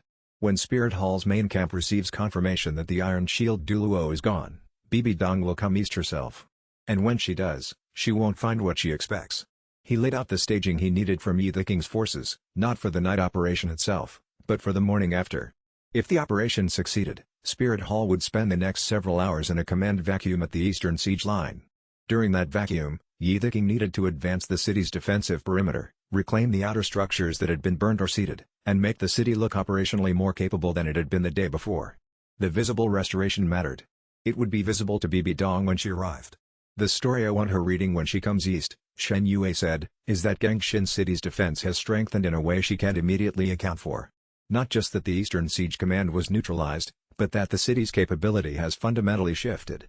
I want her spending the first 6 minutes she's at this siege line trying to understand what changed, because 6 minutes is exactly the window we've built the next phase around. The general looked at the map, looked at the staged defensive positions Shen Yue was indicating, and gave a slow nod that had the quality of professional recognition.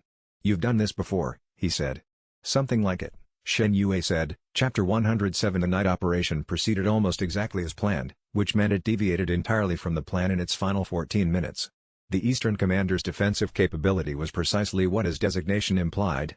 His sole skills created a mobile fortress effect centered on himself, covering a radius of approximately 3 meters, and his 3 sole Douluo subordinates had spent years training to operate within that radius, which made the 4 of them function as a single integrated defensive unit rather than independent combatants. The plan had never been to breach the fortress effect directly. Breaching it directly was how you spent resources you needed for the rest of the operation. The plan was to make the fortress effect irrelevant by forcing the sole Douluo subordinates to extend outside its coverage range, creating isolated engagement vectors that the title Douluo couldn't reach in time. An effective fortress only protects the area it covers. Tang San's blue-silver domain handled the separation with a precision that Shen Yue hadn't seen from it before the island. The domain's reach and the fineness of its control had both increased, and the separation of the 3 subordinates from the fortress effect's coverage radius happened faster than the timeline had budgeted. Shen Yue's Abyssal Tiger domain suppressed the subordinates' coordination capability once they were separated.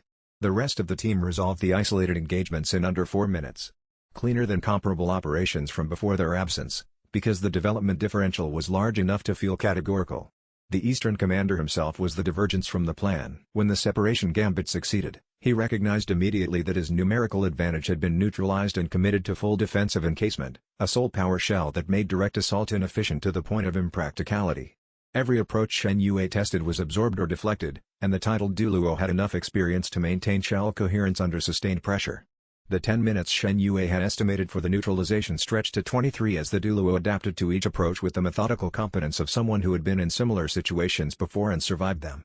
In the end, it was the spectral tiger advent that created the decisive opening, not the full 8th ring version he hadn't yet absorbed, but the tiger transformation pushed past its normal ceiling by the architectural density of his cultivation at level 68, generating enough output variance to exceed what the fortress effect had been structured to contain.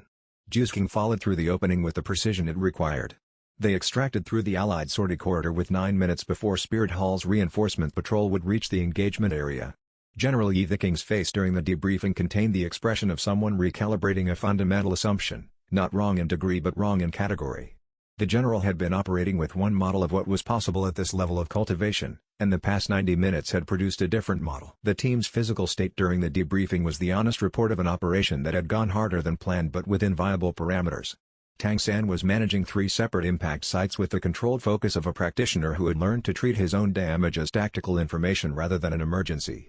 Jusing had taken a partial hit from the fortress effect's edge during the critical opening. She had the specific quality of movement she always developed when something was painful, and she had categorized it as not interesting, which meant it was real but not critical. Oscar had run his enhancement output to 70%, which was the threshold after which his recovery time became a planning constraint. Ma Hongjun had cinched his own sleeve, a minor self-exposure from adjusting his Phoenix Fire output mid-engagement, now wrapped neatly with the pragmatism of someone who had done this before. Ning Rongrong's amplification channels were depleted in the upper range, which meant her maximum boost for the next 6 hours was approximately 25% rather than her standard ceiling. Functional. Present. Changed by what they had carried back from the island in ways that were visible in how the operation had gone, faster, more precise, each person operating above what their level alone should have produced. That development was the thing Yi Thinking was recalibrating against, and the recalibration was not yet complete, which meant the general's strategic thinking over the next week would be running on the upgraded model without being fully certain of its parameters. Shen Yue made a note to spend time with him before the next phase required major decisions. Shen Yue didn't give him extended time to complete the recalibration now. 3 hours remained before dawn, and the preparations for Bibi Dong's anticipated return required the general's cooperation on a specific staging sequence. The advance to the outer perimeter needs to happen before dawn, Shen Yue said. Not after, before. When she arrives at the siege line with daylight, I want the city's defensive posture to already be different from what it was. I want the restoration to be a fact she observes, not a process she observes in progress. Yi Thinking absorbed this. You want her to see the change already complete. I want her to see a situation she cannot fully account for. Not a city that's defending better than expected, a city that, overnight, became something different from what her siege was designed to break. He paused. The dissonance between those two things is the condition I need her in when she makes her next decision. The general's expression had settled into the operational mode that was his default under time pressure, not comfortable, not confident, but functional in the specific way of a professional who had been in enough difficult situations to know that functional was enough. He'd made the recalibration Shen Yue had watched him begin during the debriefing, and the new model was now running. That was what mattered for the next 3 hours. The advance requires 400 fighters, Yi Viking said. I can stage them without visible preparation if we move them through the southern depot route. Spirit Hall doesn't have observation coverage there since the eastern engagement disrupted their perimeter. Use it. Full advance to the outer positions. I want the city's defensive boundary restored to where it was 3 days ago before the eastern commander completed his staging. He looked at the general. And light the damaged outbuildings. Controlled burn, enough illumination that from the siege line's vantage point, the city looks like it's actively working rather than recovering. The activity signals capability, not damage. The general considered this for a moment. Then he nodded. The activity will also be useful for the fighters' morale. 3 weeks on a deteriorating defensive line produces a psychological state that reverses faster when the defenders are moving forward rather than holding. Yes. Shen Yue paused. That consideration applies to Bibi Dong's assessment as well. She'll read the fighter's body language alongside the defensive posture change. Both need to read the same story. 3 hours until dawn. The general moved to implement the staging. Shen Yue watched him go, then turned to find the rest of the team. There was one more thing that needed to be in place before Bibi Dong arrived. Chapter 108. Bibi Dong arrived at the siege lines at dawn, approximately 3 hours after the window Shen Yue had predicted. She came without formation or ceremony.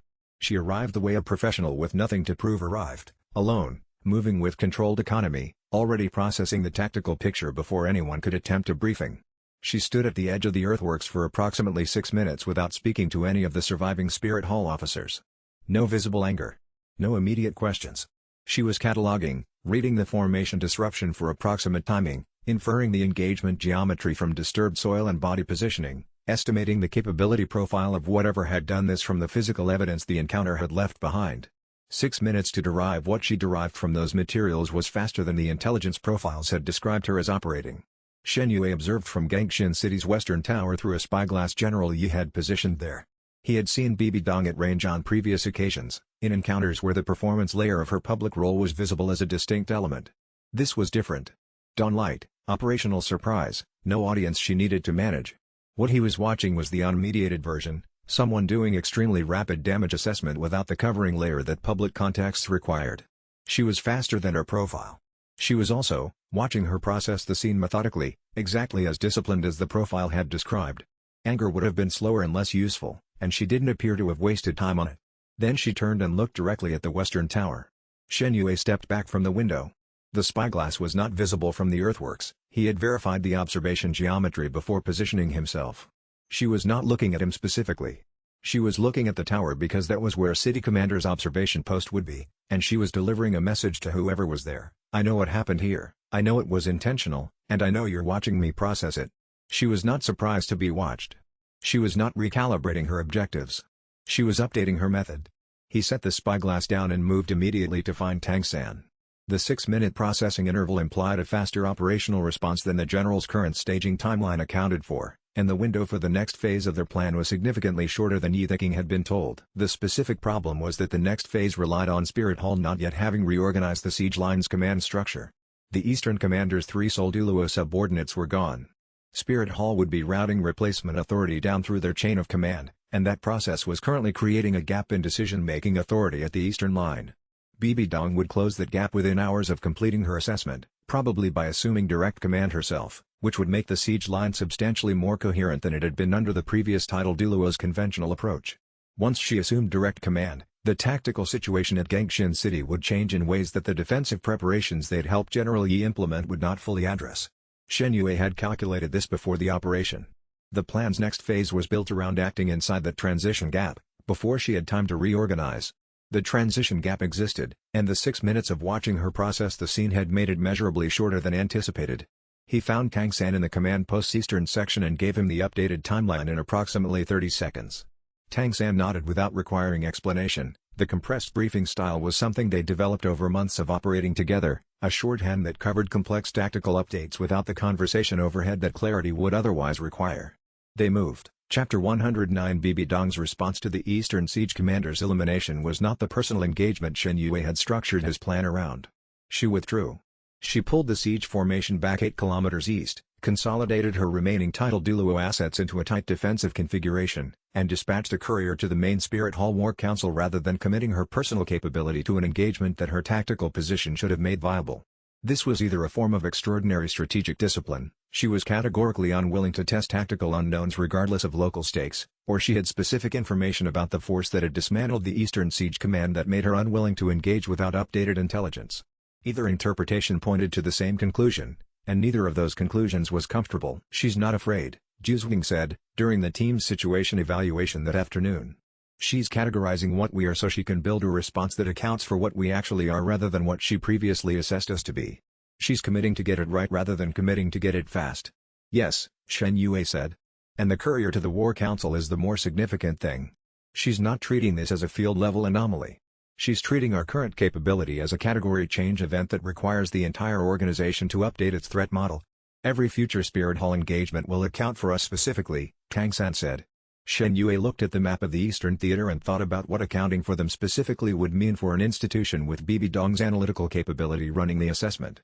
She had seen the spectral tiger advent in the compound corridor. She had felt the Eighth Ring's full psychic output.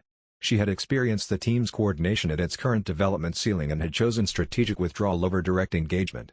Her next deployment wouldn't be configured to handle what she'd seen. It would be configured to handle what she correctly inferred was true but hadn't yet seen, the capabilities that hadn't been deployed at the compound yet, the ring configurations she documented at 6 rings and needed to recalculate for 8, the resonance connection between him and Juzking that had been visible at the tournament in nascent form and was now something considerably more developed. Accounting for them specifically meant building a tactical picture that acknowledged all of that. Which meant the operational advantage of the past 4 months was now partially disclosed, and the advantage of the next stage would need to be built from different materials. He had been thinking about what those different materials were since before they'd left the island. The answer was partial and he hadn't reached a version of it he was satisfied with, which was itself information. When he couldn't build a clear plan for the next stage, it usually meant the situation had a structural element he hadn't correctly identified. The ancient ruins, the convergence receiver intelligence he was still waiting on, those were the elements he didn't fully understand yet, and they were the elements Bibi Dong's new strategic posture was probably built around. Every future engagement will account for what she can infer about us from the Gengshin night operation. Which is more than I'd prefer. He had spent most of the morning on this and hadn't reached a conclusion that was comfortable. The advantage we came back from the island carrying was the surprise element. Spirit Hall's tactical planning was built around the version of this team that left 4 months ago. We used that advantage at Gengshin. What we purchased with it was a siege failure, Eastern morale stabilization, and Bibi Dong's caution for the next several weeks while she builds her response. That's a reasonable trade. But we need to use those weeks before her response arrives. He thought more carefully about what accounting for them specifically meant in practice. It was a phrase that sounded like a single action but was actually a sequence of them. She would start from what she'd seen, the Void Tiger Steps extended precision, the domain combination at the quarter engagement, the Spectral Tiger Advent's avatar form, his psychic range and the specificity of the Third Eye's tactical processing. She would build a capability model from that. Then she would look for gaps, the things that hadn't been displayed but could be inferred from the architecture she'd observed. The Eighth Ring's full integration. The resonance connection with Juzking that the tournament records showed in nascent form and the Gengshin engagement had shown in a more developed one. The team's collective ceiling as a coordinated unit, which was not the sum of individual capability profiles but something emergent and harder to model from the outside. The gap between what she'd seen and what she could correctly infer was the space that remained operationally useful. She would work to close that gap methodically, using every asset and every intelligence channel available to an organization of Spirit Hall's scale. He estimated 4 to 6 weeks before her threat model was accurate enough to make it substantially harder to operate. That was the actual window. 4 to 6 weeks, he said aloud. Not the several months I'd have preferred. But real. Then we use 4 to 6 weeks, Juzking said. Not a question, and not a plan, more like a statement about the specific quality of intention that would be required to make those weeks count. She had a way of framing the essential thing without elaborating it, which was useful because elaboration sometimes made the essential thing more complicated rather than clearer. Generally he had provided them with a full Eastern Theater briefing, all significant Spirit Hall asset positions across the region, not just the siege front. Shen Yue had spent hours with it, looking for the pattern he suspected was there rather than the pattern the military analysis expected him to find. He found it on the third pass. Spirit Hall was positioning specific high-ranking agents not near combat front lines but near documented sites of ancient cultivation ruins. 12 sites across the Eastern and Central Theater. All repositioned within the past 6 weeks, meaning the movement had started before the Gengshin siege had reached its current state. They're not positioning for the next offensive, he said, spreading the map with the ruin sites marked. They're positioning for something that requires these specific locations, in this specific configuration. He pointed to the distribution pattern. The 12 sites weren't clustered near frontline positions. They weren't positioned to support supply lines or command infrastructure. They were distributed across the theater in a spacing that made no military sense if you read the map as a military map.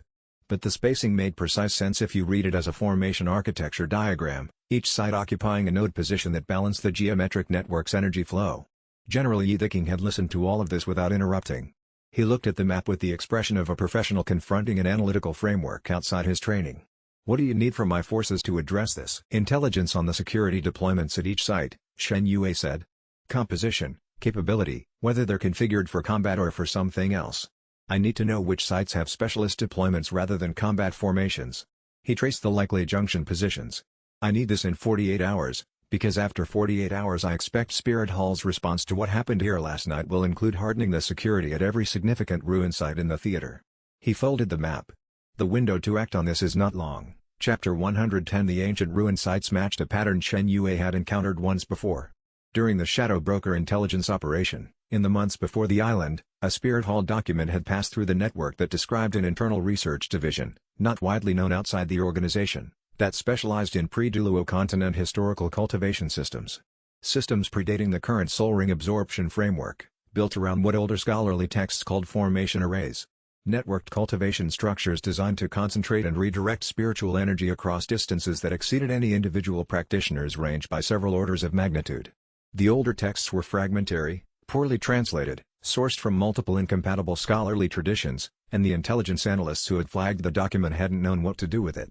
Shen Yue had read it twice and set it aside because the operational relevance wasn't clear at the time. It was clear now. Formation arrays of the scale the texts described required specific geographic anchor points. The locations had to meet specific spiritual density criteria, specific geological characteristics, and specific spacing ratios relative to other nodes in the network. The ruin sites on the map matched those criteria. He had confirmed this in 2 hours of cross-referencing the historical documentation with the intelligence report's geographic data. Not all nodes were architecturally equivalent. Some nodes were junction points that balanced energy flow between clusters of terminal nodes. Terminal nodes were individually significant but redundant. Lose one and the cluster rerouted around the gap. Junction points were not redundant. Lose a junction point and its entire dependent cluster went inert regardless of terminal node status. He identified 4 likely junction positions in the configuration. Alliance intelligence had flagged 3 of those 4 for unusually heavy Spirit Hall security deployments, not standard combat formations, but specialist units whose composition indicated ritual expertise rather than tactical defense capability.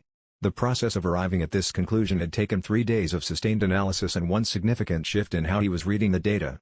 The first read had looked for military logic in the positioning, and found nothing coherent. The second read had stepped back from the military frame entirely and asked, what kind of problem would require nodes distributed in this specific geometric configuration? Formation architecture.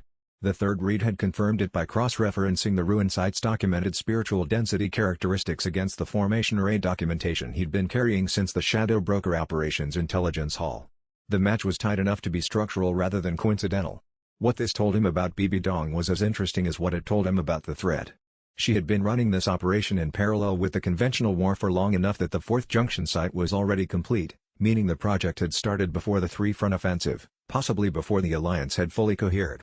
The convergence receiver wasn't a desperate gambit in response to military pressure. It was a long-planned alternative that the military campaign was covering. The war on the ground was not the war. He had known this was possible. Confirming it was different from knowing it. The 4th junction point has minimal Spirit Hall presence, Ning Rongrong noted, reading the same analysis. Because the 4th junction is already complete, Shen Yue said. They finished it before we returned from the island. The heavy security on the other 3 is where they're currently in active work. He looked at the timeline in the briefing documentation.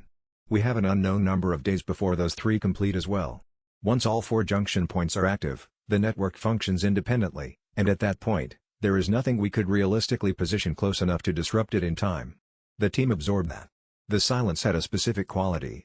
Then we go to the 3 sites, Juice King said. Then we go to the 3 sites, he confirmed. Before her agents finish what they've been building. He spread the map to show the 3 junction sites' positions relative to each other. The distances were substantial, between 8 and 15 days of travel from Gangshin City depending on the route and security conditions. The team couldn't hit all 3 simultaneously, which meant any coordinated approach required timing the operations close enough together that Spirit Hall's internal communication system couldn't transmit warnings between sites before each operation was already complete. The sequencing problem, Tang San said, looking at the distances. Is the central problem, Shen Yue confirmed. If we hit the first site and Spirit Hall sends warning to the others before we reach them, the second and third sites will be fortified to a level that makes the operations substantially harder. Which means we need the first and second operations to complete before Spirit Hall can route warning through their command structure. He studied the map. The first and second sites are close enough to each other that two simultaneous sub-team operations are viable. The third site we addressed together after confirmation from both sub-teams. The geographic constraint was real but workable. What wasn't workable was attempting it without adequate preparation. Going in half-informed was how operations that started with the right objectives failed in the execution. 6 days of preparation, he said. Then we deploy. Chapter 111. The ruined site infiltration required a different operational logic than anything they'd run before. Battlefield operations have clean structural parameters, identify the opposition's capability profile, design engagement terms that neutralize their advantages, execute with the team's current development level. The result was predictable within a bounded variance range. The infiltration requirement was structurally different in a way that mattered. They needed to reach 3 geographically distributed sites simultaneously, or close enough to simultaneously that Spirit Hall's operational communication couldn't transmit a warning in time, neutralize activation agents at each site, and interrupt the array nodes without triggering a coordinated Spirit Hall response that would cause them to accelerate work at the remaining sites or deploy backup capabilities they'd been holding in reserve. Alerting Spirit Hall before all 3 operations were complete was functionally equivalent to failure. The sites were too far apart for a single team to hit in sequence with the speed the timeline required. Shen Yue spent 2 days with every fragment of historical documentation the Alliance's intelligence network had accumulated, trying to understand the network's architectural logic from first principles. Formation arrays of the documented scale required specific energy flow geometry. Not all nodes were equivalent. Junction points balanced flow between clusters, terminal nodes fed into junctions. Terminal nodes were redundant. Junction points were not. If Spirit Hall lost a terminal node, the cluster rerouted. If they lost a junction point, the entire dependent cluster went inert regardless of how many terminal nodes were still operational. He identified 4 junction positions in the geometric configuration. Alliance intelligence confirmed 3 of them had unusually heavy specialist deployments. The 4th was already complete. We split into 2 sub-teams, he said, during the planning session. Myself, Juzking, Tang San on the first junction site. Oscar, Ma Hongjun, Ning Rongrong, Xiao Wu on the second. Once we confirm both first and second are interrupted, we consolidate and address the third together. He looked at each person. The sub-team configurations are built around travel speed and engagement capability for unknown variables. The second sub-team's configuration is built around sustained engagement capacity, Oscar's enhancement cycling for extended operations. Timeline for the whole operation? Ma Hongjun asked. Unknown, because Spirit Hall's awareness of us as a threat accelerates their work the moment we touch the first site. The window from first interruption to needing the third site addressed is probably 72 hours. After that, Spirit Hall's response capability concentrates enough that the third site becomes substantially harder. They prepared for 6 days before deploying, not from excessive caution but because rushing into an infiltration operation with incomplete intelligence was how teams were neutralized before accomplishing anything. During those 6 days, the intelligence picture sharpened. Alliance assets confirmed the security compositions at both target sites. The first site had a lighter deployment than the second, which suggested the second site was either more strategically critical or further along in the activation sequence. Both sites had specialist deployments rather than pure combat formations, which confirmed the analysis. Both sites had predictable activation schedules based on observed patterns from the past 2 weeks. Shen Yue also spent time on the third site. The intelligence was incomplete. Spirit Hall's security there was heavier than either of the first 2 sites, and the civilian presence complicated standard observation protocols. He couldn't get a clean picture of the deployment composition from available assets. He would have to arrive at the third site operating on partial information, and partial information at a site that would certainly be warned by the time they reached it was a constraint that required planning around rather than solving. On the 7th day they split and moved, each sub-team carrying the weight of what failure at their site would mean for the other team and for the third operation that both teams were needed to complete. Chapter 112. The first junction site was in the ruins of a pre-Douluo monastery 3 days northeast of Gangshin City.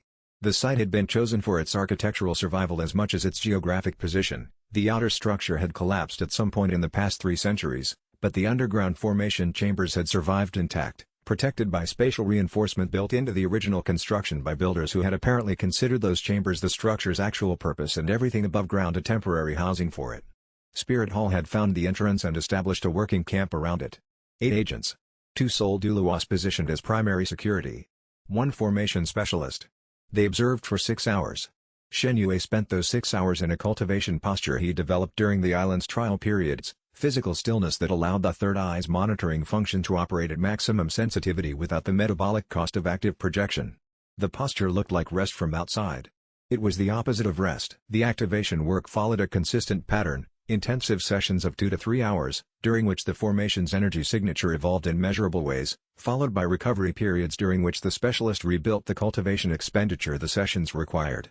The formation's energy signature during the intensive sessions had a quality he'd started to understand over the 6-day preparation period. It didn't build linearly, the way individual cultivation did. It built in resonance cascades. Each node that came into coherent activation pulled the adjacent nodes toward coherence faster than they'd have reached it independently. The network effect of formation array architecture was exponential rather than additive. That was why the 4 junction points had a timeline that could be measured in weeks rather than years. 70% complete meant 30% remaining.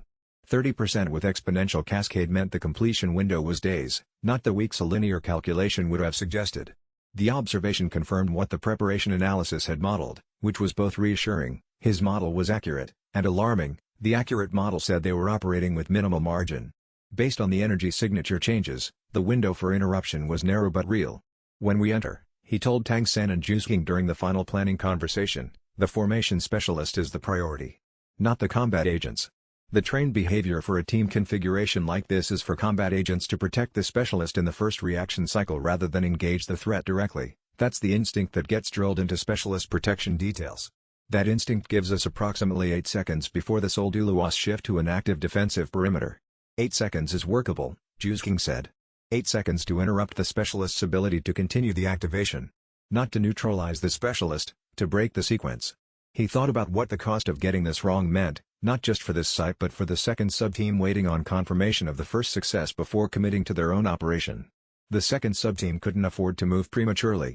If the 8-second window doesn't open the way I've described, if the Soul Douluos break from protection instinct and engage directly, I'll call the adaptation in the moment.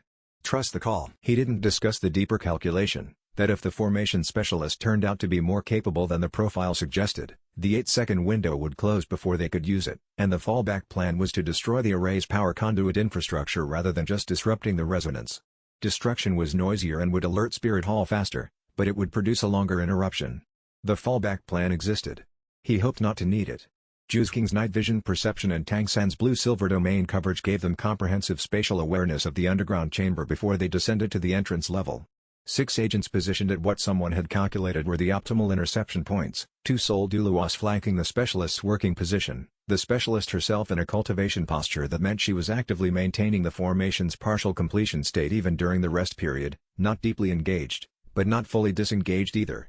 The transition point arrived on schedule. They went in at the moment when both the combat security and the specialist were at their lowest situational alertness, when the specialist had just released her active maintenance state and hadn't yet begun the next session's preparation. 41 seconds. Not 8, 41. That was the number Shen Yue was carrying as they descended through the outer chamber and into the main formation room. 41 seconds until the activation sequence broke. It wasn't the plan. But it was enough. Tang San had expended more from the blue-silver domain in those 41 seconds than Shen Yue had budgeted for. The domain's containment of 2 Soul Douluos simultaneously, held for the full duration until the specialist stopped, had required sustained output that left Tang San's soul power reserves approximately 40% lower than the pre-operation estimate. That was a factor for the extraction. They'd have to move without the domain's coverage on the way out, which meant moving faster through the 3 chamber levels than the approach had required. He touched Tang San's arm once, the pre-agreed signal for immediate extraction rather than controlled withdrawal. Tang San nodded, expression calm, already moving toward the exit route. Jusking was 3 steps ahead of both of them, her night vision perception tracking every chamber entrance. The first Soul Douluo resumed pursuit on the second chamber level, having broken free of the domain remnants. The second followed 30 seconds later. The next 3 minutes were the most demanding part of an operation that had been demanding throughout, but they had reached the surface before the pursuit could cut off the exit. Chapter 113. The activation sequence broke on the 41st second of the engagement, and not because the tactical plan had executed correctly. The Soul Douluo pair moved to engage rather than protect in the first reaction cycle. The 8-second specialist window didn't open. What opened instead was a 6-second window that Tang San created, his blue-silver domain establishing a containment perimeter that both Soul Douluos had to address before anything else in the environment, because allowing the domain to establish fully would have ceded them the underground chamber's entire spatial structure. Both of them committed to countering it, and in those 6 seconds Shen Yue didn't go for the specialist. He targeted the formation array's central junction crystal with a concentrated third eye of judgment psychic strike. The crystal didn't shatter. It was precision-built and the structural integrity was too high for direct destruction. But the psychic strike disrupted its resonance frequency, the specific harmonic interaction that made the array's partial completion function as a coherent energy accumulation structure rather than an inert arrangement of activated nodes. The disruption lasted approximately 90 seconds. That was enough time for the specialist to understand that continuing the activation attempt under that disruption would corrupt the partial completion already achieved, reversing weeks of careful work. He stopped. The formation went inert. The exit was substantially harder than the entry. The Soul Douluos didn't withdraw when the formation went inert. They pursued through 3 levels of the underground complex, and they were experienced enough to adapt their pursuit to the team's movement patterns. By the time the team reached the surface they had spent reserves Shen Yue hadn't planned to spend. Tang San had taken a significant impact to his left side, not structurally critical, but requiring 2 days of recovery cultivation before full output was available again. Juzwang was at approximately 60% soul power. Shen Yue himself was at 70%, workable, but below the buffer he'd intended to carry into the third site operation. He sent the relay signal, first junction interrupted. Confirmed inert. 4 hours later, within signal range, the second sub-team's response arrived, second junction interrupted. 1 non-critical injury. 2 of 3 remaining junction points disrupted. 1 already active before identification. 1 site remaining, and Spirit Hall now knew that their activation operations were under targeted interference. Whatever waited at the third site had been warned, had preparation time, and would not look like the first 2 had looked. Shen Yue sent his second relay to the second sub-team, proceed to consolidation point. Do not attempt the third site without full team. Confirmation received 12 hours later. Ma Hongjun's injury had slowed their travel but not critically, and they were moving toward the consolidation point on schedule. The third site was the monastery. He had known this since the intelligence analysis, since the civilian presence and the minimal Spirit Hall security footprint, which was minimal because it didn't need to be large when the civilian population served as its actual protection layer. He had been thinking about how to address it since before the first operation. The tactical problem was clear. The constraint was clear. The resolution required something that wasn't available in the standard toolkit of force and deception. It required the truth, delivered to someone in a position to act on it. The question was whether there was anyone at the third site who met that description, and there was only one way to find out. Chapter 114 The third junction site presented a constraint that the first 2 hadn't contained, and the constraint was not tactical. Spirit Hall had positioned the third site in an active cultivation monastery on the western edge of the Eastern Theater, one that had been operating since before Spirit Hall's political ascendance and continued under a form of working neutrality. The monastery housed approximately 200 civilian cultivators, monks, scholars, healing practitioners, and students who had come there for training that had nothing to do with the war. None were combatants. None were Spirit Hall agents. They were people who had built their lives around practice that the politics outside the monastery walls had no legitimate claim on. Spirit Hall had chosen this location with deliberate precision. An assault force that failed to distinguish between Spirit Hall agents in the lower chambers and civilian cultivators in the upper structure was the kind of force Spirit Hall could describe to the neutral parties the alliance still needed. A force that refused to act because of the civilians effectively accepted the third junction's completion. The constraint was not a coincidence. It was structural. Shen Yue sat with this for a full day, working through every approach that didn't require civilian cooperation. Each one either required impossible real-time discrimination between Spirit Hall agents and innocent cultivators, or required accepting collateral disruption to civilian lives that was not acceptable regardless of the strategic stakes. No version of the direct approach avoided the constraint. The problem required a resource that the problem itself contained. The civilian cultivators were not Spirit Hall's allies, they were being used without their knowledge. People who are being used without their knowledge, who are not combatants, who have the right to decide what happens in their own building, deserve to be told the truth. That was not a tactical calculation. It was a simpler thing. He went to the head cultivator alone, without visible combat preparation, and told her everything without softening the details. Elder Hua had run the monastery through 3 wars and 2 Spirit Hall political expansions. She listened without interrupting. When he finished, she was quiet for a measured interval that had the quality of consideration rather than shock. "We have felt something wrong in the lower foundation chambers for 3 weeks, she said. We attributed it to geological instability. There have been minor tremors. It's not geological, Shen Yue said. No. I understand that now. She looked at him with an expression that contained both anger at what Spirit Hall had done in her monastery without her knowledge and the particular clarity of someone whose decision had already been made before they spoke. What do you need? What he needed was a meditation gathering in the northern courtyard, Scheduled, unhurried, designed to look routine from any external observation, that would move the full civilian population away from the lower chambers before the team descended. She arranged it without negotiating the terms, calling the gathering on 40 minutes' notice in a tone that suggested it had been planned for weeks. Elder Hua walked with Shen Yue to the entrance of the lower chambers before the gathering filled the courtyard. She stopped at the top of the stairs. "When this is over," she said, "those chambers need to be cleansed. The formation's energy residue will disturb the practice of anyone who works above it for years if it isn't properly addressed." "We'll send someone," Shen Yue said. She nodded and went to lead her congregation north. Spirit Hall's agents below were not monitoring civilian movement closely enough to register the change before the team had already descended. Chapter 115 The lower chamber's Spirit Hall deployment was substantially heavier than either of the first two sites. 4 soul Douluos. 6 soul sages. A formation specialist who was demonstrably more technically advanced than the one at the first site, someone who had been specifically staged here because the site's strategic importance warranted the best available specialist, not a field deployable one. The defense was layered around a capability assumption. The attacking force would be roughly equivalent to whatever had handled the first two sites. Reasonable assumption. Built on outdated intelligence. Shen Yue activated the combined Abyssal Tiger domain configuration on entry, the layered arrangement he'd been developing since the Seventh Ring's integration, psychic suppression applied simultaneously with the physical domain effect. The two domains operated on different sensory registers, which meant suppressing one didn't address the other, and opponents trying to compensate for both simultaneously lost coordination between their suppression responses. 3 of the 6 soul sages lost effective coordination in the first 4 seconds.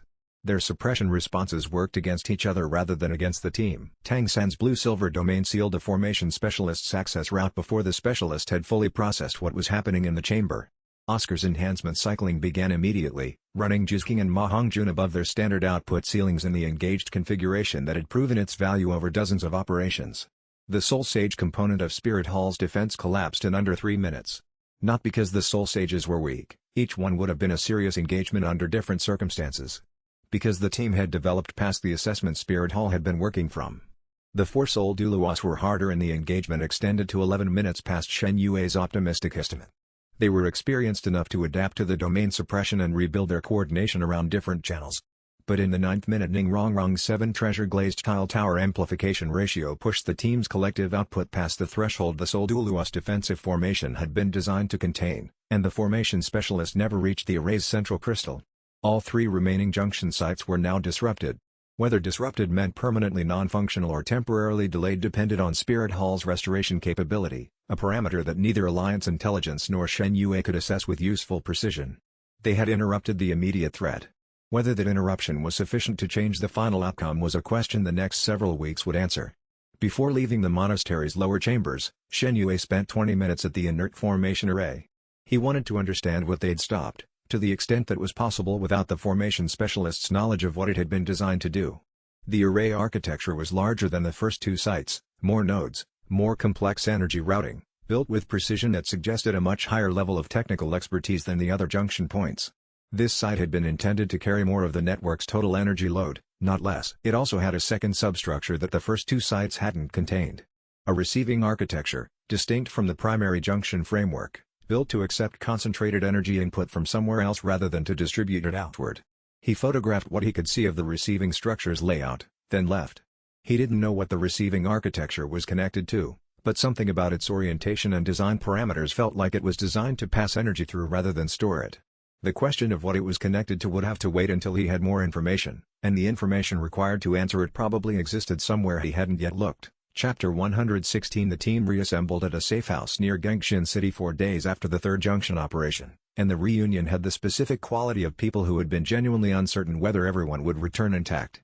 Ma Hongjun had taken a soul power impact at the 2nd junction site that had temporarily impaired his Phoenix Fire output. The ability wasn't structurally damaged, but it had been pushed past its comfortable threshold in a way that required several days of recovery before it was reliable again. Xiaowu had a wrist injury from a close-quarters exchange that was non-critical by the medical assessment but painful to look at when she moved her hand. The team as a whole had spent reserves across all 3 operations that hadn't been part of the original resource plan. None of this was catastrophic. All of it was real. Shen Yue gave the full assessment to the assembled team, without softening the uncertain parts. 3 of 4 junction sites disrupted, 1 already active before identification, Spirit Hall's restoration capability unknown and possibly substantial.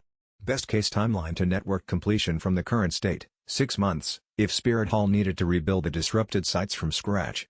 Worst case, 6 weeks, if they had staged redundant activation specialists and pre-prepared contingency arrays in reserve. 6 weeks is not sufficient for me to absorb the 8th ring on the schedule I'd planned, he said. I want to be clear about that. My consolidation period from the island is partially spent. The 8th ring becomes viable for me in 8 to 12 weeks under current conditions, not 6. Then we operate with current capability, Kang San said. Not a question. We do. Shen Yue looked at each person in the room.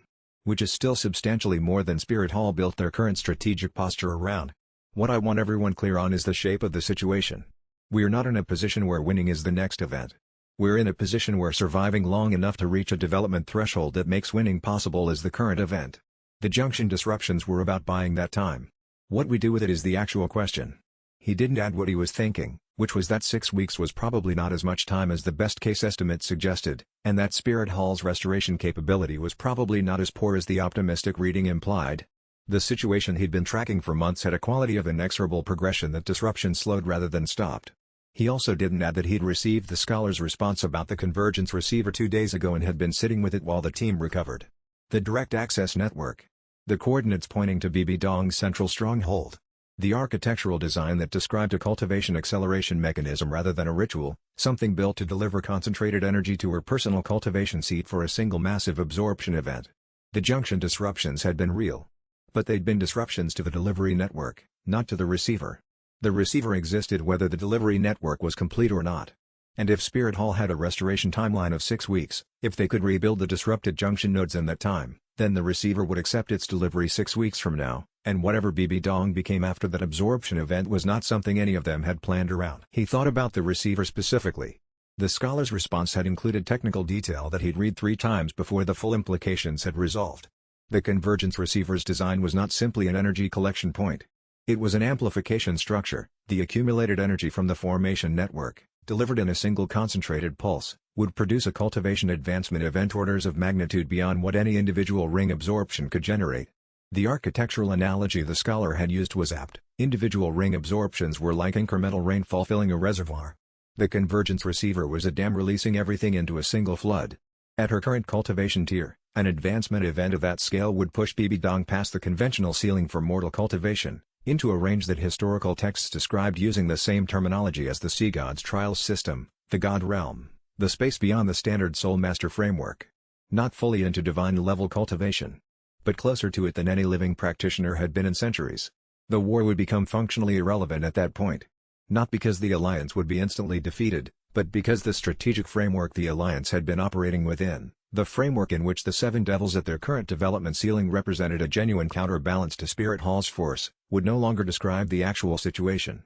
He had not shared this with the team yet because he was still calculating what had changed in the operational picture, and because calculating under pressure with incomplete information produced worse outcomes than taking the additional time to think clearly.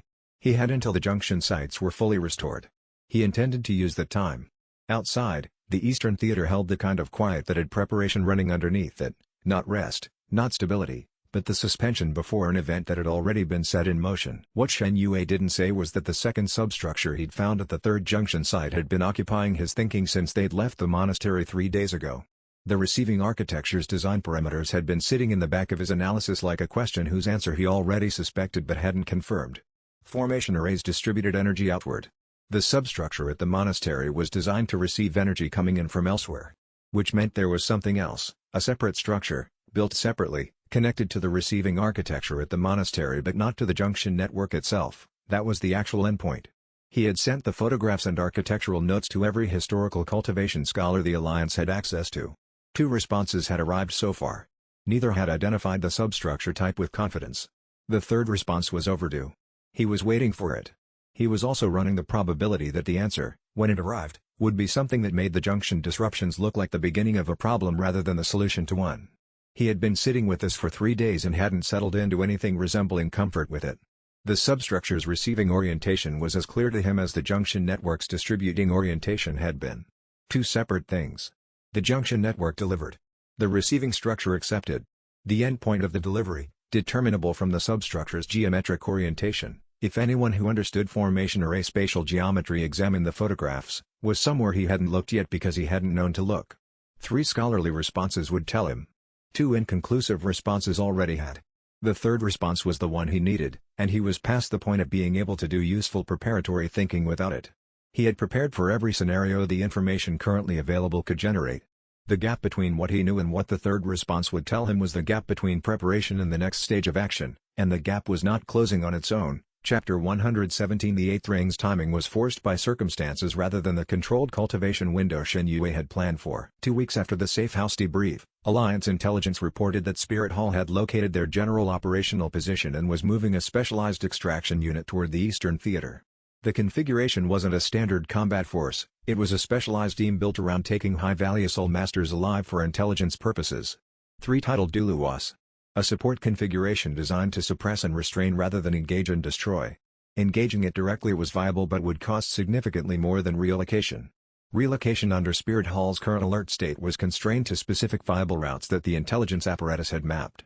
One of those routes passed within 12 kilometers of a spirit beast forest that Shen Yue had identified 3 weeks earlier as containing a target category for his 8th ring, specifically, the Abyssal Sovereign Bear, a cultivated variant found in high spiritual density environments that historical texts recorded as producing ring skills exceptionally compatible with layered domain architectures. He'd planned to hunt there after full consolidation, at full reserves, in conditions that allowed careful preparation. The extraction unit's movement had removed those conditions. He told the team honestly, the hunt would take 4 to 6 hours. The extraction unit was approximately 18 hours out. The margin was real and not comfortable. Go, Tang San said, without extended deliberation. We establish observation posts and signal immediately if the timeline changes. The forest had a deep spiritual saturation that registered differently than the island's elevated density, older, more consolidated, built through centuries of undisturbed accumulation rather than the island's active divine output. The Abyssal Sovereign Bear occupied the forest's highest density node, in a clearing where the spiritual concentration was faintly luminescent in the morning light. It knew he was there before he'd finished his approach. The hunt lasted 4 hours and 23 minutes. It was a different kind of difficulty than the Sea Devil Tiger, less technically demanding in the spatial mechanics, more demanding in the sustained output requirements. The Abyssal Sovereign Bear's defensive capabilities were genuinely formidable, and breaking through them without depleting the reserves he'd need for the ring integration required disciplined pacing rather than peak output. The ring integration that followed was a field absorption, no controlled environment, no cultivation monitoring framework, just the team providing external soul power support to stabilize the process while maintaining perimeter watch. The spectral tiger advent that crystallized from the Abyssal Sovereign Bear's essence was precisely what the historical texts had described, a complete avatar projection. The full architecture of his cultivation given external form, a distinct presence operating at double his standard combat parameters. Level 70. The team moved to their next position with 9 hours to spare. The integration had taken 3 hours and 40 minutes rather than the standard 2. Field conditions, incomplete cultivation monitoring, partial soul power reserves, no controlled environment, had made the ring's absorption process slower and more effortful than island conditions would have produced. He had felt the spectral tiger advent crystallizing during the final hour in a way that was distinct from the previous 7 rings, not a new capability being added to an existing structure, but a new form being generated from the structure's accumulated weight. The avatar wasn't a tool attached to his cultivation. It was an expression of what his cultivation had become. He thought about this as the team moved through the forest toward their next safe position, with Tang San flanking on his left and Juice King moving 30 meters ahead. The avatar form had a presence to it that he needed time to understand fully. Its combat parameters were clear, its operating range was clear, its cost was clear. What wasn't clear yet was the specific way it changed the engagement space for opponents who were used to fighting Shen Yue and had calibrated their responses accordingly. That calibration was now wrong.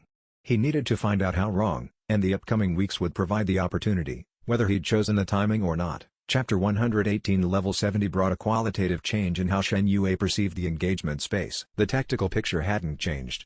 Positions, timelines, Spirit Hall assets, alliance constraints, all of that was exactly what it had been before the 8th ring. What changed was the layer of certainty and uncertainty that had been overlaid on every engagement calculation. Before the 8th ring, every scenario projection included a band of genuine unknowability at its outer edge, capability questions about himself and about opponents that required direct engagement to actually answer. After the 8th ring, that band of unknowability was narrower. Not eliminated. Substantially narrower. The spectral tiger advent was a full soul avatar, a projection of his cultivation's architecture given physical form at approximately double his standard combat parameters. The first time he tested it in a controlled setting, He understood why historical records described 8th ring avatar abilities as the beginning of the path toward genuine divine class. The difference between avatar state and non-avatar state was not quantitative. It was categorical. He was a functionally different kind of combatant in avatar state than he was outside it, and opponents calibrated against his standard operation were calibrated against the wrong framework. The cost was proportional. Sustained avatar deployment drained soul power at a rate that made it a decisive engagement tool rather than a standard operating mode. 10 to 12 minutes of sustained avatar state was the realistic ceiling before the drain required recovery cultivation. That was sufficient to end most serious engagements, which was the architecture's design logic. Avatar abilities existed to end things decisively, not to sustain ongoing operations. 2 days after the ring integration, Alliance intelligence intercepted an authentication-marked relay message indicating that the extraction unit pursuing them had received an abort order from Bibi Dong's command tier. Not from the field unit commander. From her level, directly.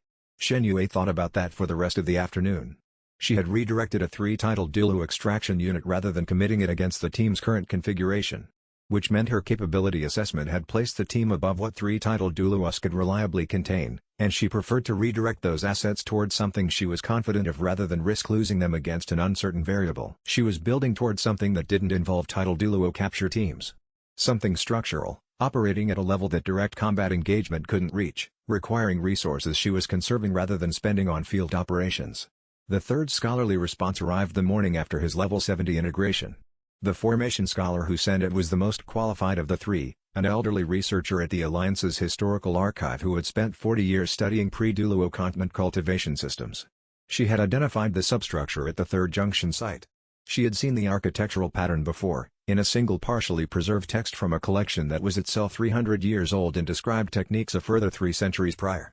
The substructure was called a convergence receiver. It was the endpoint of a formation type called a direct access network, a system designed to collect spiritual energy from multiple distributed nodes and deliver it to a single point for concentrated absorption. Not a ritual. Not a ceremony. A cultivation acceleration mechanism of a scale that no individual practitioner could achieve through normal means. The convergence receiver's connection point, the location it was built to deliver energy to, was determinable from the substructure's geometric orientation. The scholar had worked it out and included the coordinates. He read the coordinates twice. Then he sat very still for a moment, because the location was the Spirit Hall Central Compound, and everything he'd been calculating about the war just changed. Chapter 119 The War Council meeting in Gengshin City's recovered command post was the first time the full Alliance leadership had assembled in the same location since the junction operations.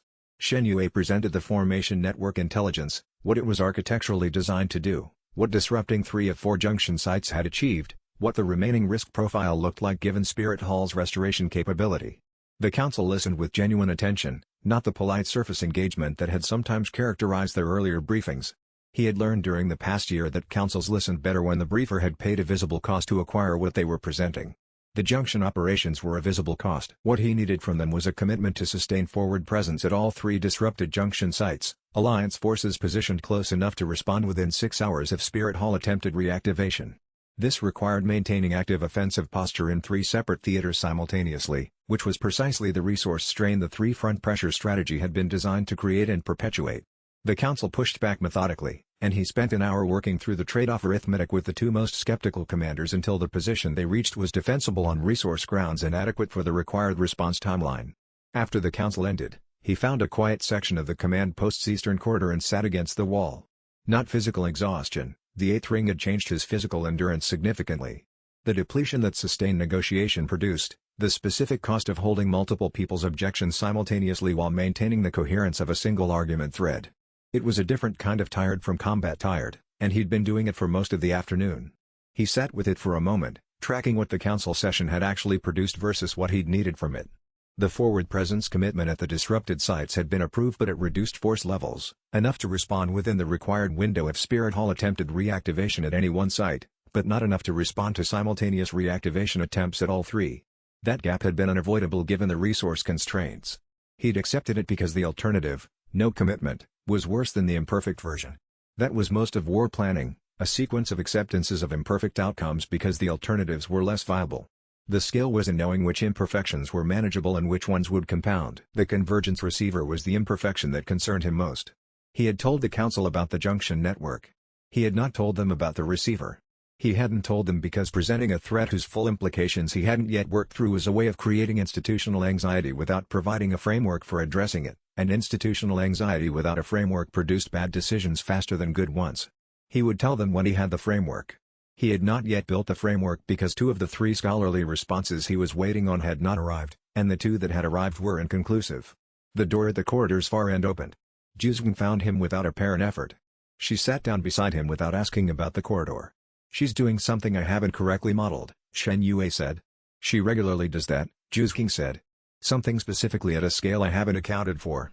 The extraction unit redirect, the network being further along than we realized before we even returned from the island, the positioning of her tidal Douluo assets away from frontline combat positions," he paused. "I've been reading her timeline as a military timeline. I don't think that's what it is." He looked at the corridor wall. "The junction disruptions bought real time. But she hasn't revised her end goal. She's revised the route she's taking to reach it, and the route she's now on leads through a structure we didn't touch." He had told Juzgen about the scholar's analysis that morning, the convergence receiver, the coordinates, the direct access network architecture. He hadn't told the War Council yet. The council session was the wrong venue for information he hadn't fully processed. "The Spirit Hall compound," Juzgen said. "The receiver is oriented to deliver to that location. The junction nodes were the network's delivery mechanism. Disrupting them bought time, real time, 6 weeks to 18 months depending on their restoration capability. But the receiver exists whether the delivery network is complete or not. And when they finish restoring the junctions, the receiver will be ready and waiting." He looked at the corridor. "I should have told the council today. I didn't because I needed to think through what it means for the operational picture before I presented it." He paused. "What it means is that disrupting the delivery network was necessary but not sufficient, and the thing that is sufficient requires reaching a location that is currently the most defended position in the entire war." Chapter 123 Days after the War Council, the Alliance's Eastern Intelligence Network delivered a report that restructured everything Shen Yue had been calculating. A Spirit Hall formation specialist, distinct from any of the ones the team had encountered at the junction sites, apparently working from a separate activation track that Alliance intelligence hadn't previously identified, had completed a partial node sequence at an undocumented location. The location didn't match any known site in the historical formation array records. Spirit Hall's own archival records, fragments of which had made their way into Alliance intelligence through the Shadow Broker network, showed no match either.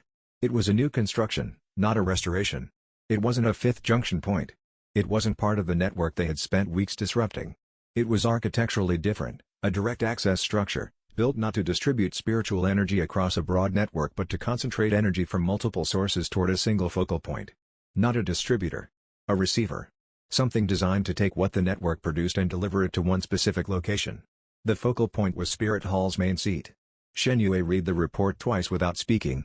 Then he set it down and looked at Tang San, who had read it simultaneously and was looking back with the particular expression of someone who has reached a conclusion they had genuinely hoped the evidence wouldn't support. "She didn't build the network for a ritual," Tang San said. "No." He looked at the map with the newly marked focal point. "She built a network to deliver the accumulated spiritual energy of 14 ancient formation nodes directly to her own cultivation seat, concentrated into a single absorption event that bypasses every conventional limitation on individual cultivation advancement. The junction points were the delivery mechanism. The direct access structure is the receiver. We interrupted the delivery. We didn't touch the receiver. The whole war," Oscar said slowly, working through it. "The whole campaign strategy. The whole war was about positioning. Moving our forces away from her compound. Keeping us occupied on front lines that were always secondary objectives. Every 3-front pressure campaign, every siege, every strategic initiative, it was designed to ensure we couldn't concentrate force to reach her seat before the direct access structure activated." He paused. "Alliance intelligence estimates 12 to 18 days before activation completes. The team was quiet with the full weight of that. Then we need to reach Spirit Hall's main seat within 12 days, he said. Through the most heavily defended approach in the entire conflict, against a force strategically optimized over months to prevent exactly this, with a timeline that does not allow for failed first attempts." Juzgen looked at the map for a moment. Then she looked at him. "Then that's what we do," she said. The room was quiet for a moment after that, not the quiet of hesitation but the quiet of people absorbing a decision that had just been made, the kind that doesn't leave room for revision. Shen Yue looked at the map with the focal point marked. The central compound. The most heavily fortified location in the entire theater. The endpoint of a months-long strategic architecture designed to keep anyone from reaching it before the convergence receiver activated. The place where, if they didn't arrive in 12 days, Bibidong would become something the Alliance had no framework for and the war would effectively end. 12 days, Tang San said. 12 days. We brief the War Council tomorrow morning, full picture, no omissions. We need their resources for the approach. He looked at the route options on the map. None of them were good. All of them were survivable with the right preparation. And we need to leave the day after tomorrow. Oscar looked at the map with an expression that was simultaneously calculating and accepting. Ma Hongjun was very still. Ning Rongrong was already examining the route options with the systematic focus that preceded her support planning. Xiaowu met Shen Yue's eyes briefly, and what was in her expression was something he'd seen from her before, the clarity of someone who had already made their peace with what the situation required. Then we prepare tonight, Ning Rongrong said. And we leave ready. Chapter 121. The War Council meeting lasted 4 hours, and the first 30 minutes were the most difficult thing Shen Yue had done since the receiver chamber engagement. It was not difficult because the intelligence was hard to present. It was difficult because presenting it honestly required showing the council exactly how far the situation had evolved without their awareness, and military councils did not respond warmly to the revelation that the war they'd been managing at the operational level had a second layer that their intelligence apparatus had missed entirely. General Yi Thiking handled the initial reception with the practiced steadiness of a commander who had absorbed bad news so many times that the absorption itself had become a skill, and his steadiness in the first 10 minutes created enough structural calm for the rest of the council to respond with professional attention rather than reactive defensiveness. Shen Yue presented the full picture, the convergence receiver, the direct access network architecture, the activation timeline, and what completion would have meant for Bibi Dong's cultivation tier. He presented it sequentially, with each element building on the previous one. And he could see the moment, precisely when he described the activation's intended outcome, when the room's understanding shifted. Not panic. These were experienced military commanders. What shifted was the quality of attention, the specific focus of people who had just been told that the thing they thought they were fighting was not the thing they were actually fighting. The questions that followed were organized around 3 priorities, which was how effective councils operated when they were genuinely engaged rather than performing engagement. What is the certainty level on the activation timeline? What force commitment is required to reach the compound in 12 days? And what happens if the force fails to reach the compound or fails to disrupt the receiver once there? Shen Yue answered honestly. Timeline certainty was roughly 70%, the scholarly analysis was based on architectural inference rather than operational knowledge of Spirit Hall's schedule. The minimum viable force for the compound approach was a penetration element of 10 to 12 high-level Soul Masters, Alliance Air Cavalry for simultaneous route disruption at Spirit Hall's observation posts, and holding action forces on all 3 front lines to prevent Spirit Hall from redirecting their interior reserves. Failure meant Bibi Dong absorbed the network's accumulated output and advanced to a cultivation tier that the Alliance's existing force structure had no framework for addressing. Timeline for Spirit Hall to use that advancement against us, if they achieve it? One commander asked. Unknown. The advancement's practical effect depends on what Bibi Dong does with it, which depends on her strategic judgment. He paused. Her strategic judgment has been consistently superior to ours for 18 months. I would not assume a favorable outcome. The council approved the operation in 40 minutes, faster than Shen Yue had built into his planning assumptions. Faster than he'd expected. He spent a moment after the vote trying to identify what had produced that speed, and concluded it was the specific arithmetic of the alternative, a force commitment that cost resources against a do-nothing cost that was potentially unbounded. When the alternative is potentially losing the war in 12 days, a resource-expensive operation becomes straightforward to approve. The front-line holding commitments are yours to organize, General Yi Thiking said, folding the map with the approach route marked. I can provide 4 additional title Douluos who are not frontline committed. Air cavalry for the observation post disruption will be staged by dawn tomorrow. He looked up. How much preparation time before departure? We leave at dawn tomorrow, Shen Yue said. The preparation happens tonight. He spent a moment longer with the War Council after the vote, not for additional discussion, but because he needed to be certain the council understood the full operational picture rather than just the approved plan. The approved plan was the minimum viable version, penetration force, route disruption, holding actions. The full picture included what success would produce, not a clean victory, but a changed strategic calculation that created the conditions for the kind of negotiated settlement that neither party had been positioned to accept before. If we succeed, he told the assembled commanders, the next stage of this conflict is diplomatic rather than military.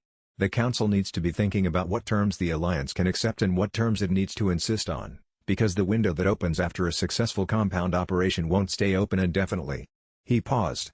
Be ready for that conversation before we return. Chapter 122. The departure preparation was compressed into approximately 7 hours of organized activity that required 4 parallel tracks running simultaneously. The first track was capability assessment, Shen Yue spending time with each of the 4 additional titled Douluos that General Yi had attached, running rapid evaluations of their capability configurations and, more importantly, their capacity to operate in tight formation coordination with a team they hadn't worked with before. The standard approach to team integration was incremental, shared objectives, shared language, gradual trust built through low-stakes coordination before high-stakes situations. 7 hours didn't allow for that. What it allowed for was a direct conversation about operational doctrine. He found all 4 in the command post's secondary briefing room and ran the conversation the same way he'd run similar conversations with field commanders who needed to operate alongside the team under top pressure. "I will make tactical calls during engagements that may not match your instinct," he said. "I'll make them based on information about this team's capability configuration that I have and you don't yet. I'm not asking you to defer to judgment you have no basis to trust, I'm asking you to execute in the moment and ask your questions after. The team's coordination depends on not having each decision reconsidered in real time." He looked at each of them. "If this is not something you can operate within, tell me now." Qing Fang, the Wind Variant Soul Master, studied him for a moment with the expression of someone updating their model of a situation. "You've said this before," she said. "To other people who didn't know you. Multiple times. Has it worked?" "Well enough," he said, which was honest.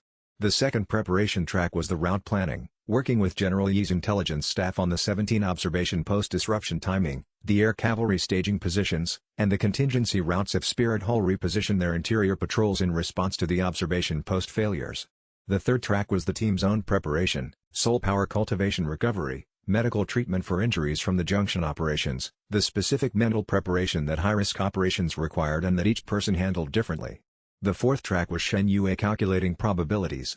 He did this in a corner of the command post's outer hall, away from the organized activity, using the same framework he'd been using since before the island: honest assessment of what was possible, honest assessment of what was not, and the specific acceptance of the gap between those 2 categories that was required to function effectively in the space between them. The 4 titled Douluos had each asked at least one question after Shen Yue's operational briefing. The questions had been different in kind. Qing Feng had asked about communication protocols during split route operations, Ironbone Li had asked about the inner complex's structural specifications, Crimson Fang had asked about the expected tidal Douluo composition of the compound's interior defense, and Wei Songshan had asked nothing aloud but had been clearly conducting his own assessment throughout the briefing, the kind that manifested as attentive silence rather than questions. Shen Yue had spent 30 minutes after the briefing with each of them individually, not for additional intelligence sharing, but for the specific kind of direct professional assessment that a briefing couldn't produce. What he needed from each person was not their formal statement of readiness. What he needed was to understand how they processed uncertainty under pressure, because the compound operation would produce several moments where the plan's current version wouldn't match the situation's actual state, and what a practitioner did in those moments was not something a briefing could reveal. Qing Feng had spent those 30 minutes asking technical questions about the secondary route options. The questions were precise and the follow-up questions were more precise. She was building a contingency architecture in her head in real time, mapping alternatives before she needed them. That was the kind of preparation that meant she'd be functional when one of the primary routes became unavailable. Ironbone Li had mostly listened, offering occasional observations that revealed a deep tactical database and the patience to deploy it selectively rather than continuously. He'd operated with many teams over a long career, and the patience was the product of having learned what information was load-bearing and what wasn't. Crimson Fang had an edge to his attention that was not impatience but something close. He processed quickly, moved to conclusions efficiently, and would need to be watched in the first engagement contact to ensure the team's coordination style had actually been absorbed rather than simply acknowledged. Wei Songshan's silence had eventually resolved, near the end of the 30 minutes, into a single question that was more revealing than everything that had preceded it. When the plan fails, and it will fail somewhere, what's the shape of the recovery? That was the question of a practitioner who had operated in genuinely uncontrolled situations before and understood that recovery planning was as important as the plan itself. Shen Yue had given him an honest answer: the recovery shape depended on where the failure happened, and the part of the team's coordination that handled failures well was the part that had operated together long enough to have a shared language for deviation. They didn't have that shared language with these 4. What they had was clarity about individual capability profiles and the explicit agreement that Shen Yue would make calls under pressure that they'd be asked to execute without extended deliberation. That would have to be enough. It had been enough before under similar constraint. Whether it would be enough here was the kind of question that only the operation itself could answer, and that was true of every operation he'd planned regardless of preparation level. Shen Yue had answered all of the questions fully and noted Wei Songshan's assessment style as useful information. Practitioners who gathered information through observation rather than direct inquiry were often faster to adapt in dynamic situations than those who relied on pre-briefing. They left at dawn, 12 people moving into the Eastern Territory under a sky that was clear enough that their tracks would be visible from any observation elevation, at a pace calculated to reach the compound with enough time remaining on the activation window to make the operation viable. Chapter 123 The approach to Spirit Hall's compound took 7 days at a pace that balanced speed against the operational necessity of not arriving exhausted. The 7-day route was made possible primarily by Qingfeng. Her wind variant soul skills included a terrain reading ability that identified Spirit Hall patrol timing gaps with enough precision to allow the group to use route segments that the standard planning had marked as too heavily covered. Shen Yue had read her capability profile before departure and had incorporated a theoretical version of this into the route plan, but the practical application exceeded what the theoretical version had estimated. By the end of the second day he'd revised the route plan twice around segments she identified, and the time savings were measurable. He also spent those 7 days continuing the rapid integration work that the 7-hour preparation had started. It was a different kind of integration than what the Seven Devils had achieved over 18 months of operational experience. That integration was built on hundreds of shared situations, each one adding a layer of mutual understanding that accumulated into something close to predictive knowledge of how each person would behave under pressure. The 4 additional title Douluos couldn't acquire that in 7 days.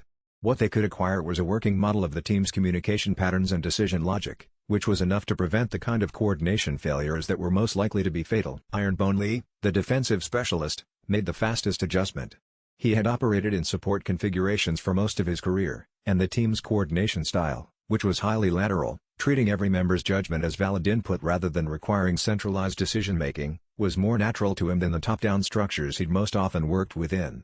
By the 4th day he was operating as if he'd been part of the team for months, which was useful given that Ironbone Lee's ability to absorb damage that would disable less specialized soul masters was one of the things the compound approaches plan relied on. The compound became visible from the ridge on the 7th morning, larger than the map representations had suggested, enclosed by a perimeter that had been reinforced since the map data was collected. New earthworks. Additional observation posts. She knew we were coming, Tang San said, standing beside Shen Yue on the ridge. She's known for at least 4 days. The observation post failures that the air cavalry triggered reported as a coordinated action within 6 hours. Shen Yue studied the compound's layout from the ridge, cross-referencing what he could see against the architectural documentation. She's reinforced the perimeter and added interior choke points. She hasn't moved the receiver. Because the receiver can't be moved without disrupting the activation sequence it's part of, Oscar said, reading from the documentation packet he'd been reviewing since the 3rd day of travel. Correct. He folded the documentation. She's committed to defending the receiver in place. We're committed to reaching it. The question is whether the approach we have is sufficient for the perimeter she's built. The plan's answer was 3 simultaneous routes. Not because 3 routes would be individually successful, none of the 3 routes was expected to succeed individually. But 3 simultaneous routes created a response allocation problem for the perimeter's commanders that a single route didn't create. We go in at dawn, he said. 3 routes. The south route is decoy. Qingfeng leads the group, with Wei Songshan's interference coverage and the 2 title Douluos from Yi the King's supplementary force. The south route doesn't need to succeed as a penetration attempt. It needs to occupy the compound's response force long enough for the east and north routes to reach the inner complex. Qingfeng, if the south route's engagement becomes untenable before the east and north confirmation signals arrive, extract north. Don't die for a decoy. Qingfeng nodded. Her broken wrist look hadn't developed yet, that was 3 days in the future. Right now she had the alert, measuring quality of someone who had operated in enough high-risk situations to know the difference between appropriate caution and excessive caution, and who had placed this operation firmly in the former category. East route, me, Juzking, Oscar, Shen Yue continued. North route, Tang San, Xiao Wu, Ironbone Lee. He looked at the perimeter on the map. The timing requirement is that both penetration routes reach the inner complex approach simultaneously. Timing variance of more than 90 seconds and the perimeter response force, which will be drawn south by the decoy engagement, begins redirecting before we're at the sealed door. He paused. We stay on the schedule even if one route encounters more resistance than expected. Individual heroics that break the timing are worse than arriving short-handed but on time. He let that settle for a moment, then looked up. Questions? There were no questions. The operation began with the first light. Chapter 124 Spirit Hall's outer perimeter had more capability deployed than the intelligence baseline had described, and Shen Yue knew it from the moment they reached the perimeter's outer edge. The intelligence baseline described 6 permanent Soul Sage posts and 2 rotating tidal Douluo patrols, adequate for a defensive perimeter that had never been breached and had no specific reason to expect it. What they arrived to find was a perimeter that had been redesigned with the specific expectation of a high-capability penetration attempt, The Soul Sage posts had been reinforced and extended into overlapping observation coverage, and the rotating tidal Douluo patrols had been supplemented by 3 additional fixed Soul Douluo stations covering the most likely approach vectors. Shen Yue registered all of this through his psychic perception's extended range in the 30 seconds before the 3 simultaneous route teams committed to movement. He passed the updated picture to each route team through the pre-established signal system, elevated capability at posts 2, 4, and 7. The east route, himself, Juzking, Oscar, moved at the signal. The first 2 contacts went cleanly, Soul Sages at the first and second posts, neutralized before relay triggers could be activated, using the speed advantage that the team's coordination provided over solo practitioners. The psychic suppression disrupted the cultivation focus required for communication before the perimeter guards could complete the trigger sequence, Juzking following through while the suppression held. The third post carried the Soul Douluo addition the intelligence had missed. He was already oriented toward the east route's approach vector when they arrived at the post's observation range. He'd been briefed on the likely approach vectors and had been watching this one. The relay trigger activated in the first second of contact, before Shen Yue had fully closed the distance. The relay was live. Spirit Hall's interior knew the perimeter had been breached. Timing changes, he said to Oscar and Juzking, as they moved past the post. We're in a race now rather than an infiltration. Oscar, shift to high deployment mode. Oscar's enhancement output changed character. The conservative efficiency mode he'd been running, designed for sustained operations, gave way to the high deployment configuration that was significantly more expensive but generated the amplification ceiling that turned difficult engagements into viable ones. His soul power reserves would run lower faster in this mode. The compound's interior was approximately 1,200 meters of defended space. From the north route, Tang San's blue-silver domain pulses confirmed a successful perimeter breach on schedule. The South Decoy Group's engagement sounds were audible from the East Route's position. They were drawing the perimeter's primary response force southward at the planned rate. The East Route's perimeter breach status was now transmitted. Spirit Hall's interior command structure would be receiving confirmation that the compound had been entered and was currently under penetration force action. The specific protocol that followed a perimeter breach confirmation would cascade through Spirit Hall's defensive structure in the way Shen Yue had studied from the intelligence documentation. Interior unit alerts, inner complex lockdown activation, response force mobilization from the South Garrison. The South Garrison mobilization was the critical timeline event. From the South Garrison to the inner complex approach, approximately 18 minutes at standard response force travel speed through the compound's interior. The South Decoy engagement needed to intercept that mobilization before the 18 minutes ran. Qingfeng's group was in position. They would be engaging now. 18 minutes. 1,200 meters. The choke points between the perimeter breach and the inner complex entrance were the constrained. Each one had to be cleared fast enough to keep the overall timeline viable. He ran the mental arithmetic as the east route moved into the interior corridors, and the number that came out was tight but real. They had a window. The window was measured in minutes, not hours. Chapter 125 The interior of Spirit Hall's compound had been engineered around a specific defensive problem, stopping a small, high-capability penetration force from reaching the inner complex. The architectural evidence was clear from the moment they cleared the perimeter. Narrow corridors connecting the outer compound to the inner complex. Sightline breaks positioned at every choke point to maximize the effectiveness of prepared defenders. Structural alcoves sized for 2 to 3 defenders that provided physical cover without reducing the choke point's blocking capability. The architecture was not designed to move people efficiently through the compound. It was designed to ensure that anyone trying to reach the inner complex under opposition had to fight every meter of the 1,200 between the perimeter and the inner entrance. The first serious obstacle was a 3-person defending team at the corridor choke point approximately 200 meters inside the perimeter breach point. 1 Soul Emperor, 4 Soul Sages, arranged with a positional precision that suggested they had been placed there by someone who understood the approach geometry and had optimized for it. The Soul Emperor was the problem. Not because the Soul Sages were insignificant, but because the Soul Emperor's combat configuration was oriented around corridor denial. His soul skills created pressure effects in confined spaces that made forward movement costly in ways that open-field soul skills didn't. In the corridor's geometry, the most efficient approach, straight line toward the choke point, was also the most heavily defended approach. Shen Yue used the Abyssal Tiger domain in the confined space. He'd used it at the first junction site's underground complex and had learned then how the domain's psychic suppression changed character in enclosed environments. In open space, opponents could step outside the effective radius. In a corridor, there was nowhere to step outside to. The combined domain, psychic suppression layered over physical domain effect, created a disorientation in the defenders that the corridor geometry amplified rather than reduced. 3 of the Soul Sages lost coordination effectiveness in the first 2 seconds. The Soul Emperor adapted faster than the Soul Sages. His experience gave him a recovery speed that showed clearly in how quickly his positioning adjusted, but the adaptation still required 2 seconds that he couldn't commit to quarter denial simultaneously. Jusking was in position on the quarter's left wall before the Soul Emperor's adaptation was complete. Oscar's enhancement kept both of them above their standard output ceilings. The choke point cleared in 40 seconds. The next choke point was 80 meters ahead, and the response force from the southern perimeter would arrive in Spirit Hall's interior in approximately 15 minutes. He assessed the team's status as they moved, Jusking at approximately 80% soul power, Oscar at 75% with the high deployment enhancement load already running, himself at 75% with reserves he needed to protect for the receiver chamber application. The 40 seconds at the first choke point had cost more than the optimistic estimate for that encounter. The compound's interior architecture was doing precisely what it had been designed to do, making the approach expensive in resources per unit distance, so that whatever force reached the inner complex was significantly diminished from its entry state. Spirit Hall had designed the compound on the assumption that a penetration force that breached the perimeter would be worn down to below viability before reaching the inner complex. The assumption was reasonable. Its flaw was that it had been designed against the capability profile of a force that had existed before a 4-month development event on Sea God's Island. The second choke point was ahead. 2 soul sages in prepared positions, with a formation that was more sophisticated than the first choke point, overlapping fields of fire, with a soul Douluo positioned 20 meters behind them at a secondary blocking point. 3 opponents, layered. He revised the approach on the move. This was not a situation for domain activation, which would announce the team's exact position and capability to anyone in the compound who could read soul power density signatures. This was a situation for speed and coordination.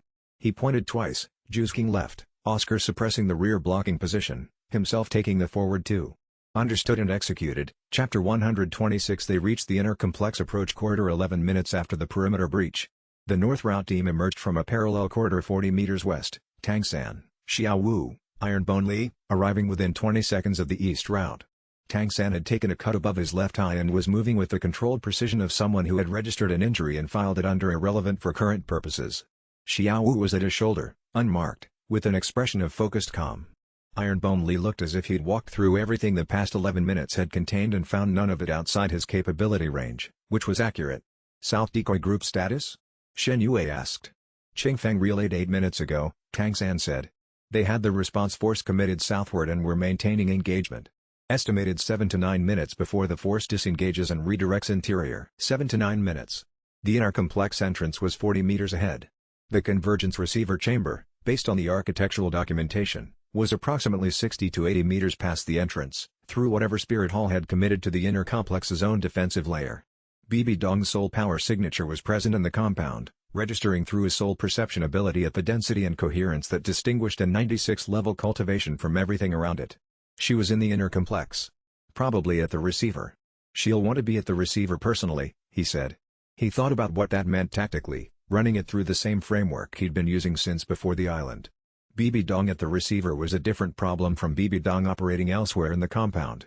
At the receiver, she was positioned at a location that had strategic value to her. She would be invested in that position's defense with a predictability that had one specific dimension. She wouldn't leave it under pressure unless leaving it was the better strategic choice. The receiver's activation was the point. If she abandoned the receiver under pressure before the activation completed, she lost everything the network had built toward. If she stayed at the receiver, she was defending a fixed position against a force that was approaching from outside.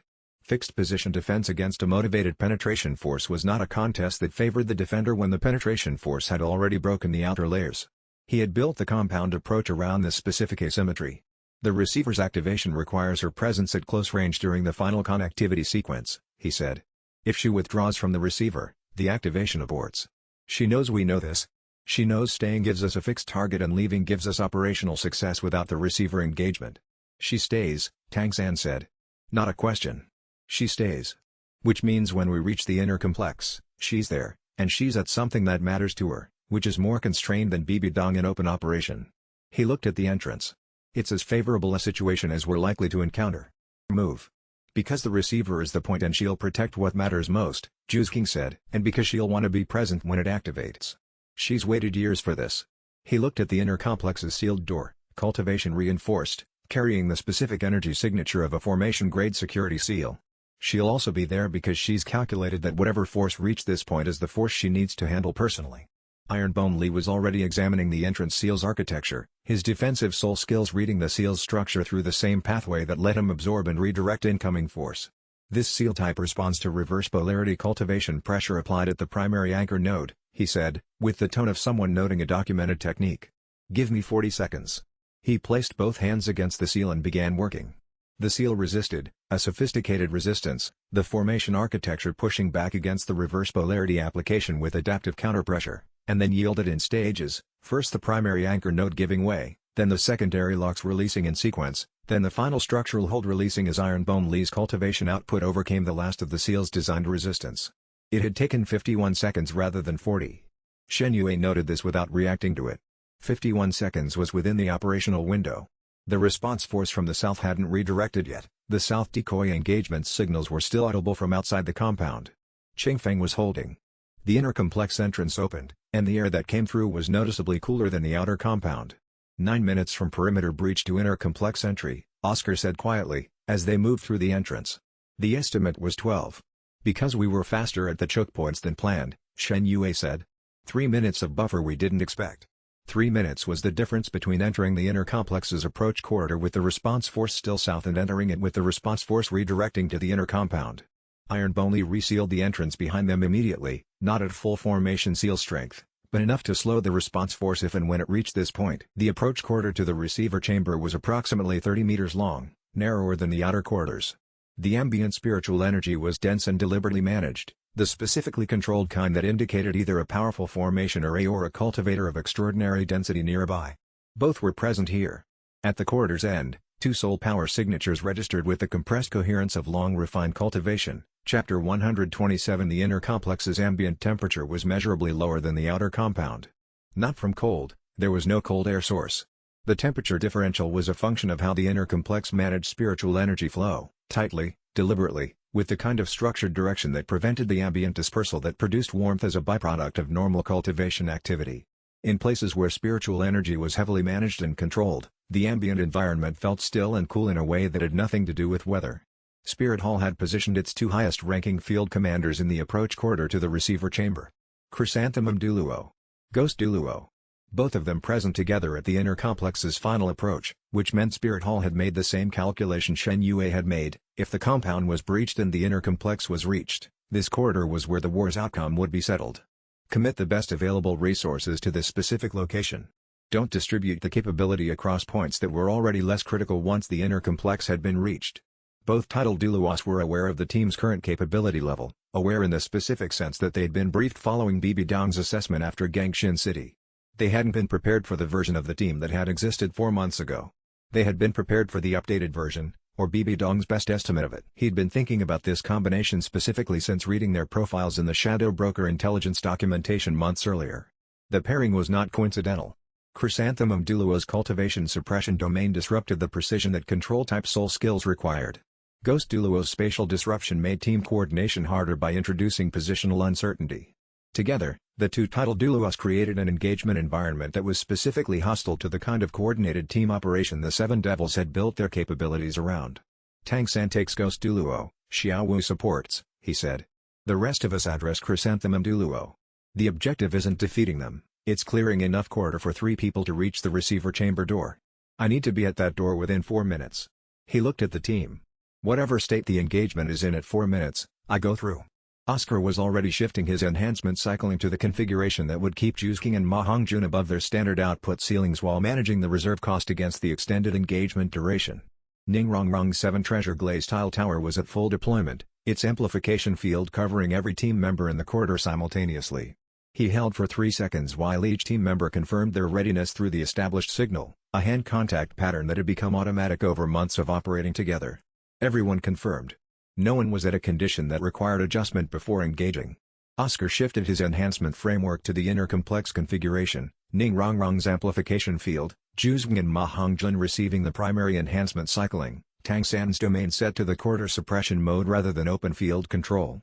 He activated the Spectral Tiger Advent and moved into the corridor. The avatar form's presence in the inner complex's narrow space was a different kind of entry than standard movement.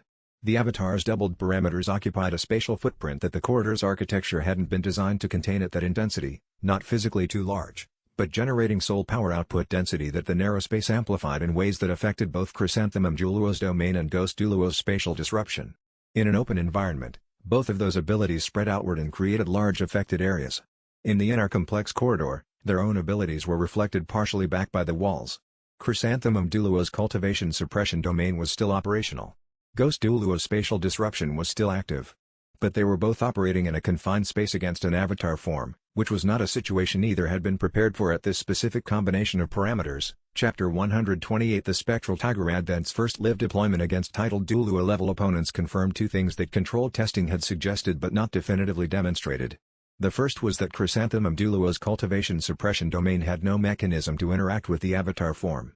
The cultivation suppression worked by interfering with the soul power pathways running through a practitioner's physical body, the circulation channels, the Dandian's output nodes, the integration points between martial soul and soul rings. The spectral tiger advent was a projected external form, a manifestation of his cultivation architecture given physical reality outside his body. The suppression mechanism had nothing to target. The avatar moved through Chrysanthemum Douluo's domain field without reduction, which created a visible recalculation in the title Douluo's response. The defensive positioning shifted mid-sequence as the expected effect failed to materialize. The second was that the avatar's physical parameters exceeded what Chrysanthemum Douluo had been briefed to expect. Whatever intelligence Bibi Dong had assembled about the team's current capability level, it had described Shen Yue at a level whose outputs fell within a band that Chrysanthemum Douluo's combat doctrine had been calibrated for. The avatar's double parameter output was outside that band in a way that the title Douluo's first exchange positioning couldn't address. The first exchange established both things simultaneously, the avatar walking through the cultivation suppression without slowing, striking at a speed and force that the prepared defensive response was wrong for by a significant margin. Not by enough to end the engagement. By enough to create a structural disruption in Chrysanthemum Douluo's positioning that accumulated across subsequent exchanges. He was aware of the Tangsan and Ghost Douluo engagement through the avatar's extended spatial perception, a perception that reads soul power signatures and positional data rather than visual information, which Ghost Douluo's spatial disruption affected less than standard visual perception. Ghost Douluo was creating positional uncertainty for Oscar and Ma Hongjun, whose coordination relied on accurate spatial orientation. It was not creating positional uncertainty for Tangsan's blue-silver domain, which oriented through the domain's own spatial framework rather than standard sensory input. The corridor engagement as a whole was managed by Ning Rongrong's amplification coverage, the 7 treasure glazed tile tower projecting enhancement across all team members simultaneously, cycling between Jizking and Ma Hongjun's offensive capability and Tangsan's domain maintenance and Oscar's enhancement framework. Ning Rongrong in corridor combat was a different resource than in open field combat. In open field her tower's amplification field covered a wide area and she maintained some distance from the engagement. In the corridor, she was close enough to the engagement that her positioning required active management, but her amplification density at close range was proportionally higher. 4 minutes. He had given himself 4 minutes at the avatar's soul power cost, roughly half the avatar's sustainable deployment window, to advance his position close enough to the receiver chamber door to reach it. He also became aware, through the avatar's extended perception, that the response force had reached the inner complex's outer corridor. They had not entered, the inner complex's formation seals at the outer entrance were slowing them, and Ironbone Lee had resealed the entrance behind the team after their entry. Ironbone Lee was currently holding the outer entrance from the inside, managing the seal against the response force's attempts to open it from outside. His soul power reserves were nearly exhausted from the effort. When those reserves ran out, the response force would enter. That was a hard deadline for the corridor engagement, in addition to the receiver chamber's activation countdown. On the 3rd minute, a path to the door opened in the corridor geometry. Chapter 129 He stepped out of avatar form at the receiver chamber door on the 3rd minute and 47 seconds, with a position opening that lasted approximately 8 seconds, created by Ning Rongrong's 7 treasure glazed tile tower amplification pushing Ma Hongjun's Phoenix Fire past the threshold that had been occupying Chrysanthemum Douluo's attention at the engagement's far margin. The opening was narrow, lasted exactly as long as it lasted, and he was through it and at the door before Chrysanthemum Douluo could redirect. The avatar withdrawal happened in the 2.5 after his forward movement cleared the opening. He felt the soul power cost resolving, approximately 40% of his remaining reserves had been committed to the avatar's 2.5-minute deployment in a domain-active environment. He was now running at roughly 50% of entry state capability, in a receiver chamber with a level 96 titled Douluo, with the corridor engagement still ongoing behind the closed door. The door was open. Not forced or broken, open, unlocked from the inside, the formation seal deactivated, as if whoever was inside had made a deliberate decision about how to receive whoever arrived. Shen Yue stopped at the threshold and spent 2 full seconds reading the chamber before entering. Single soul power signature, extraordinarily dense, the specific quality of decades of refined cultivation rather than accumulated power. Bibi Dong, alone, standing beside the convergence receiver. He stepped into the chamber. The receiver was 3 meters tall and approximately 4 meters wide, larger than the documentation scale representations had suggested. The crystal matrix was currently inert, in the passive state that preceded energy reception. Its architecture was visibly more sophisticated than the junction site crystals he disrupted, more nodes, more complex interconnection, built with precision that reflected the receiver's role as the network's endpoint rather than a midpoint. He registered the chamber's other characteristics: one exit point, the door he'd just come through, no other openings, the ambient spiritual energy managed and directed rather than dispersed, BB Dong's cultivation density registering at a level that produced a kind of background pressure on his own soul power framework, not suppression but presence. Whatever he was going to do in this room, he was going to do it while being acutely aware that this was her space, built to her specifications, in a compound she'd occupied for 4 decades. "You're here," BB Dong said, without turning around. Her voice had the tone of someone confirming a calculation rather than expressing surprise. "Earlier than my coverage suggested was viable. You moved faster through my perimeter than my scouts had assessed. We had better support than Spirit Hall's coverage had documented," Shen Yue said. He stepped into the chamber and let the door stand open behind him, not from carelessness but from the calculation that the engagement in the corridor would resolve as it resolved whether the door was open or closed, and that having an exit available was better than not having one. "Your team's development is significantly beyond the intelligence picture I had 4 months ago." She turned to face him. Her expression was the same one he'd seen from the Western Tower at Gangshin, professional assessment without the public performance layer. "The island. See God's trials." She paused. "How many rings?" 8, he said. She absorbed that. "Then the conversation we're about to have is more interesting than I calculated." She looked at the receiver. "I have 6 minutes before the junction restoration teams complete the network. When they finish, the receiver activates regardless of what happens in this chamber physically. 6 minutes is enough." "You're level 70. I'm level 96. The Death Spider Emperor is my second martial soul. I've spent 40 years in this compound." She met his eyes directly. "What makes 6 minutes enough?" He'd been thinking about the answer to that question for longer than he'd been thinking about almost anything else. Chapter 130 "Because I'm not here to defeat you," Shen Yue said. "I'm here to disrupt the receiver." BB Dong looked at him with the attention of someone encountering a reframing they hadn't anticipated. "Those are different problems." "Yes. Defeating you requires winning an engagement against level 96 cultivation in a domain-active environment with depleted reserves. Disrupting the receiver requires getting close enough to the junction crystal for long enough to apply a third eye of judgment resonance disruption at the correct frequency." He paused. "The second problem doesn't require defeating you. It requires that you not stop me fast enough. I can stop you fast enough. You can stop most approaches fast enough. But every exchange we have in this chamber that doesn't end with me incapacitated advances my position relative to the receiver. You're faster than me, stronger than me, more experienced than me. None of that matters if the exchange geometry consistently moves me closer to the target even when you win the exchange." He looked at the receiver. "The passive state disruption I need to apply is the same type I used at the first junction site. You received that intelligence report." "I received it." Something moved through her expression, not quite acknowledgement, not quite recalculation. Something between them. "The receiver's passive state reinforcement is significantly more robust than the junction site crystals. A comparable disruption won't produce the same effect. The third eye of judgment at 8th ring produces significantly more output than it did at the junction site operation. The receiver is more robust. The output is higher." He held her gaze. "My estimate is that the two factors are not equal in the receiver's favor." She was quiet for a moment, and Shen Yue recognized the quality of the silence, someone completing a probability assessment rather than considering whether to act.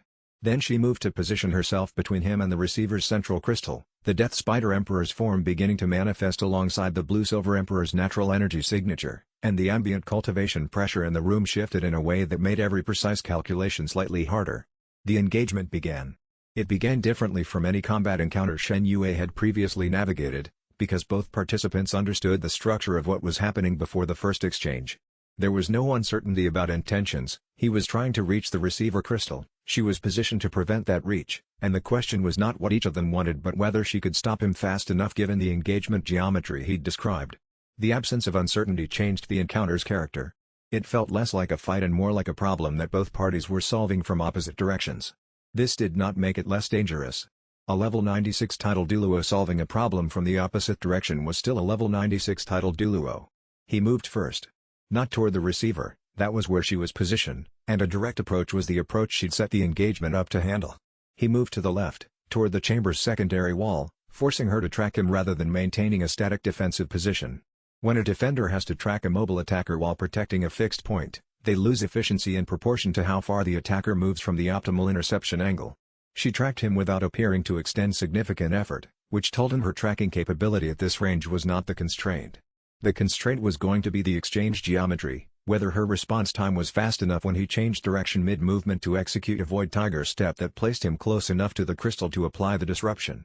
The first exchange happened when she moved to close the angle he created, and the force of it was the clearest possible statement about the difference between level 70 and level 96 in real terms. Chapter 131 The Death Spider Emperor Domain's primary effect on Shen Yue was not what the profiles had described as most significant. The profiles had emphasized cultivation suppression, energy drain, and physical enhancement for the user. Standard title Douluo Domain effects scaled to a 96 level cultivation, formidable but categorizable.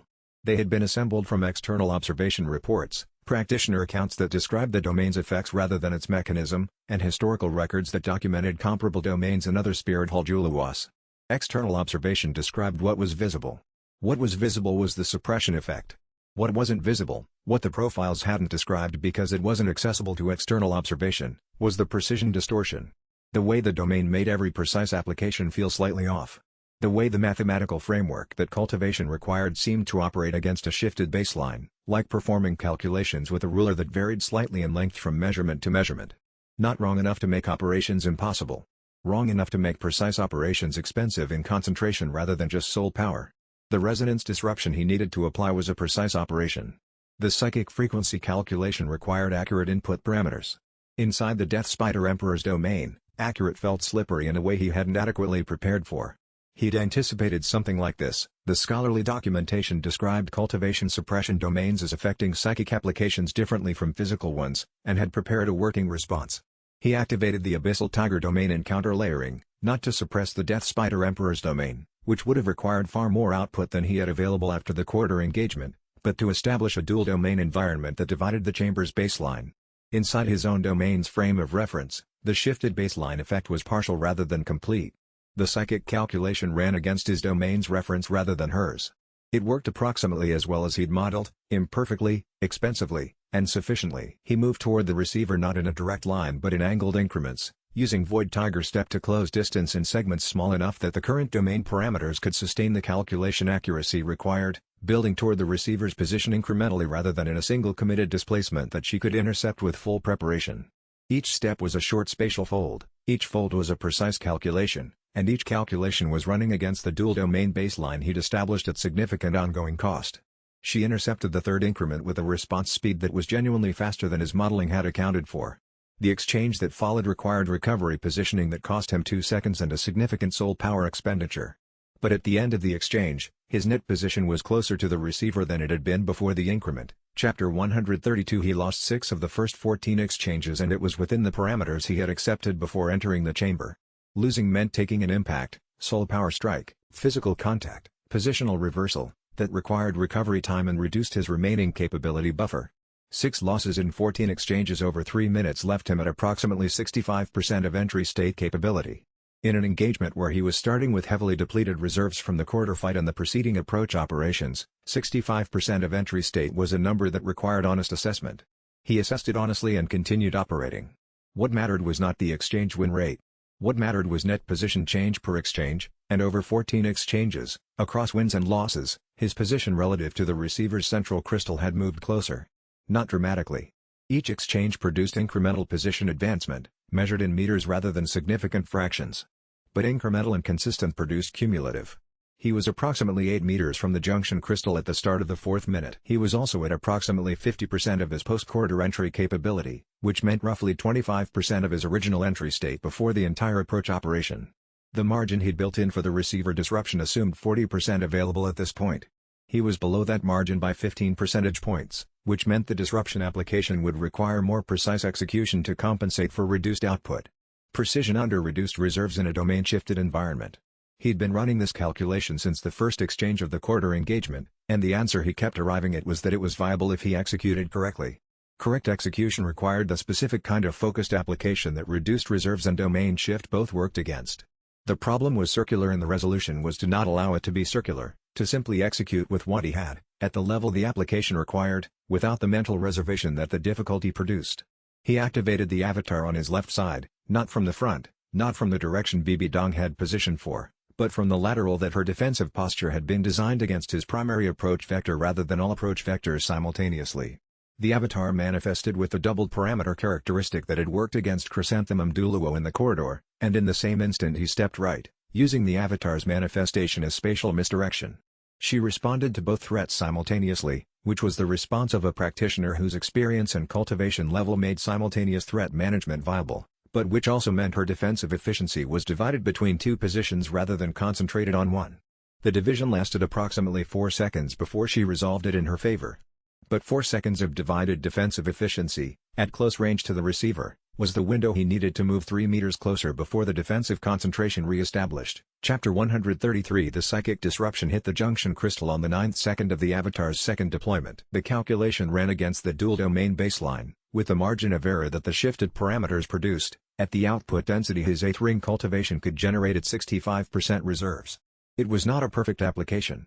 The frequency calibration was off by approximately 4% from the optimal, which meant the disruption propagated through the crystal matrix more slowly than it had at the first junction site and with less initial intensity. It was enough. More than enough, the output was sufficient that the disruption began propagating before the application's full duration had elapsed, which was not something Shen Yue had expected and registered as meaningful information about what the 8th ring psychic output actually was at full calculated application versus the conservative estimates he'd been using in his planning. The conservative estimates had been built on the assumption that the disruption required a sustained application window. The actual requirement had been shorter. He filed this under information for later and focused on what was happening in real time. The receiver's passive state reinforcement held. The crystal matrix didn't shatter.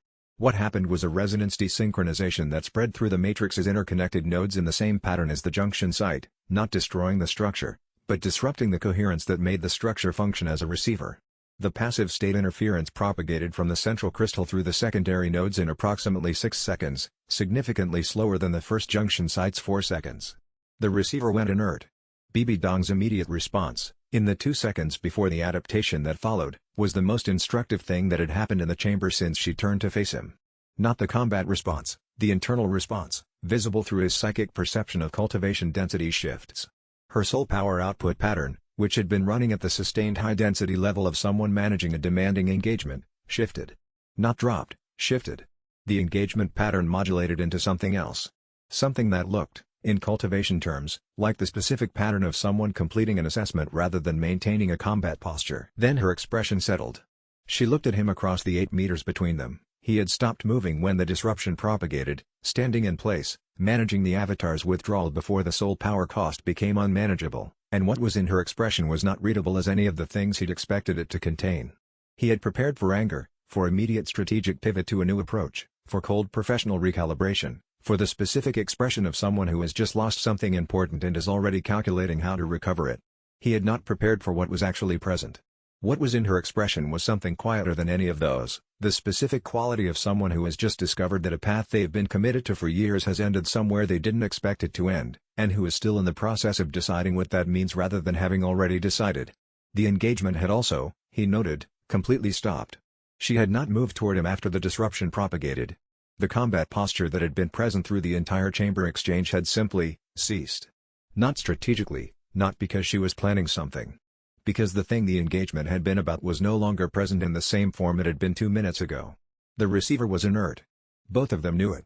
The next thing that happened was going to be a conversation rather than a continuation. Chapter 134 You disrupted it, Bibi Dong said. The observation was neutral, not accusatory. She was noting a fact. Yes. The disruption is recoverable. The receiver's architecture is intact.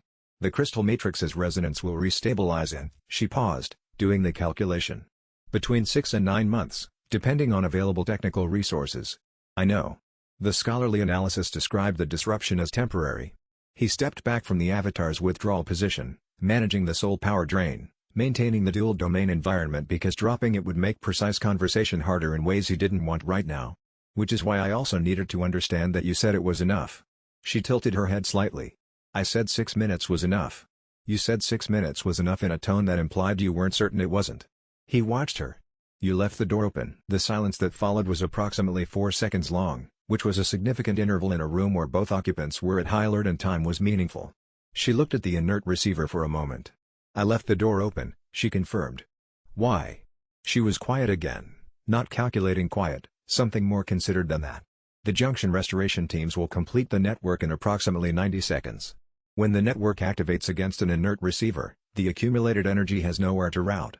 The formation feedback will destroy the junction crystals irreversibly. The backlash will also propagate structurally through the inner complex." This was information he hadn't had. He assessed it for tactical misdirection and found the architecture consistent with what he understood about formation network failure modes. "You could have let that happen. The backlash would have affected your opponents along with the complex. It would have affected everyone in the compound who was not involved in this decision." She met his eyes. "I don't require all of what I've built to fall on people who had nothing to do with building it." The exchange was the least predictable thing that had happened since he'd stepped into the chamber. He had prepared for many versions of this conversation. He had not prepared for this one. He held the surprise of it for 1 second, the genuine cognitive event of encountering something he hadn't modeled, and then moved past it to the decision it required. "The backlash timeline," he said. 90 seconds from now. The junction network completes and the activation energy has nowhere to route." "Yes. And the modification you're describing, converting the receiver's passive disruption state to a controlled release pathway, can be accomplished inside that window?" "It can be accomplished in 4 minutes if you work quickly and I guide you through the node architecture." She looked at him steadily. "Which requires you to trust my guidance on a technical procedure for a formation structure you've never seen designed to produce an outcome I'm describing." He understood the shape of what she was asking. She was asking him to trust her technical knowledge of a structure she'd built, in a chamber she controlled, at a moment when his soul power reserves were significantly depleted and his capacity to resist a trap was reduced. She was either offering something genuine or offering an extremely well-constructed opportunity to remove him from effective operational capacity while the junction network completed the activation through a method he'd helped restore. He looked at her expression. At the quality of the stillness that had replaced the combat posture after the disruption propagated. At the door she had left open. "Show me the node architecture," he said. Chapter 135. He believed her assessment of the backlash. He believed it because the architectural description of formation network failure modes was internally consistent with the partial documentation he'd read, and because someone who had built the network herself would know its failure behaviors in detail that historical scholarship didn't capture. He also believed it because she had left the door open, which was the action of someone who had made a decision about what they were willing to do and what they weren't willing to do before he arrived, not a decision made in response to him. He had been in this room for 12 minutes now. He had 8 minutes of viable operational window remaining before his soul power reserves reached the threshold where maintaining the dual domain environment became too expensive to sustain at the precision the node interaction required. He had a woman who had spent decades building what he'd just disrupted, who was telling him the truth about a danger that would kill dozens of uninvolved people, and who had made that decision, he now understood, from the same basic calculation he made when he'd redirected the energy dispersion to prevent compound backlash, that consequences falling on people who hadn't chosen to be involved in a conflict were not an acceptable cost, regardless of what those consequences would have meant strategically. They had, he realized, the same fundamental moral arithmetic. Different conclusions from different premises. But the same arithmetic underneath. He filed that recognition for later, because the node interaction he was about to attempt didn't benefit from philosophical observation. The alternative interpretation, that the backlash description was tactical misdirection designed to make him undo the disruption, required her to have a plan for benefiting from a restored receiver under conditions where he was present in the chamber and aware of the receiver's state. He couldn't construct a version of that plan that worked. She couldn't force the receiver's reactivation. The disruption he'd applied wasn't reversible by anyone in the room without his cooperation. The only version of the misdirection theory that worked required him to be gullible enough to undo the disruption voluntarily and then unable to reapply it before the activation completed. That was not a plan a practitioner of her capability would rely on. "The modification you described," he said. "The receiver needs to accept the energy in a controlled dispersion pathway rather than reflecting it. What are the technical requirements?" "The secondary routing nodes at the crystal matrix's lower tier control the energy pathway configuration," she said. "They're accessible to external psychic interaction during the passive disruption state. The disruption you applied opened the interaction interface as a byproduct of the resonance desynchronization. Standard operation would require a formation specialist's knowledge of the node architecture. But a sufficiently precise psychic interaction with the correct resonance parameters could achieve the pathway modification without that knowledge. Using the psychic sense directly," he said. "Yes." She moved to the receiver's lower section and indicated a cluster of nodes. "These 3 nodes in sequence. The pathway modification rewrites the reception routing from cultivation-focused delivery to ambient dispersion. The receiver accepts the energy but doesn't concentrate it anywhere, it releases it into the surrounding environment." He was already running the assessment. At 65% reserves, with the dual domain environment still active, with the disruption heat applied as a structural starting point. The calculation required precision in a domain-shifted environment, which was the same challenge he'd been managing for the past 9 minutes. It was not an easy application. It was within his capability window. He looked at the 3 nodes she'd indicated. They were the lower-tier nodes, smaller than the central junction crystal, positioned at the matrix's base level, their architecture clearly designed for routing rather than for reception or energy storage. The pathway configuration she described was accessible from the outside in passive disruption state in the same way that the junction site crystals had been accessible from outside during the disruption event at the first site. The technical requirement was clear. The execution requirement was what it was. How precise does the node interaction need to be? He asked. Each node has a primary and secondary routing channel. You need to close the primary cultivation-focused delivery channel and open the secondary ambient dispersion channel. The channels are adjacent in the node's architecture, the interaction needs to distinguish between them. She paused. If you close both, the receiver remains inert and accepts nothing. That prevents the backlash but doesn't allow the controlled release. If I close the wrong one? The backlash happens faster. She met his eyes steadily. Get it right, and you, he said, without looking away from the nodes. The ambient dispersion will affect cultivation foundations in proportion to their density. You're the highest density cultivator in this compound. Yes. You'll receive a portion of the network's accumulated energy as an incidental result of the dispersion event. A portion. Not what the receiver was designed to deliver. She paused. Not nothing. He looked at her. You know that. I've known that since I decided to leave the door open. She held his gaze steadily. Begin the pathway modification. You have 60 seconds before junction connectivity completes. Chapter 136. The modification required 4 minutes and 31 seconds, and it was not something that either of them could have accomplished alone. Bibi Dong provided the structural knowledge, the specific node architecture, the sequence of pathway modifications required, which crystal interfaces were accessible and in what order, the point in the sequence where the modification locked in the receiver's routing was committed to the dispersion pathway. Without her guidance, his psychic interaction with the crystal matrix would have been exploratory rather than targeted, and exploratory interaction with the formation structure under a 60-second countdown was not viable. The collaboration was strange. Not uncomfortable exactly. They were both focused on the technical problem with the urgency the countdown required, and urgency had a way of suspending the categories that would otherwise apply to a conversation between a practitioner who had just disrupted someone's life's work and the person whose life's work had been disrupted. They worked efficiently together. His psychic interaction with the nodes was precise because her guidance was precise, and her guidance was precise because she'd spent years building the structure she was now helping him modify. Shen Yue provided the application, calibrated psychic interaction with each node and sequence, working from the disruption state the resonance desynchronization had created, rebuilding the crystal matrix's routing architecture around the dispersion pathway. The dual domain environment maintained his calculation baseline. The output required was at the boundary of what his remaining reserves could sustain. The node interaction took longer than the theoretical estimate. Each of the 3 nodes required navigating the routing channel architecture precisely enough to distinguish between the primary and secondary channels, channels that were adjacent in a crystal structure smaller than his hand, under domain shift conditions that made the psychic precision feel like threading a needle while wearing heavy gloves. The first node took 40 seconds. The second took 30. The third took 20, the technique clarifying as the application repeated. The pathway modification locked on the third node's completion. The receiver's routing architecture was committed to the dispersion pathway. If the junction network delivered energy now, the receiver would accept and disperse rather than route. The junction network reached full connectivity at what he estimated was the 2-minute mark. He heard Bibi Dong acknowledge it, a quiet sound, less than a word, and the soul power pressure in the chamber changed as the accumulated energy from 14 ancient formation nodes began flowing through the direct access structure toward the receiver. The modified pathway held. The energy met the receiver's crystal matrix and found the dispersion routing rather than the cultivation-focused delivery. The crystal matrix accepted the input and released it, outward, ambient, dispersing into the 300 square meters of interior space rather than concentrating toward any specific cultivation focus. The effect on Shen Yue was immediate, a dense warmth in his soul power foundation that registered as the structural feeling of someone adding fuel to a fire rather than igniting a new one. Real, measurable, not what the controlled delivery would have produced. He registered his cultivation density shifting and filed the assessment for later. This was not the moment to evaluate what the ambient dispersion had done to his foundation. The effect on Bibi Dong was visible even without cultivation perception active. A 40-second stillness as the dispersion peak passed through the room, her eyes unfocused, her cultivation density reading shifting in ways that exceeded any scale he had reliable reference for.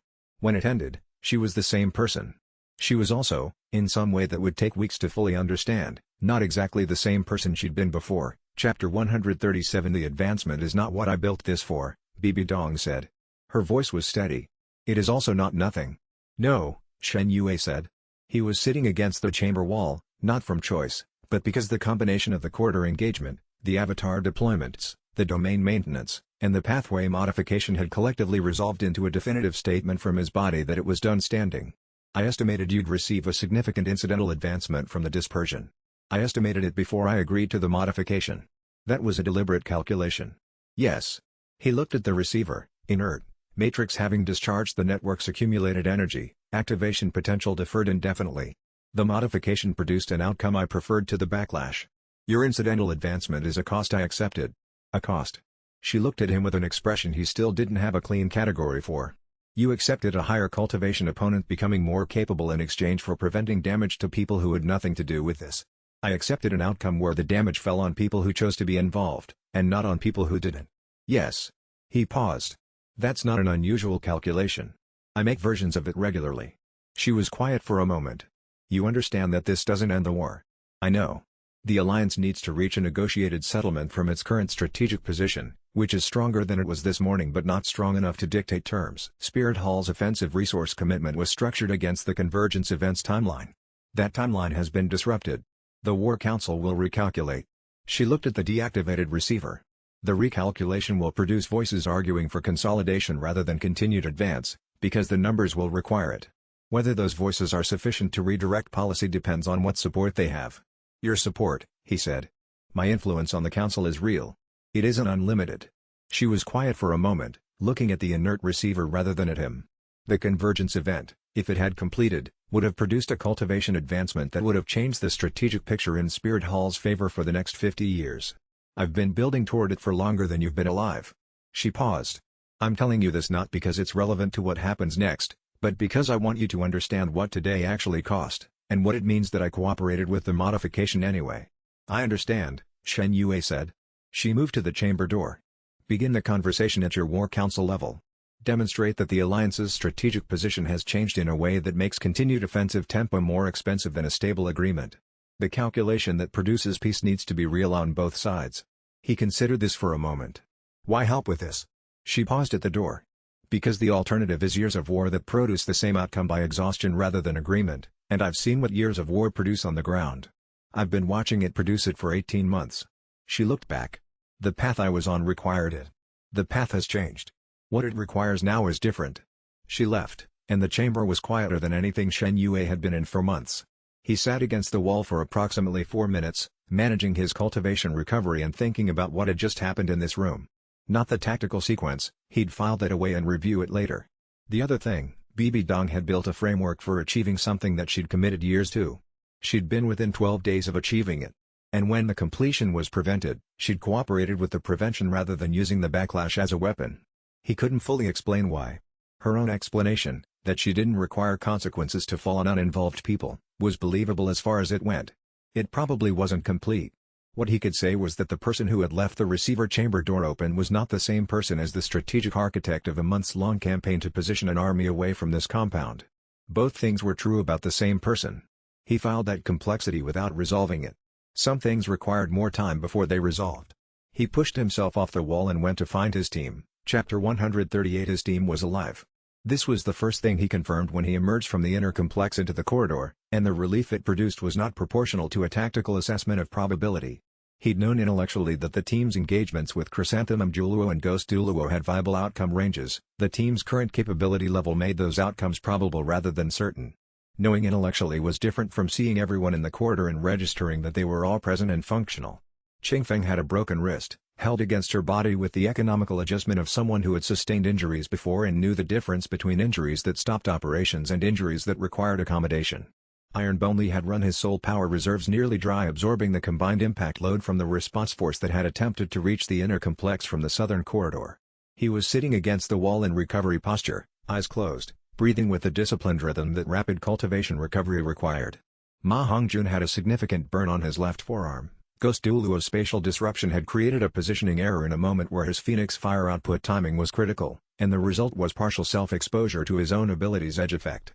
Tang San's ribs had taken an impact that visibly affected his movement quality without being structurally critical. Everyone functional. Cost real. Outcome as good as the probability distribution of this operation warranted. Shen Yue gave the team the full account of the receiver chamber, including Bibi Dong's cooperation with the pathway modification, the dispersion event and its effects on everyone in the chamber, and what she'd said about the war's likely trajectory. He told it without softening the uncertain parts. He didn't know whether she would act on what she'd described. He didn't know whether Spirit Hall's council would recalculate as she described, or on what timeline. What he knew was that the convergence event had been prevented, the formation network had discharged without backlash damage to the compound's non-combatant population, and every person standing in this corridor had contributed to making that happen. Bibi Dong ordered the response force to stand down, Tang San said. We received the signal 3 minutes before you emerged. She said she would. He looked at the team. She's doing what she indicated she'd do, at least in the immediate term. Do we trust that? Oscar asked. We trust that her strategic position has changed in ways that make the war's continuation more costly to her than a settlement. That's not the same as trust, but it's a basis for operating. He pushed himself off the wall. We leave through the north route. We need to reach Gangshin City in 4 days, and there's a war council that needs to be convened before the Alliance's leadership continues operating on the wrong picture of what just happened. Before moving, he checked everyone's status with the direct brevity the situation required, functional, and then Ma Hongjun, who gave him an honest look at the burn injury and said it was painful but not limiting, and then Ironbone Li, who had expended nearly everything holding the outer entrance and was moving on willpower and recovery cultivation. Ironbone Li sets travel pace, Shen Yue said. No one argued with this. In this team and in the team's extended configuration, the person who had given most was the one whose recovery came first. They moved north through Spirit Hall's compound, past the inner complex exit, through the outer compound's corridors where the disengaged response force had pulled back at Bibi Dong's order, and through the perimeter to the rally point where Qing Feng's decoy group was waiting. She had 2 injured among her 4, one seriously enough that Tang San spent 20 minutes on emergency cultivation recovery before they could move at travel pace. They left the compound behind them in the early afternoon, moving north toward territory that was nominally Alliance-controlled but practically contested. 12 people, all alive, all changed. Chapter 139. The return took 4 days instead of the 3 Shen Yue had estimated. Ironbone Li's recovery pace set the travel speed, and no one proposed operating around that constraint. The decision was not made explicitly, no one put it to a vote or called it a decision. They simply moved at the pace that kept everyone together, and the 3 days became 4 days because that was how long it took when the requirement was keeping everyone together. The 4 days had the specific quality of time that came after something significant, not rest, because they were actively traveling through contested territory and maintaining the vigilance that required, but a different quality of operation than the days before the compound. The mission was complete. The active decision-making that had occupied every hour of the approach was over. What remained was the straightforward work of getting everyone home, and straightforward work, even when it was difficult, occupied the mind differently. There was a quality to the travel that Shen Yue was aware of and let himself be aware of. The compound had been the endpoint of everything they'd been building toward since before Sea God's Island, the specific objective that had required all of them, at their current development level, working together in a coordinated operation. It had been the hardest thing they'd done. They had done it. Every person in the group was changed by it in ways that were not yet fully visible because that kind of change took time to understand, and they were still too close to the event for the full dimensions to appear. He thought about each person as they moved. Tang San, who had operated at the absolute ceiling of his domain capability against Ghost Douluo and Chrysanthemum Douluo and had performed exactly as Tang San always performed, without limit, without complaint, with a steady excellence that was so consistent it was easy to stop noticing it was exceptional. Oscar, who had held high deployment enhancement output across the compound's entire approach and was now running on the calm reserve of a practitioner who had given everything available and was at peace with the cost. Nin Rongrong, whose 7 treasure glazed tile tower amplification had been the operational backbone of every sustained engagement inside the compound, the force multiplier that made it possible for a Soul Emperor level team to fight in a space defended for titled Douluo. Xia Wu, who had made her decision about what she was before the compound approach and carried it with her into those corridors without hesitation. Ma Hongjun, who had grown in the past 2 years from capable to reliable to something closer to essential, his Phoenix Fire at Soul King level a decisive element in 3 separate compound engagements. Jusking, who had held his right flank through the corridor approach, the Chrysanthemum Douluo engagement, the second title Douluo arrival, and had been there at every moment when a different outcome became possible. Dai Mubai, who had been at the Ning compound holding the Alliance's Eastern Command structure together rather than at the compound with the rest of them, doing the work that was necessary rather than the work that was visible, which was its own development. Ironbone Li, Qing Feng, Wei Song Shan, Crimson Fang, People he'd worked alongside for 1 week and whom he now trusted in the specific way you trusted people who had demonstrated their values under pressure. This was the team. Not the team the original story had formed and then scattered. The team this story had built. The team was going home. He thought about what that meant in the specific terms the past 3 years had given him for thinking about it. Teams in cultivation novels were often presented as assembled facts. The author introduced them, noted their qualities, and moved them through events as a unit. What the novel form understandably compressed was the process of becoming a team, the specific series of moments in which individuals whose first response to any problem was their own individual capability learned instead to move through problems as a network, each node in the network extending what the others could reach, the whole exceeding the sum in ways that weren't predictable from studying the parts. The Seven Devils had become that kind of team. Not all at once. Through the months at Shrek Academy when the shared living and shared training and shared experience of being people who were being asked to develop faster than felt comfortable had built a common context. Through Spirit City and the tournament and the things that had happened in the competition district's alleys at night. Through the Clear Sky sect and the Bloodline exam and the confrontation in Dai Mubai courtyard. Through the 3 years of war on the ground and the island's months and the junction operations and the compound today. Each stage had added something that couldn't have been present without the stages before it. The team he was walking home with had been built by all of it, and the building was visible in how they'd operated inside that compound, not just technically but something more than technically, a quality of knowing each other's rhythms and limits and recovery patterns and the specific way each person leaned into difficulty that could only come from years of operating together under real pressure. He wouldn't have chosen the path that had built this team. He hadn't chosen it. He'd arrived in a world he'd read about and made the best decisions available to him from the position he'd found himself in, which was an outsider with foreknowledge and no cultivation and a task that required exactly the kind of team he'd just spent 3 years building. The foreknowledge had been the first resource. The team had become the permanent one. Whatever came next on the path the cultivation framework was moving him toward, the ambient dispersion's unexplained structural change in his foundation, the sea god's trials transformation still working its way through all of them, the space the war's resolution would open for development that the war itself had compressed, all of it would be built on the foundation of the people moving through the contested forest around him, and that foundation was solid in a way that very few things in his life had ever been.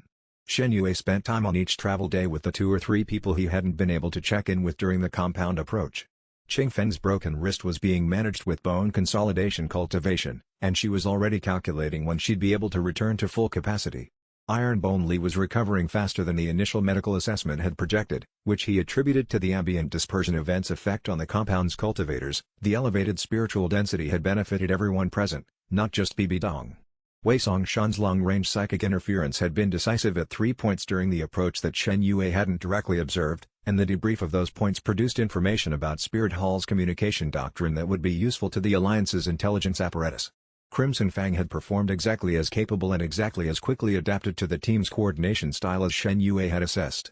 He noted this for the future, because the operation had demonstrated that capable practitioners could adapt to the team's coordination approach faster than the standard integration timeline suggested. General Yi the King received them at Gangshin City's western gate with an expression that had passed beyond relief into something more complex, a professional recalibration that had been running in the absence of confirmed information for 4 days. He had received the relay signal from the decoy group, compound breach confirmed, receiver disrupted.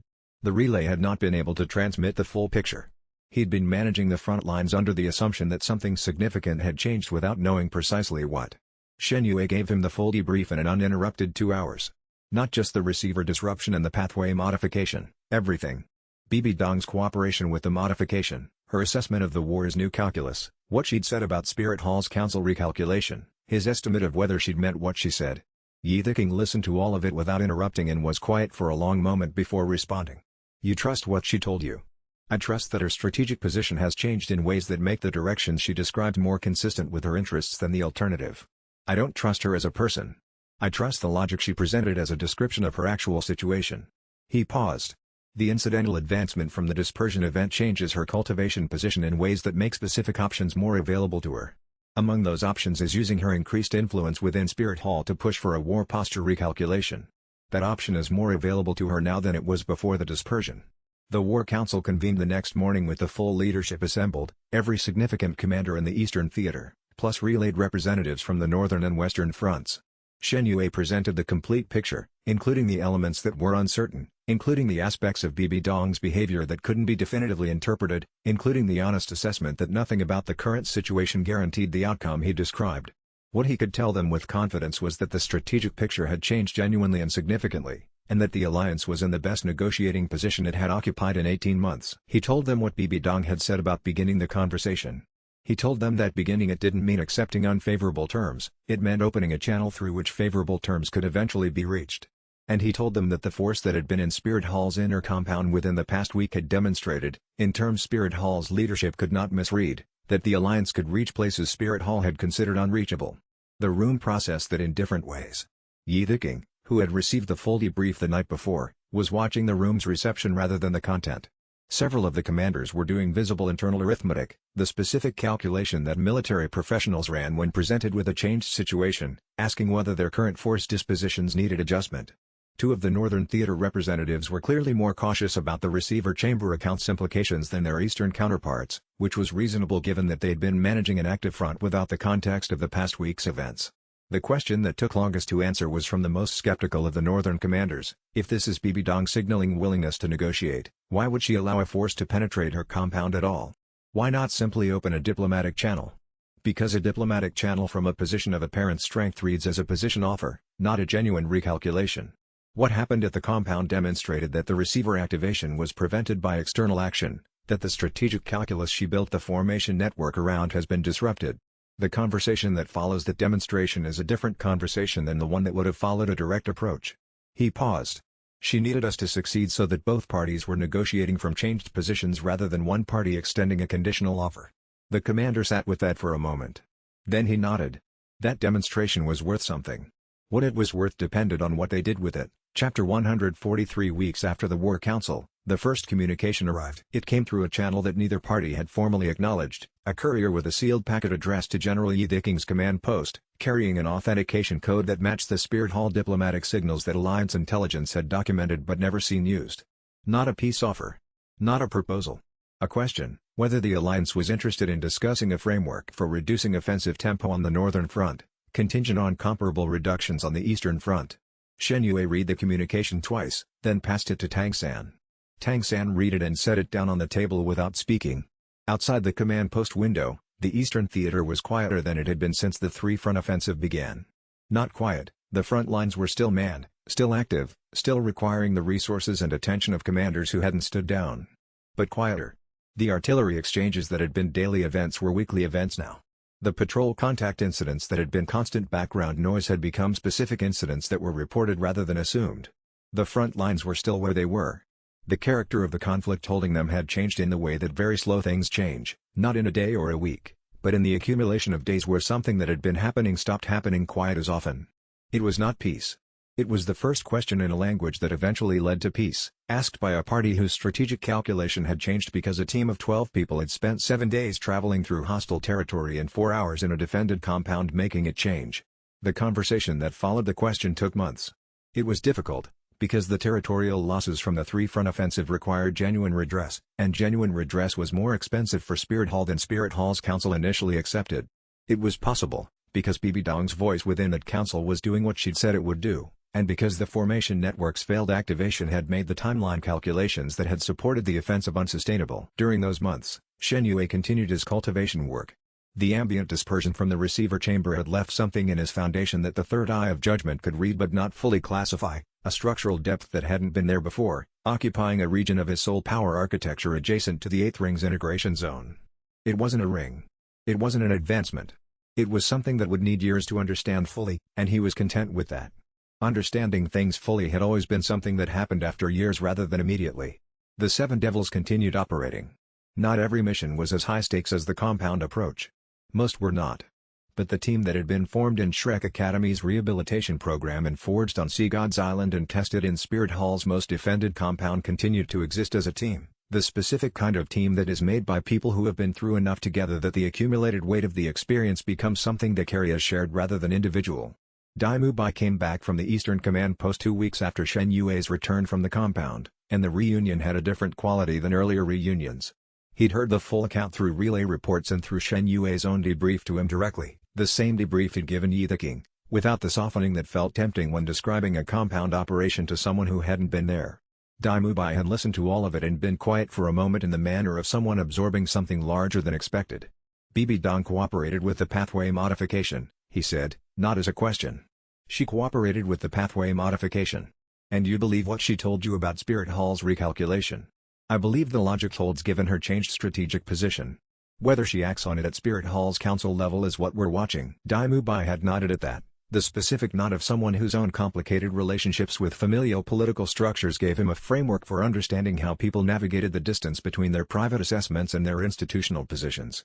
He'd been navigating the distance himself since before Shen Yue had met him. The distance between what Bibi Dong knew was true and what she could advocate for within Spirit Hall's council was a version of the distance Dai Mubai had spent years managing between his own values and the political expectations of Star Luo's crown succession. The war's diplomatic phase was slower than the military phase had been.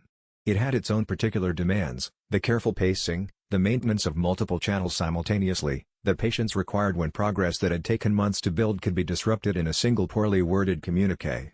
General Yi King, who had managed the front lines through the entire conflict, had developed a talent for the diplomatic phase that surprised everyone including himself.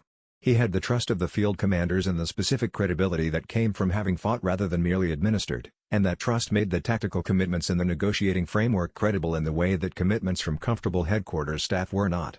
Shen Yue provided what analysis was requested and otherwise worked on his cultivation foundation.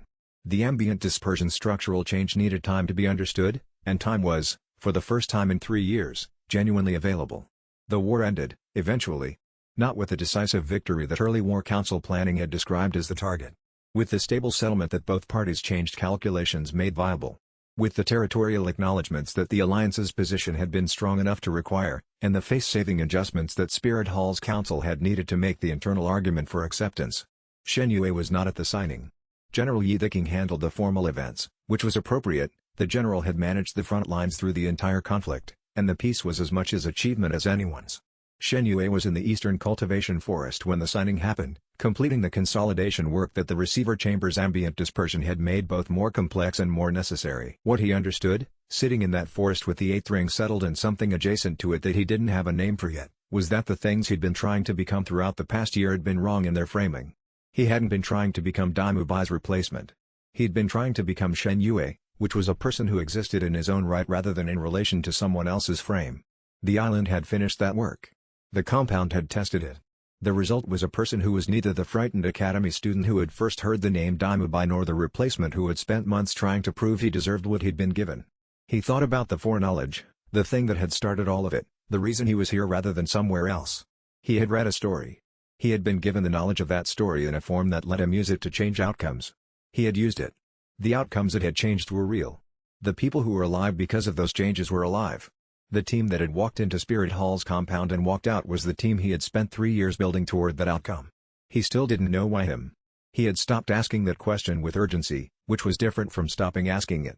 The answer, when it came, would not come from demanding it. It would come the way most important things came, in the accumulated weight of time and choices, understood gradually rather than revealed at once. What he could say was that he didn't regret it. The world he'd left had not needed him to stay. The world he was in had needed him to arrive. That accounting, whatever its ultimate meaning, produced a result he could stand behind.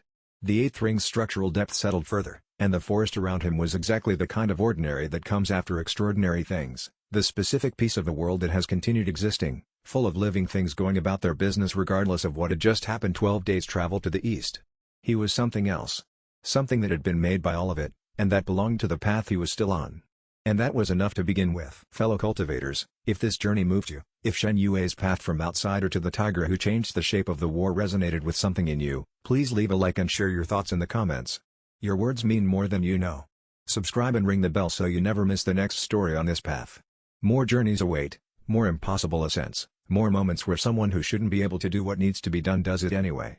Until we meet again, fellow cultivators, may your cultivation advance and your Dao run clear.